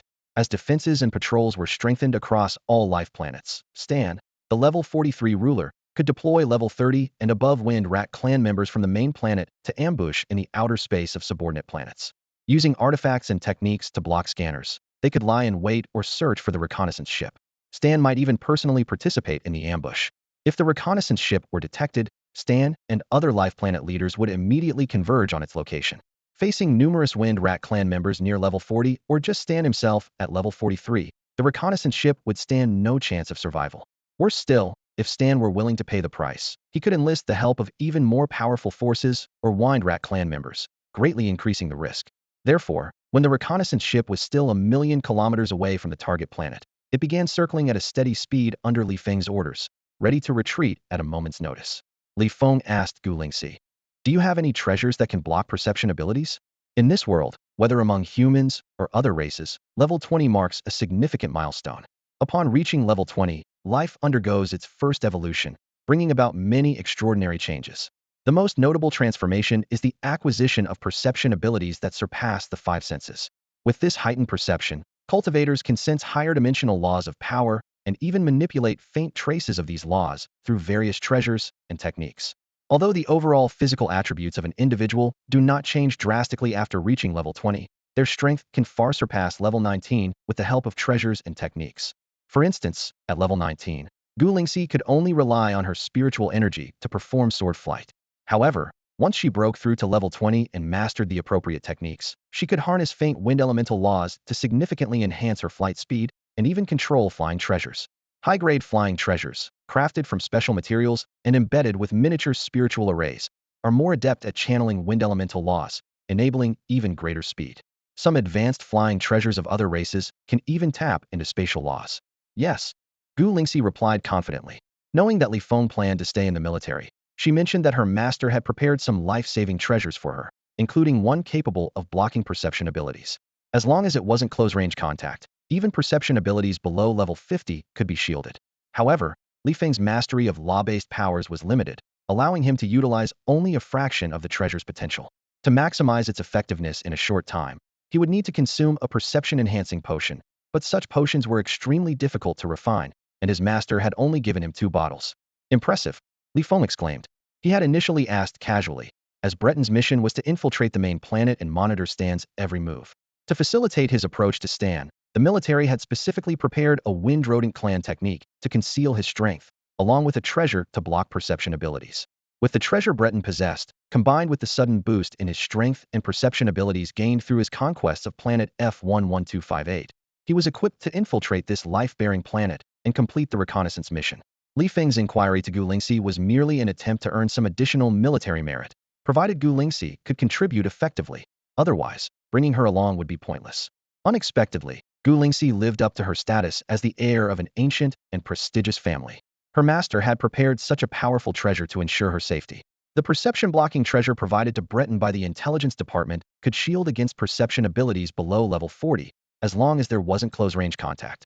Combined with the strength-concealing technique, Breton could discreetly approach and monitor Stan, the level 43 ruler of the Windrodent clan, and provide real-time updates on his movements. The difference in the grade of the 2 treasures was staggering, with Gu Lingxi's treasure being far superior, showcasing an unparalleled gap in quality. Li Feng understood clearly that Gu Lingxi's master must be one of the most formidable cultivators. He asked again, "What is the top speed of your flying artifact?" Gu Lingxi replied, "With my current strength, it can only reach about 100,000 kilometers per hour." This was undoubtedly a top-tier flying artifact, but Gu Lingxi's abilities were still somewhat lacking. In comparison, Li Feng, with his current agility and level 3 flying skill, could achieve a maximum speed of 230,000 kilometers per hour, while the level 35 Breton had an even more astonishing speed. Rendezvous at the war preparation zone and use your flying artifact to infiltrate this life-bearing planet, Li Feng said decisively. The longer they delayed, the more gaps would appear in Stan's defenses, and the greater the opportunities to harvest attribute points. The task of transportation was left to Gu Lingxi. The 3 quickly gathered in the war preparation zone, where Gu Lingxi waved her hand, and a quaint wooden house model flew out from her storage ring. As spiritual energy was infused into it, the small house rapidly expanded until it reached a height of 5 meters and a length and width of 7 to 8 meters, finally stopping its growth. Entering the house, they found it fully equipped with all the essentials: auxiliary robots, a sofa and coffee table, audiovisual systems, aromatic diffusers, food, drinks, and defensive monitoring devices.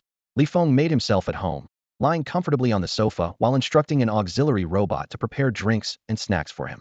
At the same time, he activated his heightened sensory perception to its maximum. Breton crouched cautiously in a corner. Gu Lingxi then took out a red jade pendant from her storage ring, hung it at her waist, and infused it with spiritual energy.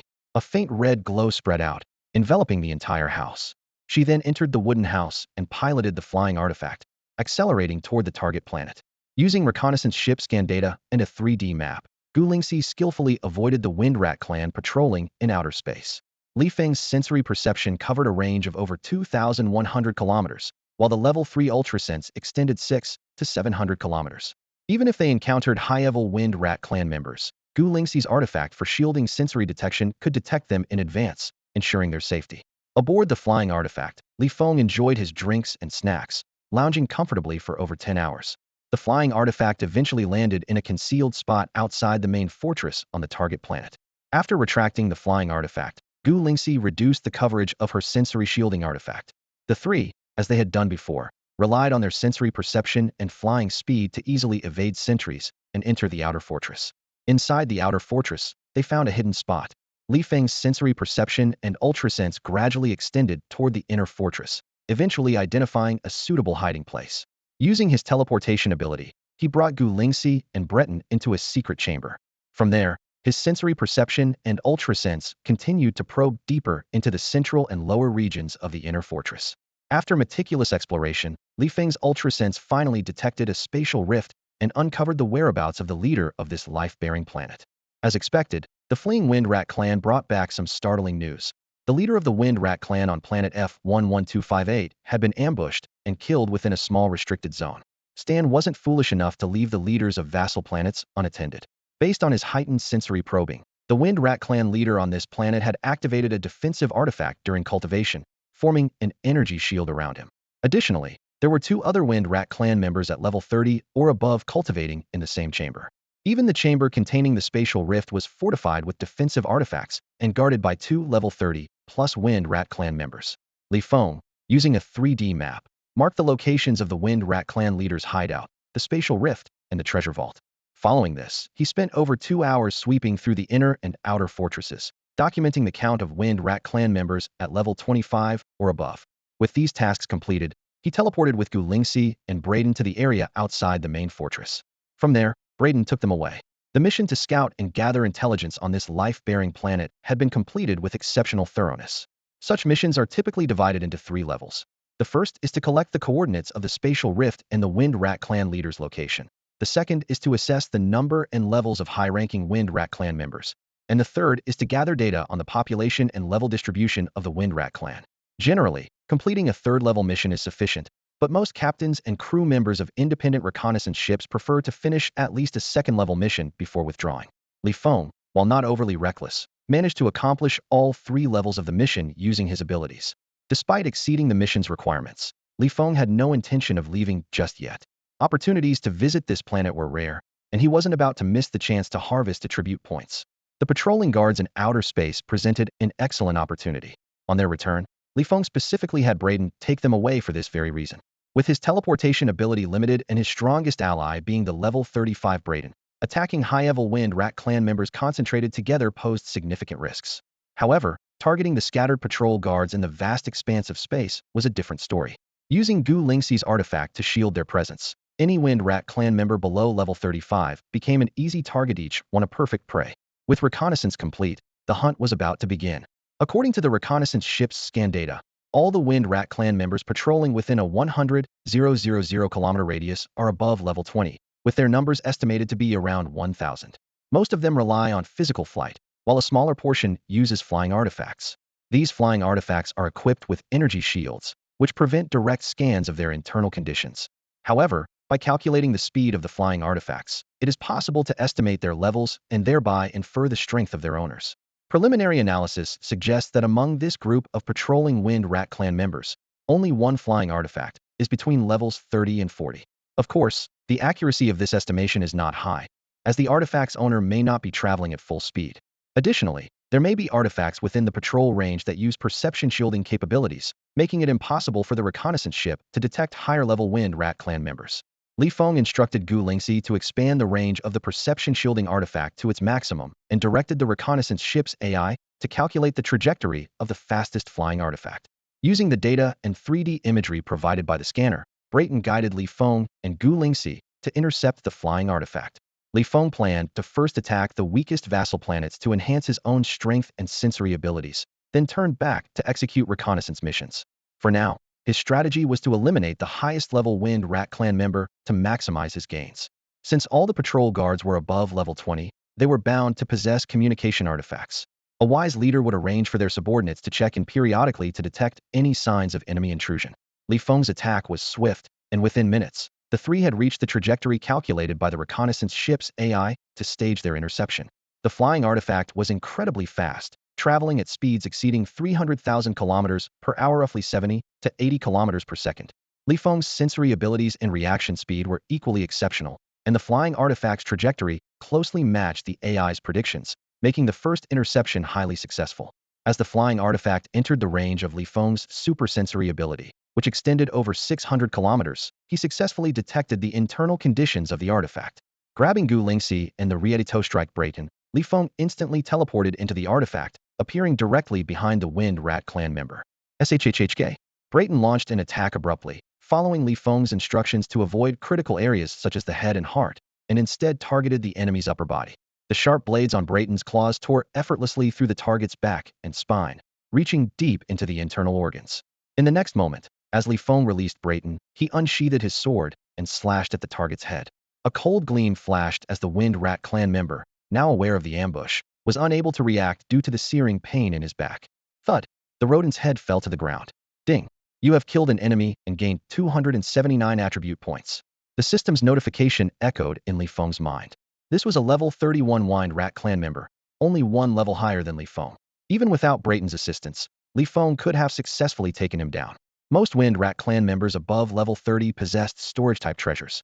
Brayden moved swiftly, extracting storage artifacts from the level 30 Wind Rats and binding the unclaimed flying artifacts to himself with a drop of blood. He claimed them all as his own. Then, he led Feng and Gu Lingxi toward the nearest level 21 Wind Rat that lacked a flying artifact.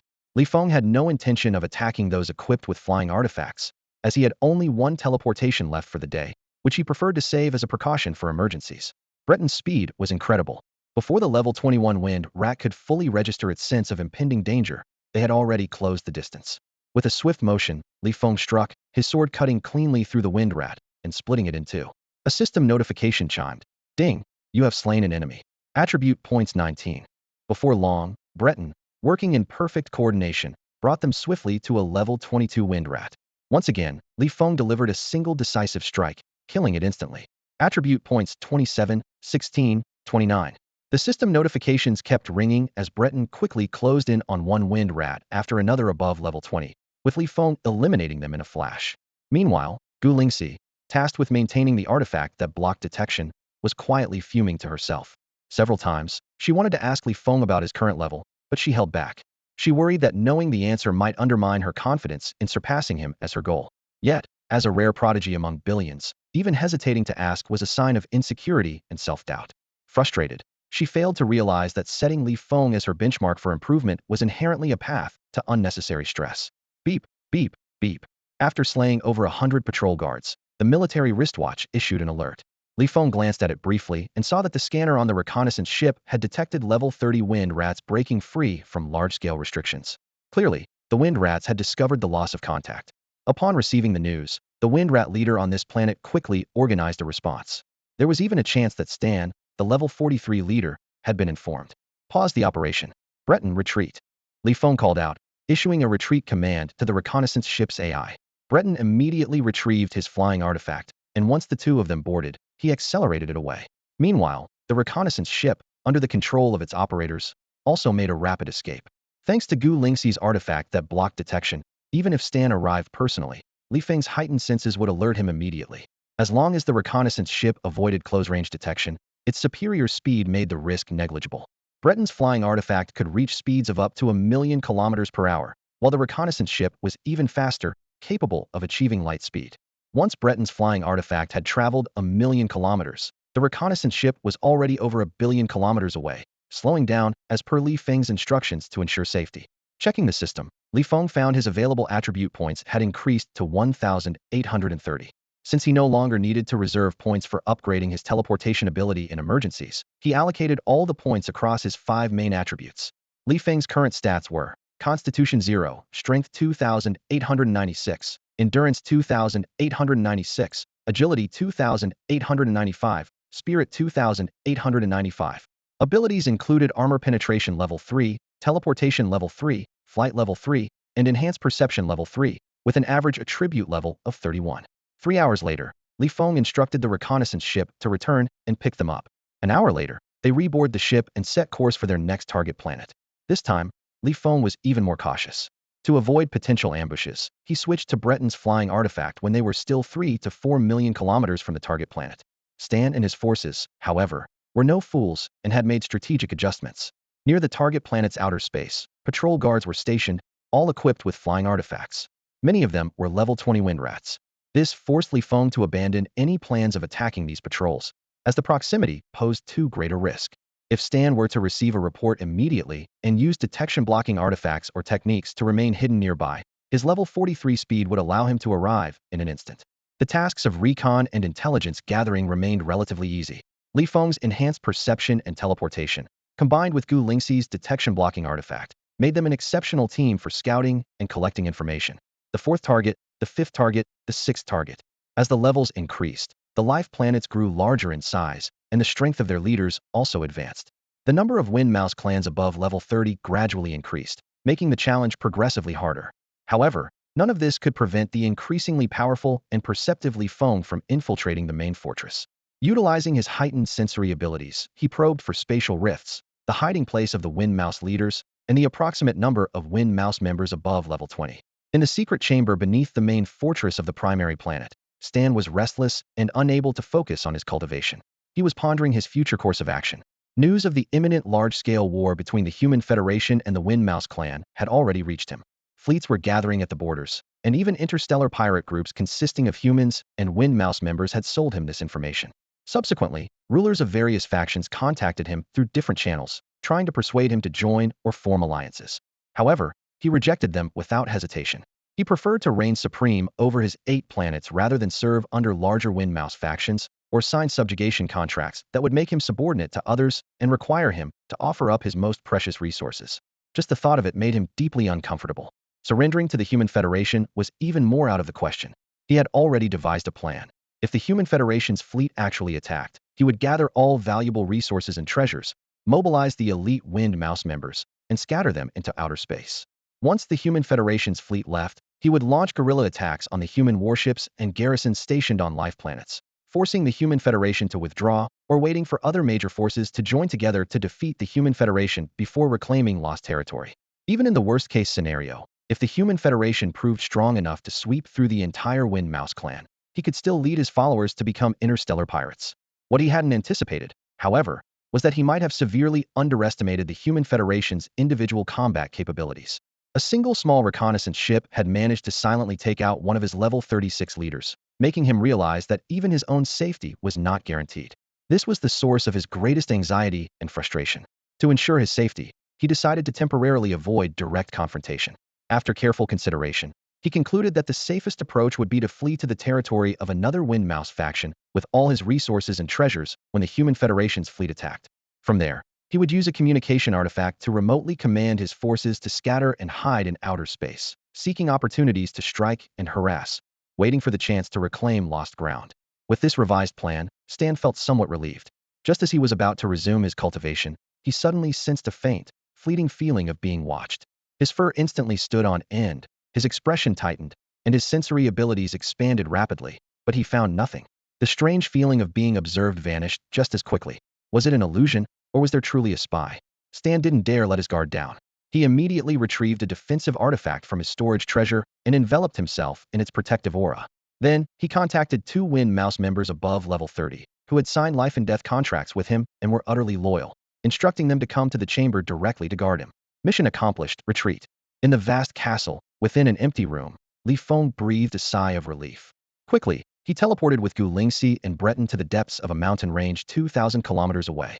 Afterward, they boarded Breton's flying artifact and, utilizing Gu Lingxi's ability to shield their presence, headed into outer space to rendezvous with the reconnaissance ship.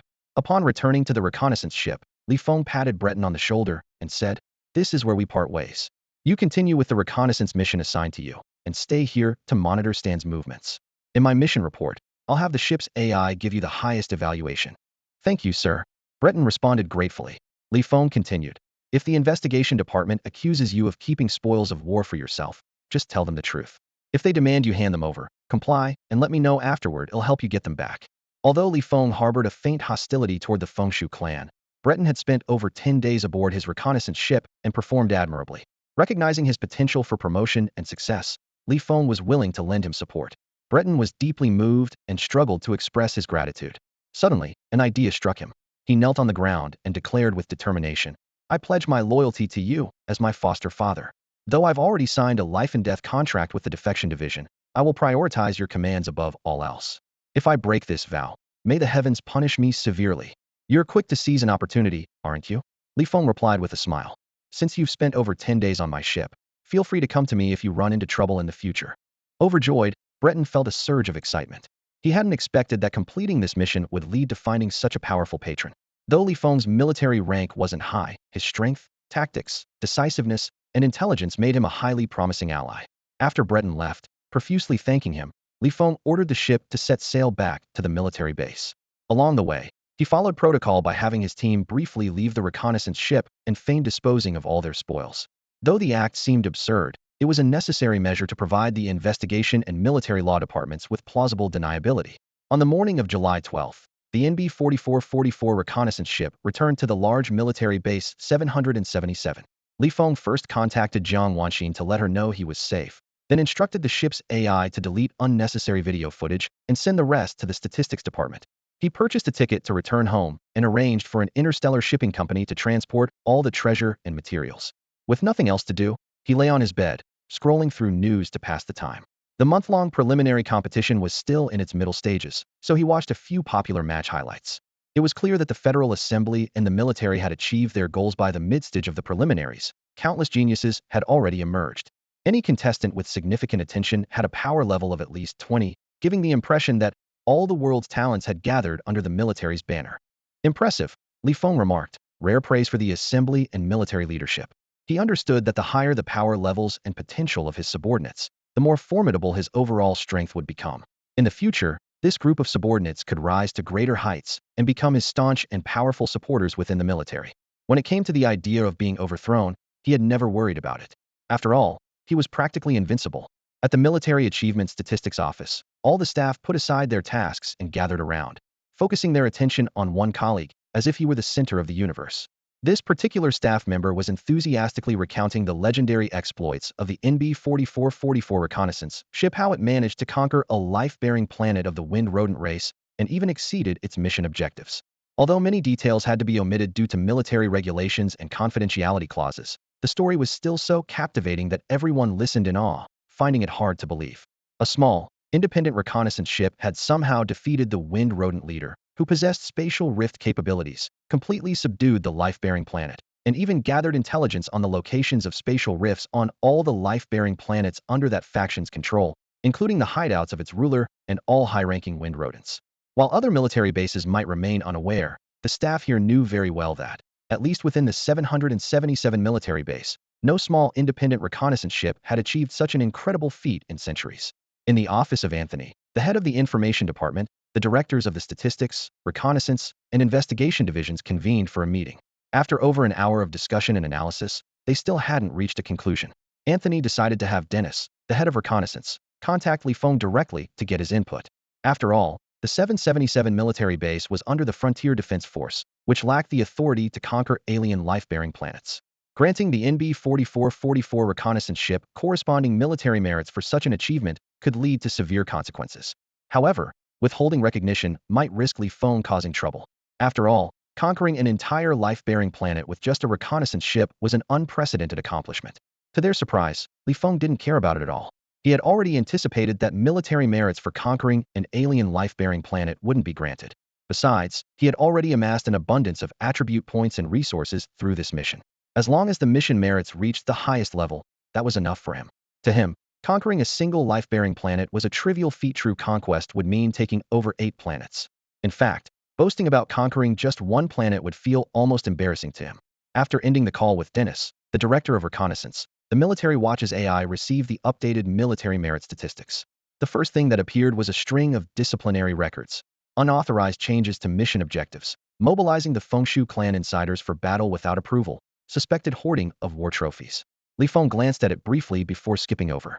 The mission merits were calculated at the highest level, 200,000 for auxiliary planets and 600,000 for the main planet, totaling 2 million points.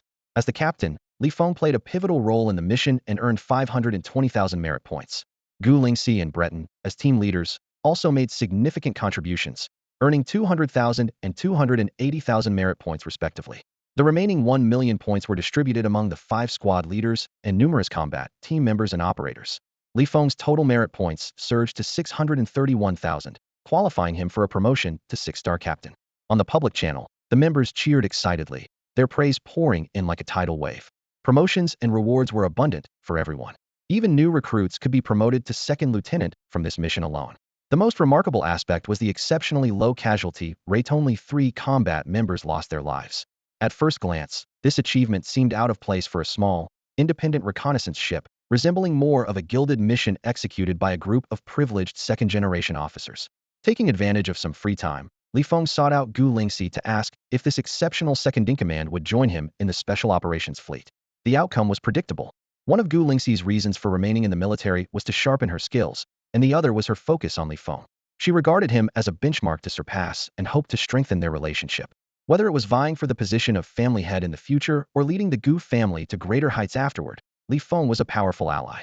His invitation to join the Special Operations Fleet, with its greater potential, was an opportunity she couldn't refuse only for her own safety. Li Feng's teleportation and heightened perception abilities, combined with her perception shielding artifact, made them not only an elite team for espionage and assassinating enemy leaders, but also the best pair for survival against powerful enemies. After securing Gu Lingxi's agreement, Li Feng sought out Lin Zhengtai, the welfare faction leader and part-time janitor at Military Base 777, to strengthen their rapport. Then, he quickly boarded the transport ship. Upon returning to planet F-369, thanks to Jiang Wangxin's presence, Li Feng easily set aside his combative aura and embraced a calm mindset, adapting seamlessly to a tranquil life. On the morning of the 16th, Li Feng and Jiang Wanxin were sitting side by side on the sofa. He was watching a video of the Special Operations Fleet's recruitment competition while she worked remotely, managing various affairs of the Yangon Corporation. Suddenly, his watch chimed with a notification. Jiang Wanxin glanced at it, and, excitedly hugging Li Feng's arm, told him a surprise was on the way. Curious, Li Feng asked, "Did you order a more luxurious multifunctional bed?" Jiang Wanxin, half laughing and half crying, promised to order one from the best furniture company later. She then activated her watch to contact Buck, a level 28 Feng Shu clan slave, instructing him to inspect the delivery arriving at the under-construction estate. Before long, Buck confirmed the delivery had arrived. Jiang Wanxin promptly accessed the estate's smart surveillance system, revealing the expansive property spanning an impressive 100 square kilometers. However, Jiang Wanxin had only temporarily purchased the land, with the current construction area limited to about 1 square kilometer. Despite construction having started just 5 or 6 days ago, a luxurious villa had already been erected, featuring opulent interior decor and a full range of multifunctional furnishings. Yet, the most time-consuming and labor-intensive aspect remained the development of various security systems. According to Jiang Wanxin's plans, an underground fortress extending several hundred meters deep would even be constructed beneath the villa. At this moment, the monitoring system swiftly detected a small transport ship, approximately 150 meters in length, descending slowly. Shortly after, the transport ship sent a landing request. After Jiang Wanxin approved it, she sent Buck's coordinates to the ship. Li Feng noticed the Tianyu Group logo on the hull and immediately felt reassured. For safety reasons, spaceships typically could only dock at space stations. Landing on a life-supporting planet required extensive and cumbersome application procedures, but interstellar corporations like Tianyu Group enjoyed special privileges in this regard. "Did you order high-grade magical artifacts for me?" Li Feng asked in surprise. Without a business deal worth billions, Tianyu Group's headquarters would never dispatch a small transport ship for delivery. Jiang Wanxin nodded and confirmed. "They're all good stuff." Unable to help himself, Li Feng asked, "How much did it cost?" Jiang Wanxin replied candidly, "The space stone you shipped back last time, plus 11 billion. Li Feng couldn't help but be astonished. "Doesn't that drain the working capital of Yong'an Corporation?" Jiang Wanxin, unconcerned, said, "Money is just numbers. As long as you're safe, that's all that matters. The equipment for the plantations and farms has already been purchased, and there's enough money in the accounts to sustain operations. The treasure resources you shipped back this time, although still under evaluation, are worth at least 1 trillion minimum." She added somewhat gloomily, "When I received this batch of resources, I even felt that with your speed of making money, my ideas of running various businesses might be redundant. Maybe I should just focus on spending recklessly." Li Feng chuckled and said, "Once the various industries scale up, the treasure resources I bring back will be negligible." As they chatted, the video feed showed the small transport ship landing slowly and its side hatch opening. A team of individuals dressed in multifunctional combat suits emerged, escorting an alloy cage. Inside the cage was a being about 1.2 meters tall, its entire body engulfed in flames. The team leader, carrying a metal box, contacted Jiang Wanxin to confirm Buck's identity. After verification, he approached Buck and requested a password from headquarters. The metal box opened to reveal a single pitch-black ring. Li Feng was instantly thrilled. Without needing to ask, he knew it must be a storage ring. Buck took the ring, and as Li Feng had guessed, it was indeed a storage ring. One by one, Buck began pulling out items, strange and varied objects, including instruments, bracelets, necklaces, pendants, belts, and even a combat mech and a clearly modified airship. Li Feng watched in stunned silence, thinking to himself, regardless of the quality of these instruments, just the storage capacity of this ring alone made the space stone and 11 billion price tag worth it. After all, with this ring, if there were a chance to raid a treasure vault on the next mission, the resources recovered could easily pay for it all in one go. Bark meticulously inspected the goods one by one. After over half an hour, he finally confirmed that the shipment was accurate. Jiang Wanxin remotely confirmed the receipt of the cargo. Once the acceptance and handover were completed, the small transport ship set off. Bark first settled the alien slaves in the alloy cages, and then delivered the storage ring. Using his perception ability, he was able to channel a trace of law energy, allowing him to use the storage ring and the various magical artifacts within it. Jiang Wanxin turned off the surveillance video and, while waiting for Bark to deliver the storage ring, explained its usage to Li Feng. Magical artifacts of different races are custom-made and require specific energy to activate. The mental power of espers, the spiritual energy of cultivators, and the various energies cultivated by alien races are all key to unlocking these artifacts. However, Li Feng had not practiced any cultivation techniques and could not use the magical artifacts meant for espers or cultivators. Yet, after surpassing level 20 and completing his first life evolution, he had gained perception abilities. It was this ability that enabled him to sense higher dimensional laws and even wield a faint trace of law energy. To use various magical artifacts, the required energy must be converted into law energy. This storage ring, in fact, did not cost any money. The spatial stone brought back previously was a high-quality 3040 level ore. Jiang Wanxin sighed and said, "We had no bargaining power. Tianyu Group made outrageous demands, taking 90 of the materials as forging fees. I thought the sooner we got it, the sooner we could improve our safety, so I agreed. They're truly ruthless." Hearing this, Li Feng suddenly felt he was quite kind-hearted.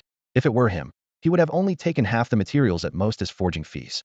As they were chatting, the doorbell rang, and Bark delivered the storage ring. Li Feng eagerly took the ring, activated his perception ability, and tried to guide a faint trace of law energy into it. In an instant, his perception flowed into the ring, revealing a space inside with dimensions of 100 meters in length, width, and height, boasting a volume of 1,000,000 cubic meters. Jiang Wanxin opened her smartwatch, pulled up the item list and descriptions, and forwarded them to Li Feng.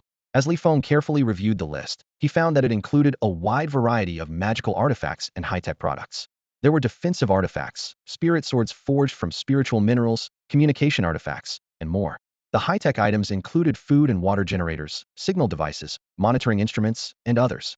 While most of the products were impressive, the defensive artifacts seemed both expensive and somewhat unnecessary.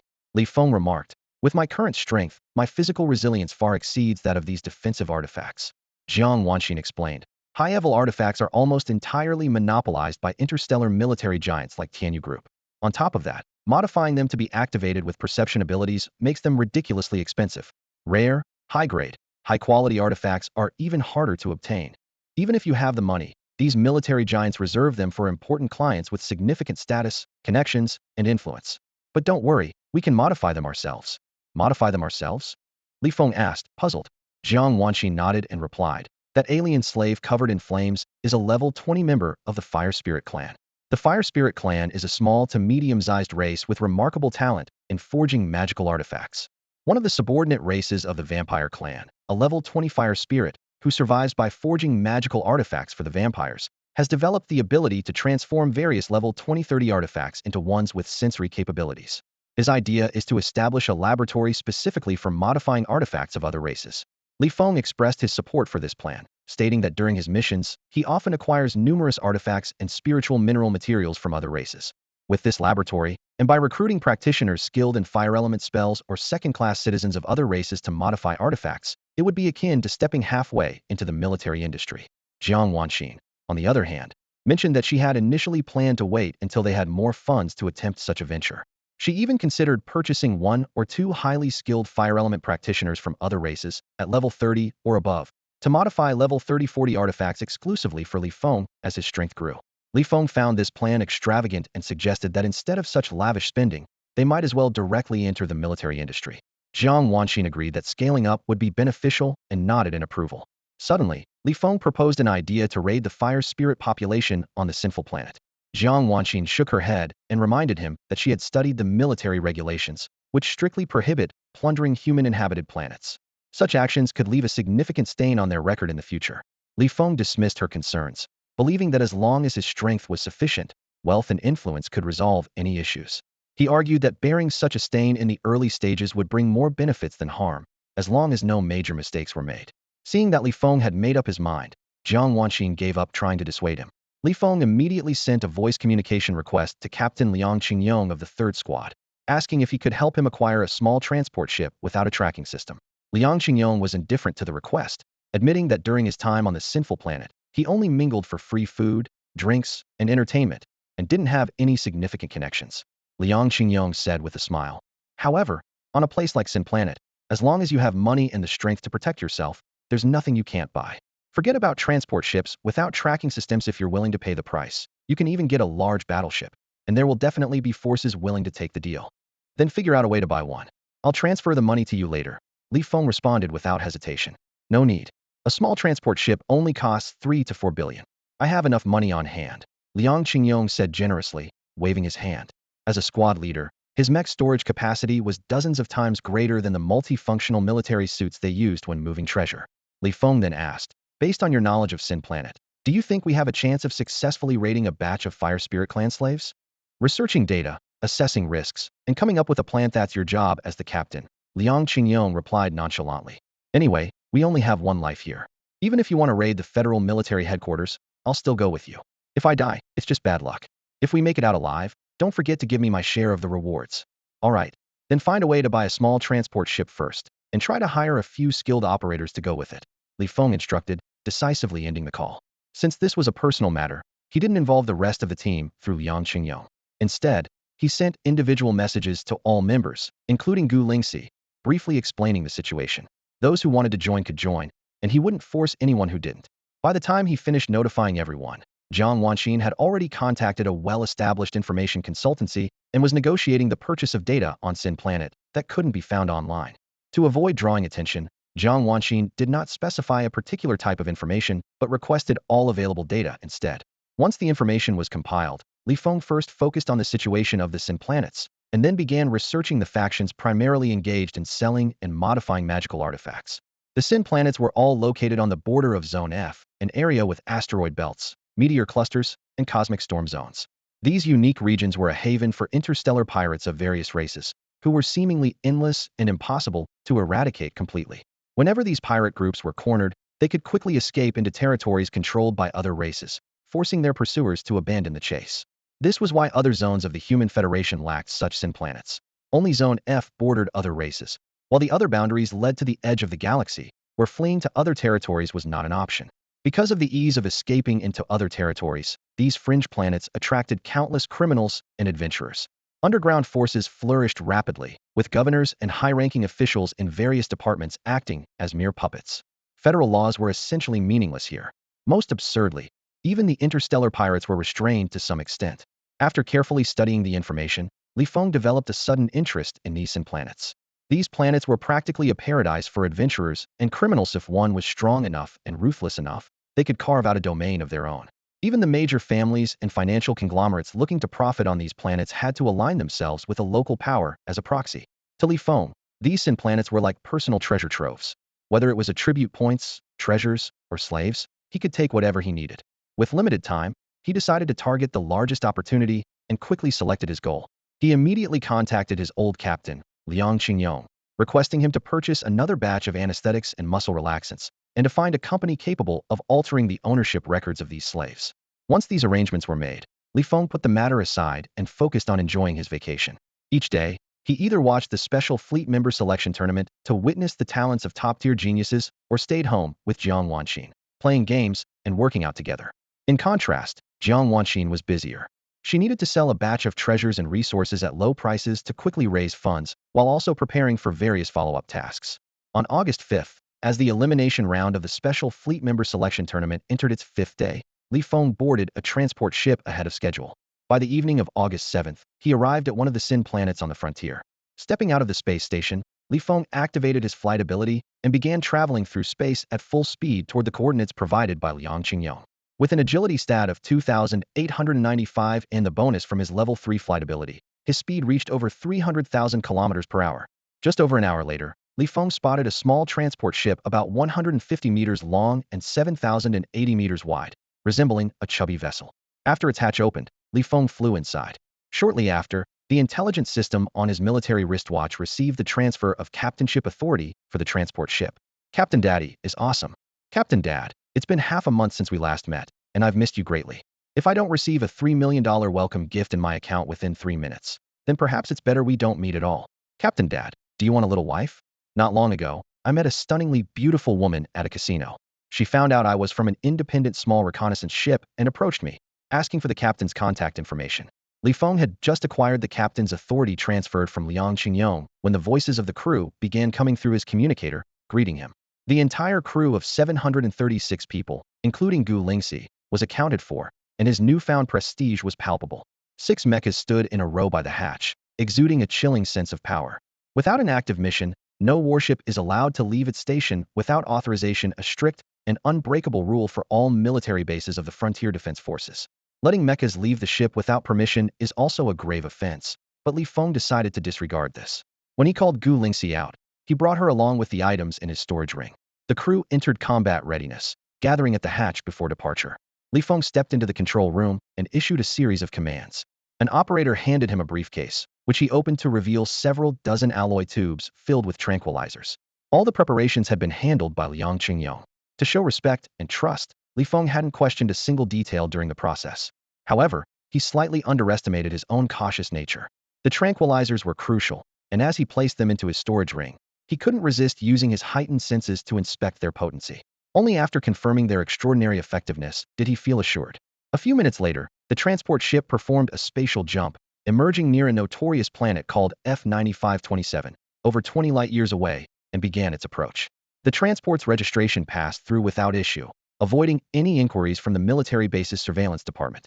The ship closed in 1 million kilometers, 900,000 kilometers, 800,000 kilometers. This planet, unlike ordinary life-supporting worlds, allowed only authorized transport ships to land directly. Others had to dock at space stations. To heighten the thrill, most of this planet's traffic restrictions had been abolished through public voting, meaning that all types of flying equipment, vehicles, and airships could operate freely without requesting flight paths. The transport ship descended to an altitude of 100 kilometers before coming to a halt. Li Feng extended his sensory abilities downward, his mental capacity of 2,895 points enabling a range of nearly 2,900 kilometers, while his level 3 heightened senses spanned 840 kilometers. The population on planet F9527 was far below the average of major life-supporting planets, with only about 30 billion people, concentrated mainly in one massive city. As Li Feng scanned the area, his first impression was chaos and filth, laced with an indescribable sense of darkness. The entire city lacked any semblance of planning. Hundreds of skyscrapers, 2- or 3-story villas, and large factories, typically located on the outskirts, were all jumbled together. The chaos extended into the skies, where countless flying vehicles and airships recklessly darted around, clearly under manual control. Within mere moments, over a dozen traffic accidents occurred before his eyes. Li Feng possessed an extraordinarily sharp sense of perception, allowing him to clearly discern a faint, shimmering energy shield enveloping the skyscrapers, villas, and factories around him. Surrounding the buildings were numerous energy emitters, forming a defense and attack system that would be unimaginable on any other inhabited planet. His attention quickly fixated on a factory named Explosive Military Industries. Using his heightened senses, he penetrated the energy shield and delved into the building's interior. The factory stood over 200 meters tall, with 5 floors above ground and 3 below. The upper 5 levels housed office spaces and exhibition halls, while the 3 underground levels were designated as defense zones, storage areas, and underground manufacturing facilities. Both the upper and lower levels were populated with members of the underground faction dressed in combat uniforms, alongside battle mechs, modified combat robots, and high-ranking alien slaves. In the first-floor office area, Li Feng located his primary target, the leader of the faction, Bill. According to the intel Jiang Wanxin had purchased at a high price, Bill was slightly over 60 years old, a 26th-level fire element ability user, and highly skilled in crafting treasures for ability users.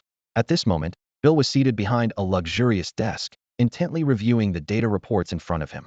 Kneeling beneath the desk was a stunning, voluptuous blonde woman, diligently sucking on a lollipop. Not far away stood a bodyguard, an alien slave from the octopedal race. The intel revealed that Bill commanded 4 alien slaves at levels 30 to 32, including 2 bodyguards and 2 fire spirit craftsmen responsible for crafting magical artifacts. The octopedal slave present was ranked at level 31. Li Feng did not rush to take action. He continued expanding his heightened senses, searching for the factory's control room and the location of the high-ranking slaves. For teleportations clearly weren't enough. He needed to level up again as soon as possible. After observing for over 10 minutes, he fully grasped the layout of the entire military factory and quickly formulated a detailed battle plan, which he sent to all his team members. Activating the combat mode of his multifunctional military suit, he retrieved his spirit sword from his storage ring. With a single thought, his teleportation ability activated. In the next second, he passed through the factory's outer energy shield, the office area's energy shield, and the office's energy shield, appearing directly behind an octopus clan member. The cold gleam of his sword flashed. Standing at 2 meters tall and equipped with 8 tentacles, the octopus clan member excelled in close combat. Although they were both level 31, a direct confrontation would have been a fierce battle for Li Feng. However, the sudden ambush left the octopus clan member completely unprepared. The sense of danger struck abruptly, and just as it sensed Li Feng behind him, the spirit sword descended with thunderous force. Flash! Its head flew off, and dark green blood sprayed everywhere. Ding! You have killed an enemy, gaining 255 attribute points. Bill, a formidable fighter with quick reflexes and extensive combat experience, reacted instantly. As soon as the Octopus clan member was killed, he flipped the desk over and stood up, summoning an energy shield around him. With a wave of his arm, he launched a fire attack at Feng. Simultaneously, the office's defense system activated, and countless energy turrets emerged. In the lounge area, another level 30 Berserker slave received an alert from the AI system and rushed to the scene. The sequence of actions was rapid and seamless, but Feng's reflexes and speed were even faster. With a swift turn, he easily dodged the fire attack and closed in on Bill. Flash! The spirit sword struck. With a 5-level difference, Feng's overall attributes were 3 to 4 times superior, giving him a clear advantage. Bill had no time to evade. His energy shield shattered under the strike, and the spirit sword left a long gash across his muscular chest, though blood seemed to hesitate before spilling out. Bill let out a muffled groan, but instead of retreating, he advanced, his eyes brimming with ferocity. Enduring the excruciating pain, he threw a fiery punch at Feng, flames on his fist surging to thousands of degrees. Thud! Feng twisted sharply, driving his spirit sword into Bill's back, avoiding any vital areas but piercing through his body. Bill coughed up a mouthful of blood. Realizing his fate was sealed, he turned his head, hoping to glare at Feng one last time. But Feng was faster. He withdrew the spirit sword, stowed it back in his storage ring, and retrieved a syringe filled with a potent sedative. He jabbed it into Bill's waist and pressed the top switch. The needle, crafted from spirit minerals, pierced Bill's body, and the drug was instantly injected. The effects were swift. Before Bill could fully turn his head, his vision darkened, and he collapsed to the ground unconscious. Grabbing him, Feng activated his teleportation ability, instantly bringing the unconscious Bill back to the control room of their transport ship. Using his sensory abilities to scan the surroundings, Feng detected the level 30 Berserker slave arriving just outside the office. The energy shield around the office prevented the slave from entering. Inside the office, the corpse of the level 31 Octopus clan member lay motionless. The blonde woman kneeling on the floor, with her curvaceous figure, stared wide-eyed, her mouth open but unable to scream. As Feng appeared carrying the unconscious and severely injured Bill, operators immediately stepped forward to take over. Without wasting any time, Feng swiftly drew his spirit sword and activated teleportation, reappearing in the lounge area on the first floor. In the vast hall, a large number of slaves and enforcers in combat suits and mechas were rushing out of various restrooms upon hearing the alarm. Feng swung his sword, instantly killing a level 28 alien slave. Unleashing his full speed, he darted through the hall, with his spirit sword gleaming coldly, mercilessly cutting down alien slaves and enforcers above level 20. Attribute points 121, 82, 39. System notifications kept popping up. The level 20 and above alien slaves and enforcers pouring out of the lounge area stood no chance against Feng's overwhelming speed and reflexes. After successfully accumulating over 1,000 available attribute points, Feng immediately spent them to upgrade his teleportation ability to level 4, increasing his daily teleportation limit from 4 to 8 uses.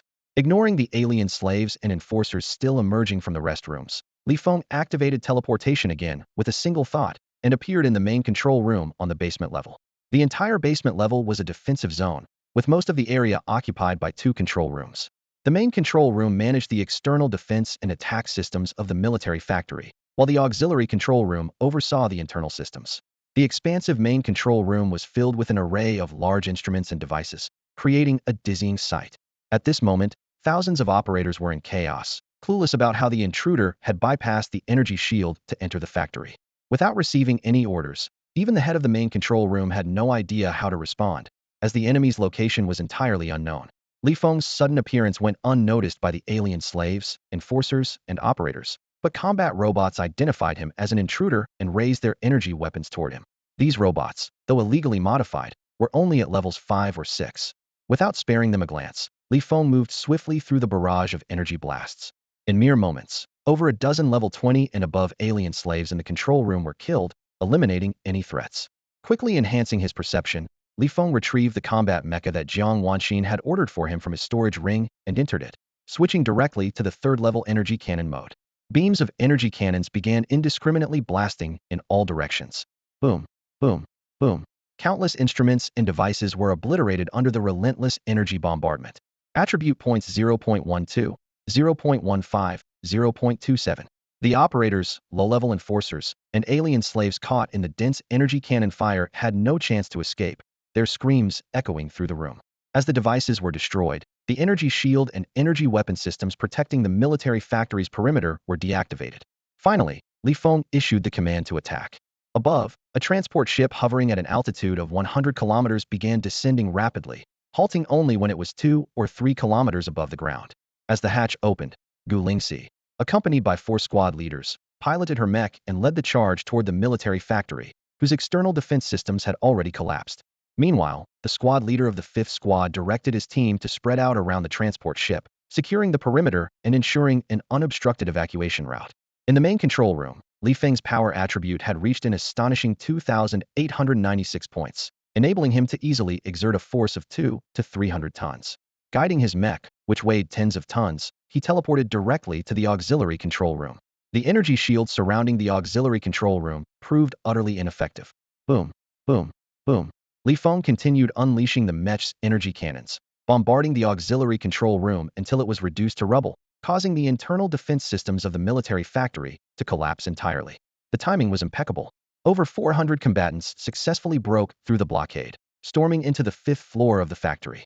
Maintaining formation, they advanced methodically, breaking through one level at a time. Within the factory, numerous enslaved aliens above level 20 and unneutralized combat mechs still posed a threat. After giving brief instructions, Li Feng opened the mech's cockpit, stored the mech back into his spatial ring, and proceeded on foot. He then distributed the 600 attribute points he had gained from eliminating all operators, enforcers, and slaves in the 2 control rooms evenly across his 5 primary attributes. Li Feng's updated attributes were as follows: 0 Constitution, 3018 Strength, 3018 Endurance, 3018 Agility, 3017 Spirit, and 3017 Ability. His armor penetration was at level 3, teleportation at level 4, flight at level 3, and super senses at level 3. With an average attribute value now exceeding 3,000, he was just a step away from reaching level 32. Fully powered, he gripped his spirit sword in one hand and a tranquilizer in the other. Activating his teleportation ability, he instantly appeared in a small forging room on the -3rd floor, right behind a level 32 member of the Fire Spirit clan. Inside this 50,000 square meter forging room, 2 forging stations stood side by side, both crafted from high-grade, high-quality ores and surrounded by advanced equipment. The sound of alarms echoed incessantly as human assistants frantically used communicators to contact acquaintances, trying to figure out what was happening. Meanwhile, alien and fire spirit slaves huddled around 2 fire spirits above level 30, their expressions filled with fear. The 2 fire spirits' forging work was abruptly interrupted by the unexpected commotion. They waited by their respective forging stations for news, their emotions relatively stable but with an undercurrent of unease.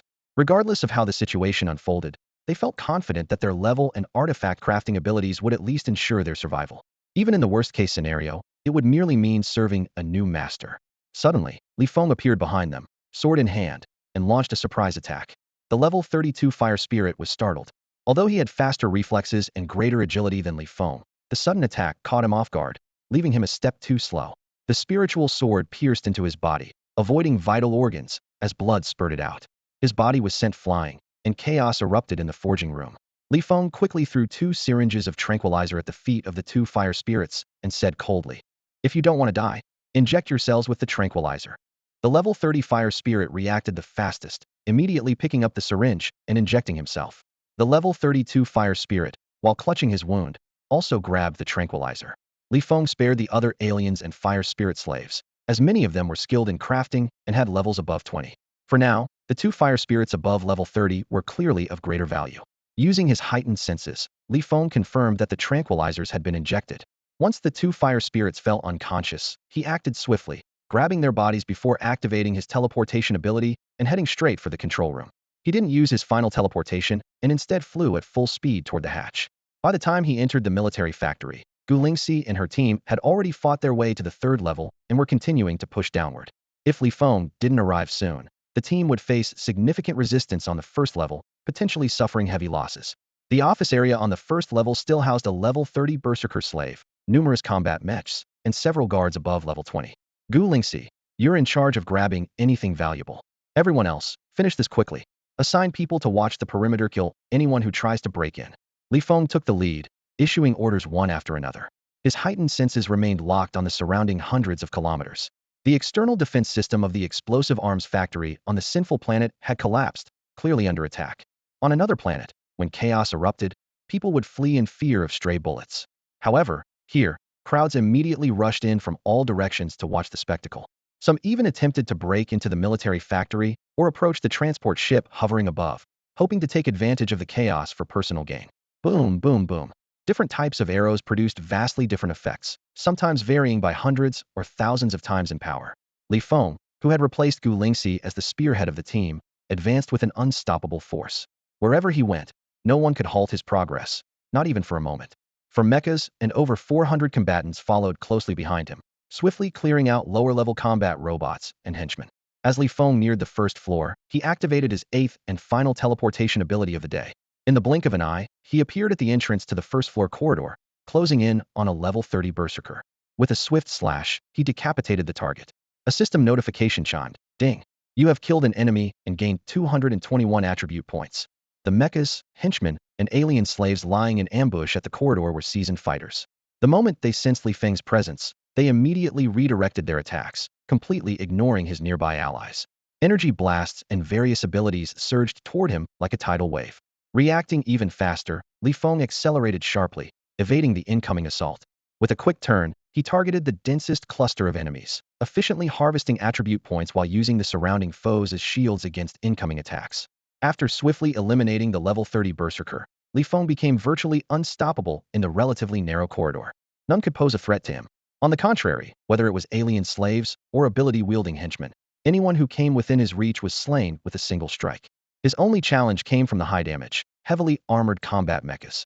Even with level 3 armor penetration, which allowed him to ignore 30 of their defenses, he couldn't destroy them quickly and had to remain vigilant against the possibility of their operators triggering self-destruct mechanisms.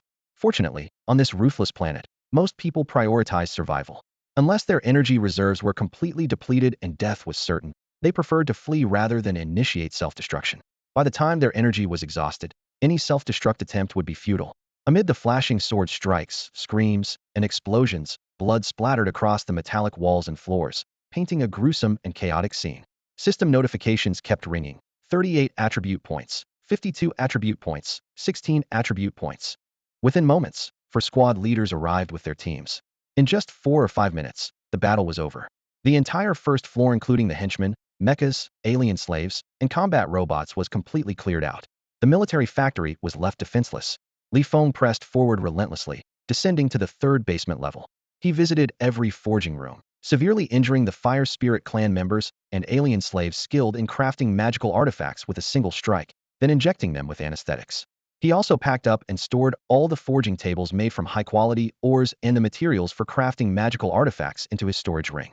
By the time Gu Lingxi arrived to help collect the spoils, the team had already subdued all the captives. The main force began retreating to the transport ship. While covering their retreat, Feng extended his sensory abilities and distributed his available attribute points evenly across the 5 main attributes. His updated stats were as follows: Constitution 0, Strength 3426, Endurance 3426, Agility 3425, Spirit 3425, Ability 3425. Skills: Armor Penetration Level 3, Teleportation Level 4, Flight Level 3, Hypersense Level 3. His average attribute level successfully reached level 32. Not only had they successfully captured all the alien slaves skilled in crafting magical artifacts within the military factory as planned, but they had also secured a substantial amount of resources and treasures. Including the 1,000 attribute points spent upgrading teleportation to level 4, the total attribute points earned exceeded 3,000. After evacuating the explosive armament factory, Feng made his way back to the transport ship. Surrounding him were crowds of spectators in combat suits, aircraft, airships, and even combat mechs. Each one seemed eager to make a move, yet no one dared to act first. The explosive armament factory was a top-tier force on planet F-9527, and any faction capable of infiltrating its headquarters and destroying it within an hour was not one to be trifled with. Anyone considering a hostile takeover would have to think twice about their own survival. Move out. Feng ignored the piercing stares around him and decisively gave the order to retreat. The transport ship slowly ascended. Although numerous mechs and airships followed closely behind, hesitant and hoping someone else would make the first move, none dared fire the first shot. The transport ship continued to accelerate, leaving the atmosphere, and eventually disappeared into the distance. 20 minutes later, the transport ship engaged its space jump system and reappeared near another infamous planet. Liang Qingyong promptly contacted a prearranged company specializing in transferring ownership of alien slaves. Despite having a scanner on board, Li Feng heightened his sensory perception to the maximum, carefully monitoring the surroundings for any potential threats. Half an hour later, an airship approached. With his level 3 heightened senses, Li Feng easily scanned the interior, finding a single level 20 alien slave, a batch of surgical instruments, and 5 surgical robots on board. He instructed the crew to open the hatch. Once the airship docked inside the transport ship, Li Feng transferred the agreed-upon payment of 1 million per level directly to the company's account in advance. This batch consisted of 27 slaves, all skilled in crafting magical artifacts.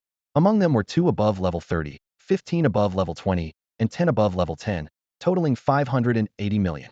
The high price was primarily due to the costs of re-registering and transferring ownership, rather than the surgery itself.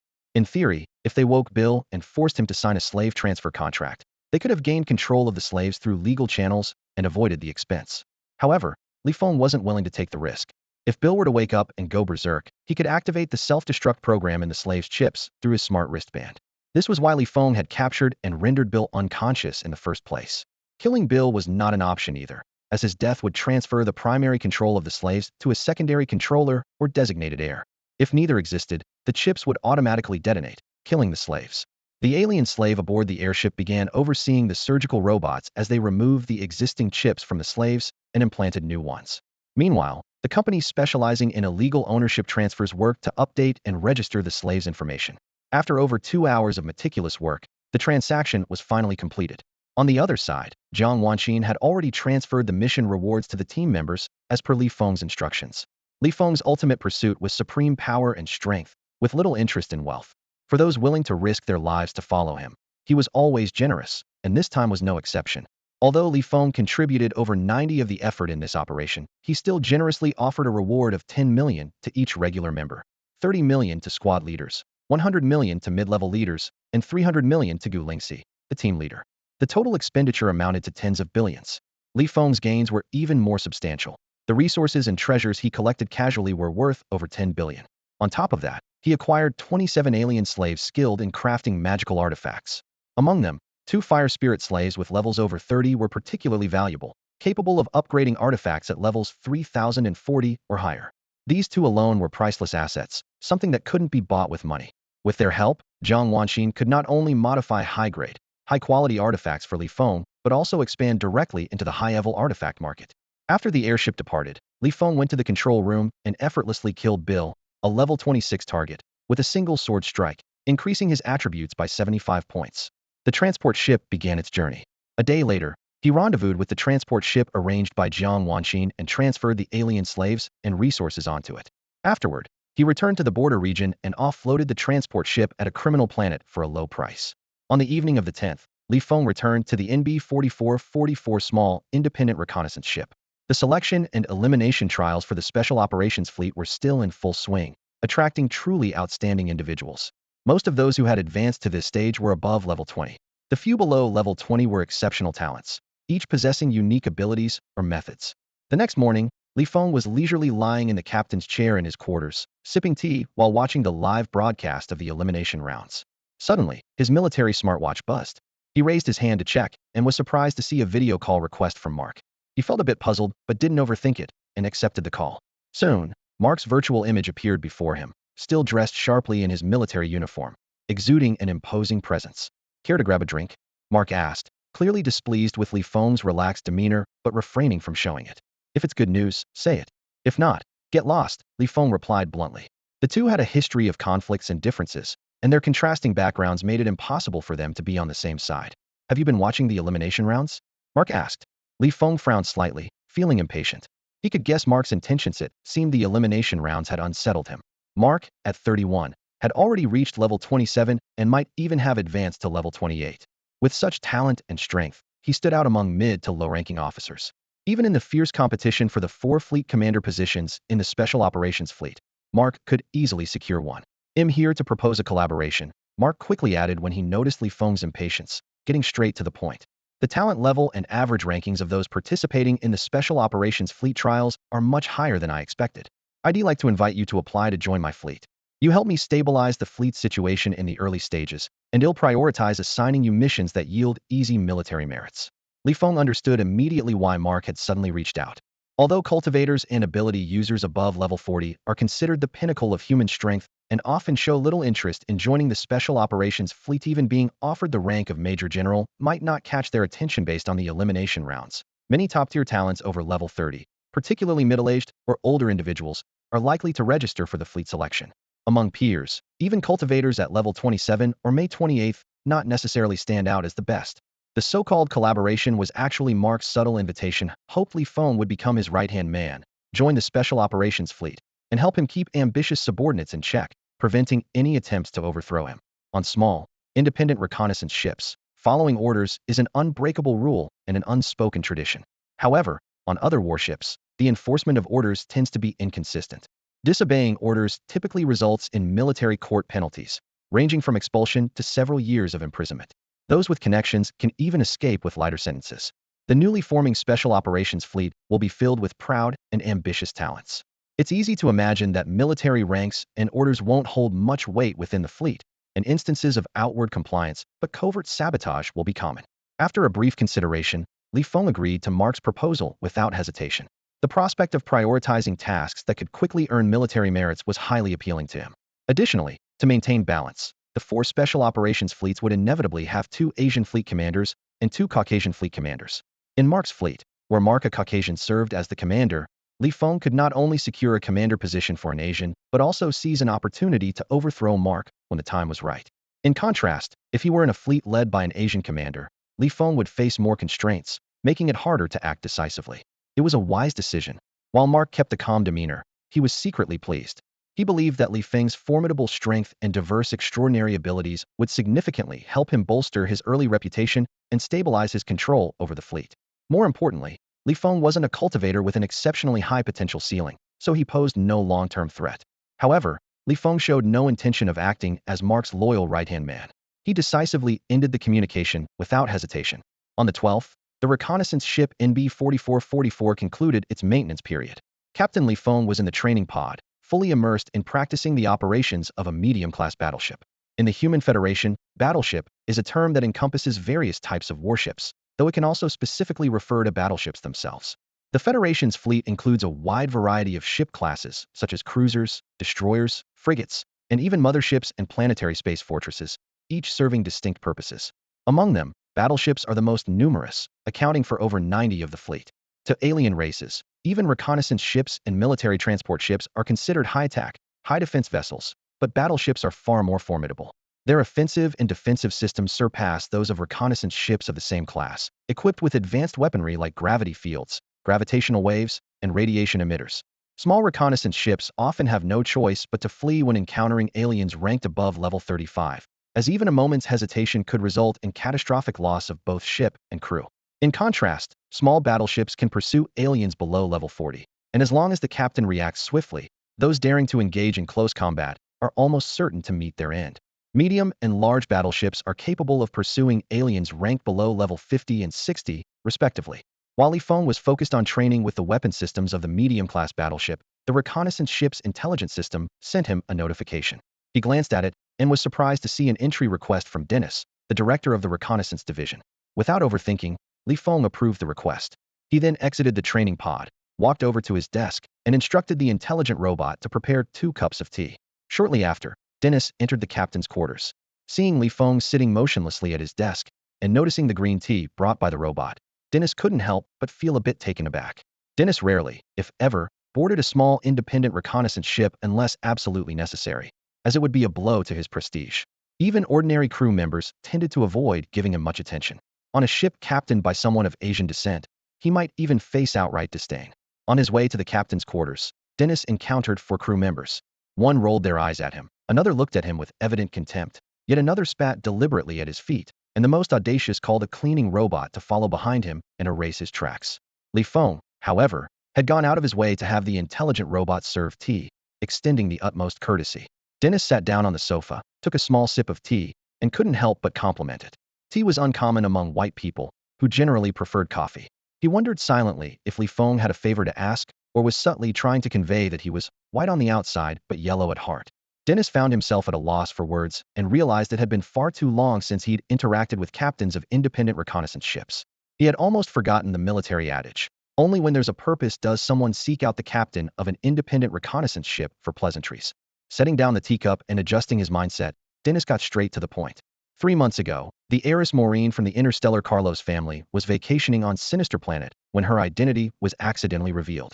She was subsequently targeted, attacked, and abducted by winged clan interstellar pirates, who are now demanding ransom. Maureen's talent ranks among the top 3 of the Carlos family's younger generation. We must rescue her. However, despite the Carlos family's payment of a ransom, they failed to retrieve the hostage. Even after hiring a high-cost interstellar mercenary group for a rescue mission, the outcome was disastrous, with none returning. Realizing that money was futile, the Carlos family turned to their network of connections, seeking assistance from various military bases within the F-Zone border forces. Unfortunately, the responses they received were uniformly pessimistic. It was then they came to understand that their adversary was the formidable Wing Clan interstellar pirate group, not only powerful, but led by a 33-level leader. Moreover, their territory contained a spatial rift directly linking to the Wing Clan's domain. The only viable rescue strategy was to assemble a high-level assault team to infiltrate the Aurora Interstellar Pirate Group's base and rescue Molina. However, recruiting ability users of level 40 and above was an extremely challenging task. Although the Carlos family wielded significant power and influence, deploying resources and connections of this magnitude for a single, highly valued daughter came at an enormous cost. At this point, their only hope lay in leveraging their military connections to find a solution. Within the military network, the Carlos family had ties to a man named Dennis. In his youth, Dennis had served aboard a warship and developed a close relationship with a deputy captain who had mentored and supported him. After careful consideration, Dennis decided to comb through the independent warships and reconnaissance ships within the scouting division to identify viable resources. Eventually, he found Feng, whose skills and methods were particularly effective for reconnaissance and rescue missions. So what do you think? If you agree to help, consider it a personal favor to me. In the future, if you need anything as long as it's not related to racial disputes, I'll do my best to make it happen, Dennis said, staring intently at Feng. Regardless of the mission's success, the Carlos family would undoubtedly provide a generous reward. Feng asked, "Is this considered an official mission?" Dennis shook his head and replied, "The Aurora Interstellar Pirate Group is outside the defense jurisdiction of our military base 777, so we can't issue an official operation order. All I can do is authorize a reconnaissance mission for your ship to gather intelligence on the enemy."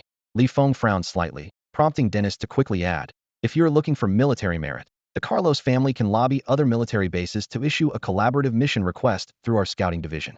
However, this would require them to expend significant resources and connections, which might reduce the amount of your reward."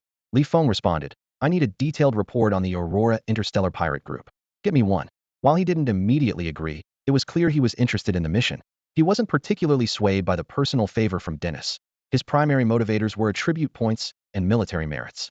For others, this rescue mission might seem highly challenging, but for Feng, the risk was minimal. To him, the entire Aurora Interstellar Pirate Group was a lucrative source of attribute points and military merits waiting to be seized. Deal. Dennis, noticing Feng's apparent willingness, immediately stood up and took his leave. An hour later, Feng's military smartwatch received the information Dennis had sent under his personal authority. The Aurora Interstellar Pirate Group was a large-scale organization primarily composed of Wing Clan members, with a total membership exceeding 20,000. During their annexation of other pirate groups, they had also recruited individuals from various other races, including humans. Their base of operations was located within an asteroid belt in the F-031 star system. Upon seeing that the Wing Clan members alone numbered over 20,000, Feng promptly messaged Dennis, confirming his acceptance of the mission. While the Carlos family was a small interstellar clan with industries spanning the entire human federation and influence extending into both political and commercial spheres, orchestrating a private operation into a collaborative mission involving 2 military bases was no small feat. It wasn't until 2 days later that the reconnaissance ship's AI received a mission notification from the scouting division. The mission was to assist a military base by infiltrating the Aurora Interstellar Pirate Group's base and rescuing a young female officer who had been captured and was in possession of classified intelligence and critical information. To ensure success, the Carlos family would dispatch a 33-level ability user along with a team of other ability users and specialized equipment. They would join the reconnaissance ship under the guise of supporting the military operation. Feng, already confident about the mission, felt even more assured with the addition of a 33-level ability user leading the team. The odds of success were now higher than ever. On the evening of August 15th, Feng received a request for boarding. Through the reconnaissance ship's scanner, he observed 10 Caucasians standing at the hatch, their ages ranging from 30 to 60. Leading the group was a man in his early 50s, tall and slender, dressed in a long white robe, with an air of arrogance. Feng instructed the reconnaissance ship's AI to maximize the scanner's intensity. After confirming that their appearances and ranks matched the records, he granted them access to the ship's combat readiness area and communication systems. Simultaneously, he sent a warning to Gu Lingxi. Tristan, upon receiving the notification that they were restricted to the combat readiness area, showed visible displeasure and demanded, "Why are we only allowed access to the combat readiness zone?" Feng responded politely, "Apologies, but our reconnaissance ship does not welcome Caucasians." However, the ship's policy against Caucasians was only part of the reason. The primary concern was Feng's unease regarding the safety of Gu Lingxi, the exceptional second-in-command. The internal competition within ancient families was ruthless, and Gu Lingxi had previously exposed her power level and possession of a storage ring during missions. Related mission footage would be altered or deleted to protect her. Although higher military ranks ensured stricter confidentiality of personal information, the possibility of identity leaks could never be entirely ruled out. What appeared to be an interstellar Caucasian family's operation to rescue an important member was, in truth, a covert assassination plot targeting one of the heirs of a prominent Asian family. Though it sounded far-fetched, if Gu Lingxi's identity were uncovered by her family's rivals, such a scheme would be considered a minor tactic in the grand scheme of things. Head out now, and come to see me once you've settled things. I have instructions for you. Tristan said coolly, suppressing his displeasure. Feng frowned slightly, sensing that something was amiss, and asked, "Even if your Carlos family couldn't find an officer qualified to access my records, Dennis should have warned you. After boarding my reconnaissance ship, wouldn't it be wise to lower your stance and show some respect?" Tristan countered, "You've seen my power level in the records. You should also understand what being part of an interstellar family entails." He led his team to Military Base 777, where Dennis personally received the transport ship. Dennis had indeed cautioned him that individuals on small, independent reconnaissance ships often operated without restrictions. To ensure the mission's success, it was crucial to adopt a humble attitude. This was especially true for the NB-4444 reconnaissance ship, which had experienced a tumultuous power struggle involving Caucasians. The current captain, Feng, along with many of the crew, had lived through that ordeal, leaving them with an extremely low tolerance for Caucasians quick to anger and even harboring murderous intent. Initially, Tristan had planned to remain humble, as rescuing Molina was his top priority. However, having been groomed by the Carlos family since childhood and later assuming control of the family's military branch, he had no experience navigating the political and business worlds, let alone enduring humiliation. "Interesting," Feng remarked with a faint smile in the captain's quarters, choosing not to escalate the confrontation further. In both his past and present lives, he had never been skilled at arguing with others. To play to his strengths and avoid his weaknesses, he never engaged in pointless debates. As orders were issued one after another, the reconnaissance ship began its voyage. A trace of pride flashed in Tristan's eyes as he sensed the ship had started. He thought to himself, "It's just a small reconnaissance ship. How could it possibly make me endure the feeling of swallowing my pride for the first time?" The Human Federation divided all habitable planets within its sphere of influence into 6 major zones: A, B, C, D, E, and F. Each zone contained about 500,000 life-sustaining planets, further divided into smaller star regions based on their distribution. The only exception was Zone F. In Zone F, the Human Federation had conquered and controlled only a little over 9,000 habitable planets, and its expansion efforts were abruptly halted after a devastating defeat. From the galactic map, the Milky Way appeared as a massive, flat disk composed of countless stars. Zone F, located near the central region of the disk, had an exceptionally long border and was surrounded by numerous neighboring species. Among these, the 2 dominant species with the largest bordering territories were the winged race and the vampire race, followed by the wind rodent race, one of the major species. The defensive coverage of Military Base 777 primarily focused on the wind rodent race's territory, so most missions were related to that species. However, this particular mission required traveling to a star region bordering the winged race's territory. Although located near the border, this region was even farther away than the central areas of the wind rodent race's domain. After 3 days of travel, the reconnaissance ship finally reached the edge of the asteroid belt in the F031 star region. This asteroid belt was the largest among the hundreds of nearby star systems, consisting of nearly 10 million asteroids, billions of meteoroids, and small celestial bodies. The constant collisions between asteroids and meteoroids triggered localized cosmic storms and radiation zones, creating a complex internal environment. Star pirates often hid here, making it nearly impossible to locate them, even for large fleets. Statistics showed that over 500 star pirate groups were concealed within this asteroid belt. While most small and medium-sized groups were difficult to trace, the coordinates of larger star pirate groups were almost entirely under the control of the military base responsible for this region. One such group was the Aurora Star Pirates.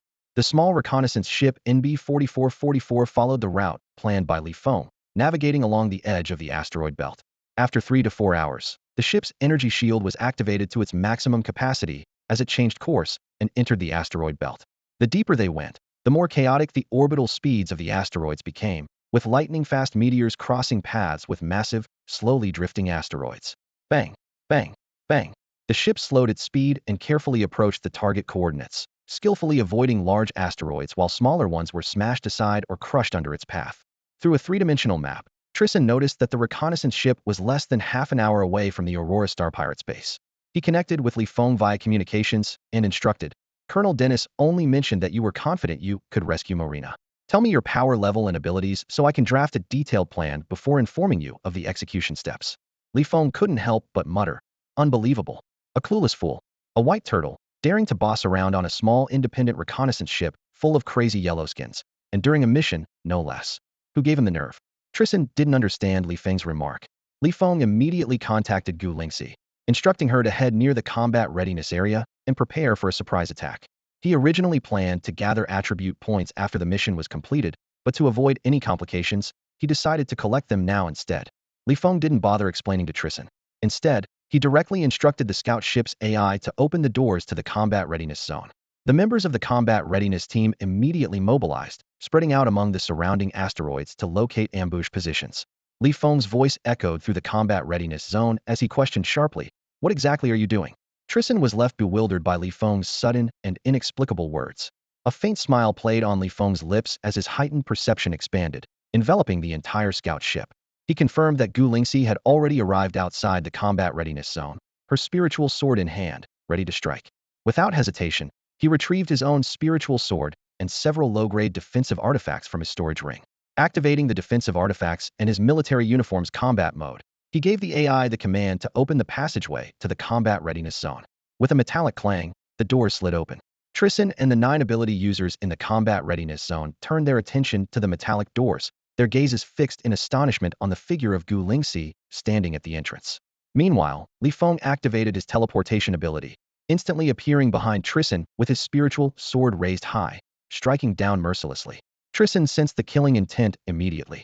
His reflexes and agility were slightly superior to Feng's, but the suddenness of the attack caught him off guard. As a senior member of a small interstellar family, he rarely engaged in combat himself. Despite his level 33 strength, his lack of crisis response experience left him unprepared. He didn't even think to activate his defensive artifacts, instinctively dodging forward instead. Just as the spiritual sword was about to strike Tristan's head, an energy shield materialized out of nowhere. Though he hadn't managed to activate his defensive artifact in time, he was equipped with an automatic defensive artifact that activated upon detecting an attack. With a sharp sound, the spiritual sword tore through the energy shield, leaving a deep slash across Tristan's head and back. He let out a scream as his body lurched forward. It was only then that he thought to activate his defensive artifact, and another energy shield enveloped him, but it was too late. Despite his level 33 strength and a physique far beyond that of an ordinary person, the severe injuries to his head and back left him gravely wounded and incapable of further resistance. The 9 ability users accompanying Tristan, however, were seasoned in combat. They launched an immediate attack on Feng, unleashing mental control, fire, ice spikes, and more in a chaotic barrage. At the passageway entrance, Gu Lingxi gripped her spiritual sword, ready to strike at the ability users specializing in mental control. She knew that with Feng's strength, these level 20-something ability users posed no real threat. The only potential danger lay in the mental control user. If their ability exceeded their current level significantly, they might temporarily immobilize Feng. Having landed his initial blow, Feng abandoned his original plan without hesitation. Instead of pressing the attack on Tristan, he turned sharply, breaking free from the mental control and dodging the incoming ability attacks. He charged toward the 9 ability users. With a swift slash, he decapitated the strongest among them, whose energy shield and head fell in one stroke, earning him a 95 attribute boost. One after another, the sword glinted and blood sprayed as anguished cries filled the air. The ability users fell one by one, their blood splattering across the battlefield. In the blink of an eye, 9 ability users fell lifeless to the ground. Tristan's face twisted in terror as he roared angrily, "Are you insane? I'm a high-ranking member of the Carlos family, the younger brother of the current patriarch. How dare you ambush me and even kill my men?" Rage burned within him, and the excruciating pain was unbearable. At that moment, Li Feng suddenly appeared in front of Tristan, his spirit sword slicing through the air. The instant the blade collided with the energy shield, a powerful counterforce reverberated through the sword, causing the shield to tremble violently. Li Feng was secretly delighted this defensive artifact, enhanced with a level 3 armor-piercing effect, had managed to withstand his full-strength attack. It was undoubtedly a top-tier defensive treasure, likely ranging from level 30 to 40. The previous defensive artifact, which had activated automatically upon being attacked, had failed to block his strike, but it had still prevented him from killing Tristan in one blow. Clearly, both artifacts were of exceptional quality. In the past, obtaining these treasures would have been futile for him, but now things were different. Jiang Wanxin, on her side, controlled 2 level 30 plus Fire Spirit clan members who could easily modify these ability users' treasures into artifacts that could be activated through mere perception. You even want to kill me? Tristan's voice was filled with rage and fear as he stared at Li Feng. Li Feng didn't respond. Instead, he stepped back to neutralize the counterforce and immediately swung his sword again. Splat! The energy shield shattered, and the residual force cleaved Tristan's body cleanly in half. Ding! A system notification echoed in Li Feng's mind. You have killed an enemy. Attribute points 557. Gu Lingxi reminded him. The Carlos family is a small interstellar clan with influence and power spread across the entire human federation. If they're willing to pay the price, they could even hire ability users above level 40. Li Feng sighed helplessly. He had no intention of stirring up trouble, but the allure of attribute points was something he couldn't resist. Since Tristan had willingly contributed to his attribute growth, he had no choice but to oblige. Clean up the bodies. Once we're back, they'll have someone modify all the surveillance footage on the scout ship, making it look like they disobeyed orders, acted alone during a mission, and mysteriously disappeared, Gu Lingxi mused. Let the Carlos family investigate at their own pace. If they can uncover the truth, all the better. And if they do, well, that's their misfortune.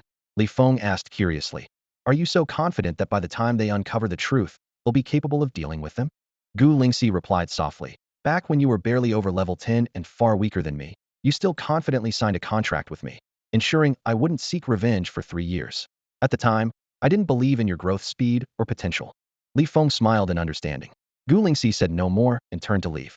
The stronger Li Feng became, the more it shook her confidence. She was beginning to realize that treating Li Feng as someone to surpass might have been a mistake. Actually, there's no need to go to such lengths.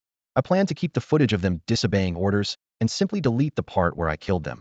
Li Feng's voice sounded from behind her. Gu Lingxi turned around in surprise, her gaze fixed on Li Feng.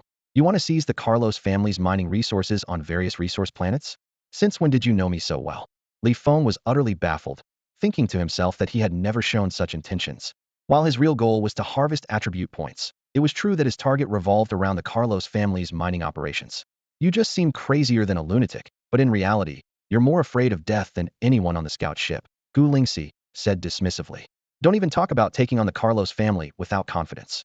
Without enough profit, you'd only do what I tell you to for as much time as possible. You deliberately kept evidence of their disobedience, but erased the part where you killed them. It's obvious some benefit is luring you. You're intentionally provoking the Carlos family to come after you. Considering that their main business is mining, combined with your abilities, it's not hard to figure out. Impressive. Li Feng couldn't help but praise her. Gu Lingxi's understanding and deductive abilities were truly admirable. Her real brilliance lay in her immediate ability to discern his intentions the moment she spoke. With your perception that can penetrate both physical and energy shields, and your teleportation ability, even an attack from a level 40 or higher ability user wouldn't be a threat to you. Gu Lingxi asked curiously, what about your wife? Li Feng explained. She's building an Offensive Defense integrated estate at home. Beneath the villa, she's constructing an underground bunker. Additionally, by auctioning off slaves, we've established connections with the regional small military base commander. Once I return, he'll acquire more alien slaves and have the welfare faction assign a few captains to the area. That should ensure her safety. Gu Lingxi's expression turned peculiar. You're just a junior officer, and she's already planning ahead by building an underground bunker to avoid becoming a burden and turning into your weak spot in the future. Li Feng nodded, agreeing with her assessment. Gu Lingxi was left speechless. These two had a perfect match. After Gu Lingxi left, Li Feng quickly collected various instruments, equipment, and treasures from Tristan and his men, packing them into his storage ring. He then summoned cleaning robots to handle the corpses and bloodstains. Returning to the captain's cabin, he opened the system to check his attributes.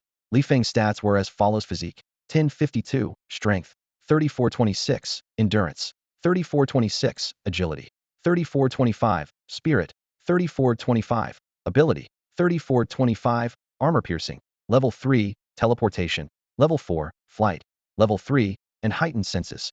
level 3. Although he had lost the assistance of a level 33 ability user, he had gained over 1,000 additional attribute points, which he considered a fair trade. After a brief moment of deliberation, Feng decided not to upgrade his armor-piercing ability to level 4. Instead, he allocated all the additional attribute points to agility.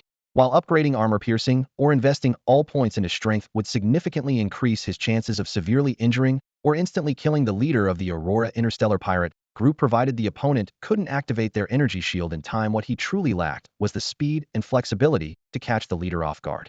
By adding these points to agility, his agility stat reached 4477. Although his overall attribute level remained at 32, his agility was now on par with a level 33. This greatly improved his chances of a successful surprise attack. Feng reflected on the situation. It was only because his strength was insufficient that he had to carefully manage his attributes. If he were powerful enough, he could simply crush his enemies hidden without needing excuses. With overwhelming strength, there would be no need to bait the Carlos family into trouble. He could annihilate them outright and convert them into attribute points. Back in the captain's cabin, Feng noted that they were still 1.5 million kilometers away from the coordinates of the Aurora Interstellar Pirate Group's base. He instructed the reconnaissance ship to slow its speed to 70,000 kilometers per hour to avoid entering the pirates' detection range. According to intel from an insider, the pirates' base was built inside a small asteroid with a diameter of only 500 kilometers. Surrounding the base was a detection network made up of patrols, scanners, and artifacts, with a surveillance range of up to 1 million kilometers. If detected, the reconnaissance ship itself might not face significant danger, but the mission would likely fail. Maintaining a speed of 70,000 kilometers per hour was strategic, as the asteroid housing the pirates' base orbited at a similar speed. This allowed the ship to maintain a safe distance of 1.5 million kilometers. Feng issued orders for all combat personnel to assemble in the battle preparation zone. Once everyone had gathered, he left the captain's cabin and headed directly to the preparation area. Gu Lingxi would join him in the operation to assassinate the Aurora Interstellar Pirate Group's leader and rescue the hostages. The rest of the crew would remain on standby in the preparation zone, ready to respond to any emergencies. After issuing this series of commands, Feng also delegated partial command authority of the reconnaissance ship to 5 squad leaders. Captain Dad, are you saying a level 33 Esper is leading a team to support us? But we haven't seen anyone yet. A curious team member couldn't help but ask. Apart from the 5 squad captains, the rest of the team had just received the detailed mission and plan. Everyone was eager to know what a level 33 Esper was like and wondered what it felt like to provoke someone of that caliber. Yet the battle preparation zone was completely empty, not a single trace of them. Looks like they might have been a bit too arrogant and ended up being taken out by Captain Dad. Incredible, he even managed to take down a level 33 Esper. Are you doubting Captain Dad's strength? If we've already angered them, why bother rescuing the hostages? We might as well finish them off too. Idiot, saving hostages earns military merit. The communications channel buzzed with chatter as the absence of anyone in the preparation zone became apparent. Gu Lingxi approached the hatch, and without needing any prompts, Feng immediately activated the artifact that concealed perception, along with several defensive artifacts. Feng himself also activated a few defensive artifacts ranging from level 10 to 20, forming multiple energy shields around him. Then, he grabbed Gu Lingxi and flew out of the hatch, accelerating rapidly toward their target. With his perception pushed to the limit, his agility at 4477, and the triple boost from level 3 flight, Feng's top speed reached nearly 500,000 kilometers per hour. 5,000 kilometers, 10,000, 15,000 accelerated relentlessly, navigating effortlessly through the asteroid belt riddled with meteors, thanks to his extraordinary perception. Even as he entered the million-kilometer-wide reconnaissance network, he didn't slow down in the slightest. Gu Lingxi's perception-blocking artifact could only be detected at close range by entities above level 40. The human race's scanners, the winged race's patrols, or any other species adept at tracking were rendered useless. The only potential threats were artifacts capable of detecting life signs and triggering alarms upon sensing intruders. However, with Feng's superior perception and extended sensory range, even at high speeds, he could easily spot these hidden artifacts and steer clear of their detection zones. After more than 3 hours, Feng felt they were nearing their target and began to decelerate. Another hour later, he finally located the target planet. The asteroid, a small celestial body only 500 kilometers in diameter, had no discernible atmosphere. Gravity only became noticeable within 100 kilometers of the surface. As a result, there weren't many patrols stationed nearby, just a few human vessels and a handful of flying artifacts patrolling within the asteroid's stronger gravitational field. Feng slowed down, avoiding the ships and artifacts, and entered the asteroid's gravitational range, gradually expanding his perception and heightened sensory abilities. The asteroid's surface was covered in black rock, riddled with craters and scars from meteor impacts. With 3,425 points in mental strength, Li Feng's perception extended over 3,400 kilometers, while his level 3 heightened sensory radius covered 1,000 kilometers, easily penetrating the entire asteroid. Although the leader of the Aurora Interstellar Pirate Group was only level 33, Li Feng remained cautious, using a side-glance technique to methodically search with his enhanced senses. Before long, he located the Aurora Interstellar Pirate Group's base on one side of the asteroid. The base wasn't very large, situated 3 to 6 kilometers underground, with dimensions of roughly 10 kilometers in length and width. The perimeter was enveloped in a massive barrier that not only provided strong defense, but also maintained an ecological balance. The entire base resembled a fantastical underground world, complete with human-style villas, solar lamps, airships, and mechas, alongside alien-style castles, stone houses, and smaller barriers. There were even large plantations built directly on the black rock, cultivating rare spiritual materials suited to the environment. Li Feng's heightened senses penetrated layer upon layer of barriers, focusing on the largest castle in the base. After a thorough search, he discovered that while the castle was surrounded by a barrier, there were no hidden chambers or smaller barriers within or beneath it. The only exception was a secret passage beneath a room shielded by a small barrier. It was clear that this grand, luxurious, and heavily fortified castle was merely a decoy, used by the pirate group's leader to mislead intruders. The true hiding place was elsewhere. Still, it only cost Li Feng one teleportation attempt. He continued to trace the secret passage with his heightened senses, searching meticulously. In the underground world, an unassuming small castle stood quietly. The castle's owner, a mid-level member of the Winged Clan at level 25, was completely unaware of the secret hidden a kilometer beneath their residency, a large concealed chamber. This chamber was surrounded by a powerful protective barrier, effectively blocking any attempts at detection. A passageway connected the chamber to the main castle. Though unprotected by restrictions, the winding and branching nature of the passage made it nearly impossible to navigate. Each intersection and corridor, while unguarded by personnel, was equipped with numerous Winged Clan artifacts designed to sound alarms in the event of enemy intrusion. The large chamber was divided into 2 rooms by thick rock, connected by a single stone door.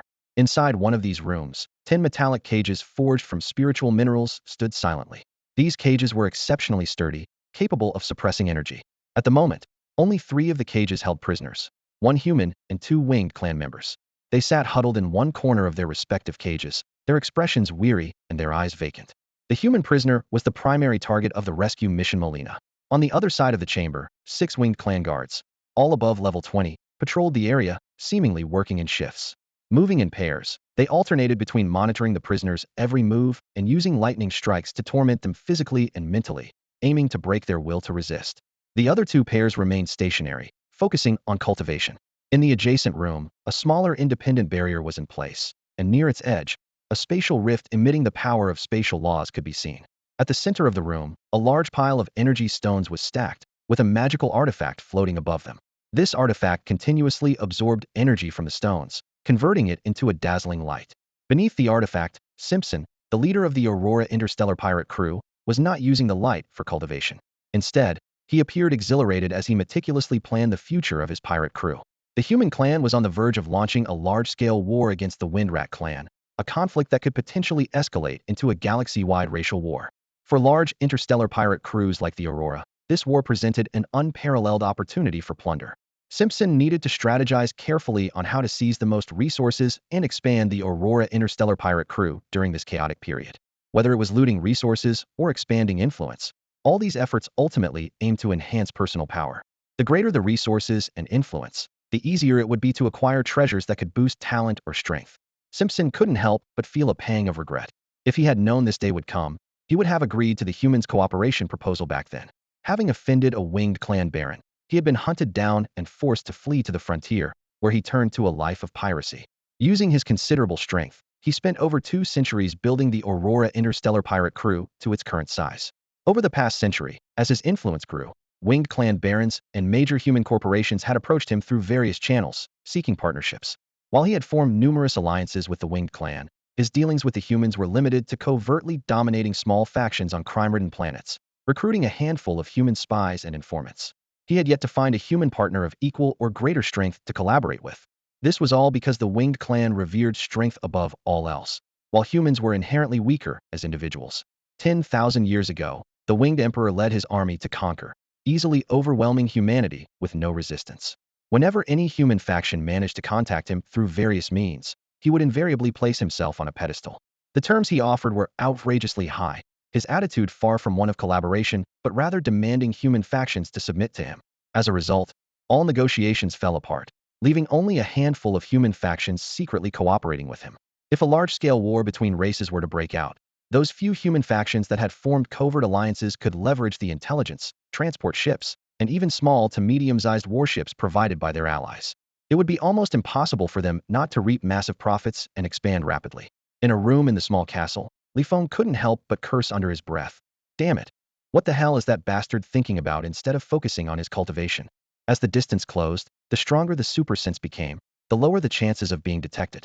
After gradually tracing the secret passage to locate the hidden chamber, Feng used his teleportation ability once more, bringing Gu Lingxi with him to a spot above the chamber within the small castle. Using his peripheral vision, Feng monitored Simpson's movements, waiting for an opportunity to strike. However, the man seemed preoccupied with other thoughts and never began cultivating. Regardless of race or cultivation method, one must clear the mind of distractions and fully concentrate on guiding energy during cultivation. It is the most vulnerable moment, the perfect time for a surprise attack. Since Simpson showed no sign of cultivating, Feng had to wait patiently for over an hour. Finally, in the hidden chamber, Simpson finished recharting the future course for the Aurora interstellar pirates. Suppressing his excitement about the promising future, he worked to clear his mind of distractions. At that moment, his back suddenly unfolded a pair of snow-white wings. Standing at 2 meters tall, he resembled a featherless giant bird.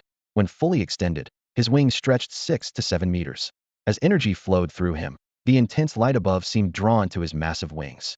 The piles of energy stones around him also began releasing energy more rapidly, which converged upon his wings. These two energy sources fused within his wings, gradually harmonizing with his own energy. The moment to act had finally come. Feng grabbed Gu Lingxi with one hand and raised his spirit sword with the other. Gu Lingxi retrieved her own spirit sword from her storage ring, and with a thought, Feng activated his teleportation ability. In the blink of an eye, they appeared diagonally above Simpson. In an instant, their spirit swords descended like a flash of lightning. Squelch! Although Simpson had considerable combat experience and quick reflexes in critical situations, he couldn't react fast enough this time. The moment he sensed danger, the spirit sword had already pierced through, cleaving from the top of his skull downwards, splitting his head in two and stopping at his neck. Ding! You have killed an enemy and gained 505 attribute points. The system notification echoed in Feng's mind. A look of satisfaction crossed his face. Despite his strength and the third-level armor-piercing capabilities, he had not been able to completely bisect the enemy's body due to Simpson's lack of activated defensive artifacts, but the outcome was still perfect. His perception and super sense rapidly expanded. In the adjacent secret room, 6 guards remained on high alert, undisturbed by any commotion. At the 10 o'clock position of the stone door, the level 21 winged clan member was waiting for them. Feng glanced sideways at Gu Lingxi, who responded with a helpless sigh. Although she couldn't directly sense the situation in the other room, she learned from Feng's description that it housed 6 winged clan members, with power levels ranging from the weakest at level 21 to the strongest at level 27. Half a year ago, when she and Feng launched an ambush on the Wind Mouse clan's team using micro-surveillance devices in their territory, they had worked in perfect tandem, splitting the effort equally. But now, Feng was taking on the 5 strongest winged clan guards alone, leaving her to handle just the weakest one. The disparity in their abilities was stark, and an inexplicable sense of melancholy and frustration welled up in her heart. Feng noticed the subtle shift in Gu Lingxi's emotions, but paid it no mind.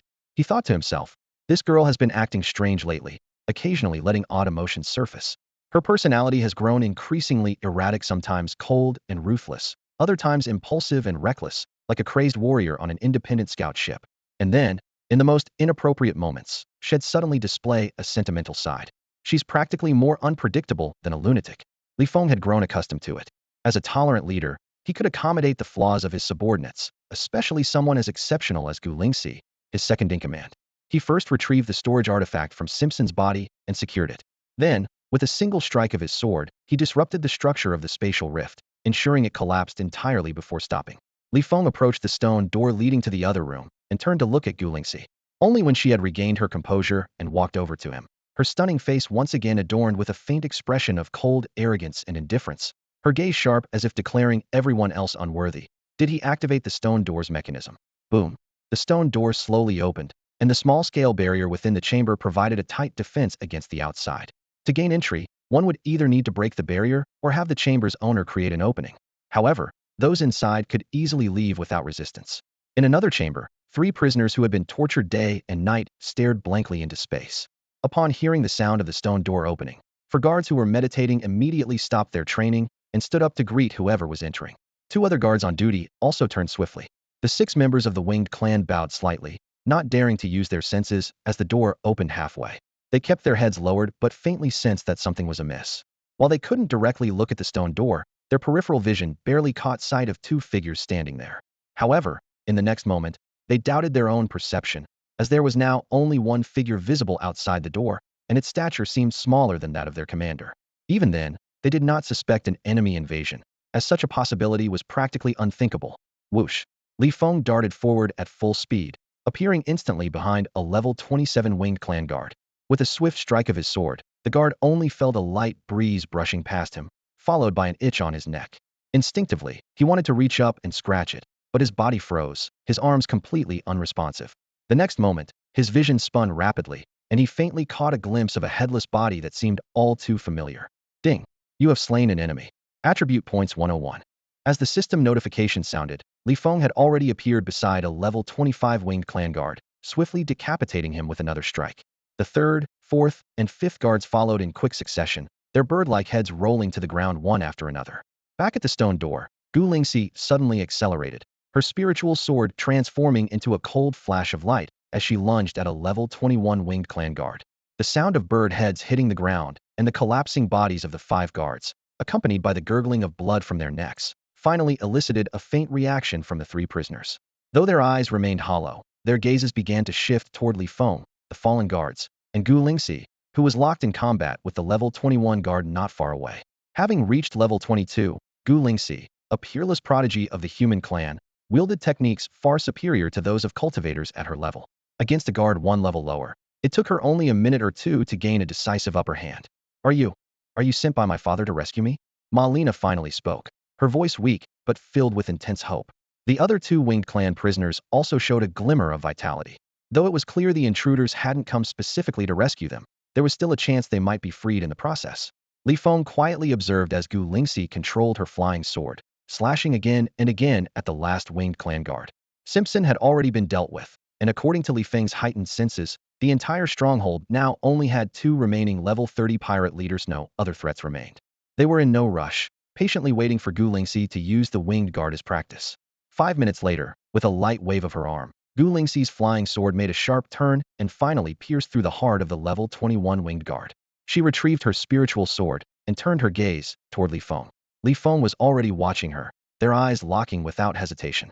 After more than 10 seconds, seeing the resolute and firm look in her eyes, Feng sighed and said, I'm the captain, and you're the squad leader. You need to understand the rules. Gu Lingxi snorted coldly, clearly displeased, and began rummaging through the guard's corpse for the metal cage key. She then approached the metal cage holding Marina and started trying to unlock it. Hurry, faster. Although no direct answer was given, the pair's intentions were very clear. Marina's eyes sparkled with urgency as she urged them on, glancing around nervously, fearing that the pirate leader might suddenly appear and turn this rescue into a futile effort. Click. On the 5th key, the metal cage finally opened. As Marina shakily crawled out of the cage, she felt for the first time that she was truly saved, freed from the torment that felt like an eternity. Overcome with emotion, she burst into tears. However, upon seeing the corpse of the winged guard, her expression quickly twisted into one of fury, her eyes glinting with a crazed hatred. Only now did she fully awaken from her 3 months of numbness, remembering and reclaiming her identity. Give me the sword. I want to tear them to pieces. She cast a glance at the 6 winged corpses nearby and moved toward the spiritual sword in Gu Lingxi's hand. Gu Lingxi swiftly turned and easily avoided the disheveled, foul-smelling Marina, putting distance between them. Marina, consumed by thoughts of dismembering the 6 winged beings who had tormented her for 3 months, instinctively rushed toward the spiritual sword in Feng's hand instead. Smack! What greeted her was a clean, decisive slap from Feng. His strength was well measured, sending her flying while leaving a clear handprint on her face, but stopping short of killing her. Wiping the grime from his hand, Feng took out a syringe of tranquilizer from his storage ring and tossed it to the struggling Marina. If you don't want to die, inject this into yourself. Marina looked at Feng in terror, then at Gu Lingxi, finally realizing something was off. These 2 had clearly come to rescue her, but why were they Asian? And why were they so cold and indifferent? 10-9-8. Although there was plenty of time, Li Feng had no interest in wasting it on this white woman. Memories of the torment in the metal cage resurfaced in Marina's mind. The identity she had just recalled and reclaimed crumbled again in an instant. She dared not resist, and didn't even dare to meet Li Feng's eyes. Trembling, she picked up the tranquilizer and injected it into her arm, her body slowly collapsing to the ground. Li Feng turned to look at Gu Lingxi, his meaning clear. I'm the supreme captain. You deal with this filthy, reeking woman. I'm staying here. Gu Lingxi still hesitated to touch Marina. Fine, Li Feng said indifferently. After all, this underground chamber was clearly a secret even to the higher-ranking pirates. It was buried several kilometers deep in the rock layer of the underground world. Without energy beams, it was impenetrable, ensuring their safety. Just then, a winged being in another metal cage suddenly called out for help in broken human language. Another one quickly followed, claiming to be the descendant of a winged viscount and willing to pay any price for their freedom. Li Feng's multifunctional military suit, equipped with translation capabilities for various species, made the latter's plea especially clear. The winged race operated under a noble hierarchy, with viscounts typically ranging from level 50 to 59 in strength and ruling over a dozen winged life planets. Even an unimportant descendant of a viscount held some degree of status. After a brief calculation, Li Feng retrieved 2 syringes of tranquilizer from his storage ring and handed them to Gu Lingxi. Find out their identities. If they're willing to be slaves, rescue them. If not, kill them. Gu Lingxi nodded slightly. Li Feng's sensory abilities and extrasensory perception rapidly expanded, allowing him to pinpoint the locations of 2 other level 30 winged clan pirate leaders and confirm that no spatial rifts remained in the base. He immediately sent a command to the reconnaissance ship's AI to accelerate its approach. Without hesitation, he activated his teleportation ability and, in the next instant, appeared behind one of the level 30 winged clan pirate leaders. With a flash of his sword, the leader's head fell. He then teleported behind the second level 30 pirate leader and effortlessly eliminated him. At this point, his available attribute points had increased to 1155. He quickly distributed these points evenly across the 4 major attributes, excluding agility. Li Feng's updated attributes were as follows: Constitution 0, Strength 3715, Endurance 3715, Agility 4477, Spirit 3713. His abilities included Level 3 Armor Penetration, Level 4 Teleportation, Level 3 Flight, and Level 3 Extrasensory Perception. Without pausing, Li Feng burst out of the secret chamber where the winged clan leaders were located. As he advanced, every winged clan guard he encountered fell instantly to his sword without resistance. After exiting the castle, he headed straight for the gathering point of the human pirates' mechas. These high-attack, high-defense mechas, even when performing at their peak, were only capable of reaching level 25 strength, posing no threat to him. However, they were highly dangerous to combat personnel, even more so than level 25-29 non-human adversaries. Non-human enemies at level 25-29 required at least 2 strikes to destroy the energy shields of multifunctional military suits.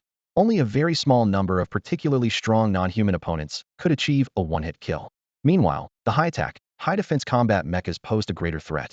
A single shot from their third-tier energy cannons could not only deplete the suit's energy reserves, but also kill the combat personnel with the residual force of the blast, as the suit's shock absorption would be rendered ineffective. As the captain, Li Feng not only relied on his subordinates' willingness to follow orders even at the risk of death, but also bore the responsibility of minimizing their casualties. Bang, bang, bang. Although the mechas were not clustered together, they were all located in the area where the human pirates had gathered. Thanks to his incredible speed, Li Feng easily reached the storage site for these mechas. Without their energy shields activated, the mechas were no match for Li Feng's spiritual sword, combined with his immense strength and level 3 armor penetration ability. With just 2 or 3 strikes, he could destroy their critical internal systems, rendering them completely inoperable. Alarms blared incessantly. Monitoring devices installed by the human pirates in the underground world, as well as magical surveillance artifacts belonging to the Winged Clan and other pirate factions, began detecting Li Feng's presence. Chaos erupted throughout the underground world. For Li Feng, this was a favorable turn of events, as it drew out level 25 and above pirate leaders from their castles to investigate the commotion. By destroying the combat mechas first, he could now focus on these high-level pirates without the hassle of storming each castle individually. Notifications of attribute point gains kept ringing in: 72, 5, 105.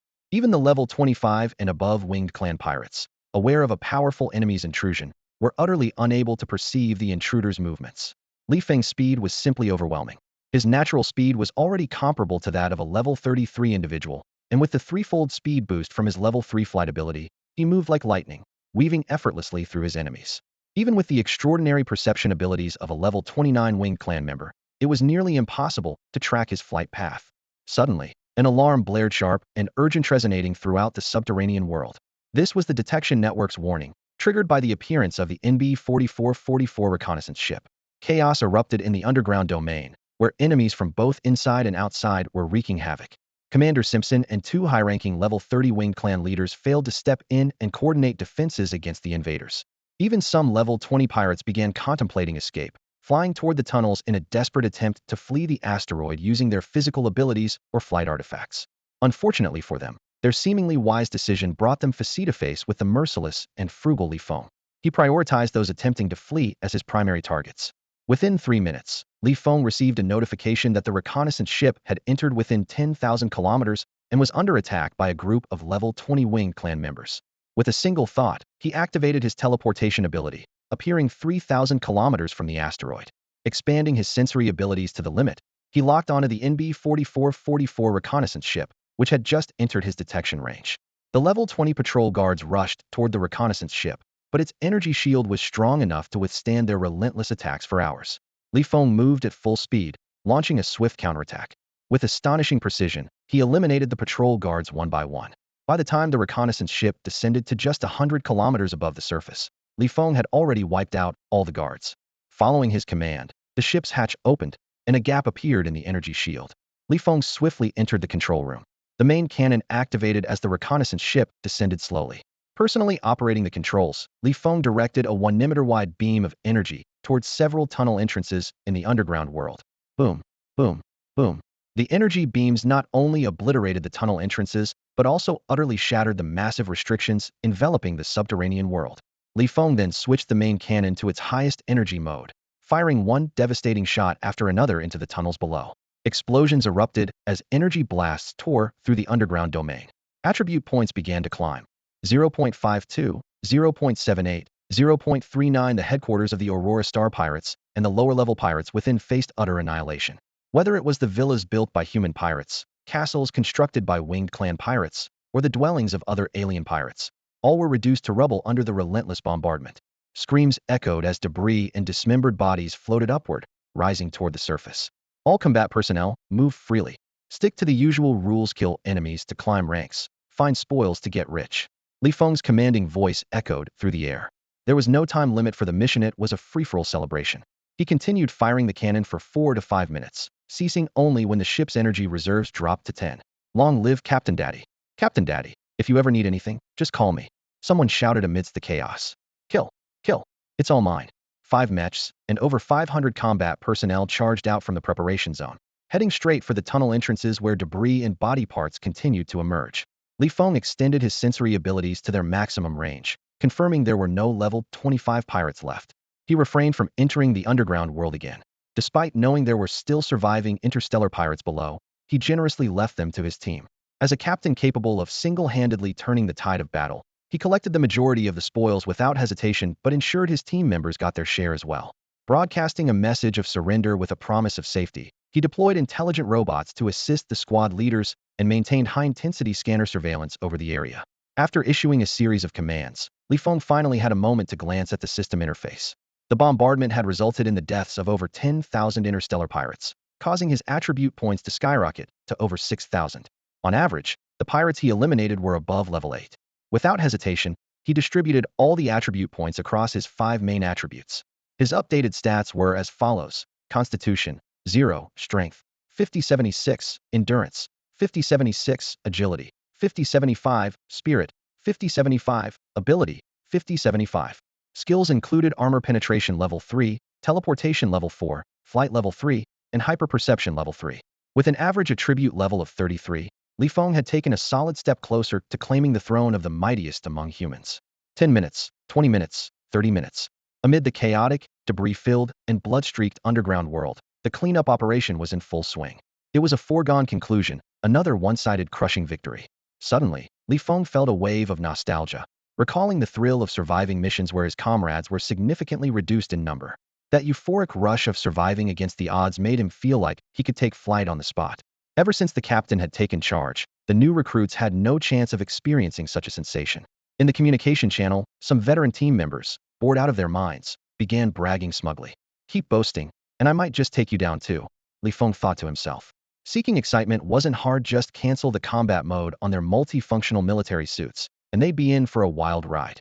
Meanwhile, the newer members who had never faced intense battles were unwilling to back down, throwing insults back in the channel. In the control room, Li Feng's senses remained on high alert, and the scanner was pushed to maximum intensity.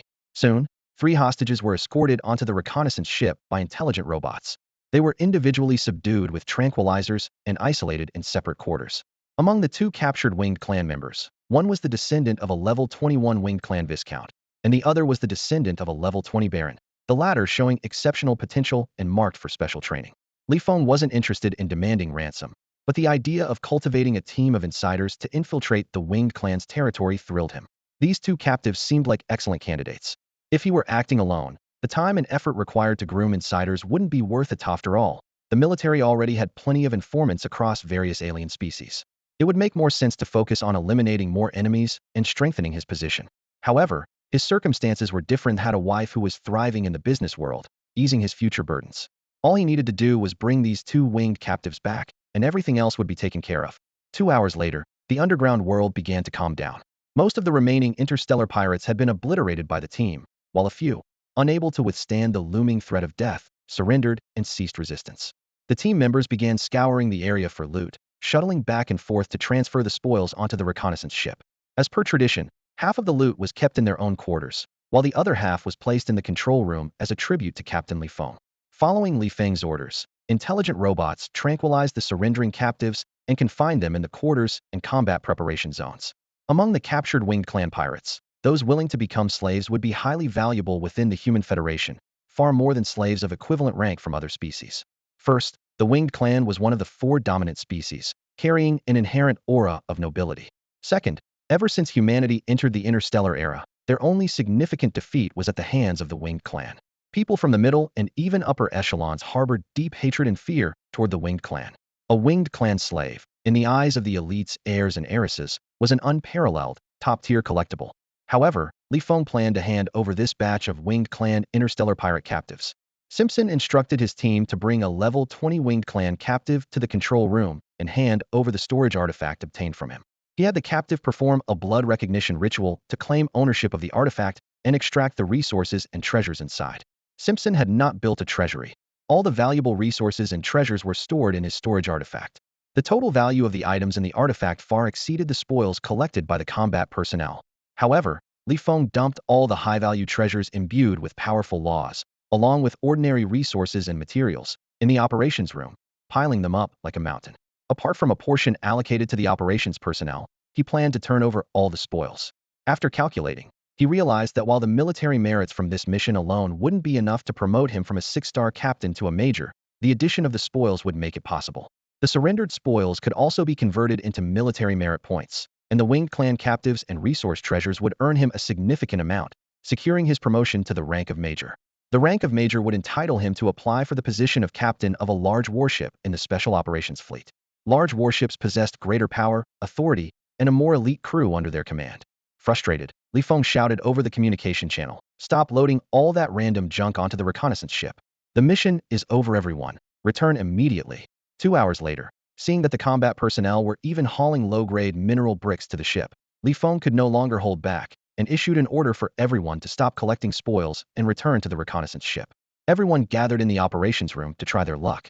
Including the operations personnel, each regular team member was allowed to pick 3 treasures, squad leaders 6, and team leaders 12. Li Feng's voice echoed once more through the communication channel. "What's going on? Captain Daddy, have you lost your mind?" "Oh no, Captain Daddy has gone crazy. He just sent me a private message saying he's transferring all his assets to me. Everyone, bear witness. Captain Daddy, we've already taken what we're allowed. With your ability to sense the value of treasures, you've already bent the rules by not making us turn in the most valuable items.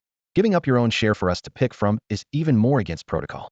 Leaving behind this kind of legacy, how will I ever have the face to take the lion's share once I become a captain?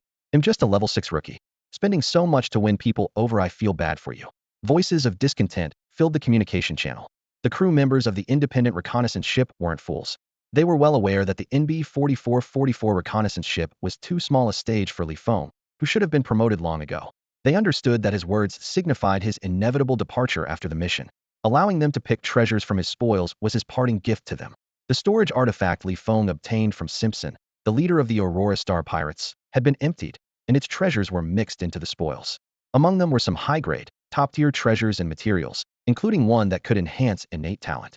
He told his team, "Whoever gets the good stuff, it's all down to luck and opportunity. Choose carefully. You have 3 days to make your selections," ending when we returned to the military base. The communication channel fell silent. The crew members returned to their quarters, turning on projectors to enjoy vibrant music, dazzling lights, and the electrifying performances of beautiful dancers, releasing the last of their pent-up energy. The NB-4444 reconnaissance ship seemed to operate as usual. Li Feng said nothing further, retreating to the captain's quarters to issue a return order to the ship's AI. He pulled up a three-dimensional star map and scanning data to ensure they could respond to any emergencies promptly.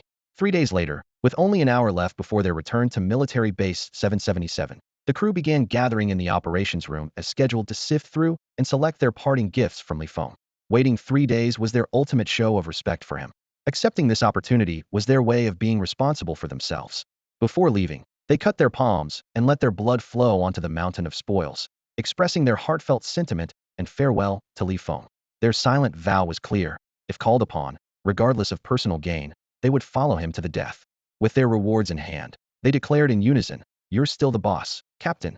On the evening of August 22nd, the small independent reconnaissance ship NB-4444 successfully returned to the military base's docking platform. The crew, still carrying their respective spoils of war, gathered in groups and headed to the infamous Sin Planet for revelry and entertainment. Soon, the entire ship was left with only Gu Lingxi, who was immersed in her studies, and Li Feng, who was busy handling administrative tasks. Li Feng first took out a communication device to report his safe return to Jiang Wanxin. Then, he instructed the ship's AI to delete unnecessary video footage and organize the remaining data to submit to the statistics department. At the same time, he arranged for intelligent robots to transport the hostages, spoils, and captives to the relevant receiving departments. In just over half an hour, the results of the military merit statistics were released, starting as usual with a string of disciplinary actions.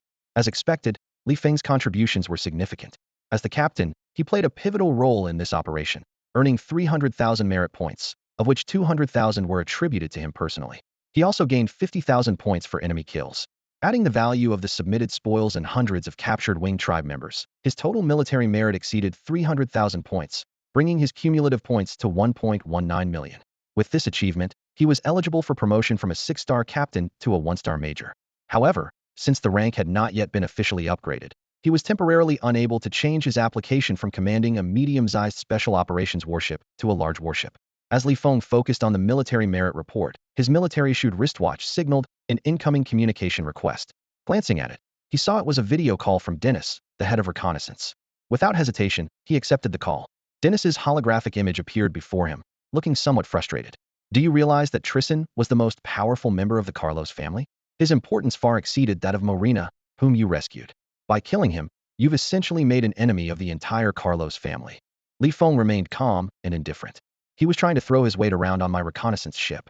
Dennis sighed in exasperation. "Even if he was asking for it, you could have handled it differently. Why did you leave behind video evidence of him disobeying orders? Couldn't you have just claimed he died accidentally during the mission, saying the ship was attacked and the surveillance system malfunctioned, causing the footage to be lost? You've climbed your way to captain from the bottom ranks of an independent reconnaissance ship. Handling situations like this should be second nature to you by now." Li Feng responded candidly. "The reason is not convenient to disclose." He harbored neither strong affection nor dislike for his white superior. After all, from Tristan's attitude and actions, Dennis seemed to be someone who followed the rules and had not disclosed Li Feng's capabilities or any of his methods. At the very least, Dennis fulfilled his responsibilities as the head of reconnaissance, knowing which secrets could be revealed and which should remain hidden. "You're making things really difficult for me," Dennis said, rubbing his temples in frustration. On one side was a highly influential interstellar family with immense financial and political power, along with ties to a former deputy captain who had once greatly supported him. On the other side was a formidable, battle-hardened captain of an independent reconnaissance ship. Despite their differences in skin color, Dennis naturally felt both a sense of rejection and reluctant admiration for such an exceptional subordinate. However, Li Feng's achievements undoubtedly brought credit to Dennis as well, benefiting him significantly in his position as head of reconnaissance. Whether for peace of mind, reputation, or self-preservation, he would never stab Li Feng in the back. The situation was straightforward: speak up when there was an advantage, reveal what could be disclosed, and suppress what could be suppressed. For things that shouldn't be disclosed, keep silent, and everyone could coexist peacefully. Li Feng didn't take this personally. In fact, he believed that any information or movements revealed to him could just as easily be shared with others. Thus, he made sure to send a token of appreciation to his superiors, ensuring he benefited from both ends. Dennis responded with a bitter smile. Easier said than done. Trying to profit from both sides might end up pleasing neither, or worse, making enemies on both fronts. If the superior doesn't want to be seen as a fence-sitter, they need to take a firm stand. Tell the Carlos family that Tristan deserved his fate and that you have my backing. If they're not convinced, let them throw everything they have at you, Li Feng suggested. Or, you could use your authority to suppress me completely. Report my strength, rank, and capabilities to the Carlos family, giving them the intel to set a trap and eliminate me. After all, being a blade of grass swaying with the wind and rooted in the soil suits me just fine. Dennis subtly expressed his stance and made a promise. Li Feng decisively ended the call and then reached out to Lu Rongguang, one of the 7 major generals and a key figure in the welfare faction. The military bases under the F-Zone Border Defense Forces were ranked 1 level higher than the garrison forces. Only a lieutenant general could serve as the commander of a large military base, while a major general could command a medium-sized one. In the garrison forces, however, a major general was already qualified to oversee a large military base. Lu Rongguang was the commander of a large military base in the E-Zone garrison, overseeing a star region not far from F-369. The military had been in decline for millennia, and many officers had long been accustomed to banding together for mutual support. Although F-369 was outside Lu Rongguang's jurisdiction, his influence and network with surrounding bases made it easy for him to negotiate and reassign loyal subordinates to positions within the small military bases in the F-004 star region, such as F-369. Arranging for them to serve as captains of various medium and small warships was a manageable task. As expected, Lu Rongguang readily agreed. After wrapping up the call, Li Feng contacted Major Mad Chung, the commander of a small military base in the F-004 star region, to give him a heads-up and coordinate in advance. Once these matters were settled, Li Feng left the reconnaissance ship, taking with him 2 winged clan hostages who had volunteered to become slaves to preserve their lives. He boarded a civilian transport ship at the base and headed to the nearest crime-ridden planet. Upon arriving at the space station of this inhabited planet, he transferred to a small transport ship named Yong'an 1. This ship, registered under the Yong'an Company, was a private spacecraft prepared specifically for Li Feng by Jiang Wanqin. Due to the extensive surveillance network of large military bases and their strict prohibition against unauthorized transport ships approaching, Yong'an 1 had to remain stationed near the crime-ridden planet. It was mainly used for modifications when Li Feng traveled to and from F-369 or as emergency transport in case of danger in outer space. At present, due to limited connections and influence, Li Feng was unable to secure the necessary special transport permissions. Not only was it impossible to dock near Military Base 777, but deep-level modifications couldn't be carried out either. The current feasible upgrades are limited to the defensive systems and interior decor, with no option to install offensive systems or various weaponry. The captain of Yong, and one was merely a level 26 wind rodent slave, while most of the operators were retired soldiers hired at high salaries. The rest of the crew comprised second-class citizens who were employed at a premium cost. The ship was equipped with an array of modified robots and unmanned aerial vehicles, but the mix of personnel was complex, and both the operators and crew had mediocre combat capabilities, requiring continuous improvement and strengthening. The interior, however, was luxurious, furnished with various smart devices for daily living and leisure, including a training room, entertainment room, game room, and lounge. The only thing Li Feng found disappointing was the lack of a few attractive and charming attendants. Having intelligent robots serve tea and pour drinks just didn't compare to doing it himself. As far as he could see, the ship was filled with rugged men and alien species, lacking the ambience that a personal flagship should possess. Of course, this was merely Li Feng's personal opinion, and he had no intention of mentioning this shortcoming to Jiang Wanqin, as he believed it was unlikely to be addressed. Following the route Li Feng had laid out, Yong and one did not return directly to planet F-369, but first headed to the Lu Rongguang military base in Zone E. There, they selected some rare treasures and materials and paid a visit to this welfare-seeking veteran. Afterward, they brought gifts and traveled to a small military base in Mad City. Given Li Feng's current status and strength, he technically didn't need to make these visits in person. However, as the saying goes, a local official holds more sway than a distant higher-up. If Jiang Wanqin were ever attacked and needed assistance, although Lu Rongguang's trusted aides would dispatch warships to planet F-369 immediately, having the authorization and full cooperation of the Mad City commander would provide additional assurance. Offering enough respect and benefits, along with sufficient strength to deter threats, was the only way to ensure that no unexpected incidents would occur at critical moments. On August 26th, Li Feng returned to star F-369. The selection competition for the Special Operations Fleet members was nearing its conclusion. During the final few days of elimination rounds, the lowest skill level among participants had reached level 25. To ensure their selection, many contestants were forced to reveal their strength at level 30 or above. The entire Federation was abuzz with excitement. Countless companies and enterprises eagerly waived hefty checks, hoping to secure endorsements or deeper collaborations with these contestants. By the final days of the elimination rounds, any contestant who could effortlessly defeat their opponents had quickly risen to superstardom. On August 27th, Feng officially received his promotion to the rank of one-star major. He immediately applied for a reassignment, aiming to become the captain of a large warship in the Special Operations Fleet. By August 31st, the Special Operations Fleet selection competition concluded, and the final list of successful candidates was confirmed. On September 1st, the Federation military's official website announced the names of the fleet commanders for the 4 small Special Operations fleets. As Feng had anticipated, to maintain internal stability and unity against external threats, the list included 2 Asian fleet commanders and 2 Caucasian fleet commanders. Mark was prominently listed as the commander of the 4th Special Operations Fleet. Just minutes after the announcement, Feng's military wristwatch alerted him to an incoming video call. The caller's identity was displayed as a secure line from the Human Federation Military Headquarters Personnel Bureau. Without hesitation, Feng accepted the call. On the screen appeared a young female officer in uniform, exuding confidence and professionalism. She saluted Feng and said solemnly, "Major Li, congratulations on being selected as the captain of a large warship in the Special Operations Fleet. I'm a staff officer from the Special Division of the Personnel Bureau at Military Headquarters." Feng nodded in acknowledgement as the female officer explained the purpose of her call. The Special Operations Fleet reports directly to Military Headquarters.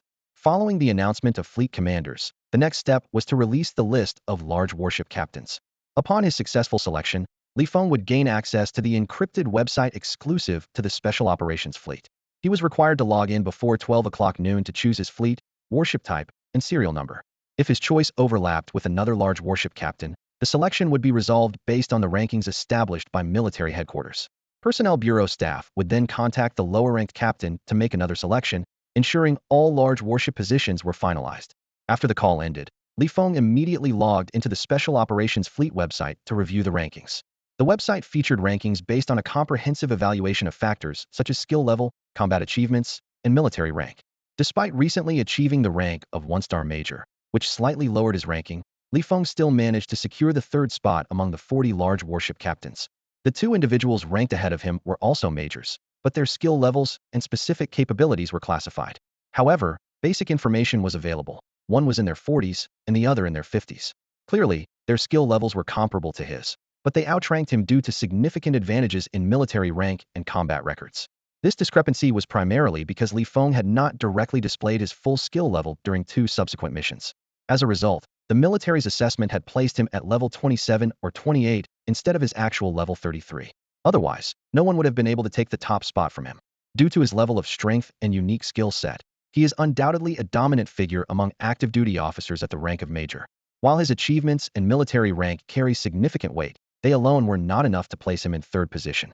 Without hesitation, he honored his agreement with Mark by choosing to join the 4th Fleet, where Mark was stationed. For his vessel, he selected one of the 9 battleships, ultimately deciding on battleship number 4 after a brief period of contemplation.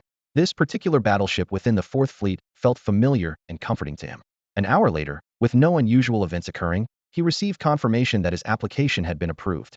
Among the commanding officers of large battleships, his overall ranking was 3rd. He only needed to reconsider his choice if the top 2 candidates had selected the same vessel. On the morning of the 2nd, the military's official website formally announced the list of 40 commanding officers for large battleships across the 4 fleets. However, this announcement barely garnered any attention. Across the Federation, public interest remained focused on the individuals who had excelled in the fleet selection competition.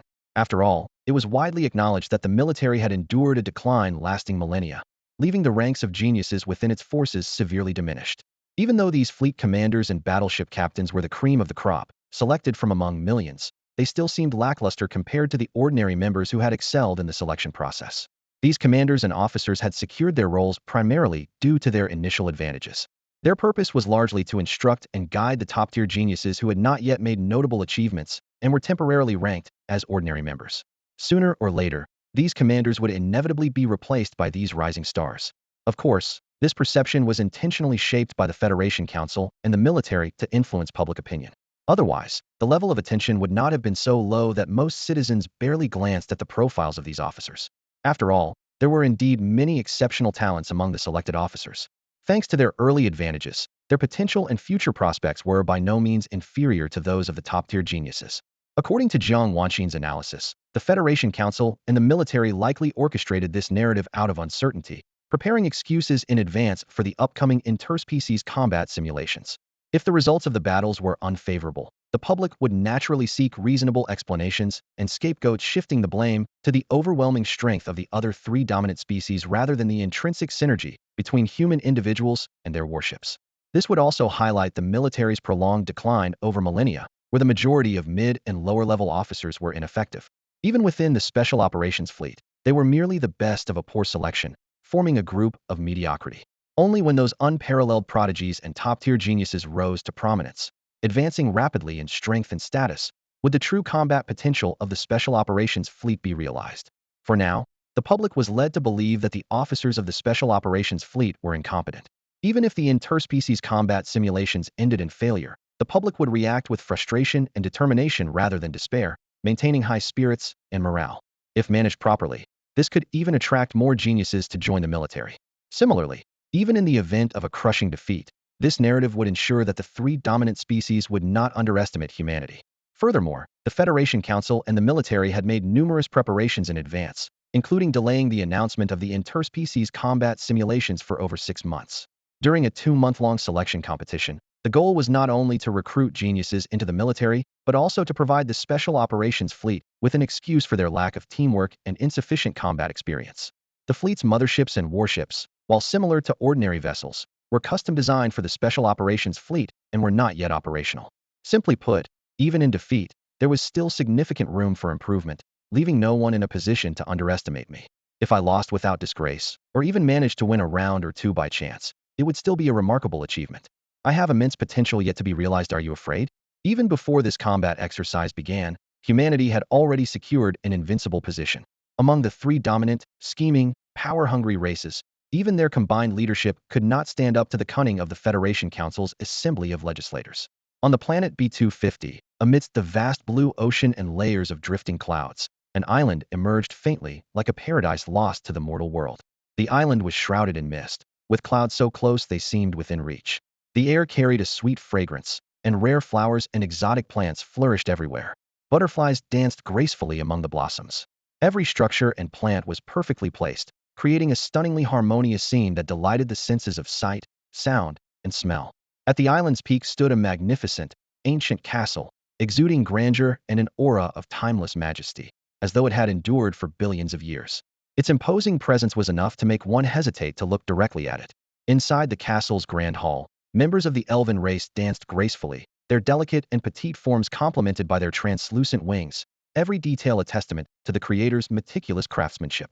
At the center of the hall, a throne carved from soft jade sat prominently. Upon it rested Albert, the current head of the Carlos family. His eyes were slightly closed as he sat quietly, radiating an imposing aura that belied his 60-plus years, despite his youthful appearance. Surrounding him were members of the Mezu race, beings without physical bodies like the Soul Clan. Some used their forms to preserve rare fruits. Others conjured hands to gently massage his shoulders and legs, while a few slipped into his clothing, employing their race's unique abilities.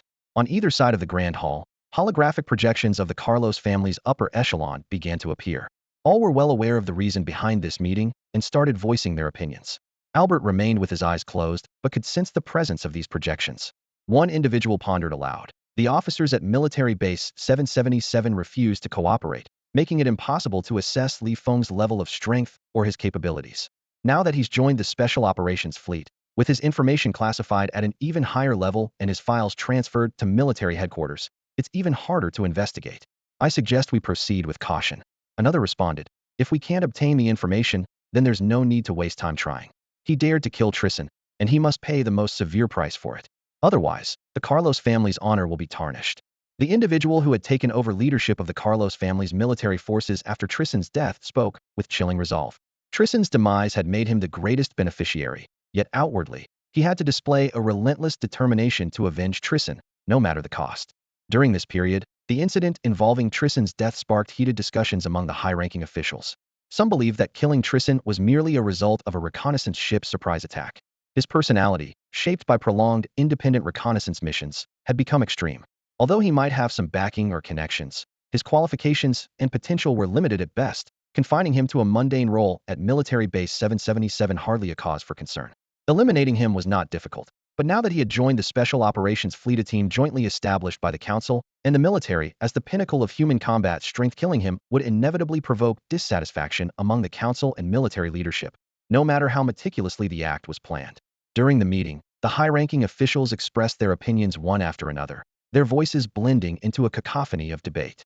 Albert, however, sat with his eyes half closed, indulging in the unique sensations brought about by a few members of the charm race, paying no heed to the discussions around him. To him, Feng was nothing more than a minor figure with a special status, someone he could crush effortlessly, hardly worth mentioning. In his mind, he could easily think of several, perhaps dozens, of ways to discreetly eliminate such an insignificant individual without bothering to consider the opinions of the upper echelons. The true purpose of this video conference was to ensure unanimous alignment within the Carlos family.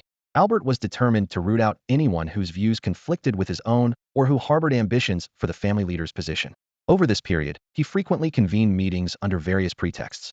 Within the Grand Hall, concealed advanced scanning devices meticulously recorded the words and actions of every senior member. Through video and data analysis, it became clear who was insincere or attempting to play both sides. Combined with intelligence provided by informants planted within the ranks of the high-ranking officials, the more frequent the meetings, the more detailed the collected data became. This allowed Albert to better identify those whose ideologies clashed with his and those who might secretly covet the position of family leader.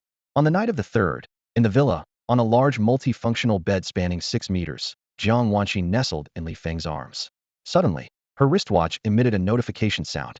With a thought, a soft mechanical arm extended from the bedside, deftly retrieving the watch. She activated the virtual display screen and glanced at it, a knowing expression appearing on her stunning face.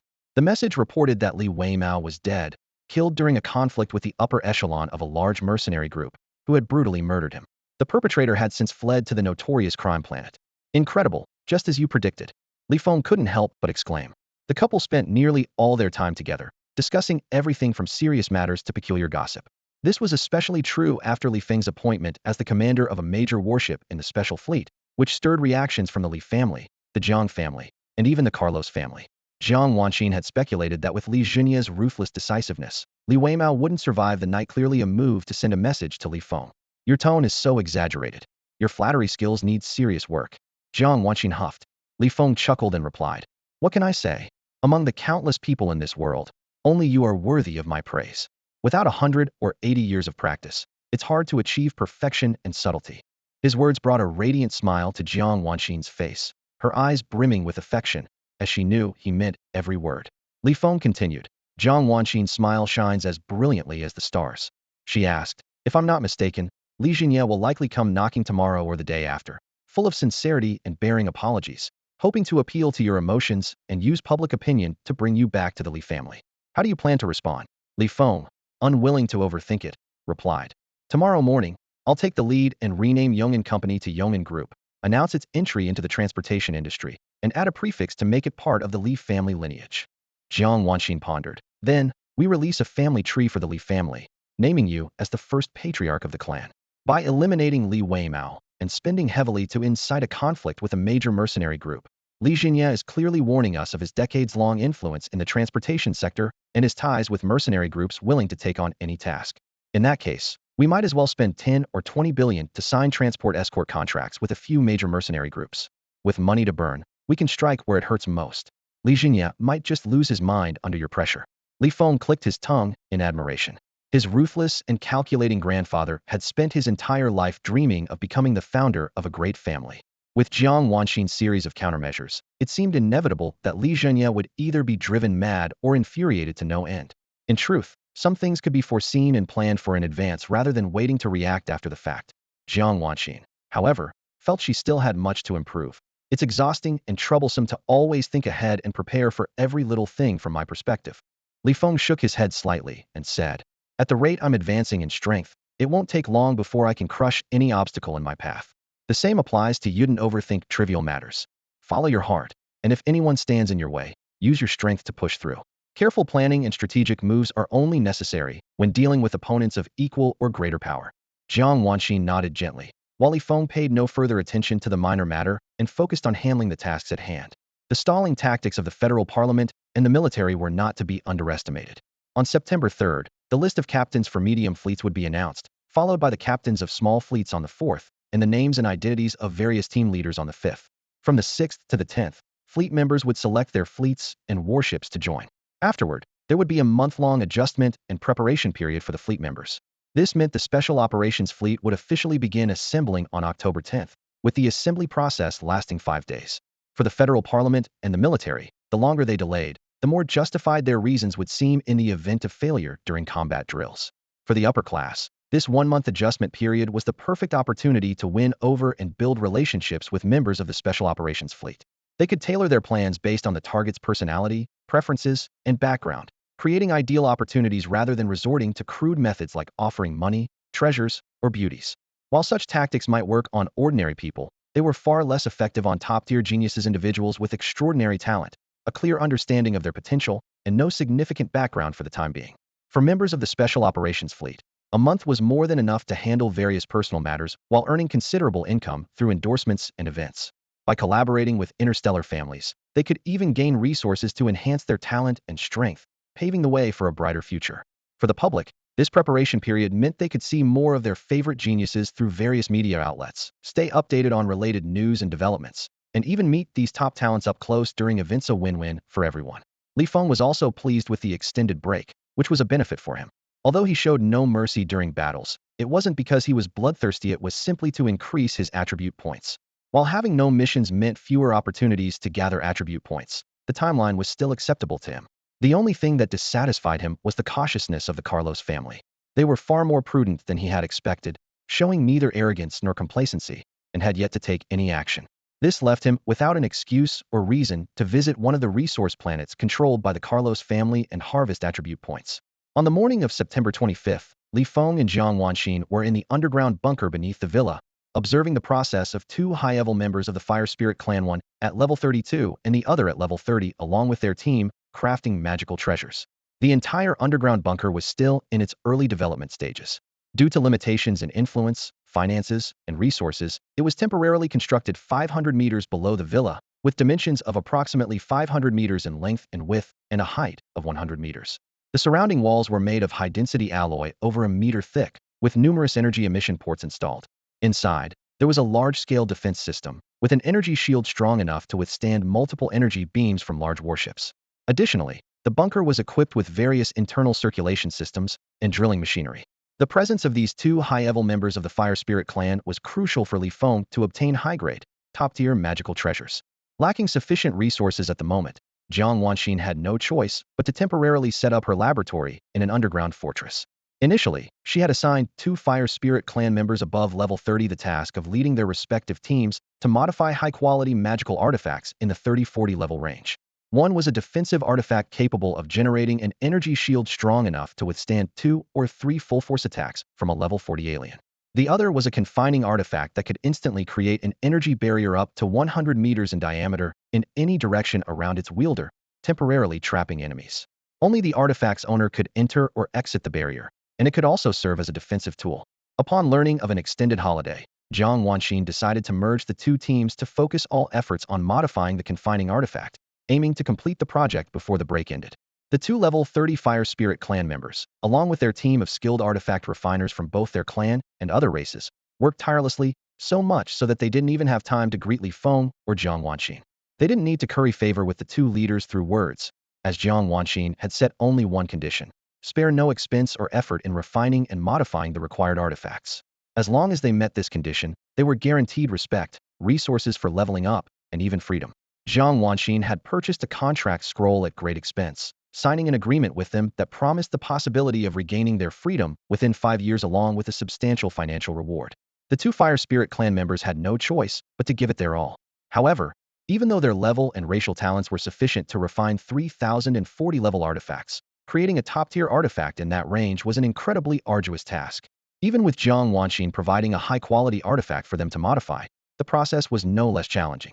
On the forging platform, flames reaching tens of thousands of degrees erupted, enveloping the artifact. One of the level 30 fire spirit members consumed a potion to rapidly restore energy, striving to maintain focus, while the other transformed into pure flames, entering the intense fire. They carefully harnessed the power of fire laws, meticulously refining the structural characteristics formed by various law patterns within the artifact. Standing at the edge of the forging platform, Jiang Wanxin watched intently. A crisp notification sound from her wristwatch caught her attention. Glancing at it, she quietly informed Li Feng, who was standing nearby, that Buck had sent a message. Jiang Honghai and his brother had arrived with Jiang Yuan Feng, accompanied by Ma Duqing. Jiang Wanxin couldn't help but find it intriguing. Ma Duqing, after accepting so many favors from her, was now willing to involve himself in such a troublesome matter as a mediator. It seemed someone from the Jiang family, a certain major, had managed to persuade him due to personal obligations. Li Feng raised an eyebrow slightly and suggested giving Ma Duqing a token show of respect by having Buck relay that they were away on vacation and unavailable. Jiang Wanxin nodded, understanding Li Feng's intent. This polite refusal would neither completely offend Ma Duqing nor put him in a difficult position. However, just as she was about to notify Buck, Li Feng's eyes flickered with a hint of surprise, and he abruptly called for a pause. He explained, I just casually used my hypersensitivity to scan outside, and oddly, I sensed an extremely faint threat coming from Jiang Yuanfeng.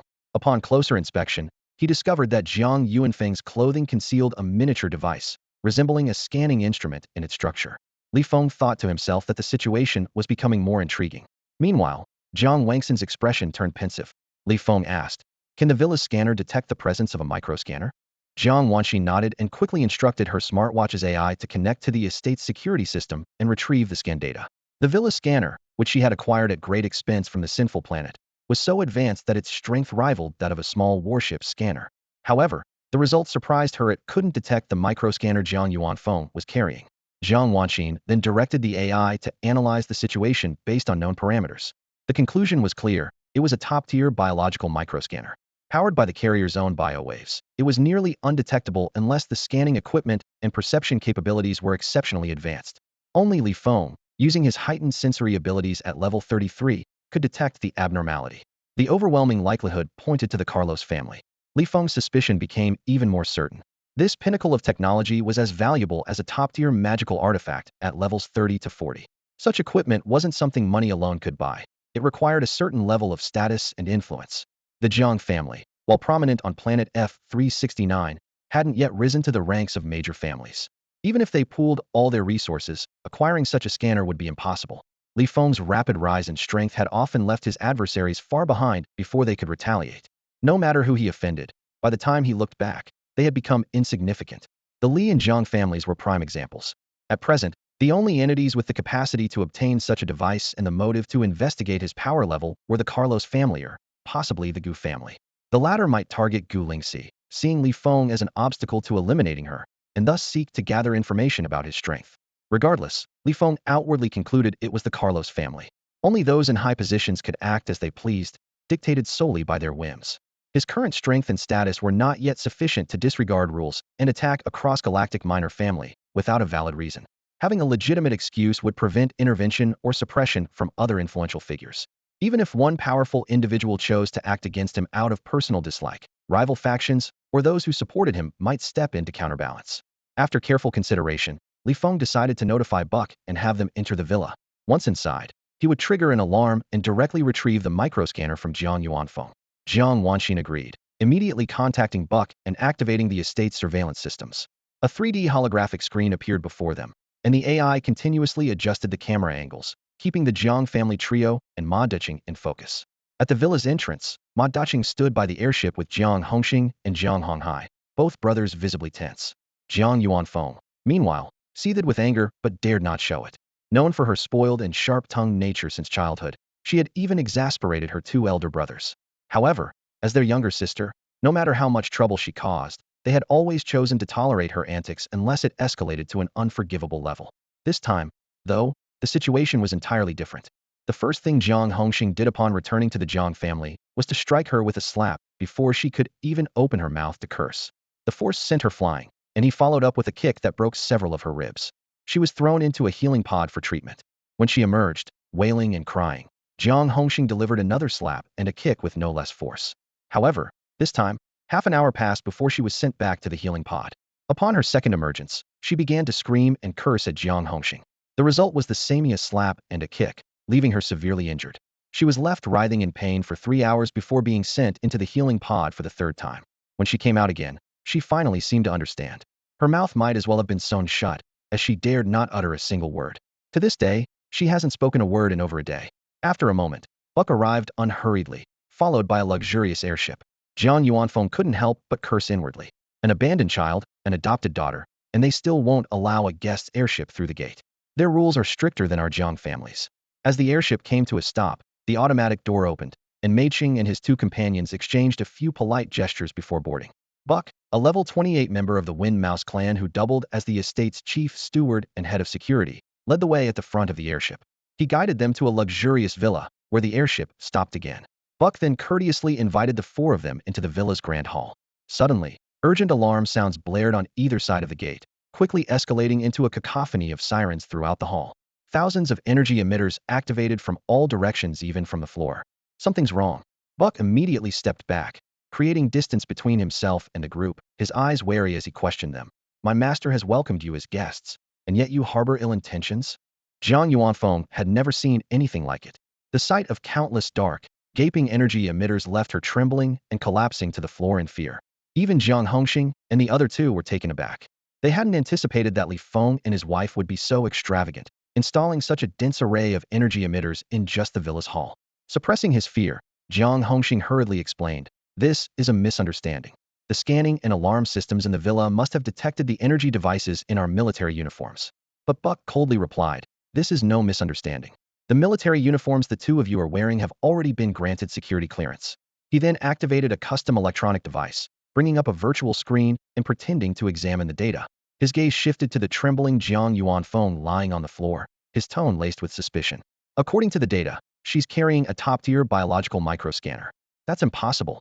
Jiang Hongxing and Jiang Honghai shook their heads vehemently, their eyes filled with vigilance. They suspected that Li Feng and Jiang Wanqin were deliberately framing them. Mei Cheng, meanwhile, subtly moved a step to the side, increasing the distance between himself and the Jiang siblings. He too harbored suspicions about Li Feng's motives and didn't hesitate to align himself with Li Feng. Jiang Hongxing, despite being a major with a promising future and extensive connections, was no match for Li Feng.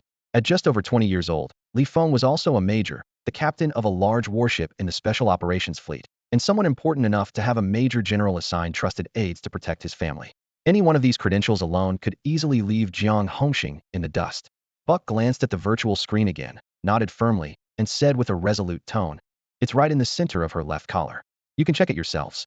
Her voice carried a trace of tension, emphasizing the gravity of the situation. It was not only about the safety of her two masters, but might also involve an alien infiltrator. She urged everyone to be cautious and avoid damaging the device. Jiang Honghai stepped forward, intending to search for the miniature scanner Buck had mentioned, but Jiang Hongxing raised a hand to stop him. "Let me do it." Jiang Hongxing approached, pulled Jiang Yuanfeng up, and lifted the left side of her collar to inspect it carefully. However, he found no signs of any modifications. He attempted to probe with his sensory abilities, but still discovered nothing. Frowning slightly, he pinched the collar and gently slid his fingers along it. Suddenly, he stopped, letting his energy surge as his fingernail tore along the edge. A miniature device, only 1.5 centimeters in diameter and half a centimeter thick, was revealed. Though his expression remained composed, inwardly, Jiang Hongxing felt alarmed. The fact that this miniature device was so close yet undetectable by his sensory abilities suggested it was no ordinary gadget. He knew that Jiang Yuanfeng had been under his watchful eye the entire time, making it impossible for the device to have been planted after arriving at the estate. This was serious trouble. Even though Li Feng was merely the captain of an independent reconnaissance ship, his background was formidable.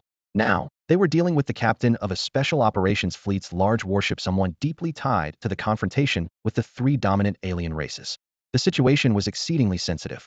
A single misstep could lead to the Jiang family being accused of harboring alien spies. Thinking quickly, Jiang Hongxing wasted no time. He struck Jiang Yuanfeng unconscious with a single palm and handed the miniature device to Buck.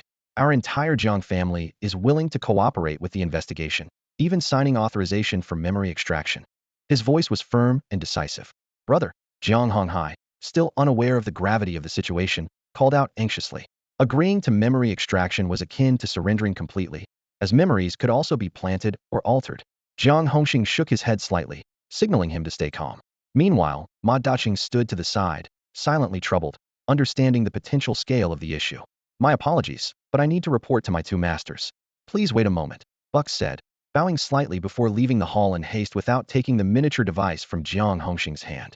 Buck had already received instructions from Jiang Wanxin.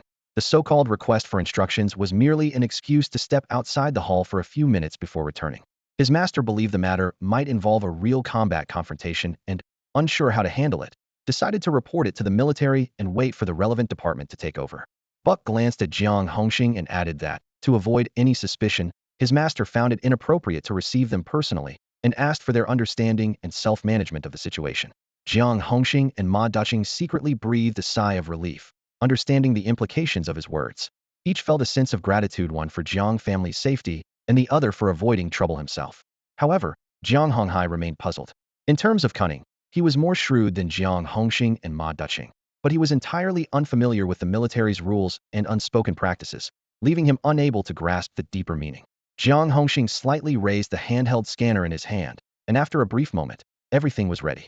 Buck gave a slight bow, and shortly after, an intelligent robot rolled in with a small cart carrying a glass case. Buck opened the glass case, and Jiang Hongxing was overjoyed. He quickly placed the handheld scanner inside, finally feeling completely at ease. He couldn't understand why Li Feng, a man who emerged from the harsh environment of a small independent reconnaissance ship and was far from soft-hearted, would target only Jiang Yuan Feng while sparing the rest of the Jiang family. However, since Li Feng hadn't detained the two brothers on the spot and had accepted the handheld scanner, it was unlikely they'd face further trouble from him. Military conflicts were direct and ruthless. Any opportunity to strike was seized without hesitation. Video evidence and memories could be fabricated, making so-called proof irrelevant. What truly mattered was the strength of one's backing and the appearance of righteousness. High-ranking military officials cared more about right and wrong in principle. As long as they were allowed to leave, Li Feng's leverage would vanish. Jiang Hongxing, initially worried that Li Feng might use the situation to target the Jiang family, had proactively expressed his willingness to undergo memory extraction to demonstrate his upright stance, knowing he hadn't committed the act in question. If senior military officials learned the truth, they might intervene. Compared to the Federation Council leadership, who focused solely on profit and loss, high-ranking military officials strove to maintain a fair and just competitive environment on a broader scale. In the underground bunker, after Jiang Hongxing and the other two had left, Jiang Wanxin had already instructed the AI system to organize the relevant video footage and send it to Li Feng. The Special Operations Fleet fell under the jurisdiction of the Special Operations Bureau of the military headquarters.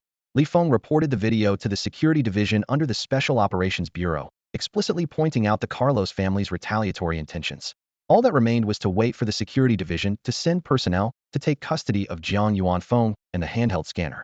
As for Jiang Yuan Feng, there was a 99.9% chance he wouldn't be coming back because the Special Operations Bureau had to provide an explanation for this matter. With the capabilities of the military headquarters, uncovering the truth among so many people and materials wouldn't be difficult. However, the explanation for all of this could never point to the Carlos family. Either there would be delays with no answers, or the blame would be shifted onto another race. As for Jiang Yuan Feng, her fate was sealed. There was no return for her. Leaving her and the microscanner behind was practically a declaration to the Special Operations Bureau of his intent to eliminate this woman. If she had no major misdeeds, perhaps the higher-ups in the Bureau might have granted her a chance at survival out of a sense of justice. Unfortunately, Jiang Yuanfeng's crimes were countless, and no one would refuse the chance to do a favor in such a situation. Ultimately, whatever explanation the Bureau provided was irrelevant. All he needed was a justification to target the Carlos family. If the Carlos family was truly responsible, his retaliation would be a personal vendetta. If not, his actions would still be personal revenge, as his suspicions were reasonable and not fabricated. On the morning of October 10th, Li Feng boarded the Yangon 1 and departed from planet F-369. Surprisingly, his destination was not the base of the 4th Special Operations Fleet, but the space station of planet E3-55678. With a few days to spare, he planned to settle some personal scores. The timing was perfect. Upon reaching the space station, Li Feng waited for over half an hour before receiving a communication request from Gu Lingxi. He immediately instructed the intelligence system of Yangon 1 to open the hatch. A few minutes later, Gu Lingxi entered the ship and headed straight for the lounge. Her beauty was unparalleled, with exquisite features that gave her an ethereal, otherworldly aura.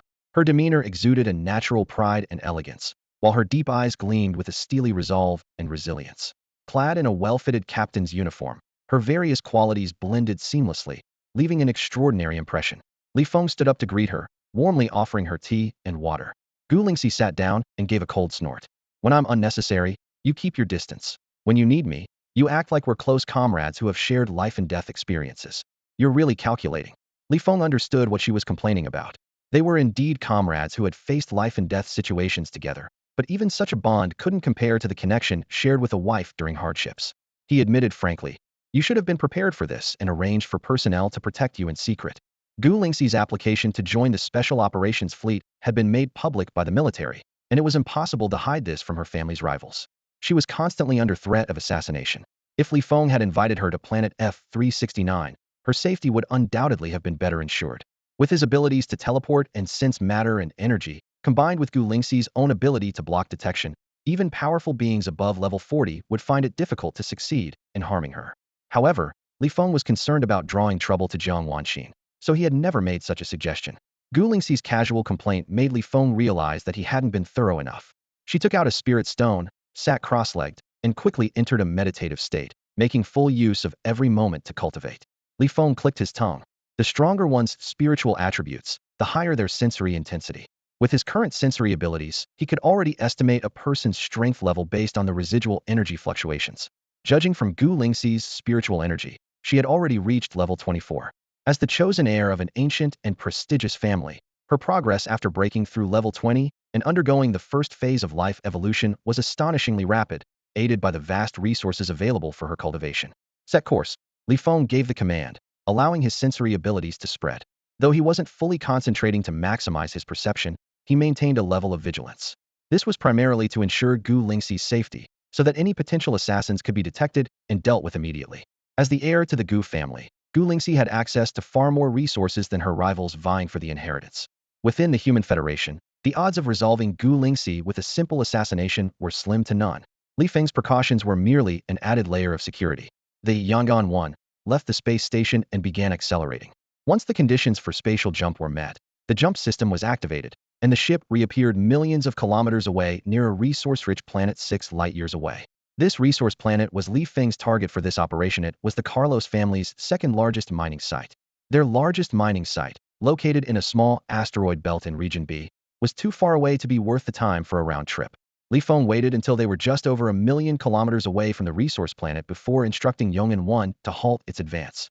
He turned to Gu Lingxi and called out, "Time to head out." Gu Lingxi completed a full circulation of her spiritual energy in just 30 seconds, ending her cultivation session. The two then walked to the hatch together, activating a treasure that shielded her presence. Gu Lingxi followed as Li Feng led the way, flying toward the resource planet and steadily increasing their speed. Although the Federation military had established a comprehensive surveillance network across its territory, large mining corporations often installed additional large-scale scanners on resource planets they acquired mining rights for, to guard against attacks and sabotage by competitors.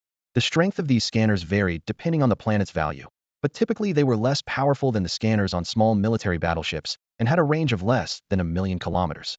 For this reason, Li Feng had Yong'an 1 stop 1,000,000 kilometers away to avoid detection and minimize the difficulty of their mission. As they closed the distance, Yong'an 1 turned around and left. At 900,000 kilometers, then 800,000 kilometers, and 700,000 kilometers, the intensity of surveillance gradually increased. By the time they were within 100,000 kilometers, unmanned reconnaissance drones of various sizes were everywhere. However, with Li Feng's extraordinary senses and Gu Lingxi's treasure, they managed to evade detection with ease. When the distance was reduced to 5,000 kilometers, Li Feng's sensory range had already extended to the edge of the resource planet. According to the data, this resource planet was a gas giant with a diameter of 150,000 kilometers. Its outer atmosphere was filled with radiation, toxic, and corrosive gases. The core was subject to extreme temperatures and pressures, nearing the threshold of nuclear fusion and on the verge of evolving into a star. Despite the immense difficulty of mining, such planets often held extremely rare and valuable minerals in their cores. This particular planet was no exception. High-grade spiritual minerals could be extracted from the outer gases, while the deep core offered the potential for refining minerals imbued with powerful laws of nature. As they approached within 1,000 kilometers, Gu Lingxi found that her defensive techniques alone were no longer sufficient to withstand the bizarre radiation. She had to activate a top-tier defensive artifact. At 500 kilometers, even Li Feng, a formidable level 33 practitioner, began to feel a faint burning sensation on his body. He had no choice but to activate his multifunctional military suit along with a defensive artifact suited for levels 20-30 to mitigate the effects of the radiation and toxic gases. Finally, at an altitude of 200 kilometers, Li Feng came to a stop. His sensory range now extended up to 1,500 kilometers, allowing him to scan a 300-kilometer range of the planet's surface. He then began leading Gu Lingxi on a continuous survey of the resource planet. 5 hours of reconnaissance later, the results left him pleasantly surprised.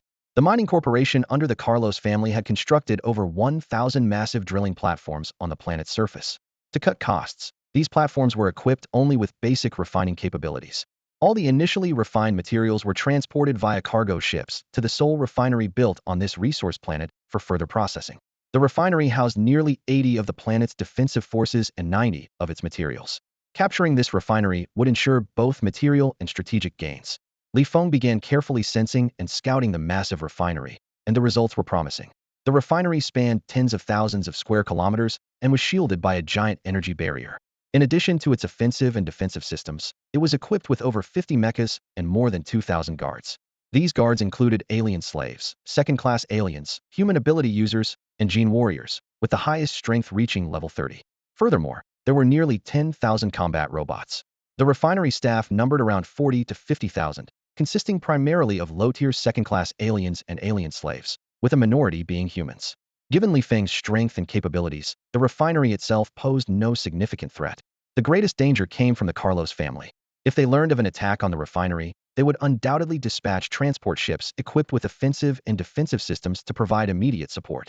With Gu Lingxi's artifact capable of concealing perception, these modified transport ships were unlikely to threaten his safety. However, they could severely disrupt his efforts to harvest attribute points. After thorough planning, Feng devised a detailed action plan and shared it with Gu Lingxi. If your primary goal is to cause destruction, I have several powerful talismans and various types of timed nuclear bombs at my disposal. You could directly target the energy reserve area housing the refinery's attack systems, Gu Lingxi suggested. Impressive, Feng exclaimed with delight. It was no surprise that she was an heir to an ancient and powerful family, capable of acquiring such extraordinary items. He thought. Later, I'll ask Jiang Wanxin to help me procure some as well. I can't use talismans, but a timed nuclear bomb, can it really trigger the energy reserve's explosion? Feng considered a potential complication. Nuclear bombs have a critical mass threshold. The nuclear material must reach a certain mass to achieve a nuclear explosion. Without sufficient mass, even with high density, the reaction would only result in nuclear combustion. Energy stones, composed purely of heaven and earth's spiritual energy, were remarkably stable. Their explosion conditions were even stricter than those for nuclear bombs, requiring both structural damage and an immensely strong impact. Otherwise, no matter how powerful the attack, the stones would merely shatter without detonating. Gu Lingxi explained. Large-scale refineries like this typically install a remote-controlled self-destruct system in their energy reserves. In the event of a large-scale rebellion or invasion, the system can be triggered remotely to destroy the entire refinery, scattering stored materials back across the resource planet while inflicting considerable casualties on the rebels or invaders. Then this raid just got a whole lot easier. Feng couldn't help but feel excited. When a warship's energy beam pierced another warship's energy reserve, the resulting explosion occurred because the intense energy triggered the reserve's detonation system. If the refinery's energy reserve also had a self-destruct system and detonation mechanism, he would only need to locate the hidden device and place the timed nuclear bomb on it. With his ability to bypass any physical or energy barriers using his supersensory perception, finding the detonation device was a simple task. His supersense quickly spread out, and despite the device being extremely well concealed, he located it effortlessly. Gu Lingxi retrieved a fist-sized timed nuclear bomb from her storage ring and handed it to Feng. Though compact, it was surprisingly heavy, weighing over 10 kilograms. Its power wasn't immense, with an explosive yield of 10 kilotons, a primary blast radius of 1 kilometer, and an impact and radiation range of 20 kilometers. At this level, the bomb's destructive reach inside the refinery would at most damage a single room or a few adjacent ones. While its destructive power was far inferior to energy beams, a close-range explosion could likely trigger the detonation mechanism. Feng quickly accessed the military-grade AI on his wristwatch, connected to the bomb's control system using the provided instructions, and then stored the bomb in his storage ring. Once Gu Lingxi signaled that preparations were complete, he immediately activated his teleportation ability, taking her along. In the next moment, Feng and Gu Lingxi passed through layers of energy shields and appeared in the central area of the energy reserve, concealed near the detonation device of a small energy shield. The detonation device was not very large, measuring about 5 meters in length and 3 meters in width, with intricate circuits resembling spider webs spreading to every corner of the energy reserve. These circuits, along with the energy shields, left just enough space between the device and the surrounding abundance of energy stones to barely allow for concealment. There's no signal jammer installed in here, right? Li Feng suddenly thought to ask. Gu Lingxi shook her head, indicating she wasn't sure. Never mind, although the energy reserve was packed with energy stones, it was also filled with numerous instruments and equipment. He didn't feel like using his hypersensory ability to inspect each one. Even if there was a signal jammer, he would only need to use his teleportation ability a couple more times. He could simply teleport back in, activate the nuclear detonation program at close range, and then leave.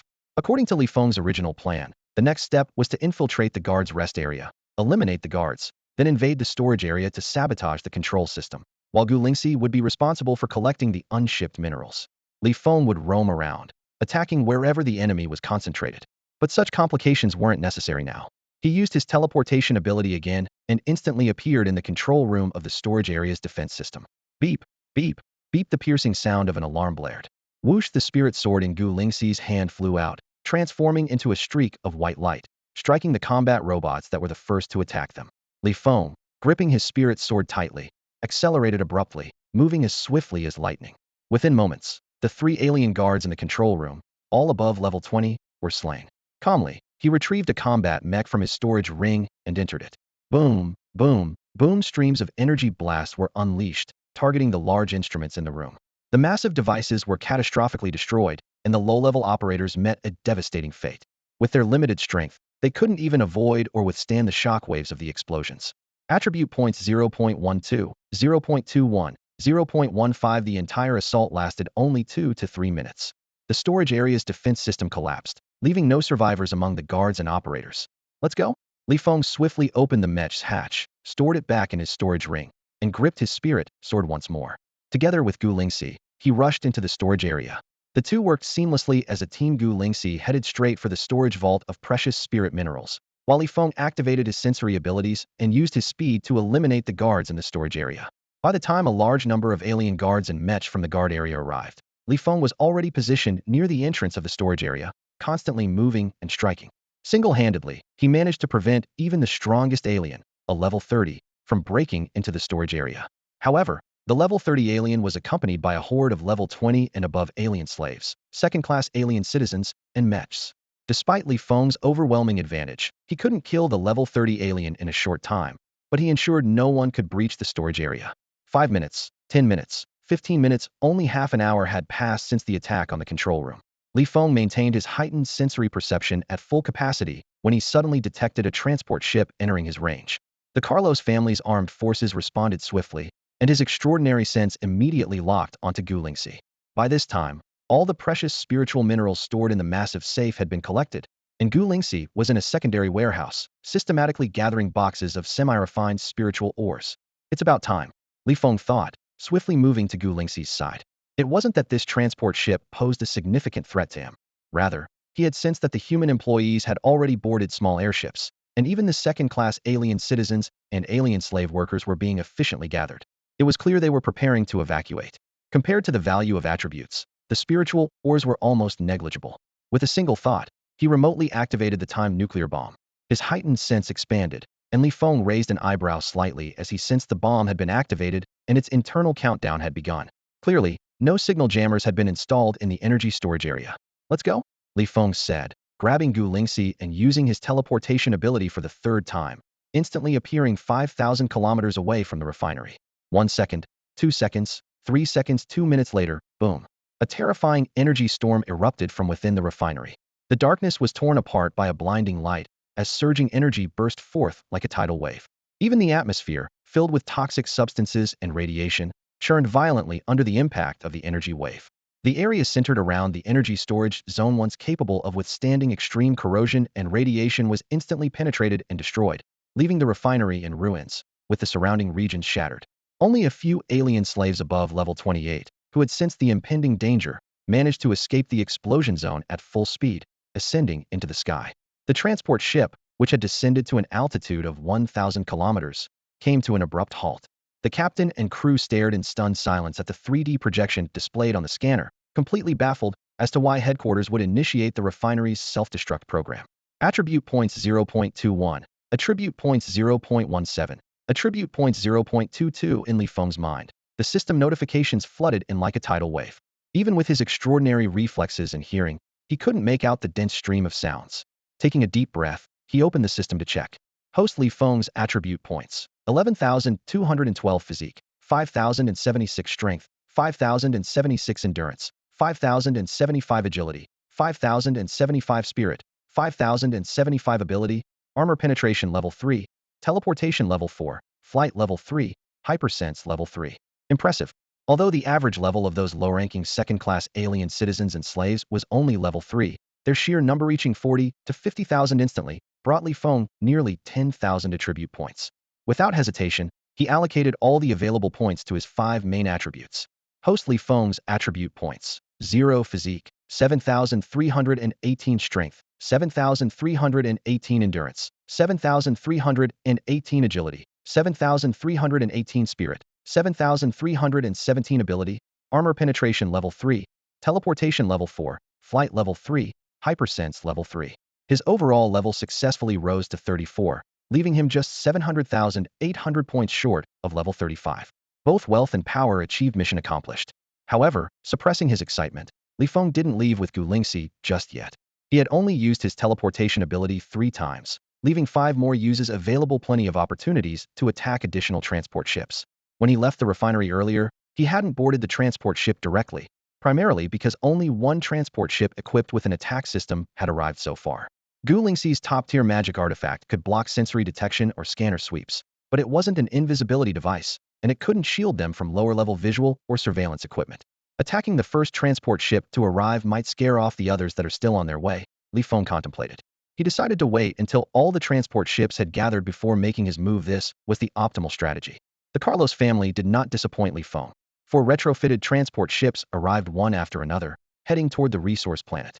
Their storage areas had been converted into combat zones, packed with a large number of battle mechs, second-class alien civilians above level 20, and slaves. However, the hatches of the ships remained tightly sealed. Scanners failed to detect any signs of enemies, but a more pressing issue loomed. The 5 transport ships were hovering just 1,000 kilometers above the planet's surface. Under such conditions, battle mechs and aliens below level 30 were unable to survive for long in the atmosphere's radiation, corrosion, and toxicity. Even among the aliens who had fled the refinery sensing danger, a level 30 alien showed visible skin damage. Others below level 30, upon reaching the first transport ship, had already suffered various degrees of injuries from the radiation and toxins. Some level 20 aliens were critically injured, carrying highly dangerous levels of radiation within their bodies, and were denied entry to the transport ship's cargo hold. What exactly was going on? Douglas, aboard one of the transport ships, was both furious and anxious. He was the newly appointed head of security for the Carlos family. His predecessor, Tristan, had been killed by Li Feng, who used the opportunity to enhance his own attributes, leaving Douglas, the new leader, eager to prove his competence and authority. When he learned that the family's second-largest mining resource planet had come under attack, Douglas was secretly thrilled. Although his power level was only 31, far weaker than the late Tristan, he saw this as a chance to demonstrate his ability to handle emergencies. Since taking office, Douglas had been stationed at the security group's headquarters, waiting for an opportunity like this. And now, it had finally arrived. He was so excited that he could barely contain himself. He quickly activated the spatial rift at the security headquarters and rushed to the front lines. Boarding a transport ship in full combat readiness, he raced to the rescue. However, upon arrival, he was dumbfounded. The enemy had long since vanished, the refinery had been destroyed, and the losses were devastating. Frustrated, he thought to himself, what the hell is going on here? As the 5 transport ships converged, Li Feng silently gave his approval to whoever was commanding this support operation. Accompanied by Gu Lingxi, he approached the transport ships. His mental attribute of 7,317 greatly enhanced his sensory abilities, extending his perception range to over 7,300 kilometers, with his supersense covering more than 2,000 kilometers. As he closed the distance, the likelihood of his supersense being detected decreased. However, the transport ship's powerful scanners posed a significant threat, and the artifact Gu Lingxi used to shield their presence risked being discovered as well. Li Feng chose a middle ground distance and stopped moving, halting about 50 kilometers away from the target. His sensory abilities and extrasensory perception gradually expanded outward. Although the atmosphere was thick with radiation and toxins, which negatively impacted his sensory abilities, it had no effect on his extrasensory perception. His extrasensory abilities effortlessly penetrated the transport ships, spaced merely a kilometer apart, allowing him to observe the situations inside with his peripheral awareness. After careful observation, all 5 transport ships captured his interest. Each ship was equipped with over 1,000 combat personnel, 20 combat mechas, and 10 second-class non-human citizens or slaves at level 25 or above. Among the remaining combat personnel, there were both non-humans and human ability users. Most non-humans were ranked between levels 1019, with a few in the 2025 range. The human ability users were mostly ranked between levels 29, but they were all outfitted with top-tier multifunctional combat suits, enabling them to perform at around level 15. This level of configuration was even more formidable than a small military warship.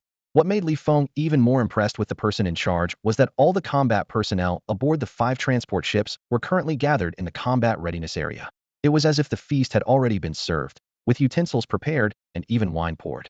Feng reminded Gu Lingxi, "Ensure your safety and take charge of collecting the spoils." As soon as he finished speaking, his spirit sword materialized in his hand.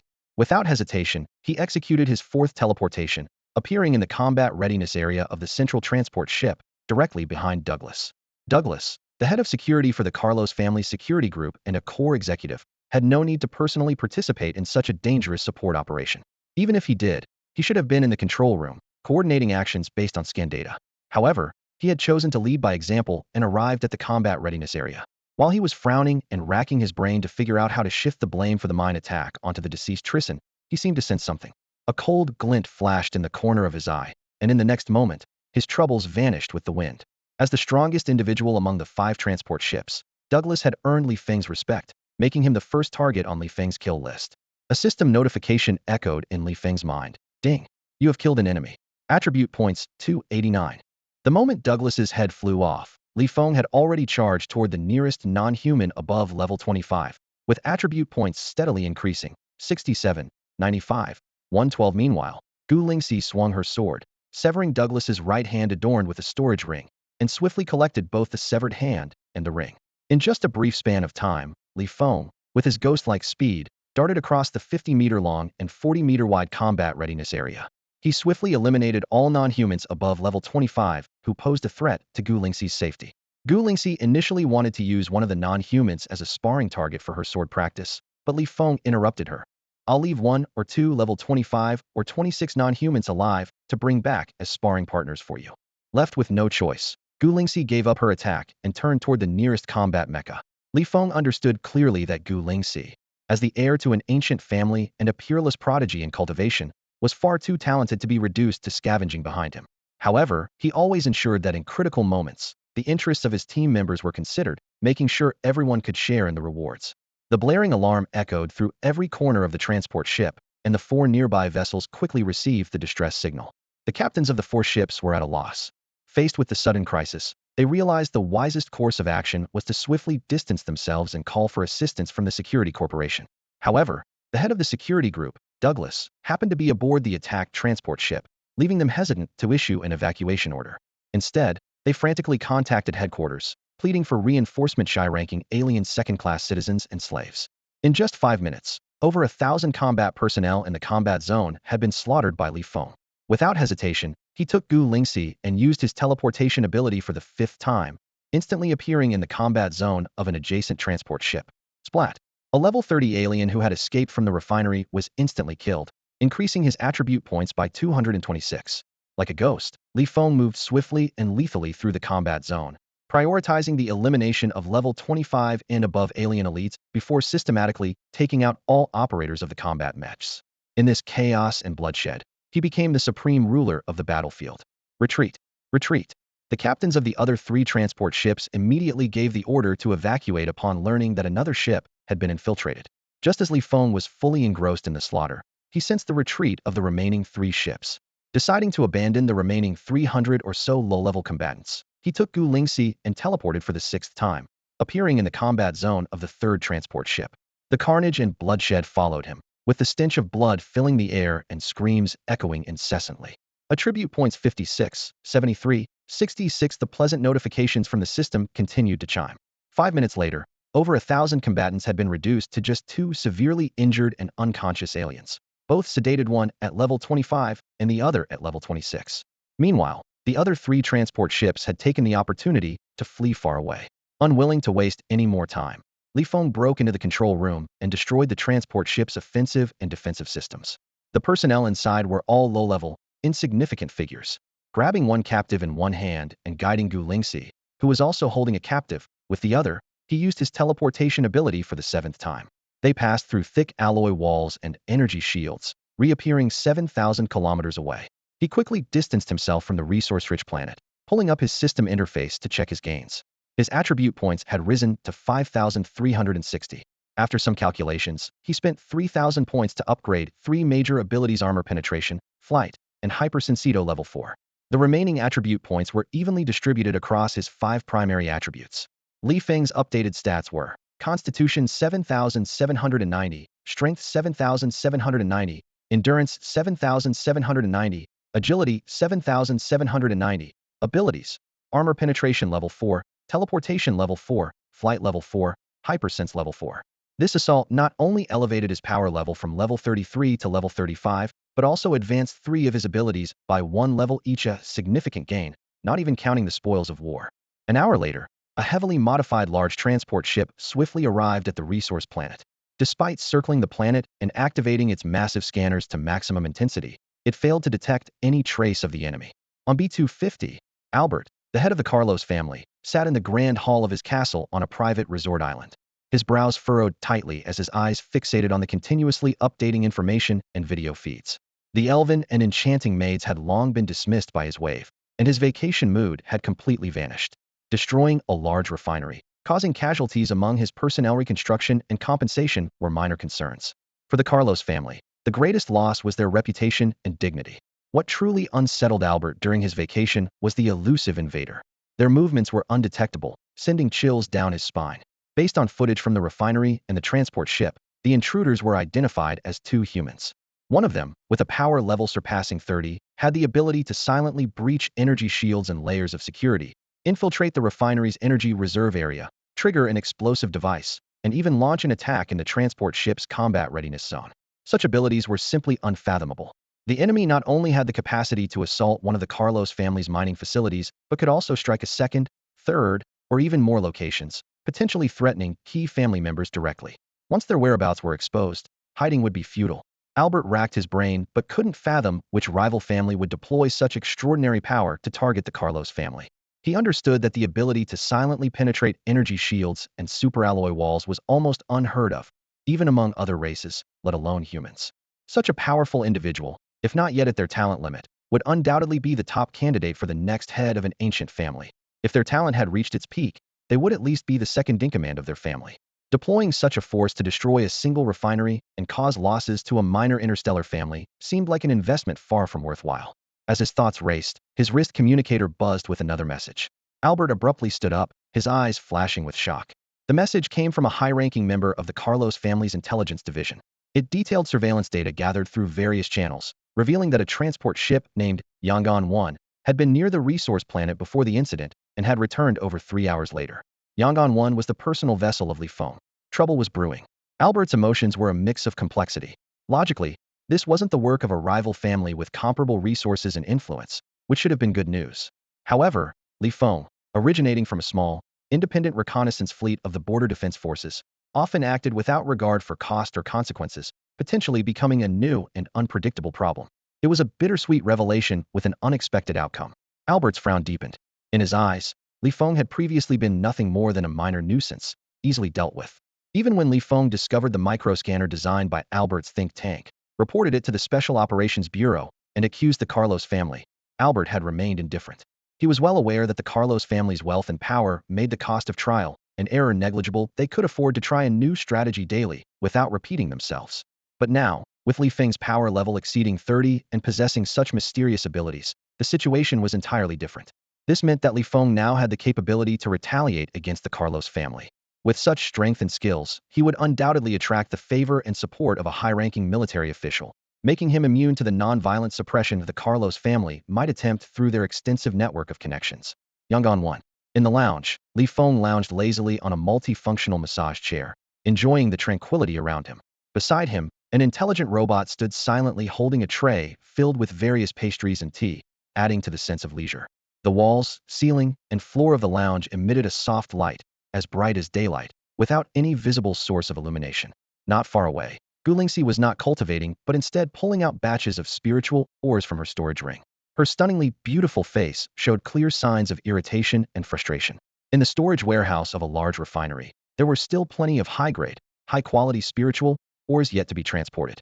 These ores, infused with the power of laws, were extremely valuable. However, for someone of Gu Lingxi's status and position, their worth amounting to only a few billion federal credits was insignificant. She wouldn't even bother picking them up if she saw them lying on the ground, let alone sort and estimate their value.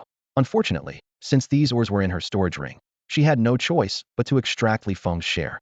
Luckily, her high-grade storage ring allowed for large-scale extraction, making the process relatively fast.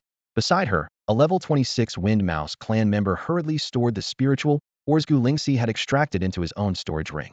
His ring was several grades lower than hers, so while she could extract a large batch at once, he needed hundreds of operations to complete the task. He had to work quickly and frequently to ensure the lounge wouldn't be overrun with spiritual ores. After half an hour of this busy work, Gu Lingxi finally finished sorting all the spoils and sat cross-legged on the sofa to begin cultivating. Li Feng couldn't hold back his curiosity and asked, "Weren't there 50 or 60 mechas? Why did you only take out 30 of them? These things are bulky and take up a lot of space. They're useless to keep around, you'll just find a place to dump them as trash." Gu Lingxi replied coldly without opening her eyes. Li Feng couldn't help but chuckle bitterly. Her temper was truly inexplicable, and he had no idea what he might have done to upset her. He decided not to dwell on it, and continued sipping tea and nibbling on snacks, all while maintaining a certain level of awareness to ensure he could react immediately in case of an attack. Yangon 1 glided silently through the starry expanse, heading toward the border of Zone F, appearing as insignificant as a speck of dust in the vast universe. A day later, as Li Feng listened to soft music and kept a fraction of his focus on potential threats, his military-grade wristwatch suddenly buzzed. It was a video call request from Jiang Wanxin. He answered immediately. Jiang Wanxin, calm and serene as ever, appeared in a casual outfit through the holographic projection. "The Carlos family reached out to me through their connections. They asked that when you have time to return to F369 star, you let them know. Apparently, Morlina, the one you rescued last time, wants to personally thank you for saving her life." Li Feng was taken aback. He hadn't expected the Carlos family to contact him proactively. He had anticipated a more aggressive response, perhaps a show of strength from the political, military, business, or personal domains to remind him of their power and influence. After all, families of such magnitude placed immense value on their reputation and pride, and he had already killed 2 of their high-ranking members and plundered their second-largest mine. To even begin considering negotiations, we must first show them what we're capable of, Jiang Wanxin analyzed. The head of the Carlos family, Albert, was far more rational and decisive than she had anticipated. She had initially thought that even if he became aware of Li Feng's power and capabilities, he wouldn't willingly escalate the conflict. At the very least, he would first demonstrate his strength, apply pressure from various angles, and only then seek to negotiate with Li Feng. Li Feng nodded in agreement. He understood that the Carlos family was not without vulnerabilities and that there were many ways to exert pressure on them. Considering the influence and resources of the Carlos family, they could simultaneously push for minor policies targeting Yongin Group across various departments on F369 star. They could enlist the help of several major generals, or even a lieutenant general, to have casual conversations with Albert, creating small disturbances for businesses that had conflicts or ties with Yongin Group on F369 star. Additionally, they could assemble a group of high-ranking alien second-class citizens, or slaves, and prepare a fleet of transport ships equipped with attack systems to converge on F369 star. These appetizers alone could terrify the faint-hearted. However, the Carlos family skipped all these steps and came straight to negotiate. Jiang Wanxin understood that in Li Feng's eyes, the Carlos family wasn't even worth the effort of deducing their intentions. After a moment of thought, she continued her analysis. The fact that they waited a day to reach out for reconciliation likely meant they had discovered that General Lu Rongguang had transferred his trusted subordinates to the military base in the Star region, where F369 Star was located. This, in turn, would have led them to uncover Li Feng's connections with the welfare faction. Although the welfare faction was weak and had an unpopular ideology, it was not an opponent the Carlos family could easily contend with. From the military's perspective, there wasn't much pressure they could exert on Li Feng. Other tactics would amount to nothing more than intimidation, posing no real threat to him. More importantly, given Li Feng's background as someone from an independent small reconnaissance ship and his extreme personality, he was capable of doing anything without regard for consequences. The Carlos family likely wanted to avoid provoking him further and escalating the conflict, which is why they came directly to negotiate. Li Feng suddenly understood. Realizing his wife could effortlessly strategize over such matters, he decided not to overthink it and directly asked, "What would I do?"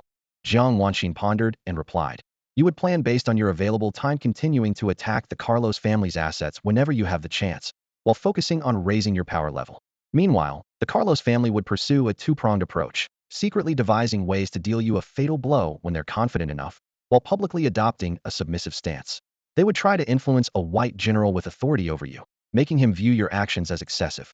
If someone high-ranking in the military sends you a message to back off, you would then decide based on your power level and status at the time whether to temporarily let the Carlos family off the hook or to keep pressing them until they're forced to kneel and beg for peace at any cost. So that's how I'd handle it. Smart. Li Feng couldn't help but praise her, and Jiang Wanxi nodded in agreement. Not far away, Gu Lingxi, who had been meditating on the sofa, felt her scalp tingle from the couple's unabashed conversation. She had no choice but to interrupt her spiritual energy practice and head to the adjacent game room to continue her training. On the morning of the 14th, Yongin 1 arrived on schedule at the border region, docking at the space station of a designated habitable planet. The pair boarded a designated transport ship, which departed every 10 minutes. After over half an hour and one spatial jump, the transport ship reached the base of the 4th Special Operations Fleet. This base was not located on any celestial body. Instead, it was a massive mothership, 200 kilometers long, over 100 kilometers wide, and 50 kilometers high. The mothership itself functioned as a mobile micro-military base. On the interstellar battlefield, all warships could resupply through the mothership. In cases of large-scale, long-distance military operations, smaller and medium-sized warships with spatial jump systems limited to 1,000 or 100 light-years could dock on the mothership and use its advanced spatial jump system, capable of reaching up to 10,000 light-years, to quickly arrive at the battlefield. The terrifying power of the Human Federation lay precisely in this. The three dominant races each boasted a large number of level 90 or higher beings, practically invincible entities capable of destroying stars with a wave of their hand, or even obliterating an entire star system. The Human Federation, despite lacking such ultra-high-level individuals to rival the four dominant races, was able to stand among them because of its countless warships and even planet-class space fortresses with spatial jump systems capable of reaching 100,000 light-years. These fortresses could launch surprise attacks on any region of the galaxy in a short time. If the Federation were to go all out, mobilizing the full strength of its species, it could annihilate over 99 of any race's population or even shatter the entire galaxy. The reason the four dominant races stood above all others was not only due to their control over more habitable planets, larger populations, and greater strength, but also because they all possessed the deterrent capability to overturn the entire galaxy's balance of power. The formation of the 4th Special Fleet was centered around the mothership, with 10 large battleships arranged in all directions. Surrounding them in the middle ring were hundreds of medium-sized battleships, while the outermost layer consisted of over 1,000 small battleships, forming a defensive array with a diameter of approximately 3,000 kilometers. At first glance, these battleships appeared to form a loosely structured sphere, maintaining a certain distance from one another. In the event of an attack, whether from the inner or outer ring, all battleships could quickly mobilize and maneuver without hindrance. Within a radius of 100 million kilometers, there were no significant celestial bodies to interfere with the spatial jump system. Countless large scanners were deployed throughout the starfield, ensuring rapid response to high-level alien attacks or large-scale assaults. Li Feng departed from the docking area of transport ships on the mothership's deck, pulling up the location of the 4th large battleship as his destination. Slowly, he made his way there, soon arriving at his new domain, a colossal vessel measuring 15 kilometers in length and 5 kilometers in both width and height. Every inch of its metal surface gleamed with a cold brilliance, exuding an austere aura.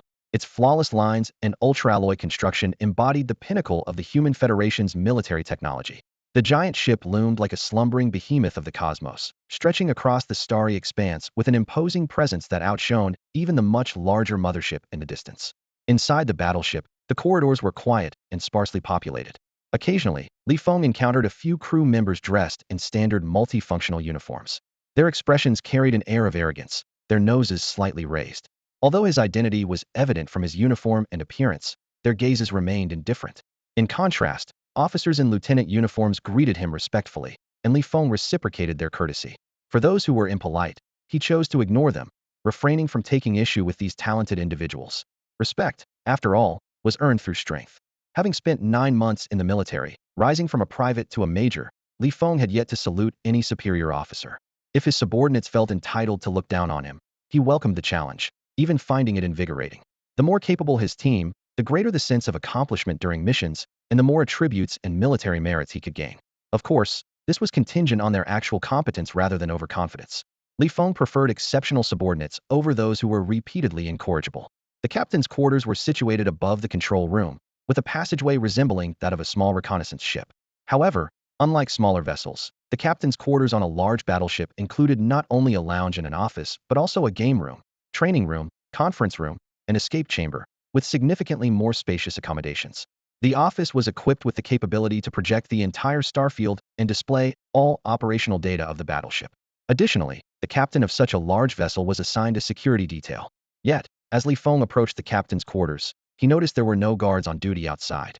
Seated in the office chair, he instructed the ship's AI to pull up the personnel data, and the results brought him a sense of satisfaction.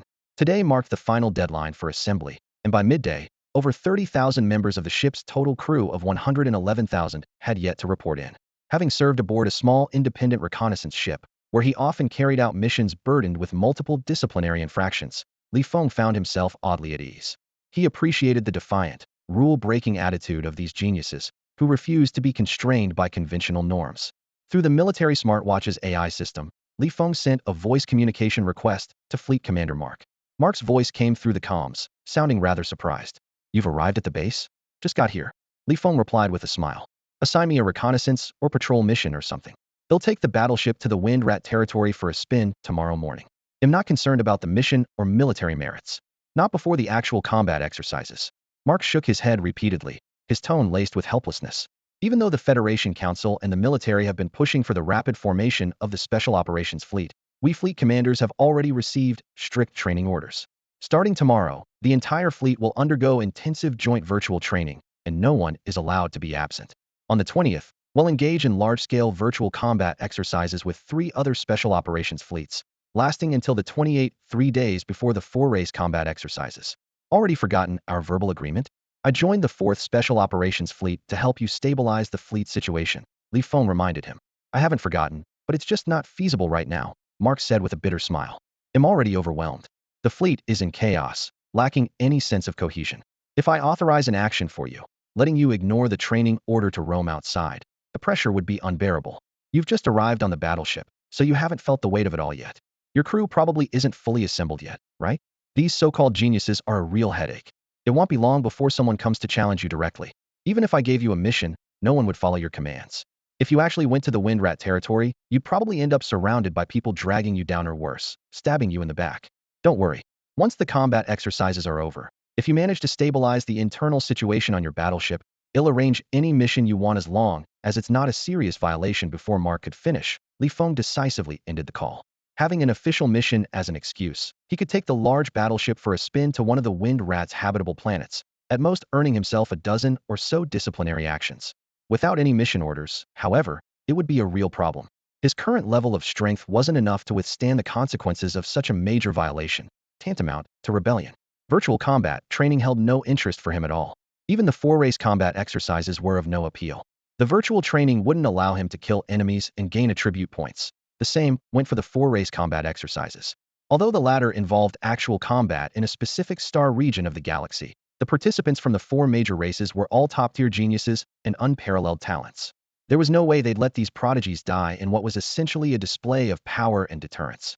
The star region was protected by restrictions and artifacts jointly set up by 3 dominant races, ensuring that anyone on the brink of death would be teleported out the moment before. To Li Feng, all of this was a waste of his time. He had no desire to participate. Then I just won't participate. Li Feng quickly made up his mind. If he were still on F-369 star with Jiang Wanxin by his side, he wouldn't mind taking an extended vacation. Without Jiang Wanxin around, blood and carnage were his true companions.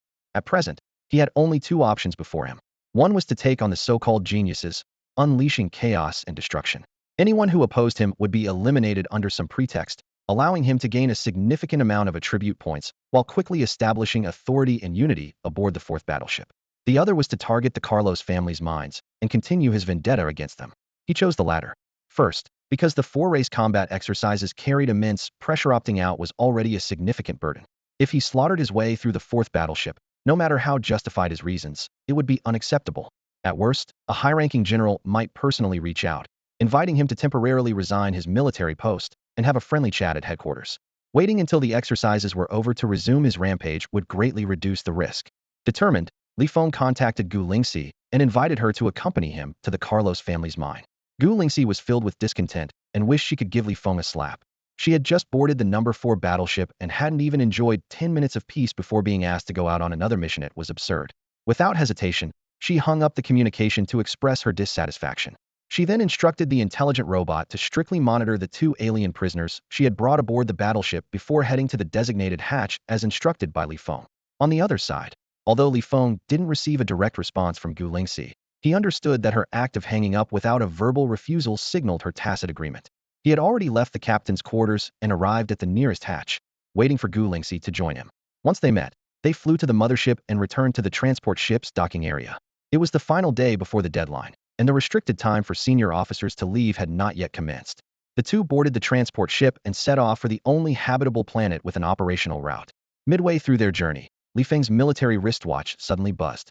He glanced at it and saw a video communication request from Marcus, the deputy captain of the number 4 large battleship, transmitted through the ship's internal communication channel. A fully staffed large battleship typically houses 120,000 personnel, including 100,000 combat members and 20,000 operations and logistics staff. In addition to the captain, the core leadership of the battleship consists of 2 deputy captains, 1 corps commander, and 1 deputy corps commander.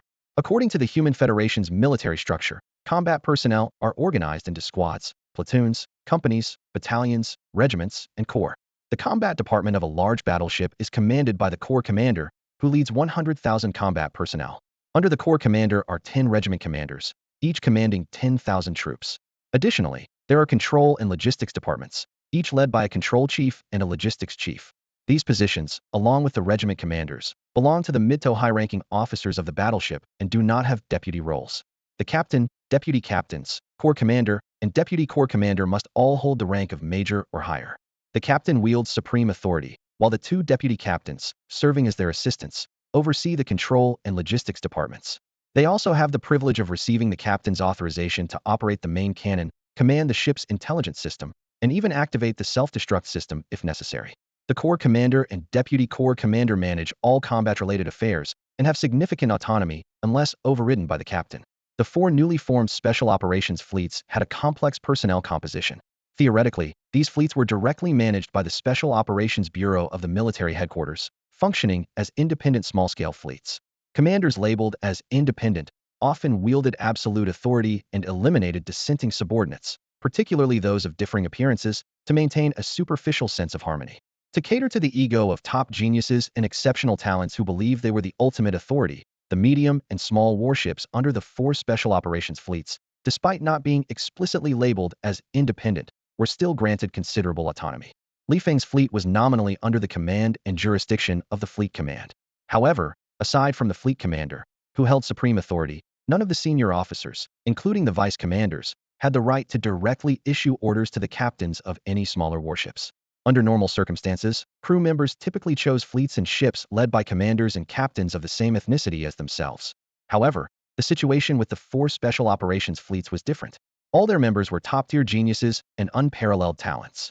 Li Feng agreed to join Mark's 4th fleet, not only because of the preferential treatment Mark offered regarding operational tasks, but also because he intended to challenge and surpass Mark. By joining Mark's fleet led by a white commander, Li Feng could act without restraint or concern for decorum. The top-tier geniuses and extraordinary talents within the fleet shared similar ambitions. On his number 4 large warship, there were over 110,000 crew members, among whom 70,000 were white, nearly double the number of Asians, which Li Feng found immensely satisfying. His 2 vice commanders, Bogut and Marcus, were also white. As a vice commander, Marcus had the authority to stay informed about the ship's personnel situation. Learning that Li Feng had boarded the number 4 warship without reporting to him, Marcus soon sent a video communication request. Li Feng immediately understood this guy was clearly feeling the pressure. Even Mark, a top-tier genius and a rising star, couldn't hide the frustration and headache in his tone at this point. For officers like Marcus, who couldn't even compete for one of the few large warship captain positions, their rank was naturally a notch lower. Initially, Marcus might have harbored ambitions to replace the Asian captain, but now, before the top-tier geniuses and extraordinary talents had even started causing trouble, he was already being overwhelmed by his subordinates, who were just as eager to climb the ranks. Otherwise, he wouldn't have taken the initiative to contact Li Feng, the Asian captain. Li Feng accepted the communication request, and the screen displayed a blond man in his 40s. Marcus asked, "Why did you leave the warship?" Without hesitation, Li Feng hung up and blocked him. Standing nearby, Gu Lingxi questioned Li Feng's attitude. "Wasn't he trying to ally with you?" Li Feng sneered. "On my warship, Apart from comrades who fight alongside me and subordinates who absolutely obey orders, I allow a few obedient and sensible dogs to exist." He continued dismissively. "But someone who can't handle pressure from the start, who is destined to be eliminated, and doesn't even have the awareness to act like a dog, why would I want him? Especially when he's just another white dog?" Li Feng had no intention of playing any games of alliances or power balance aboard the number 4 warship. For those who resisted, he would simply eliminate them completely.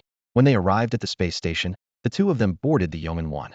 Following Li Feng's command, Yeoman 1 set off toward a mineral deposit in Sector F owned by the Carlos family.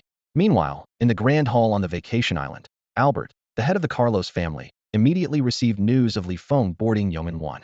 Today was the final deadline for the Special Operations Fleet's assembly, and Albert couldn't help but feel puzzled.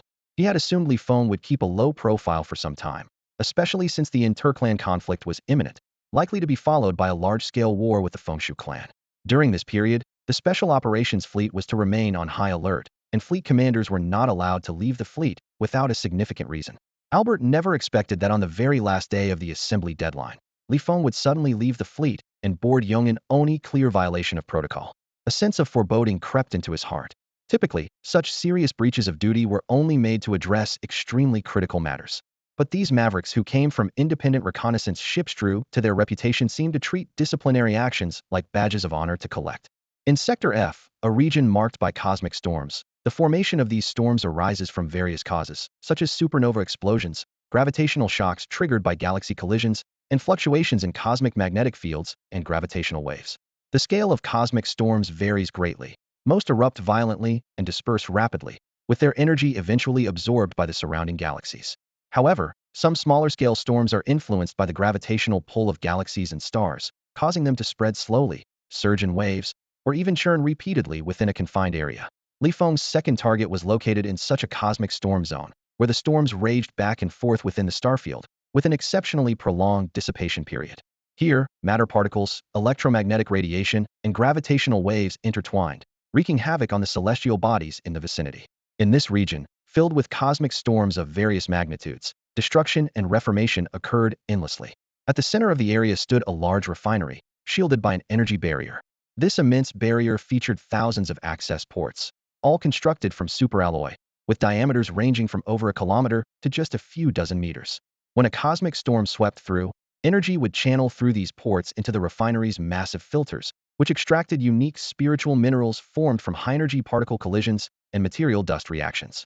After multiple rounds of sorting and refining, the mineral resources from this storm zone were of moderate strength and value among the many assets of the Carlos family. However, Li Feng was indifferent to this. Due to limitations in status and influence, the Yang'an 1 had not been granted authorization for offensive system upgrades.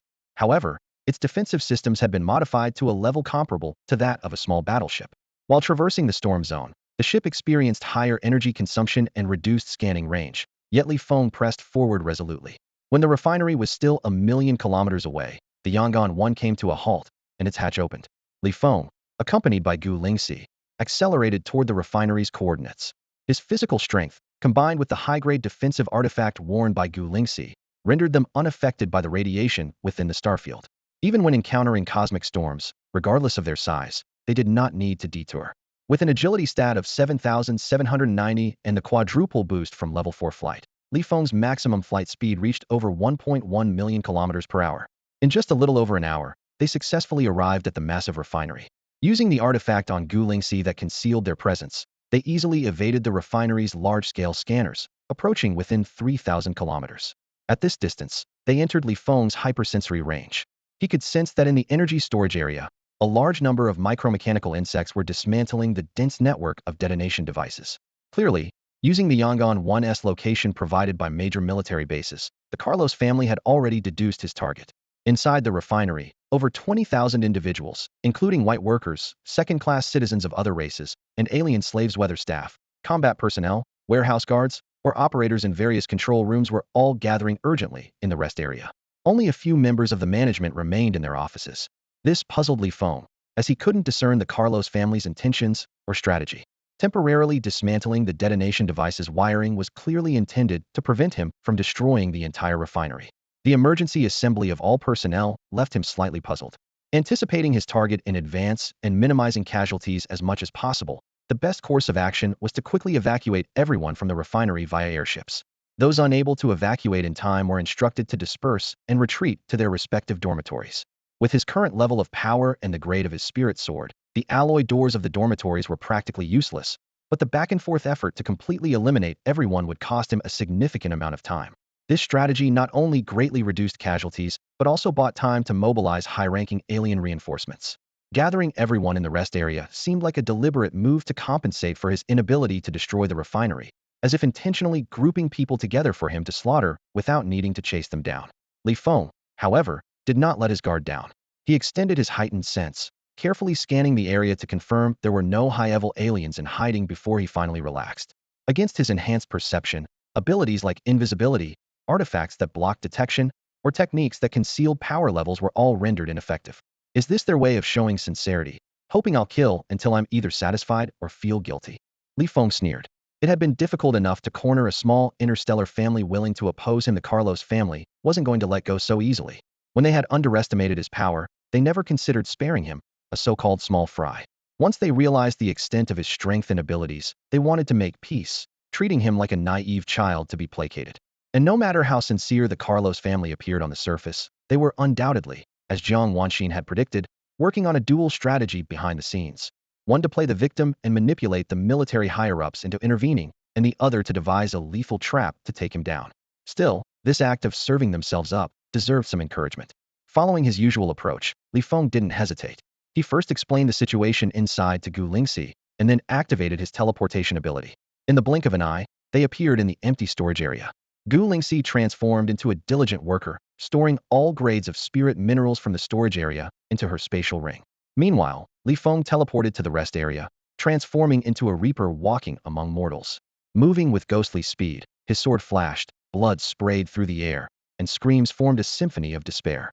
Attribute points 15, 21, 35. The level 20 and above white ability users, second-class alien citizens, and alien slaves all fell one after another. The rest screamed in terror, scattering like headless chickens in the face of this sudden massacre. Within mere minutes, Feng had eliminated all targets above level 20. He then retrieved a combat mech from his spatial ring and activated its third-tier energy cannon mode. Beams of energy rained down on the vast rest area in a frenzy, turning single-target attacks into mass destruction. Attribute points 0.22, 0.17, 0.53. He unleashed a relentless assault for over 20 minutes until the combat mech's energy reserves were completely depleted. By then, the entire rest area was littered with severed limbs and rivers of blood.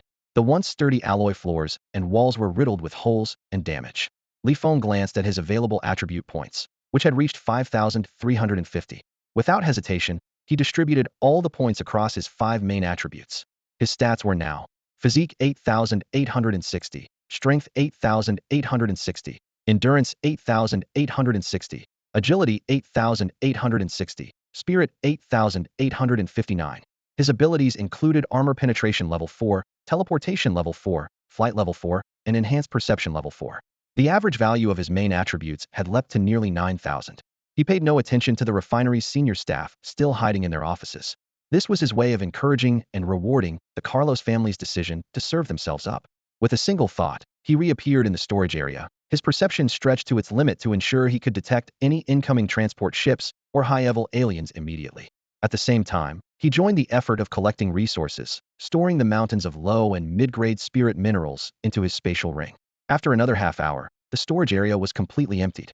Since no transport ships had arrived, Feng left with Gu Lingxi, notifying Yong'an 1 to come and pick them up. In the underground fortress of the Carlos family, within a large conference room, Albert and over 50 high-ranking members gathered around a virtual conference table. The atmosphere was tense as Albert angrily declared, "Those damn yellow-skinned monkeys. Do they really think the Carlos family is that easy to bully? He thinks his superior perception and teleportation abilities can help him escape our control? Ridiculous." He continued with a suggestion. "Family head, we should deploy ability users above level 40. His weaknesses are too obvious, and the movements of Yong'an 1 are completely under our surveillance. Based on his objectives, we can predict his trajectory in advance and ambush him easily, whether en route or at the refinery." Another senior member interjected, "No, no, no. I think we should hire alien assassins. While level 40 ability users are undoubtedly at the pinnacle of human power, deploying them comes at too great a cost and isn't guaranteed to succeed. Only alien assassins above level 50 can ensure a kill. That's not an option, Albert countered. While hiring alien assassins might guarantee success, the risks are far greater. Don't forget, he is the captain of a large warship in the Special Operations Fleet, originally from a small independent reconnaissance ship, with extraordinary skills and means.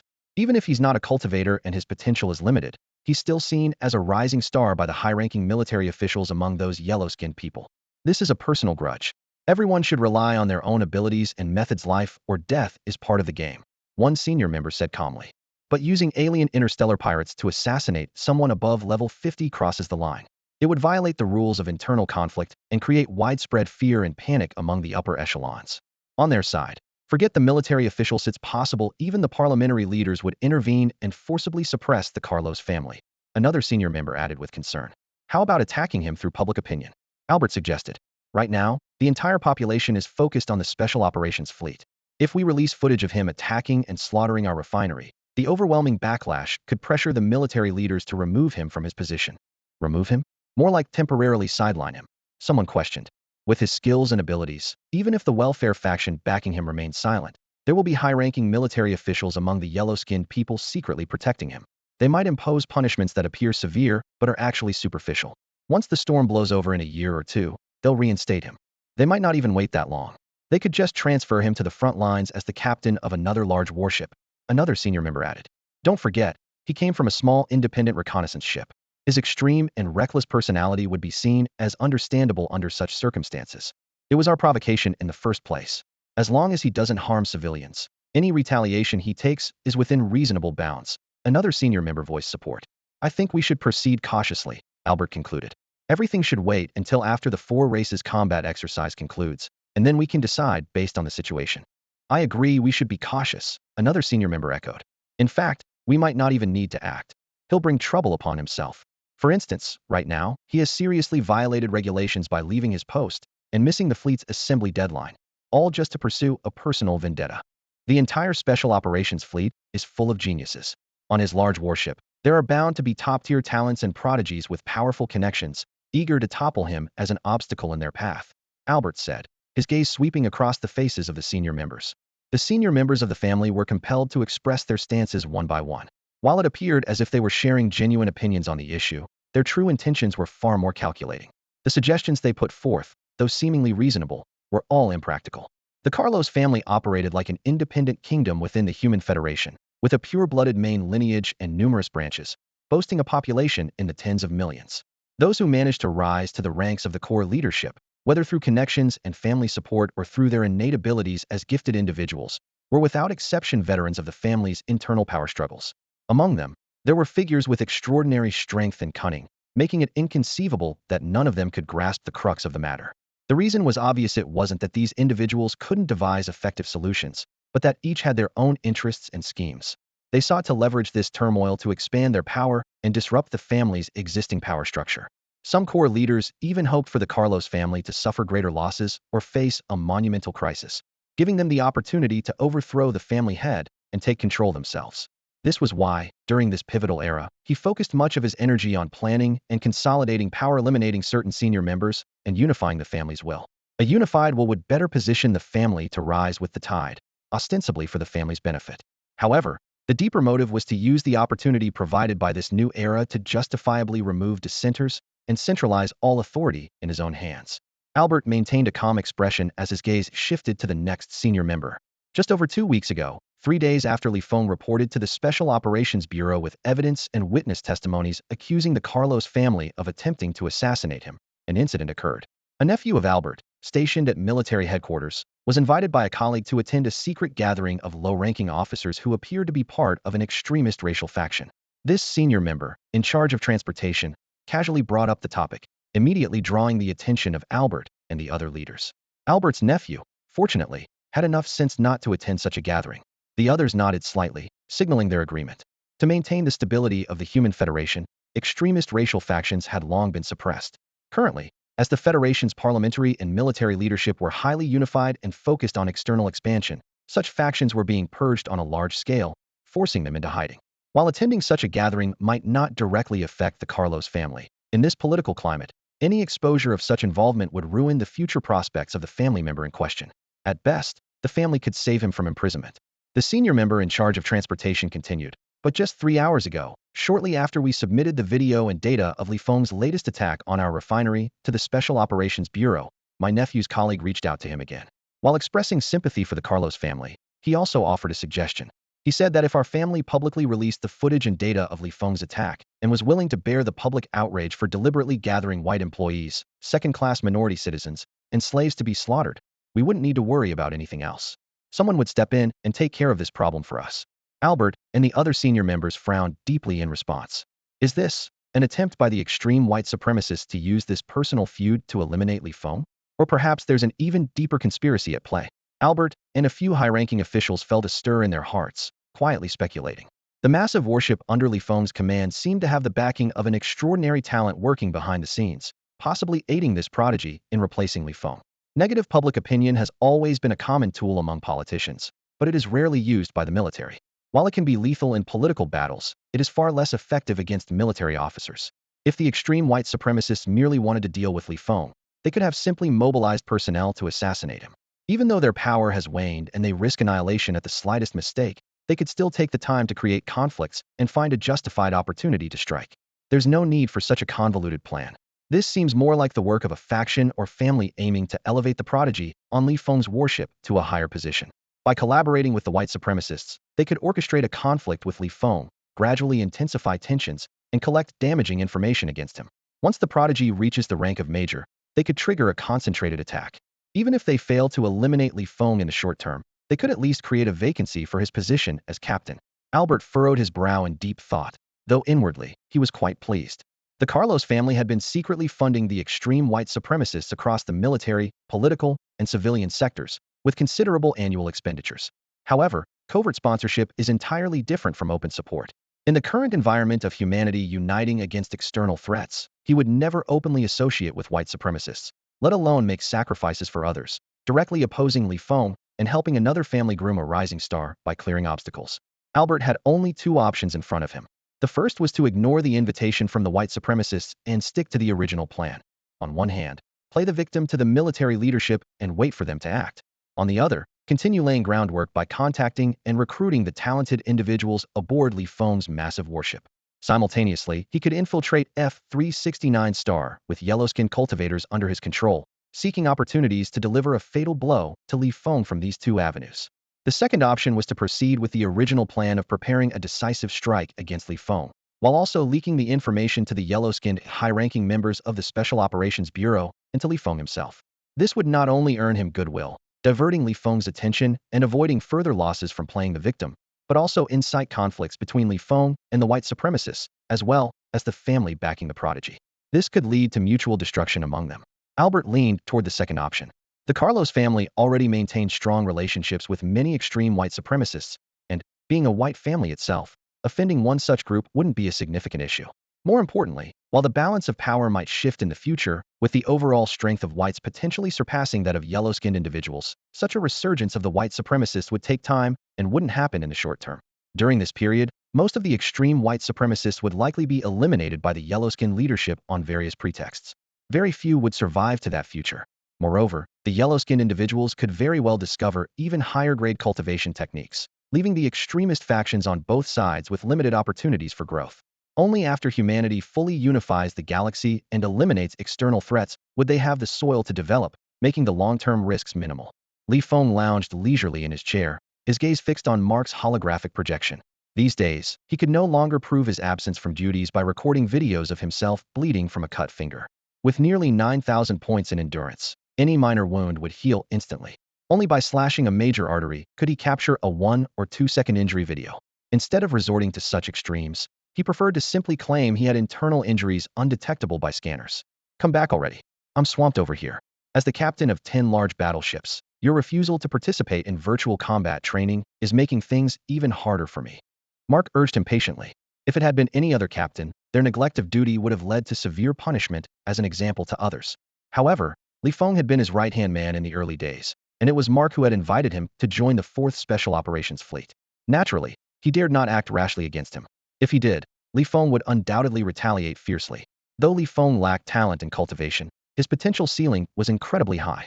At this stage, among the 10 battleship captains, he was the strongest and most ruthless, despite having started his career on a small independent reconnaissance ship. The Special Operations Bureau's Investigation Division and the Military Justice Department relentlessly sent inquiry letters to Mark, pressuring him every 5 minutes for a resolution.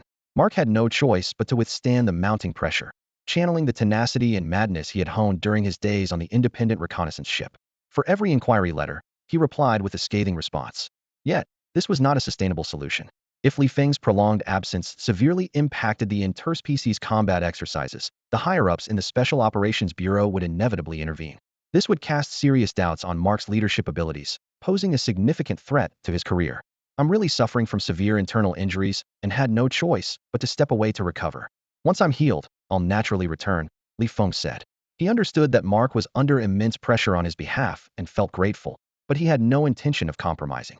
He abruptly ended the communication with Mark and even blocked him. His stance remained firm unless the Military or Special Operations Bureau leadership personally summoned him.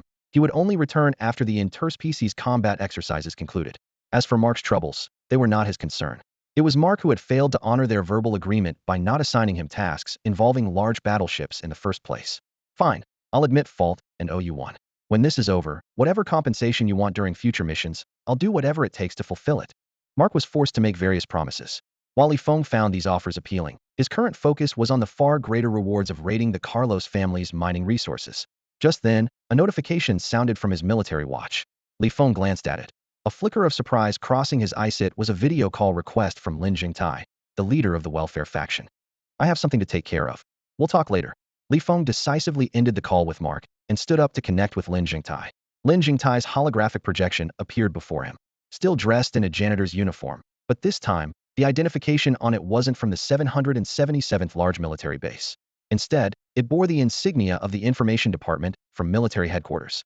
Li Feng couldn't resist making a joke. So, is military headquarters running short on janitors and called you in for backup? Lin Zhengtai replied casually. The benefits and pay at headquarters are better. I'm just saving up for retirement.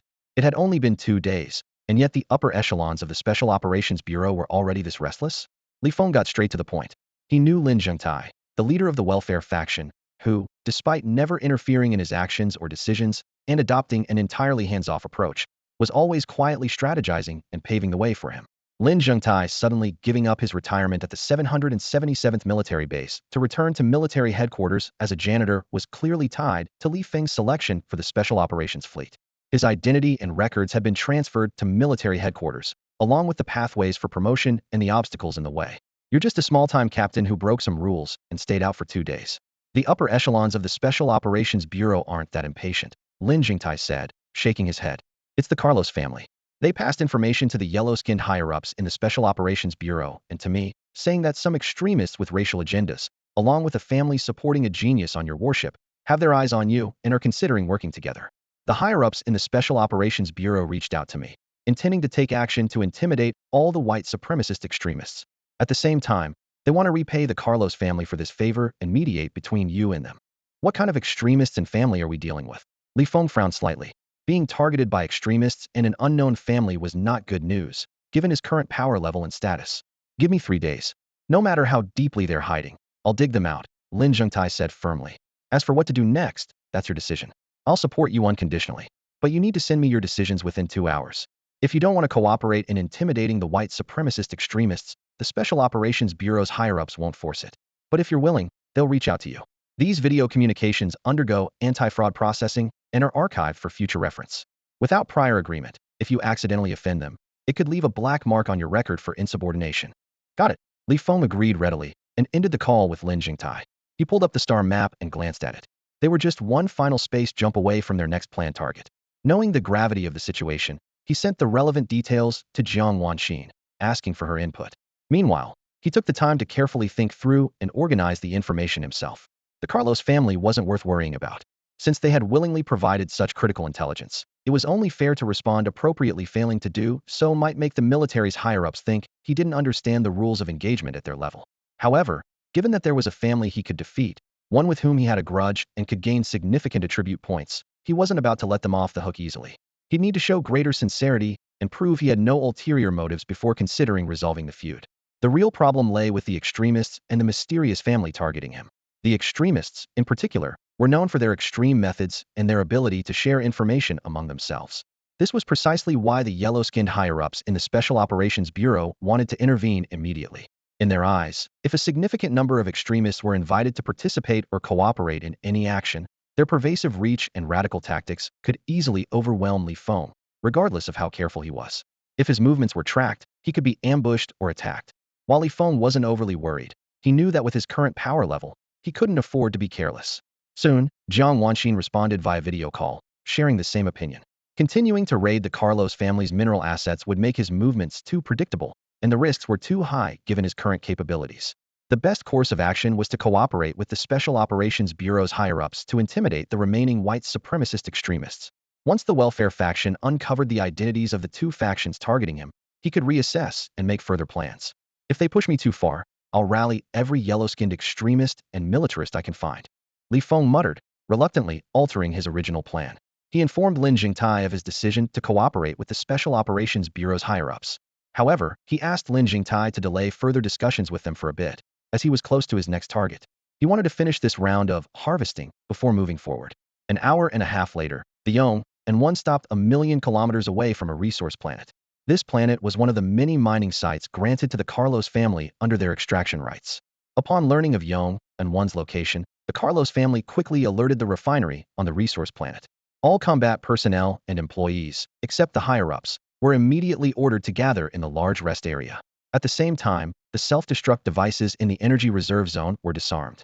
Their stance remained resolute, allowing the storage facilities to be looted and their people to be slaughtered at will, as long as the more expensive refinery itself wasn't destroyed. The Carlos family could then use this as a basis to negotiate peace.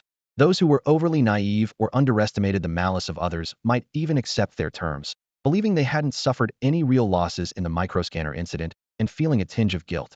However, Li Feng had no such lofty sentiments. From his perspective, the truly innocent ones were the ordinary white workers and second-class employees of other races in the refinery. They didn't deserve to die, but had become collateral damage in this conflict. That said, Li Feng wasn't a saint. If the Carlos family dared to strike, he would retaliate. Even though their peace offerings conspicuously avoided mentioning the removal of massacre footage or scanning data, Li Feng didn't care.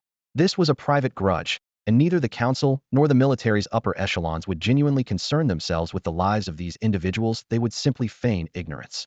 Li Feng understood well that if he were ever sacrificed in such a power struggle and subjected to harsh suppression, the release of video evidence and related scanning data would shock and outrage the council's leadership.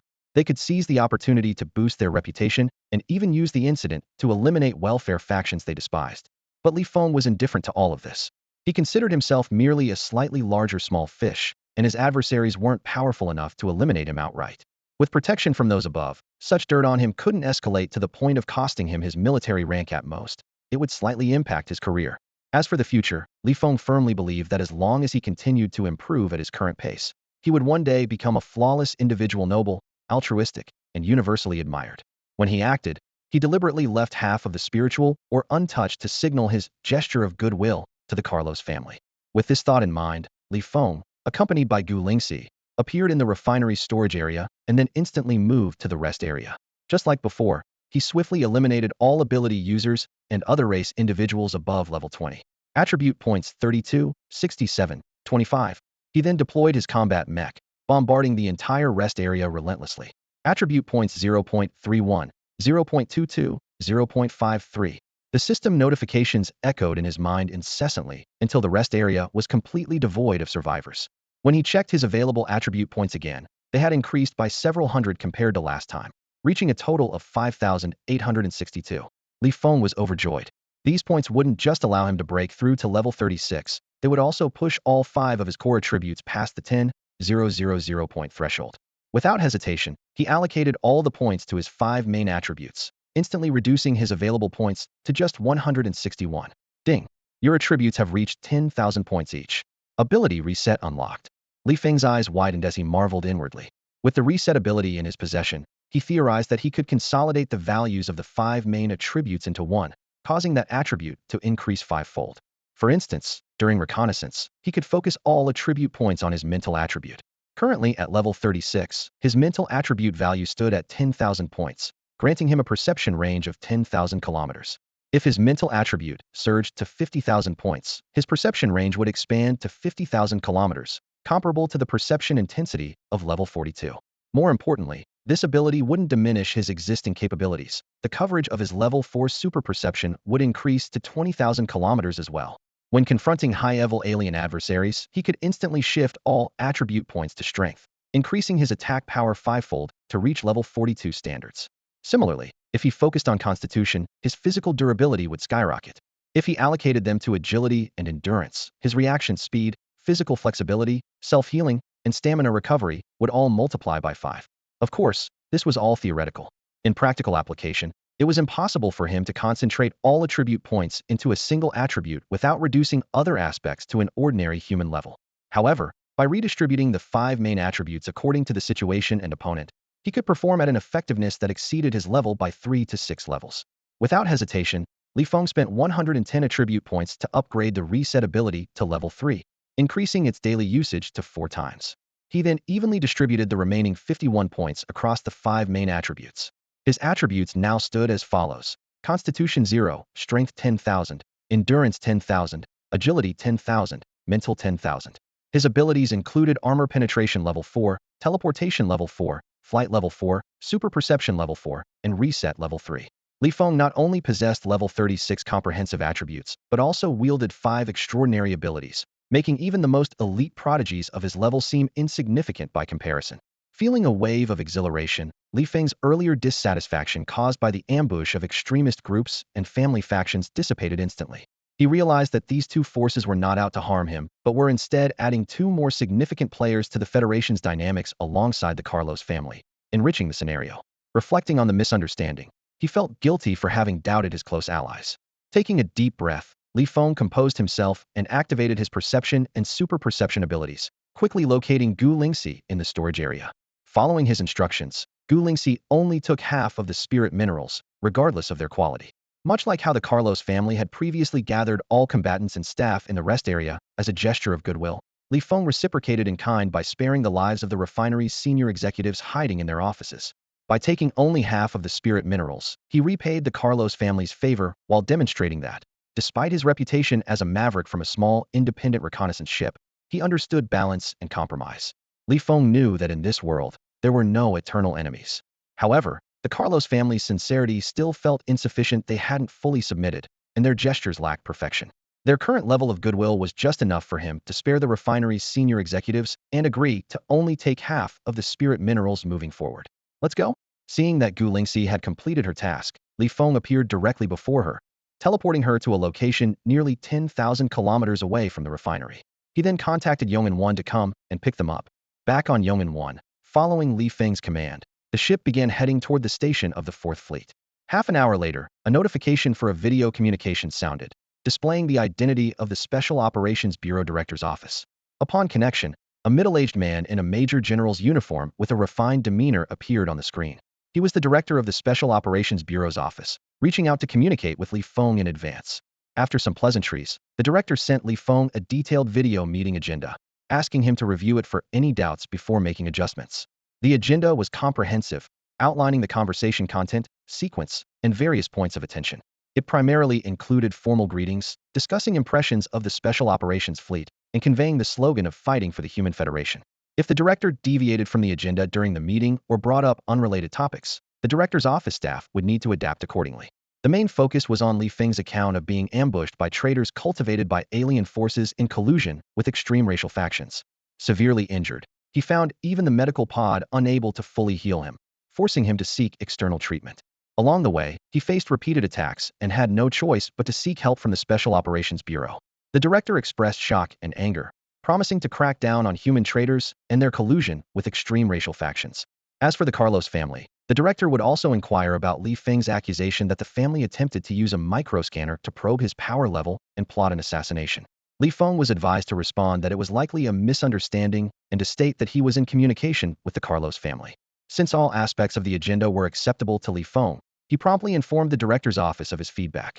An hour later, the director of the Special Operations Bureau, 7-star Lieutenant General Liang Qiqing, personally sent a video communication request. This director, appearing to be in his early 50s, carried a faint smile on his face, exuding authority without losing approachability. Whether his amicability was genuine remained uncertain, but it was clear that Liang Qiqing had a promising future among the military's top brass. He had been appointed to the position of director of the Special Operations Bureau a year ago. Among the military headquarters, the Special Operations Bureau had the brightest prospects, boasting top-tier talent and unparalleled elites within its special operations fleet, destined for remarkable achievements. Personnel within the Bureau were poised to rise along with its success, accumulating military accolades effortlessly. With the fleet's expansion and the influx of resources, the Bureau's elevation to the status of a special operations department was inevitable. As long as Liang Qiqing could withstand the pressure and outmaneuver competitors, his promotion to general and status as a key figure in a powerful department seemed assured. The competition for the position of Special Operations Bureau Director was the result of power struggles, negotiations, and compromises between the yellow and white racial factions within the parliament, the military leadership, and various influential groups and families. Liang Qiqing's sudden rise to this position at least demonstrates that he has gained the collective recognition of the yellow race within the parliament, military high command, and various factions and families. In the future, all the top-tier geniuses and unparalleled talents who emerge from the Special Operations Fleet will have to address Liang Qiqing as their senior leader. Such influence is truly extraordinary. Meeting such a high-ranking figure for the first time, even the most exceptional talents would likely feel a bit nervous. However, Feng, being a standout individual, possessed an arrogance that far exceeded that of the average genius. Having taken countless lives, his psychological resilience was unparalleled. Throughout the process, he responded fluently and handled everything smoothly. Within half an hour, he completed all the necessary procedures. After that, Feng had no further tasks to attend to. Whether they are Caucasian or of Asian descent, extremist racial factions are secretly supported by various families and forces, large and small. Even as humanity reignites its dream of conquering the galaxy and strives for unity in the face of external threats, it is impossible to completely eradicate these extremist groups. However, with Liang Qiqing's status, he could use the excuse of Feng's attack to initiate a thorough investigation and crackdown on extremist racial factions within the Special Operations Bureau, simultaneously targeting traitors from other species. Most extremist factions would not risk significant losses just to assassinate someone like Feng, who is not a cultivator and whose potential might not be exceptionally high. In fact, the operations and deployments of both extremist groups within the Special Operations Bureau and fleet had to be temporarily halted. They needed to wait until the situation calmed down to avoid drawing Liang Qiqing's attention and facing immediate suppression. 2 days later, Lin Zhengtai sent Feng 2 pieces of information. Even in decline, a camel is still bigger than a horse. This elderly man, now working as a janitor in the information department of the military headquarters, managed to uncover the information Feng wanted a day earlier than promised. The family targeting Feng was identified as the Neil family, a small, long-established interstellar family whose influence was much smaller than Feng had anticipated. Their strength was comparable to that of the Carlos family, primarily focused on the security industry. Feng felt relieved, understanding why the Neil family dared to provoke him despite knowing his capabilities. It was no wonder they were so eager, investing significant resources early on to pave the way for the unparalleled talents they hoped to recruit. According to the information, the Neil family had a wide range of businesses, but their core industry was security. Their security group had branches spread throughout the Human Federation. In comparison, the Carlos family focused on mining and maintained a private armed force, making them one of the top-tier small interstellar families. Meanwhile, the Neil family's armed forces represented the pinnacle of small interstellar family military power, with a substantial number of high-grade alien second-class citizens under their control. Examining the second piece of information, it became clear that the extremist racial factions were currently in a dormant state. Most members were in hiding, avoiding exposure. Despite the limited time, Lin Zhengtai had leveraged all his connections and the welfare faction's entire network of core members, managing only to uncover the identities of the extremist faction's higher-ups. The lower-level members were still under investigation. This extremist group wielded considerable influence. Their leader, Harold, was the deputy director of the Personnel Investigation Bureau at military headquarters, holding the rank of lieutenant general. The third-ranking member, Matthews, held the rank of major general and served as the commander of a large military base in Zone B. Born as an illegitimate child of the Near family, Matthews gradually revealed extraordinary talent and rose to prominence in the military, eventually earning the full support of the Near family. Today, he is the key figure managing the Near family's influence and network within the military, becoming a legendary figure. However, in his youth, he joined the extremist skin color faction and climbed to its upper ranks. On the surface, Matthews has no apparent connection to the Near family, but beneath the surface, their collaboration runs deep. Within the skin color faction, Matthews ranks third. While he is not the primary driving force, he plays a crucial intermediary role. The true key lies in Li Feng's abilities, as he is regarded by members of the faction as a formidable and dangerous opponent. The Nier family has long been a major sponsor of the skin color faction and has now pledged to become its top patron once their plans succeed. To claim the top spot on the faction's ranking, their priority is to eliminate Li Feng, paving the way for an extraordinary talent they've recruited to secure the position of captain of a large warship within the Special Operations Fleet. Currently, the skin color faction is undergoing a challenging winter period, where every move carries significant risks.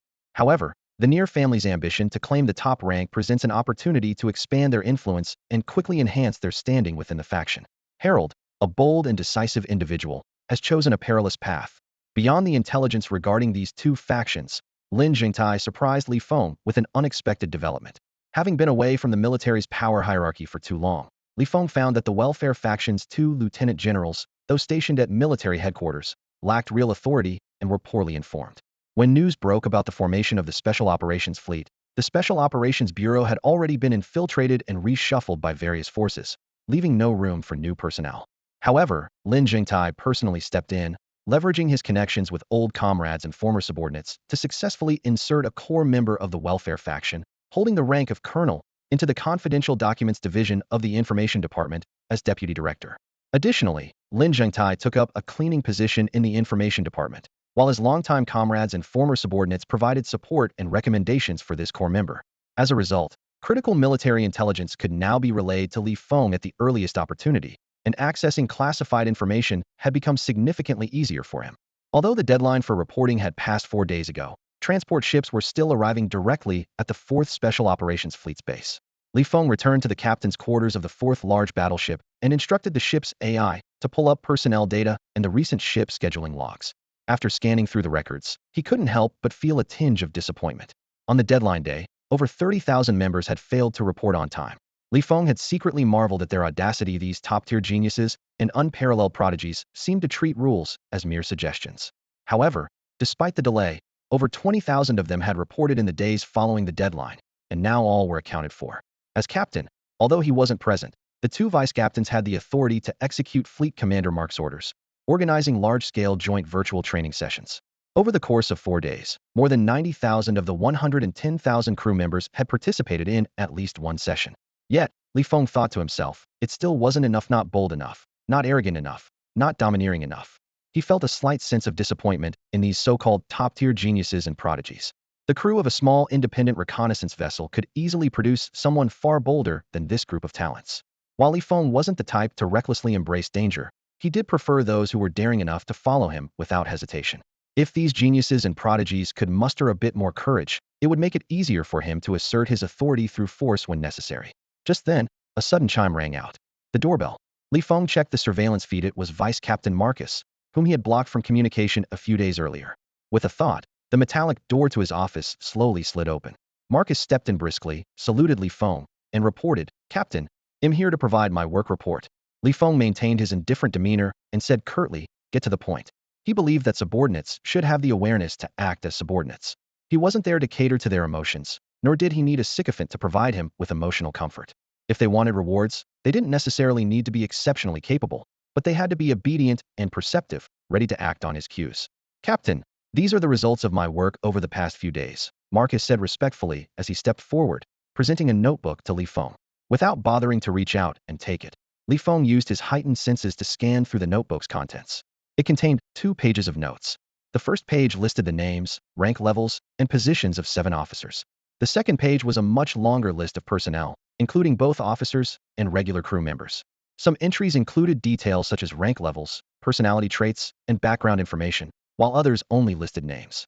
Li Feng quickly deduced that the first page listed officers who couldn't withstand the pressure and sought his protection and favor.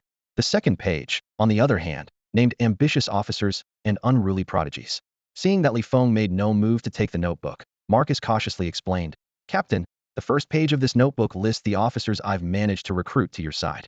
They're willing to follow your command." Before Marcus could finish, Li Feng waved his hand, cutting him off. He was beginning to feel satisfied with Marcus' performance.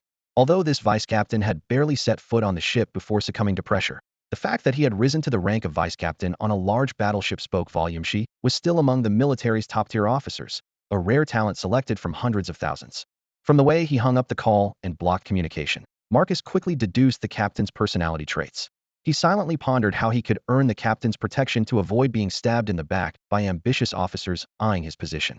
"Captain, what are your plans for us in the upcoming virtual joint training?"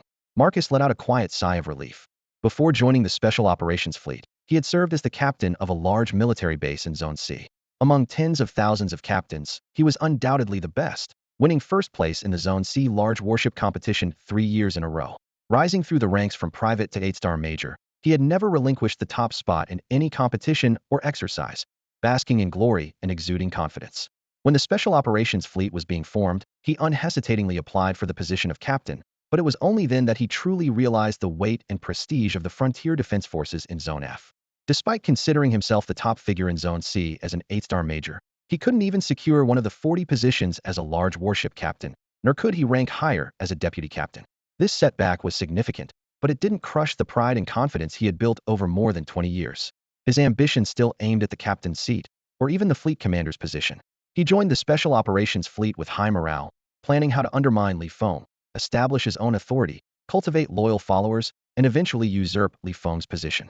However, Captain Feng was delayed in arriving, leaving Marcus, as the deputy captain, the target of many ambitious officers and unruly geniuses.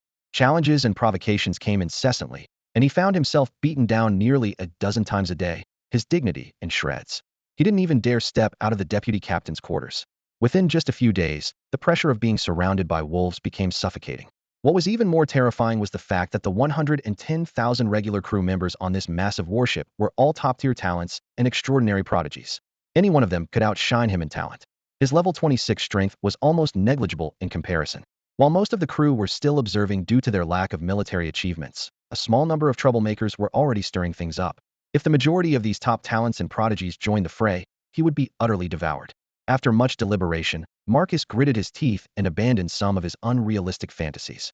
He decided to humble himself and align with Captain Feng, this Asian captain. Perhaps Feng would eventually be replaced by one of the extraordinary prodigies, but as the captain, he held absolute authority over the warship. As long as he didn't make any major mistakes, the chances of ordinary officers successfully overthrowing him were slim. Those exceptionally gifted prodigies were undoubtedly being courted by high-ranking military officials and interstellar family clans. For now, they were still privates without military achievements, and none of them could rise quickly in the short term. Marcus' current plan was to seek Feng's protection for a while, gain some experience in the Special Operations Fleet, and then find a way to transfer out. This place was far too dangerous. Zone CS garrison suited him better. As long as he didn't disturb Feng, things should be fine. Although he had returned to the warship, Feng wasn't particularly interested in participating in the joint virtual training. If he wanted to practice operating a large warship, he could do so in a training pod. The so-called joint virtual training was primarily aimed at fostering the crew's execution and coordination. In fact, he almost preferred if no one followed orders, as it would give him an excuse to assert his authority through force. He had no desire to participate. Before the four-faction combat exercise, he couldn't openly kill anyone. However, disobedience during joint virtual training wouldn't amount to outright insubordination, and as the captain, he could act decisively without prior approval. After resting for a week or so, everything would have to wait until the four-faction combat exercise concluded. Then, he would assign Marcus some tasks to carry out. Captain Marcus couldn't quite figure out Feng's intentions and didn't dare to ask further. Feng waved him off, signaling him to leave. "Go on. That notebook of yours, don't add any more names to the first page. Continue with the second page. There's a kid named Bulwark. Find out his strength level, capabilities, and personality traits. The more detailed, the better." Marcus had no choice but to take his leave. Over the next 10 days, whether it was the joint virtual training within the fleet or the virtual combat tournament hosted by Mark and the other 3 fleet captains, Feng did not participate. He spent his days in the captain's quarters, either video chatting with Jiang Wanqin or practicing in the simulation pod, honing his skills against high-level alien opponents and familiarizing himself with the operation of various weapons on large warships. This behavior led some of the brash geniuses to believe that he was too timid to leave the captain's quarters, secretly challenging him in their minds and hoping to use this opportunity to gain fame. However, the captain's quarters were located above the operations room, an area most crew members didn't even have clearance to enter, let alone approach. The officers who were qualified to get close to the captain's quarters were elites from the F-Zone Border Defense Force. They knew all too well that captains of independent reconnaissance ships were decisive and ruthless individuals, not to be provoked lightly. Speculation swirled outside during this period of Feng's seclusion. Some suggested he was flirting with a few beautiful female crew members, engrossed in tuntuo or group battles. Others theorized he had gone off to enjoy himself, leaving a clone behind as a decoy. There were even rumors that he had secretly brought a group of aliens aboard the warship to conspire against all the geniuses. No matter how bizarre the reasoning, they were more believable than the idea that Feng was hiding out of fear. Such a notion was simply preposterous. Having fought his way from an independent reconnaissance ship to the position of captain, how could Feng, who had faced countless battles, be too afraid to leave his quarters? During this time, Feng's strength placed him among the top ranks of officers at the major level and below. While his potential ceiling might not have been the highest, he was certainly a force to be reckoned with. The crew of independent reconnaissance ships were accustomed to executing even suicidal orders without hesitation during missions. As their captains, they often developed autocratic tendencies, showing no mercy when taking lives and disregarding military regulations entirely. To provoke someone like Feng without cause was not just asking for trouble, it was courting death. Moreover, the officers were already preoccupied with internal challenges. They had to fend off the subordinates' attempts to rise through the ranks while also dealing with the provocations of the brash geniuses, leaving them utterly overwhelmed. The entire number 4 large warship was in chaos, resembling a disorganized mess. The situation was much the same across the motherships of the 4 fleets and the other medium and small warships. With so many top-tier geniuses gathered, each with their own inflated sense of superiority, the atmosphere was rife with competition and conflict. It would take a significant amount of time, operational missions, and internal struggles to establish a unique and effective set of internal rules to ensure combat readiness in wartime. Even for Feng, attempting to unify the will of the entire ship through extreme measures would require numerous missions to achieve. Time passed unnoticed, and soon it was the 28th. The chaotic virtual training session finally came to an end. All warships received orders to head swiftly to the starfield designated for the 4-race combat exercise. The captains of all large, medium, and small warships, including Feng, followed the instructions without hesitation. They were seasoned military officers who understood the hierarchy of orders, knowing which ones could be ignored and which had to be executed. Large warships quickly moved to their designated positions, while medium and small warships docked on the multi-level decks of the mothership. If any operators caused disruptions, the captains would not hesitate to switch to AI control mode to ensure everything ran smoothly. The only area that remained somewhat chaotic was the massive mothership itself. The total personnel of the small fleet reached tens of millions, making the station resemble a small military base. About 5 million crew members operated the mothership and various warships, while another 5 million were responsible for logistics, defense, scheduling, and other base operations. During large-scale missions, most base personnel typically stayed behind to maintain operations and security. However, the Special Operations Fleet was unique despite being stationed at the base. Its personnel were top-tier talents who had fallen short in selection competitions and were thus assigned base roles. Each of them harbored lofty ambitions and longed to participate in the 4-race combat exercise. While the officers understood the urgency of the orders, the base's top talents were indifferent, readily accepting their assignments to leave the mothership, with none remaining behind. Chaos ensued within the mothership. As the large warships reached their designated areas and the medium and small warships docked on various decks, Fleet Commander Mark had no choice but to revise the orders. He instructed all base personnel to remain on the mothership and take charge of constructing space facilities, defensive structures, and handling various defense, surveillance, and transport tasks, delegating everything to AI systems and intelligent robots. Fortunately, Mark wasn't the only one willing to compromise. The other 3 fleets faced similar situations. The starfield designated for the 4-race combat exercise was only 3,000 light-years away from the military base, reachable in a single space jump.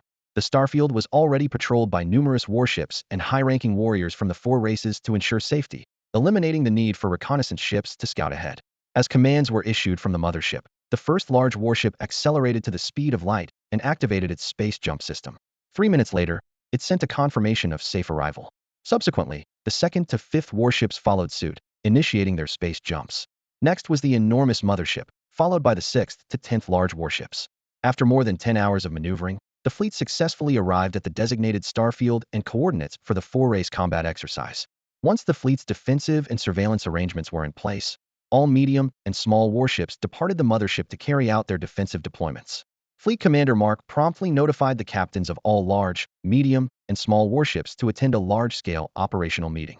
The meeting was held in a large conference room aboard the mothership, but to avoid potential awkwardness, Mark opted for a video conference format. Given the large number of participants, the room was arranged auditorium style. On the stage sat Mark and 3 deputy fleet commanders. In the front row, the 10 large warship captains occupied the central seats, with empty spaces on either side. The next 2 rows were for the medium warship captains, while the remaining 20-plus rows were reserved for the small warship captains. The meeting lasted an hour, during which Mark formally announced and explained the details of the combat exercise. This was followed by an in-depth discussion of the operational plans.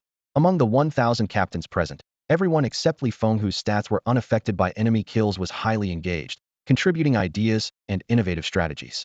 While Feng wasn't particularly excited, he benefited greatly from the plans proposed by the elite captains, gaining valuable insights into warship combat tactics.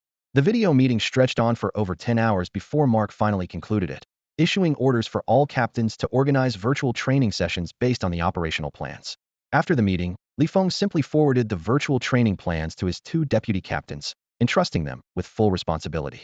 He showed little interest in whether the team cooperated and didn't want to waste time on it. Over the next 2 days, he stayed in the training pod, practicing large warship operations solo according to the combat plans. That's all for today. Thank you so much for watching. I hope you guys enjoyed. If you wish to have another part of this recap, please give us at least 1,000 likes. Please don't forget to comment and subscribe to our channel for more content like this. Until next time.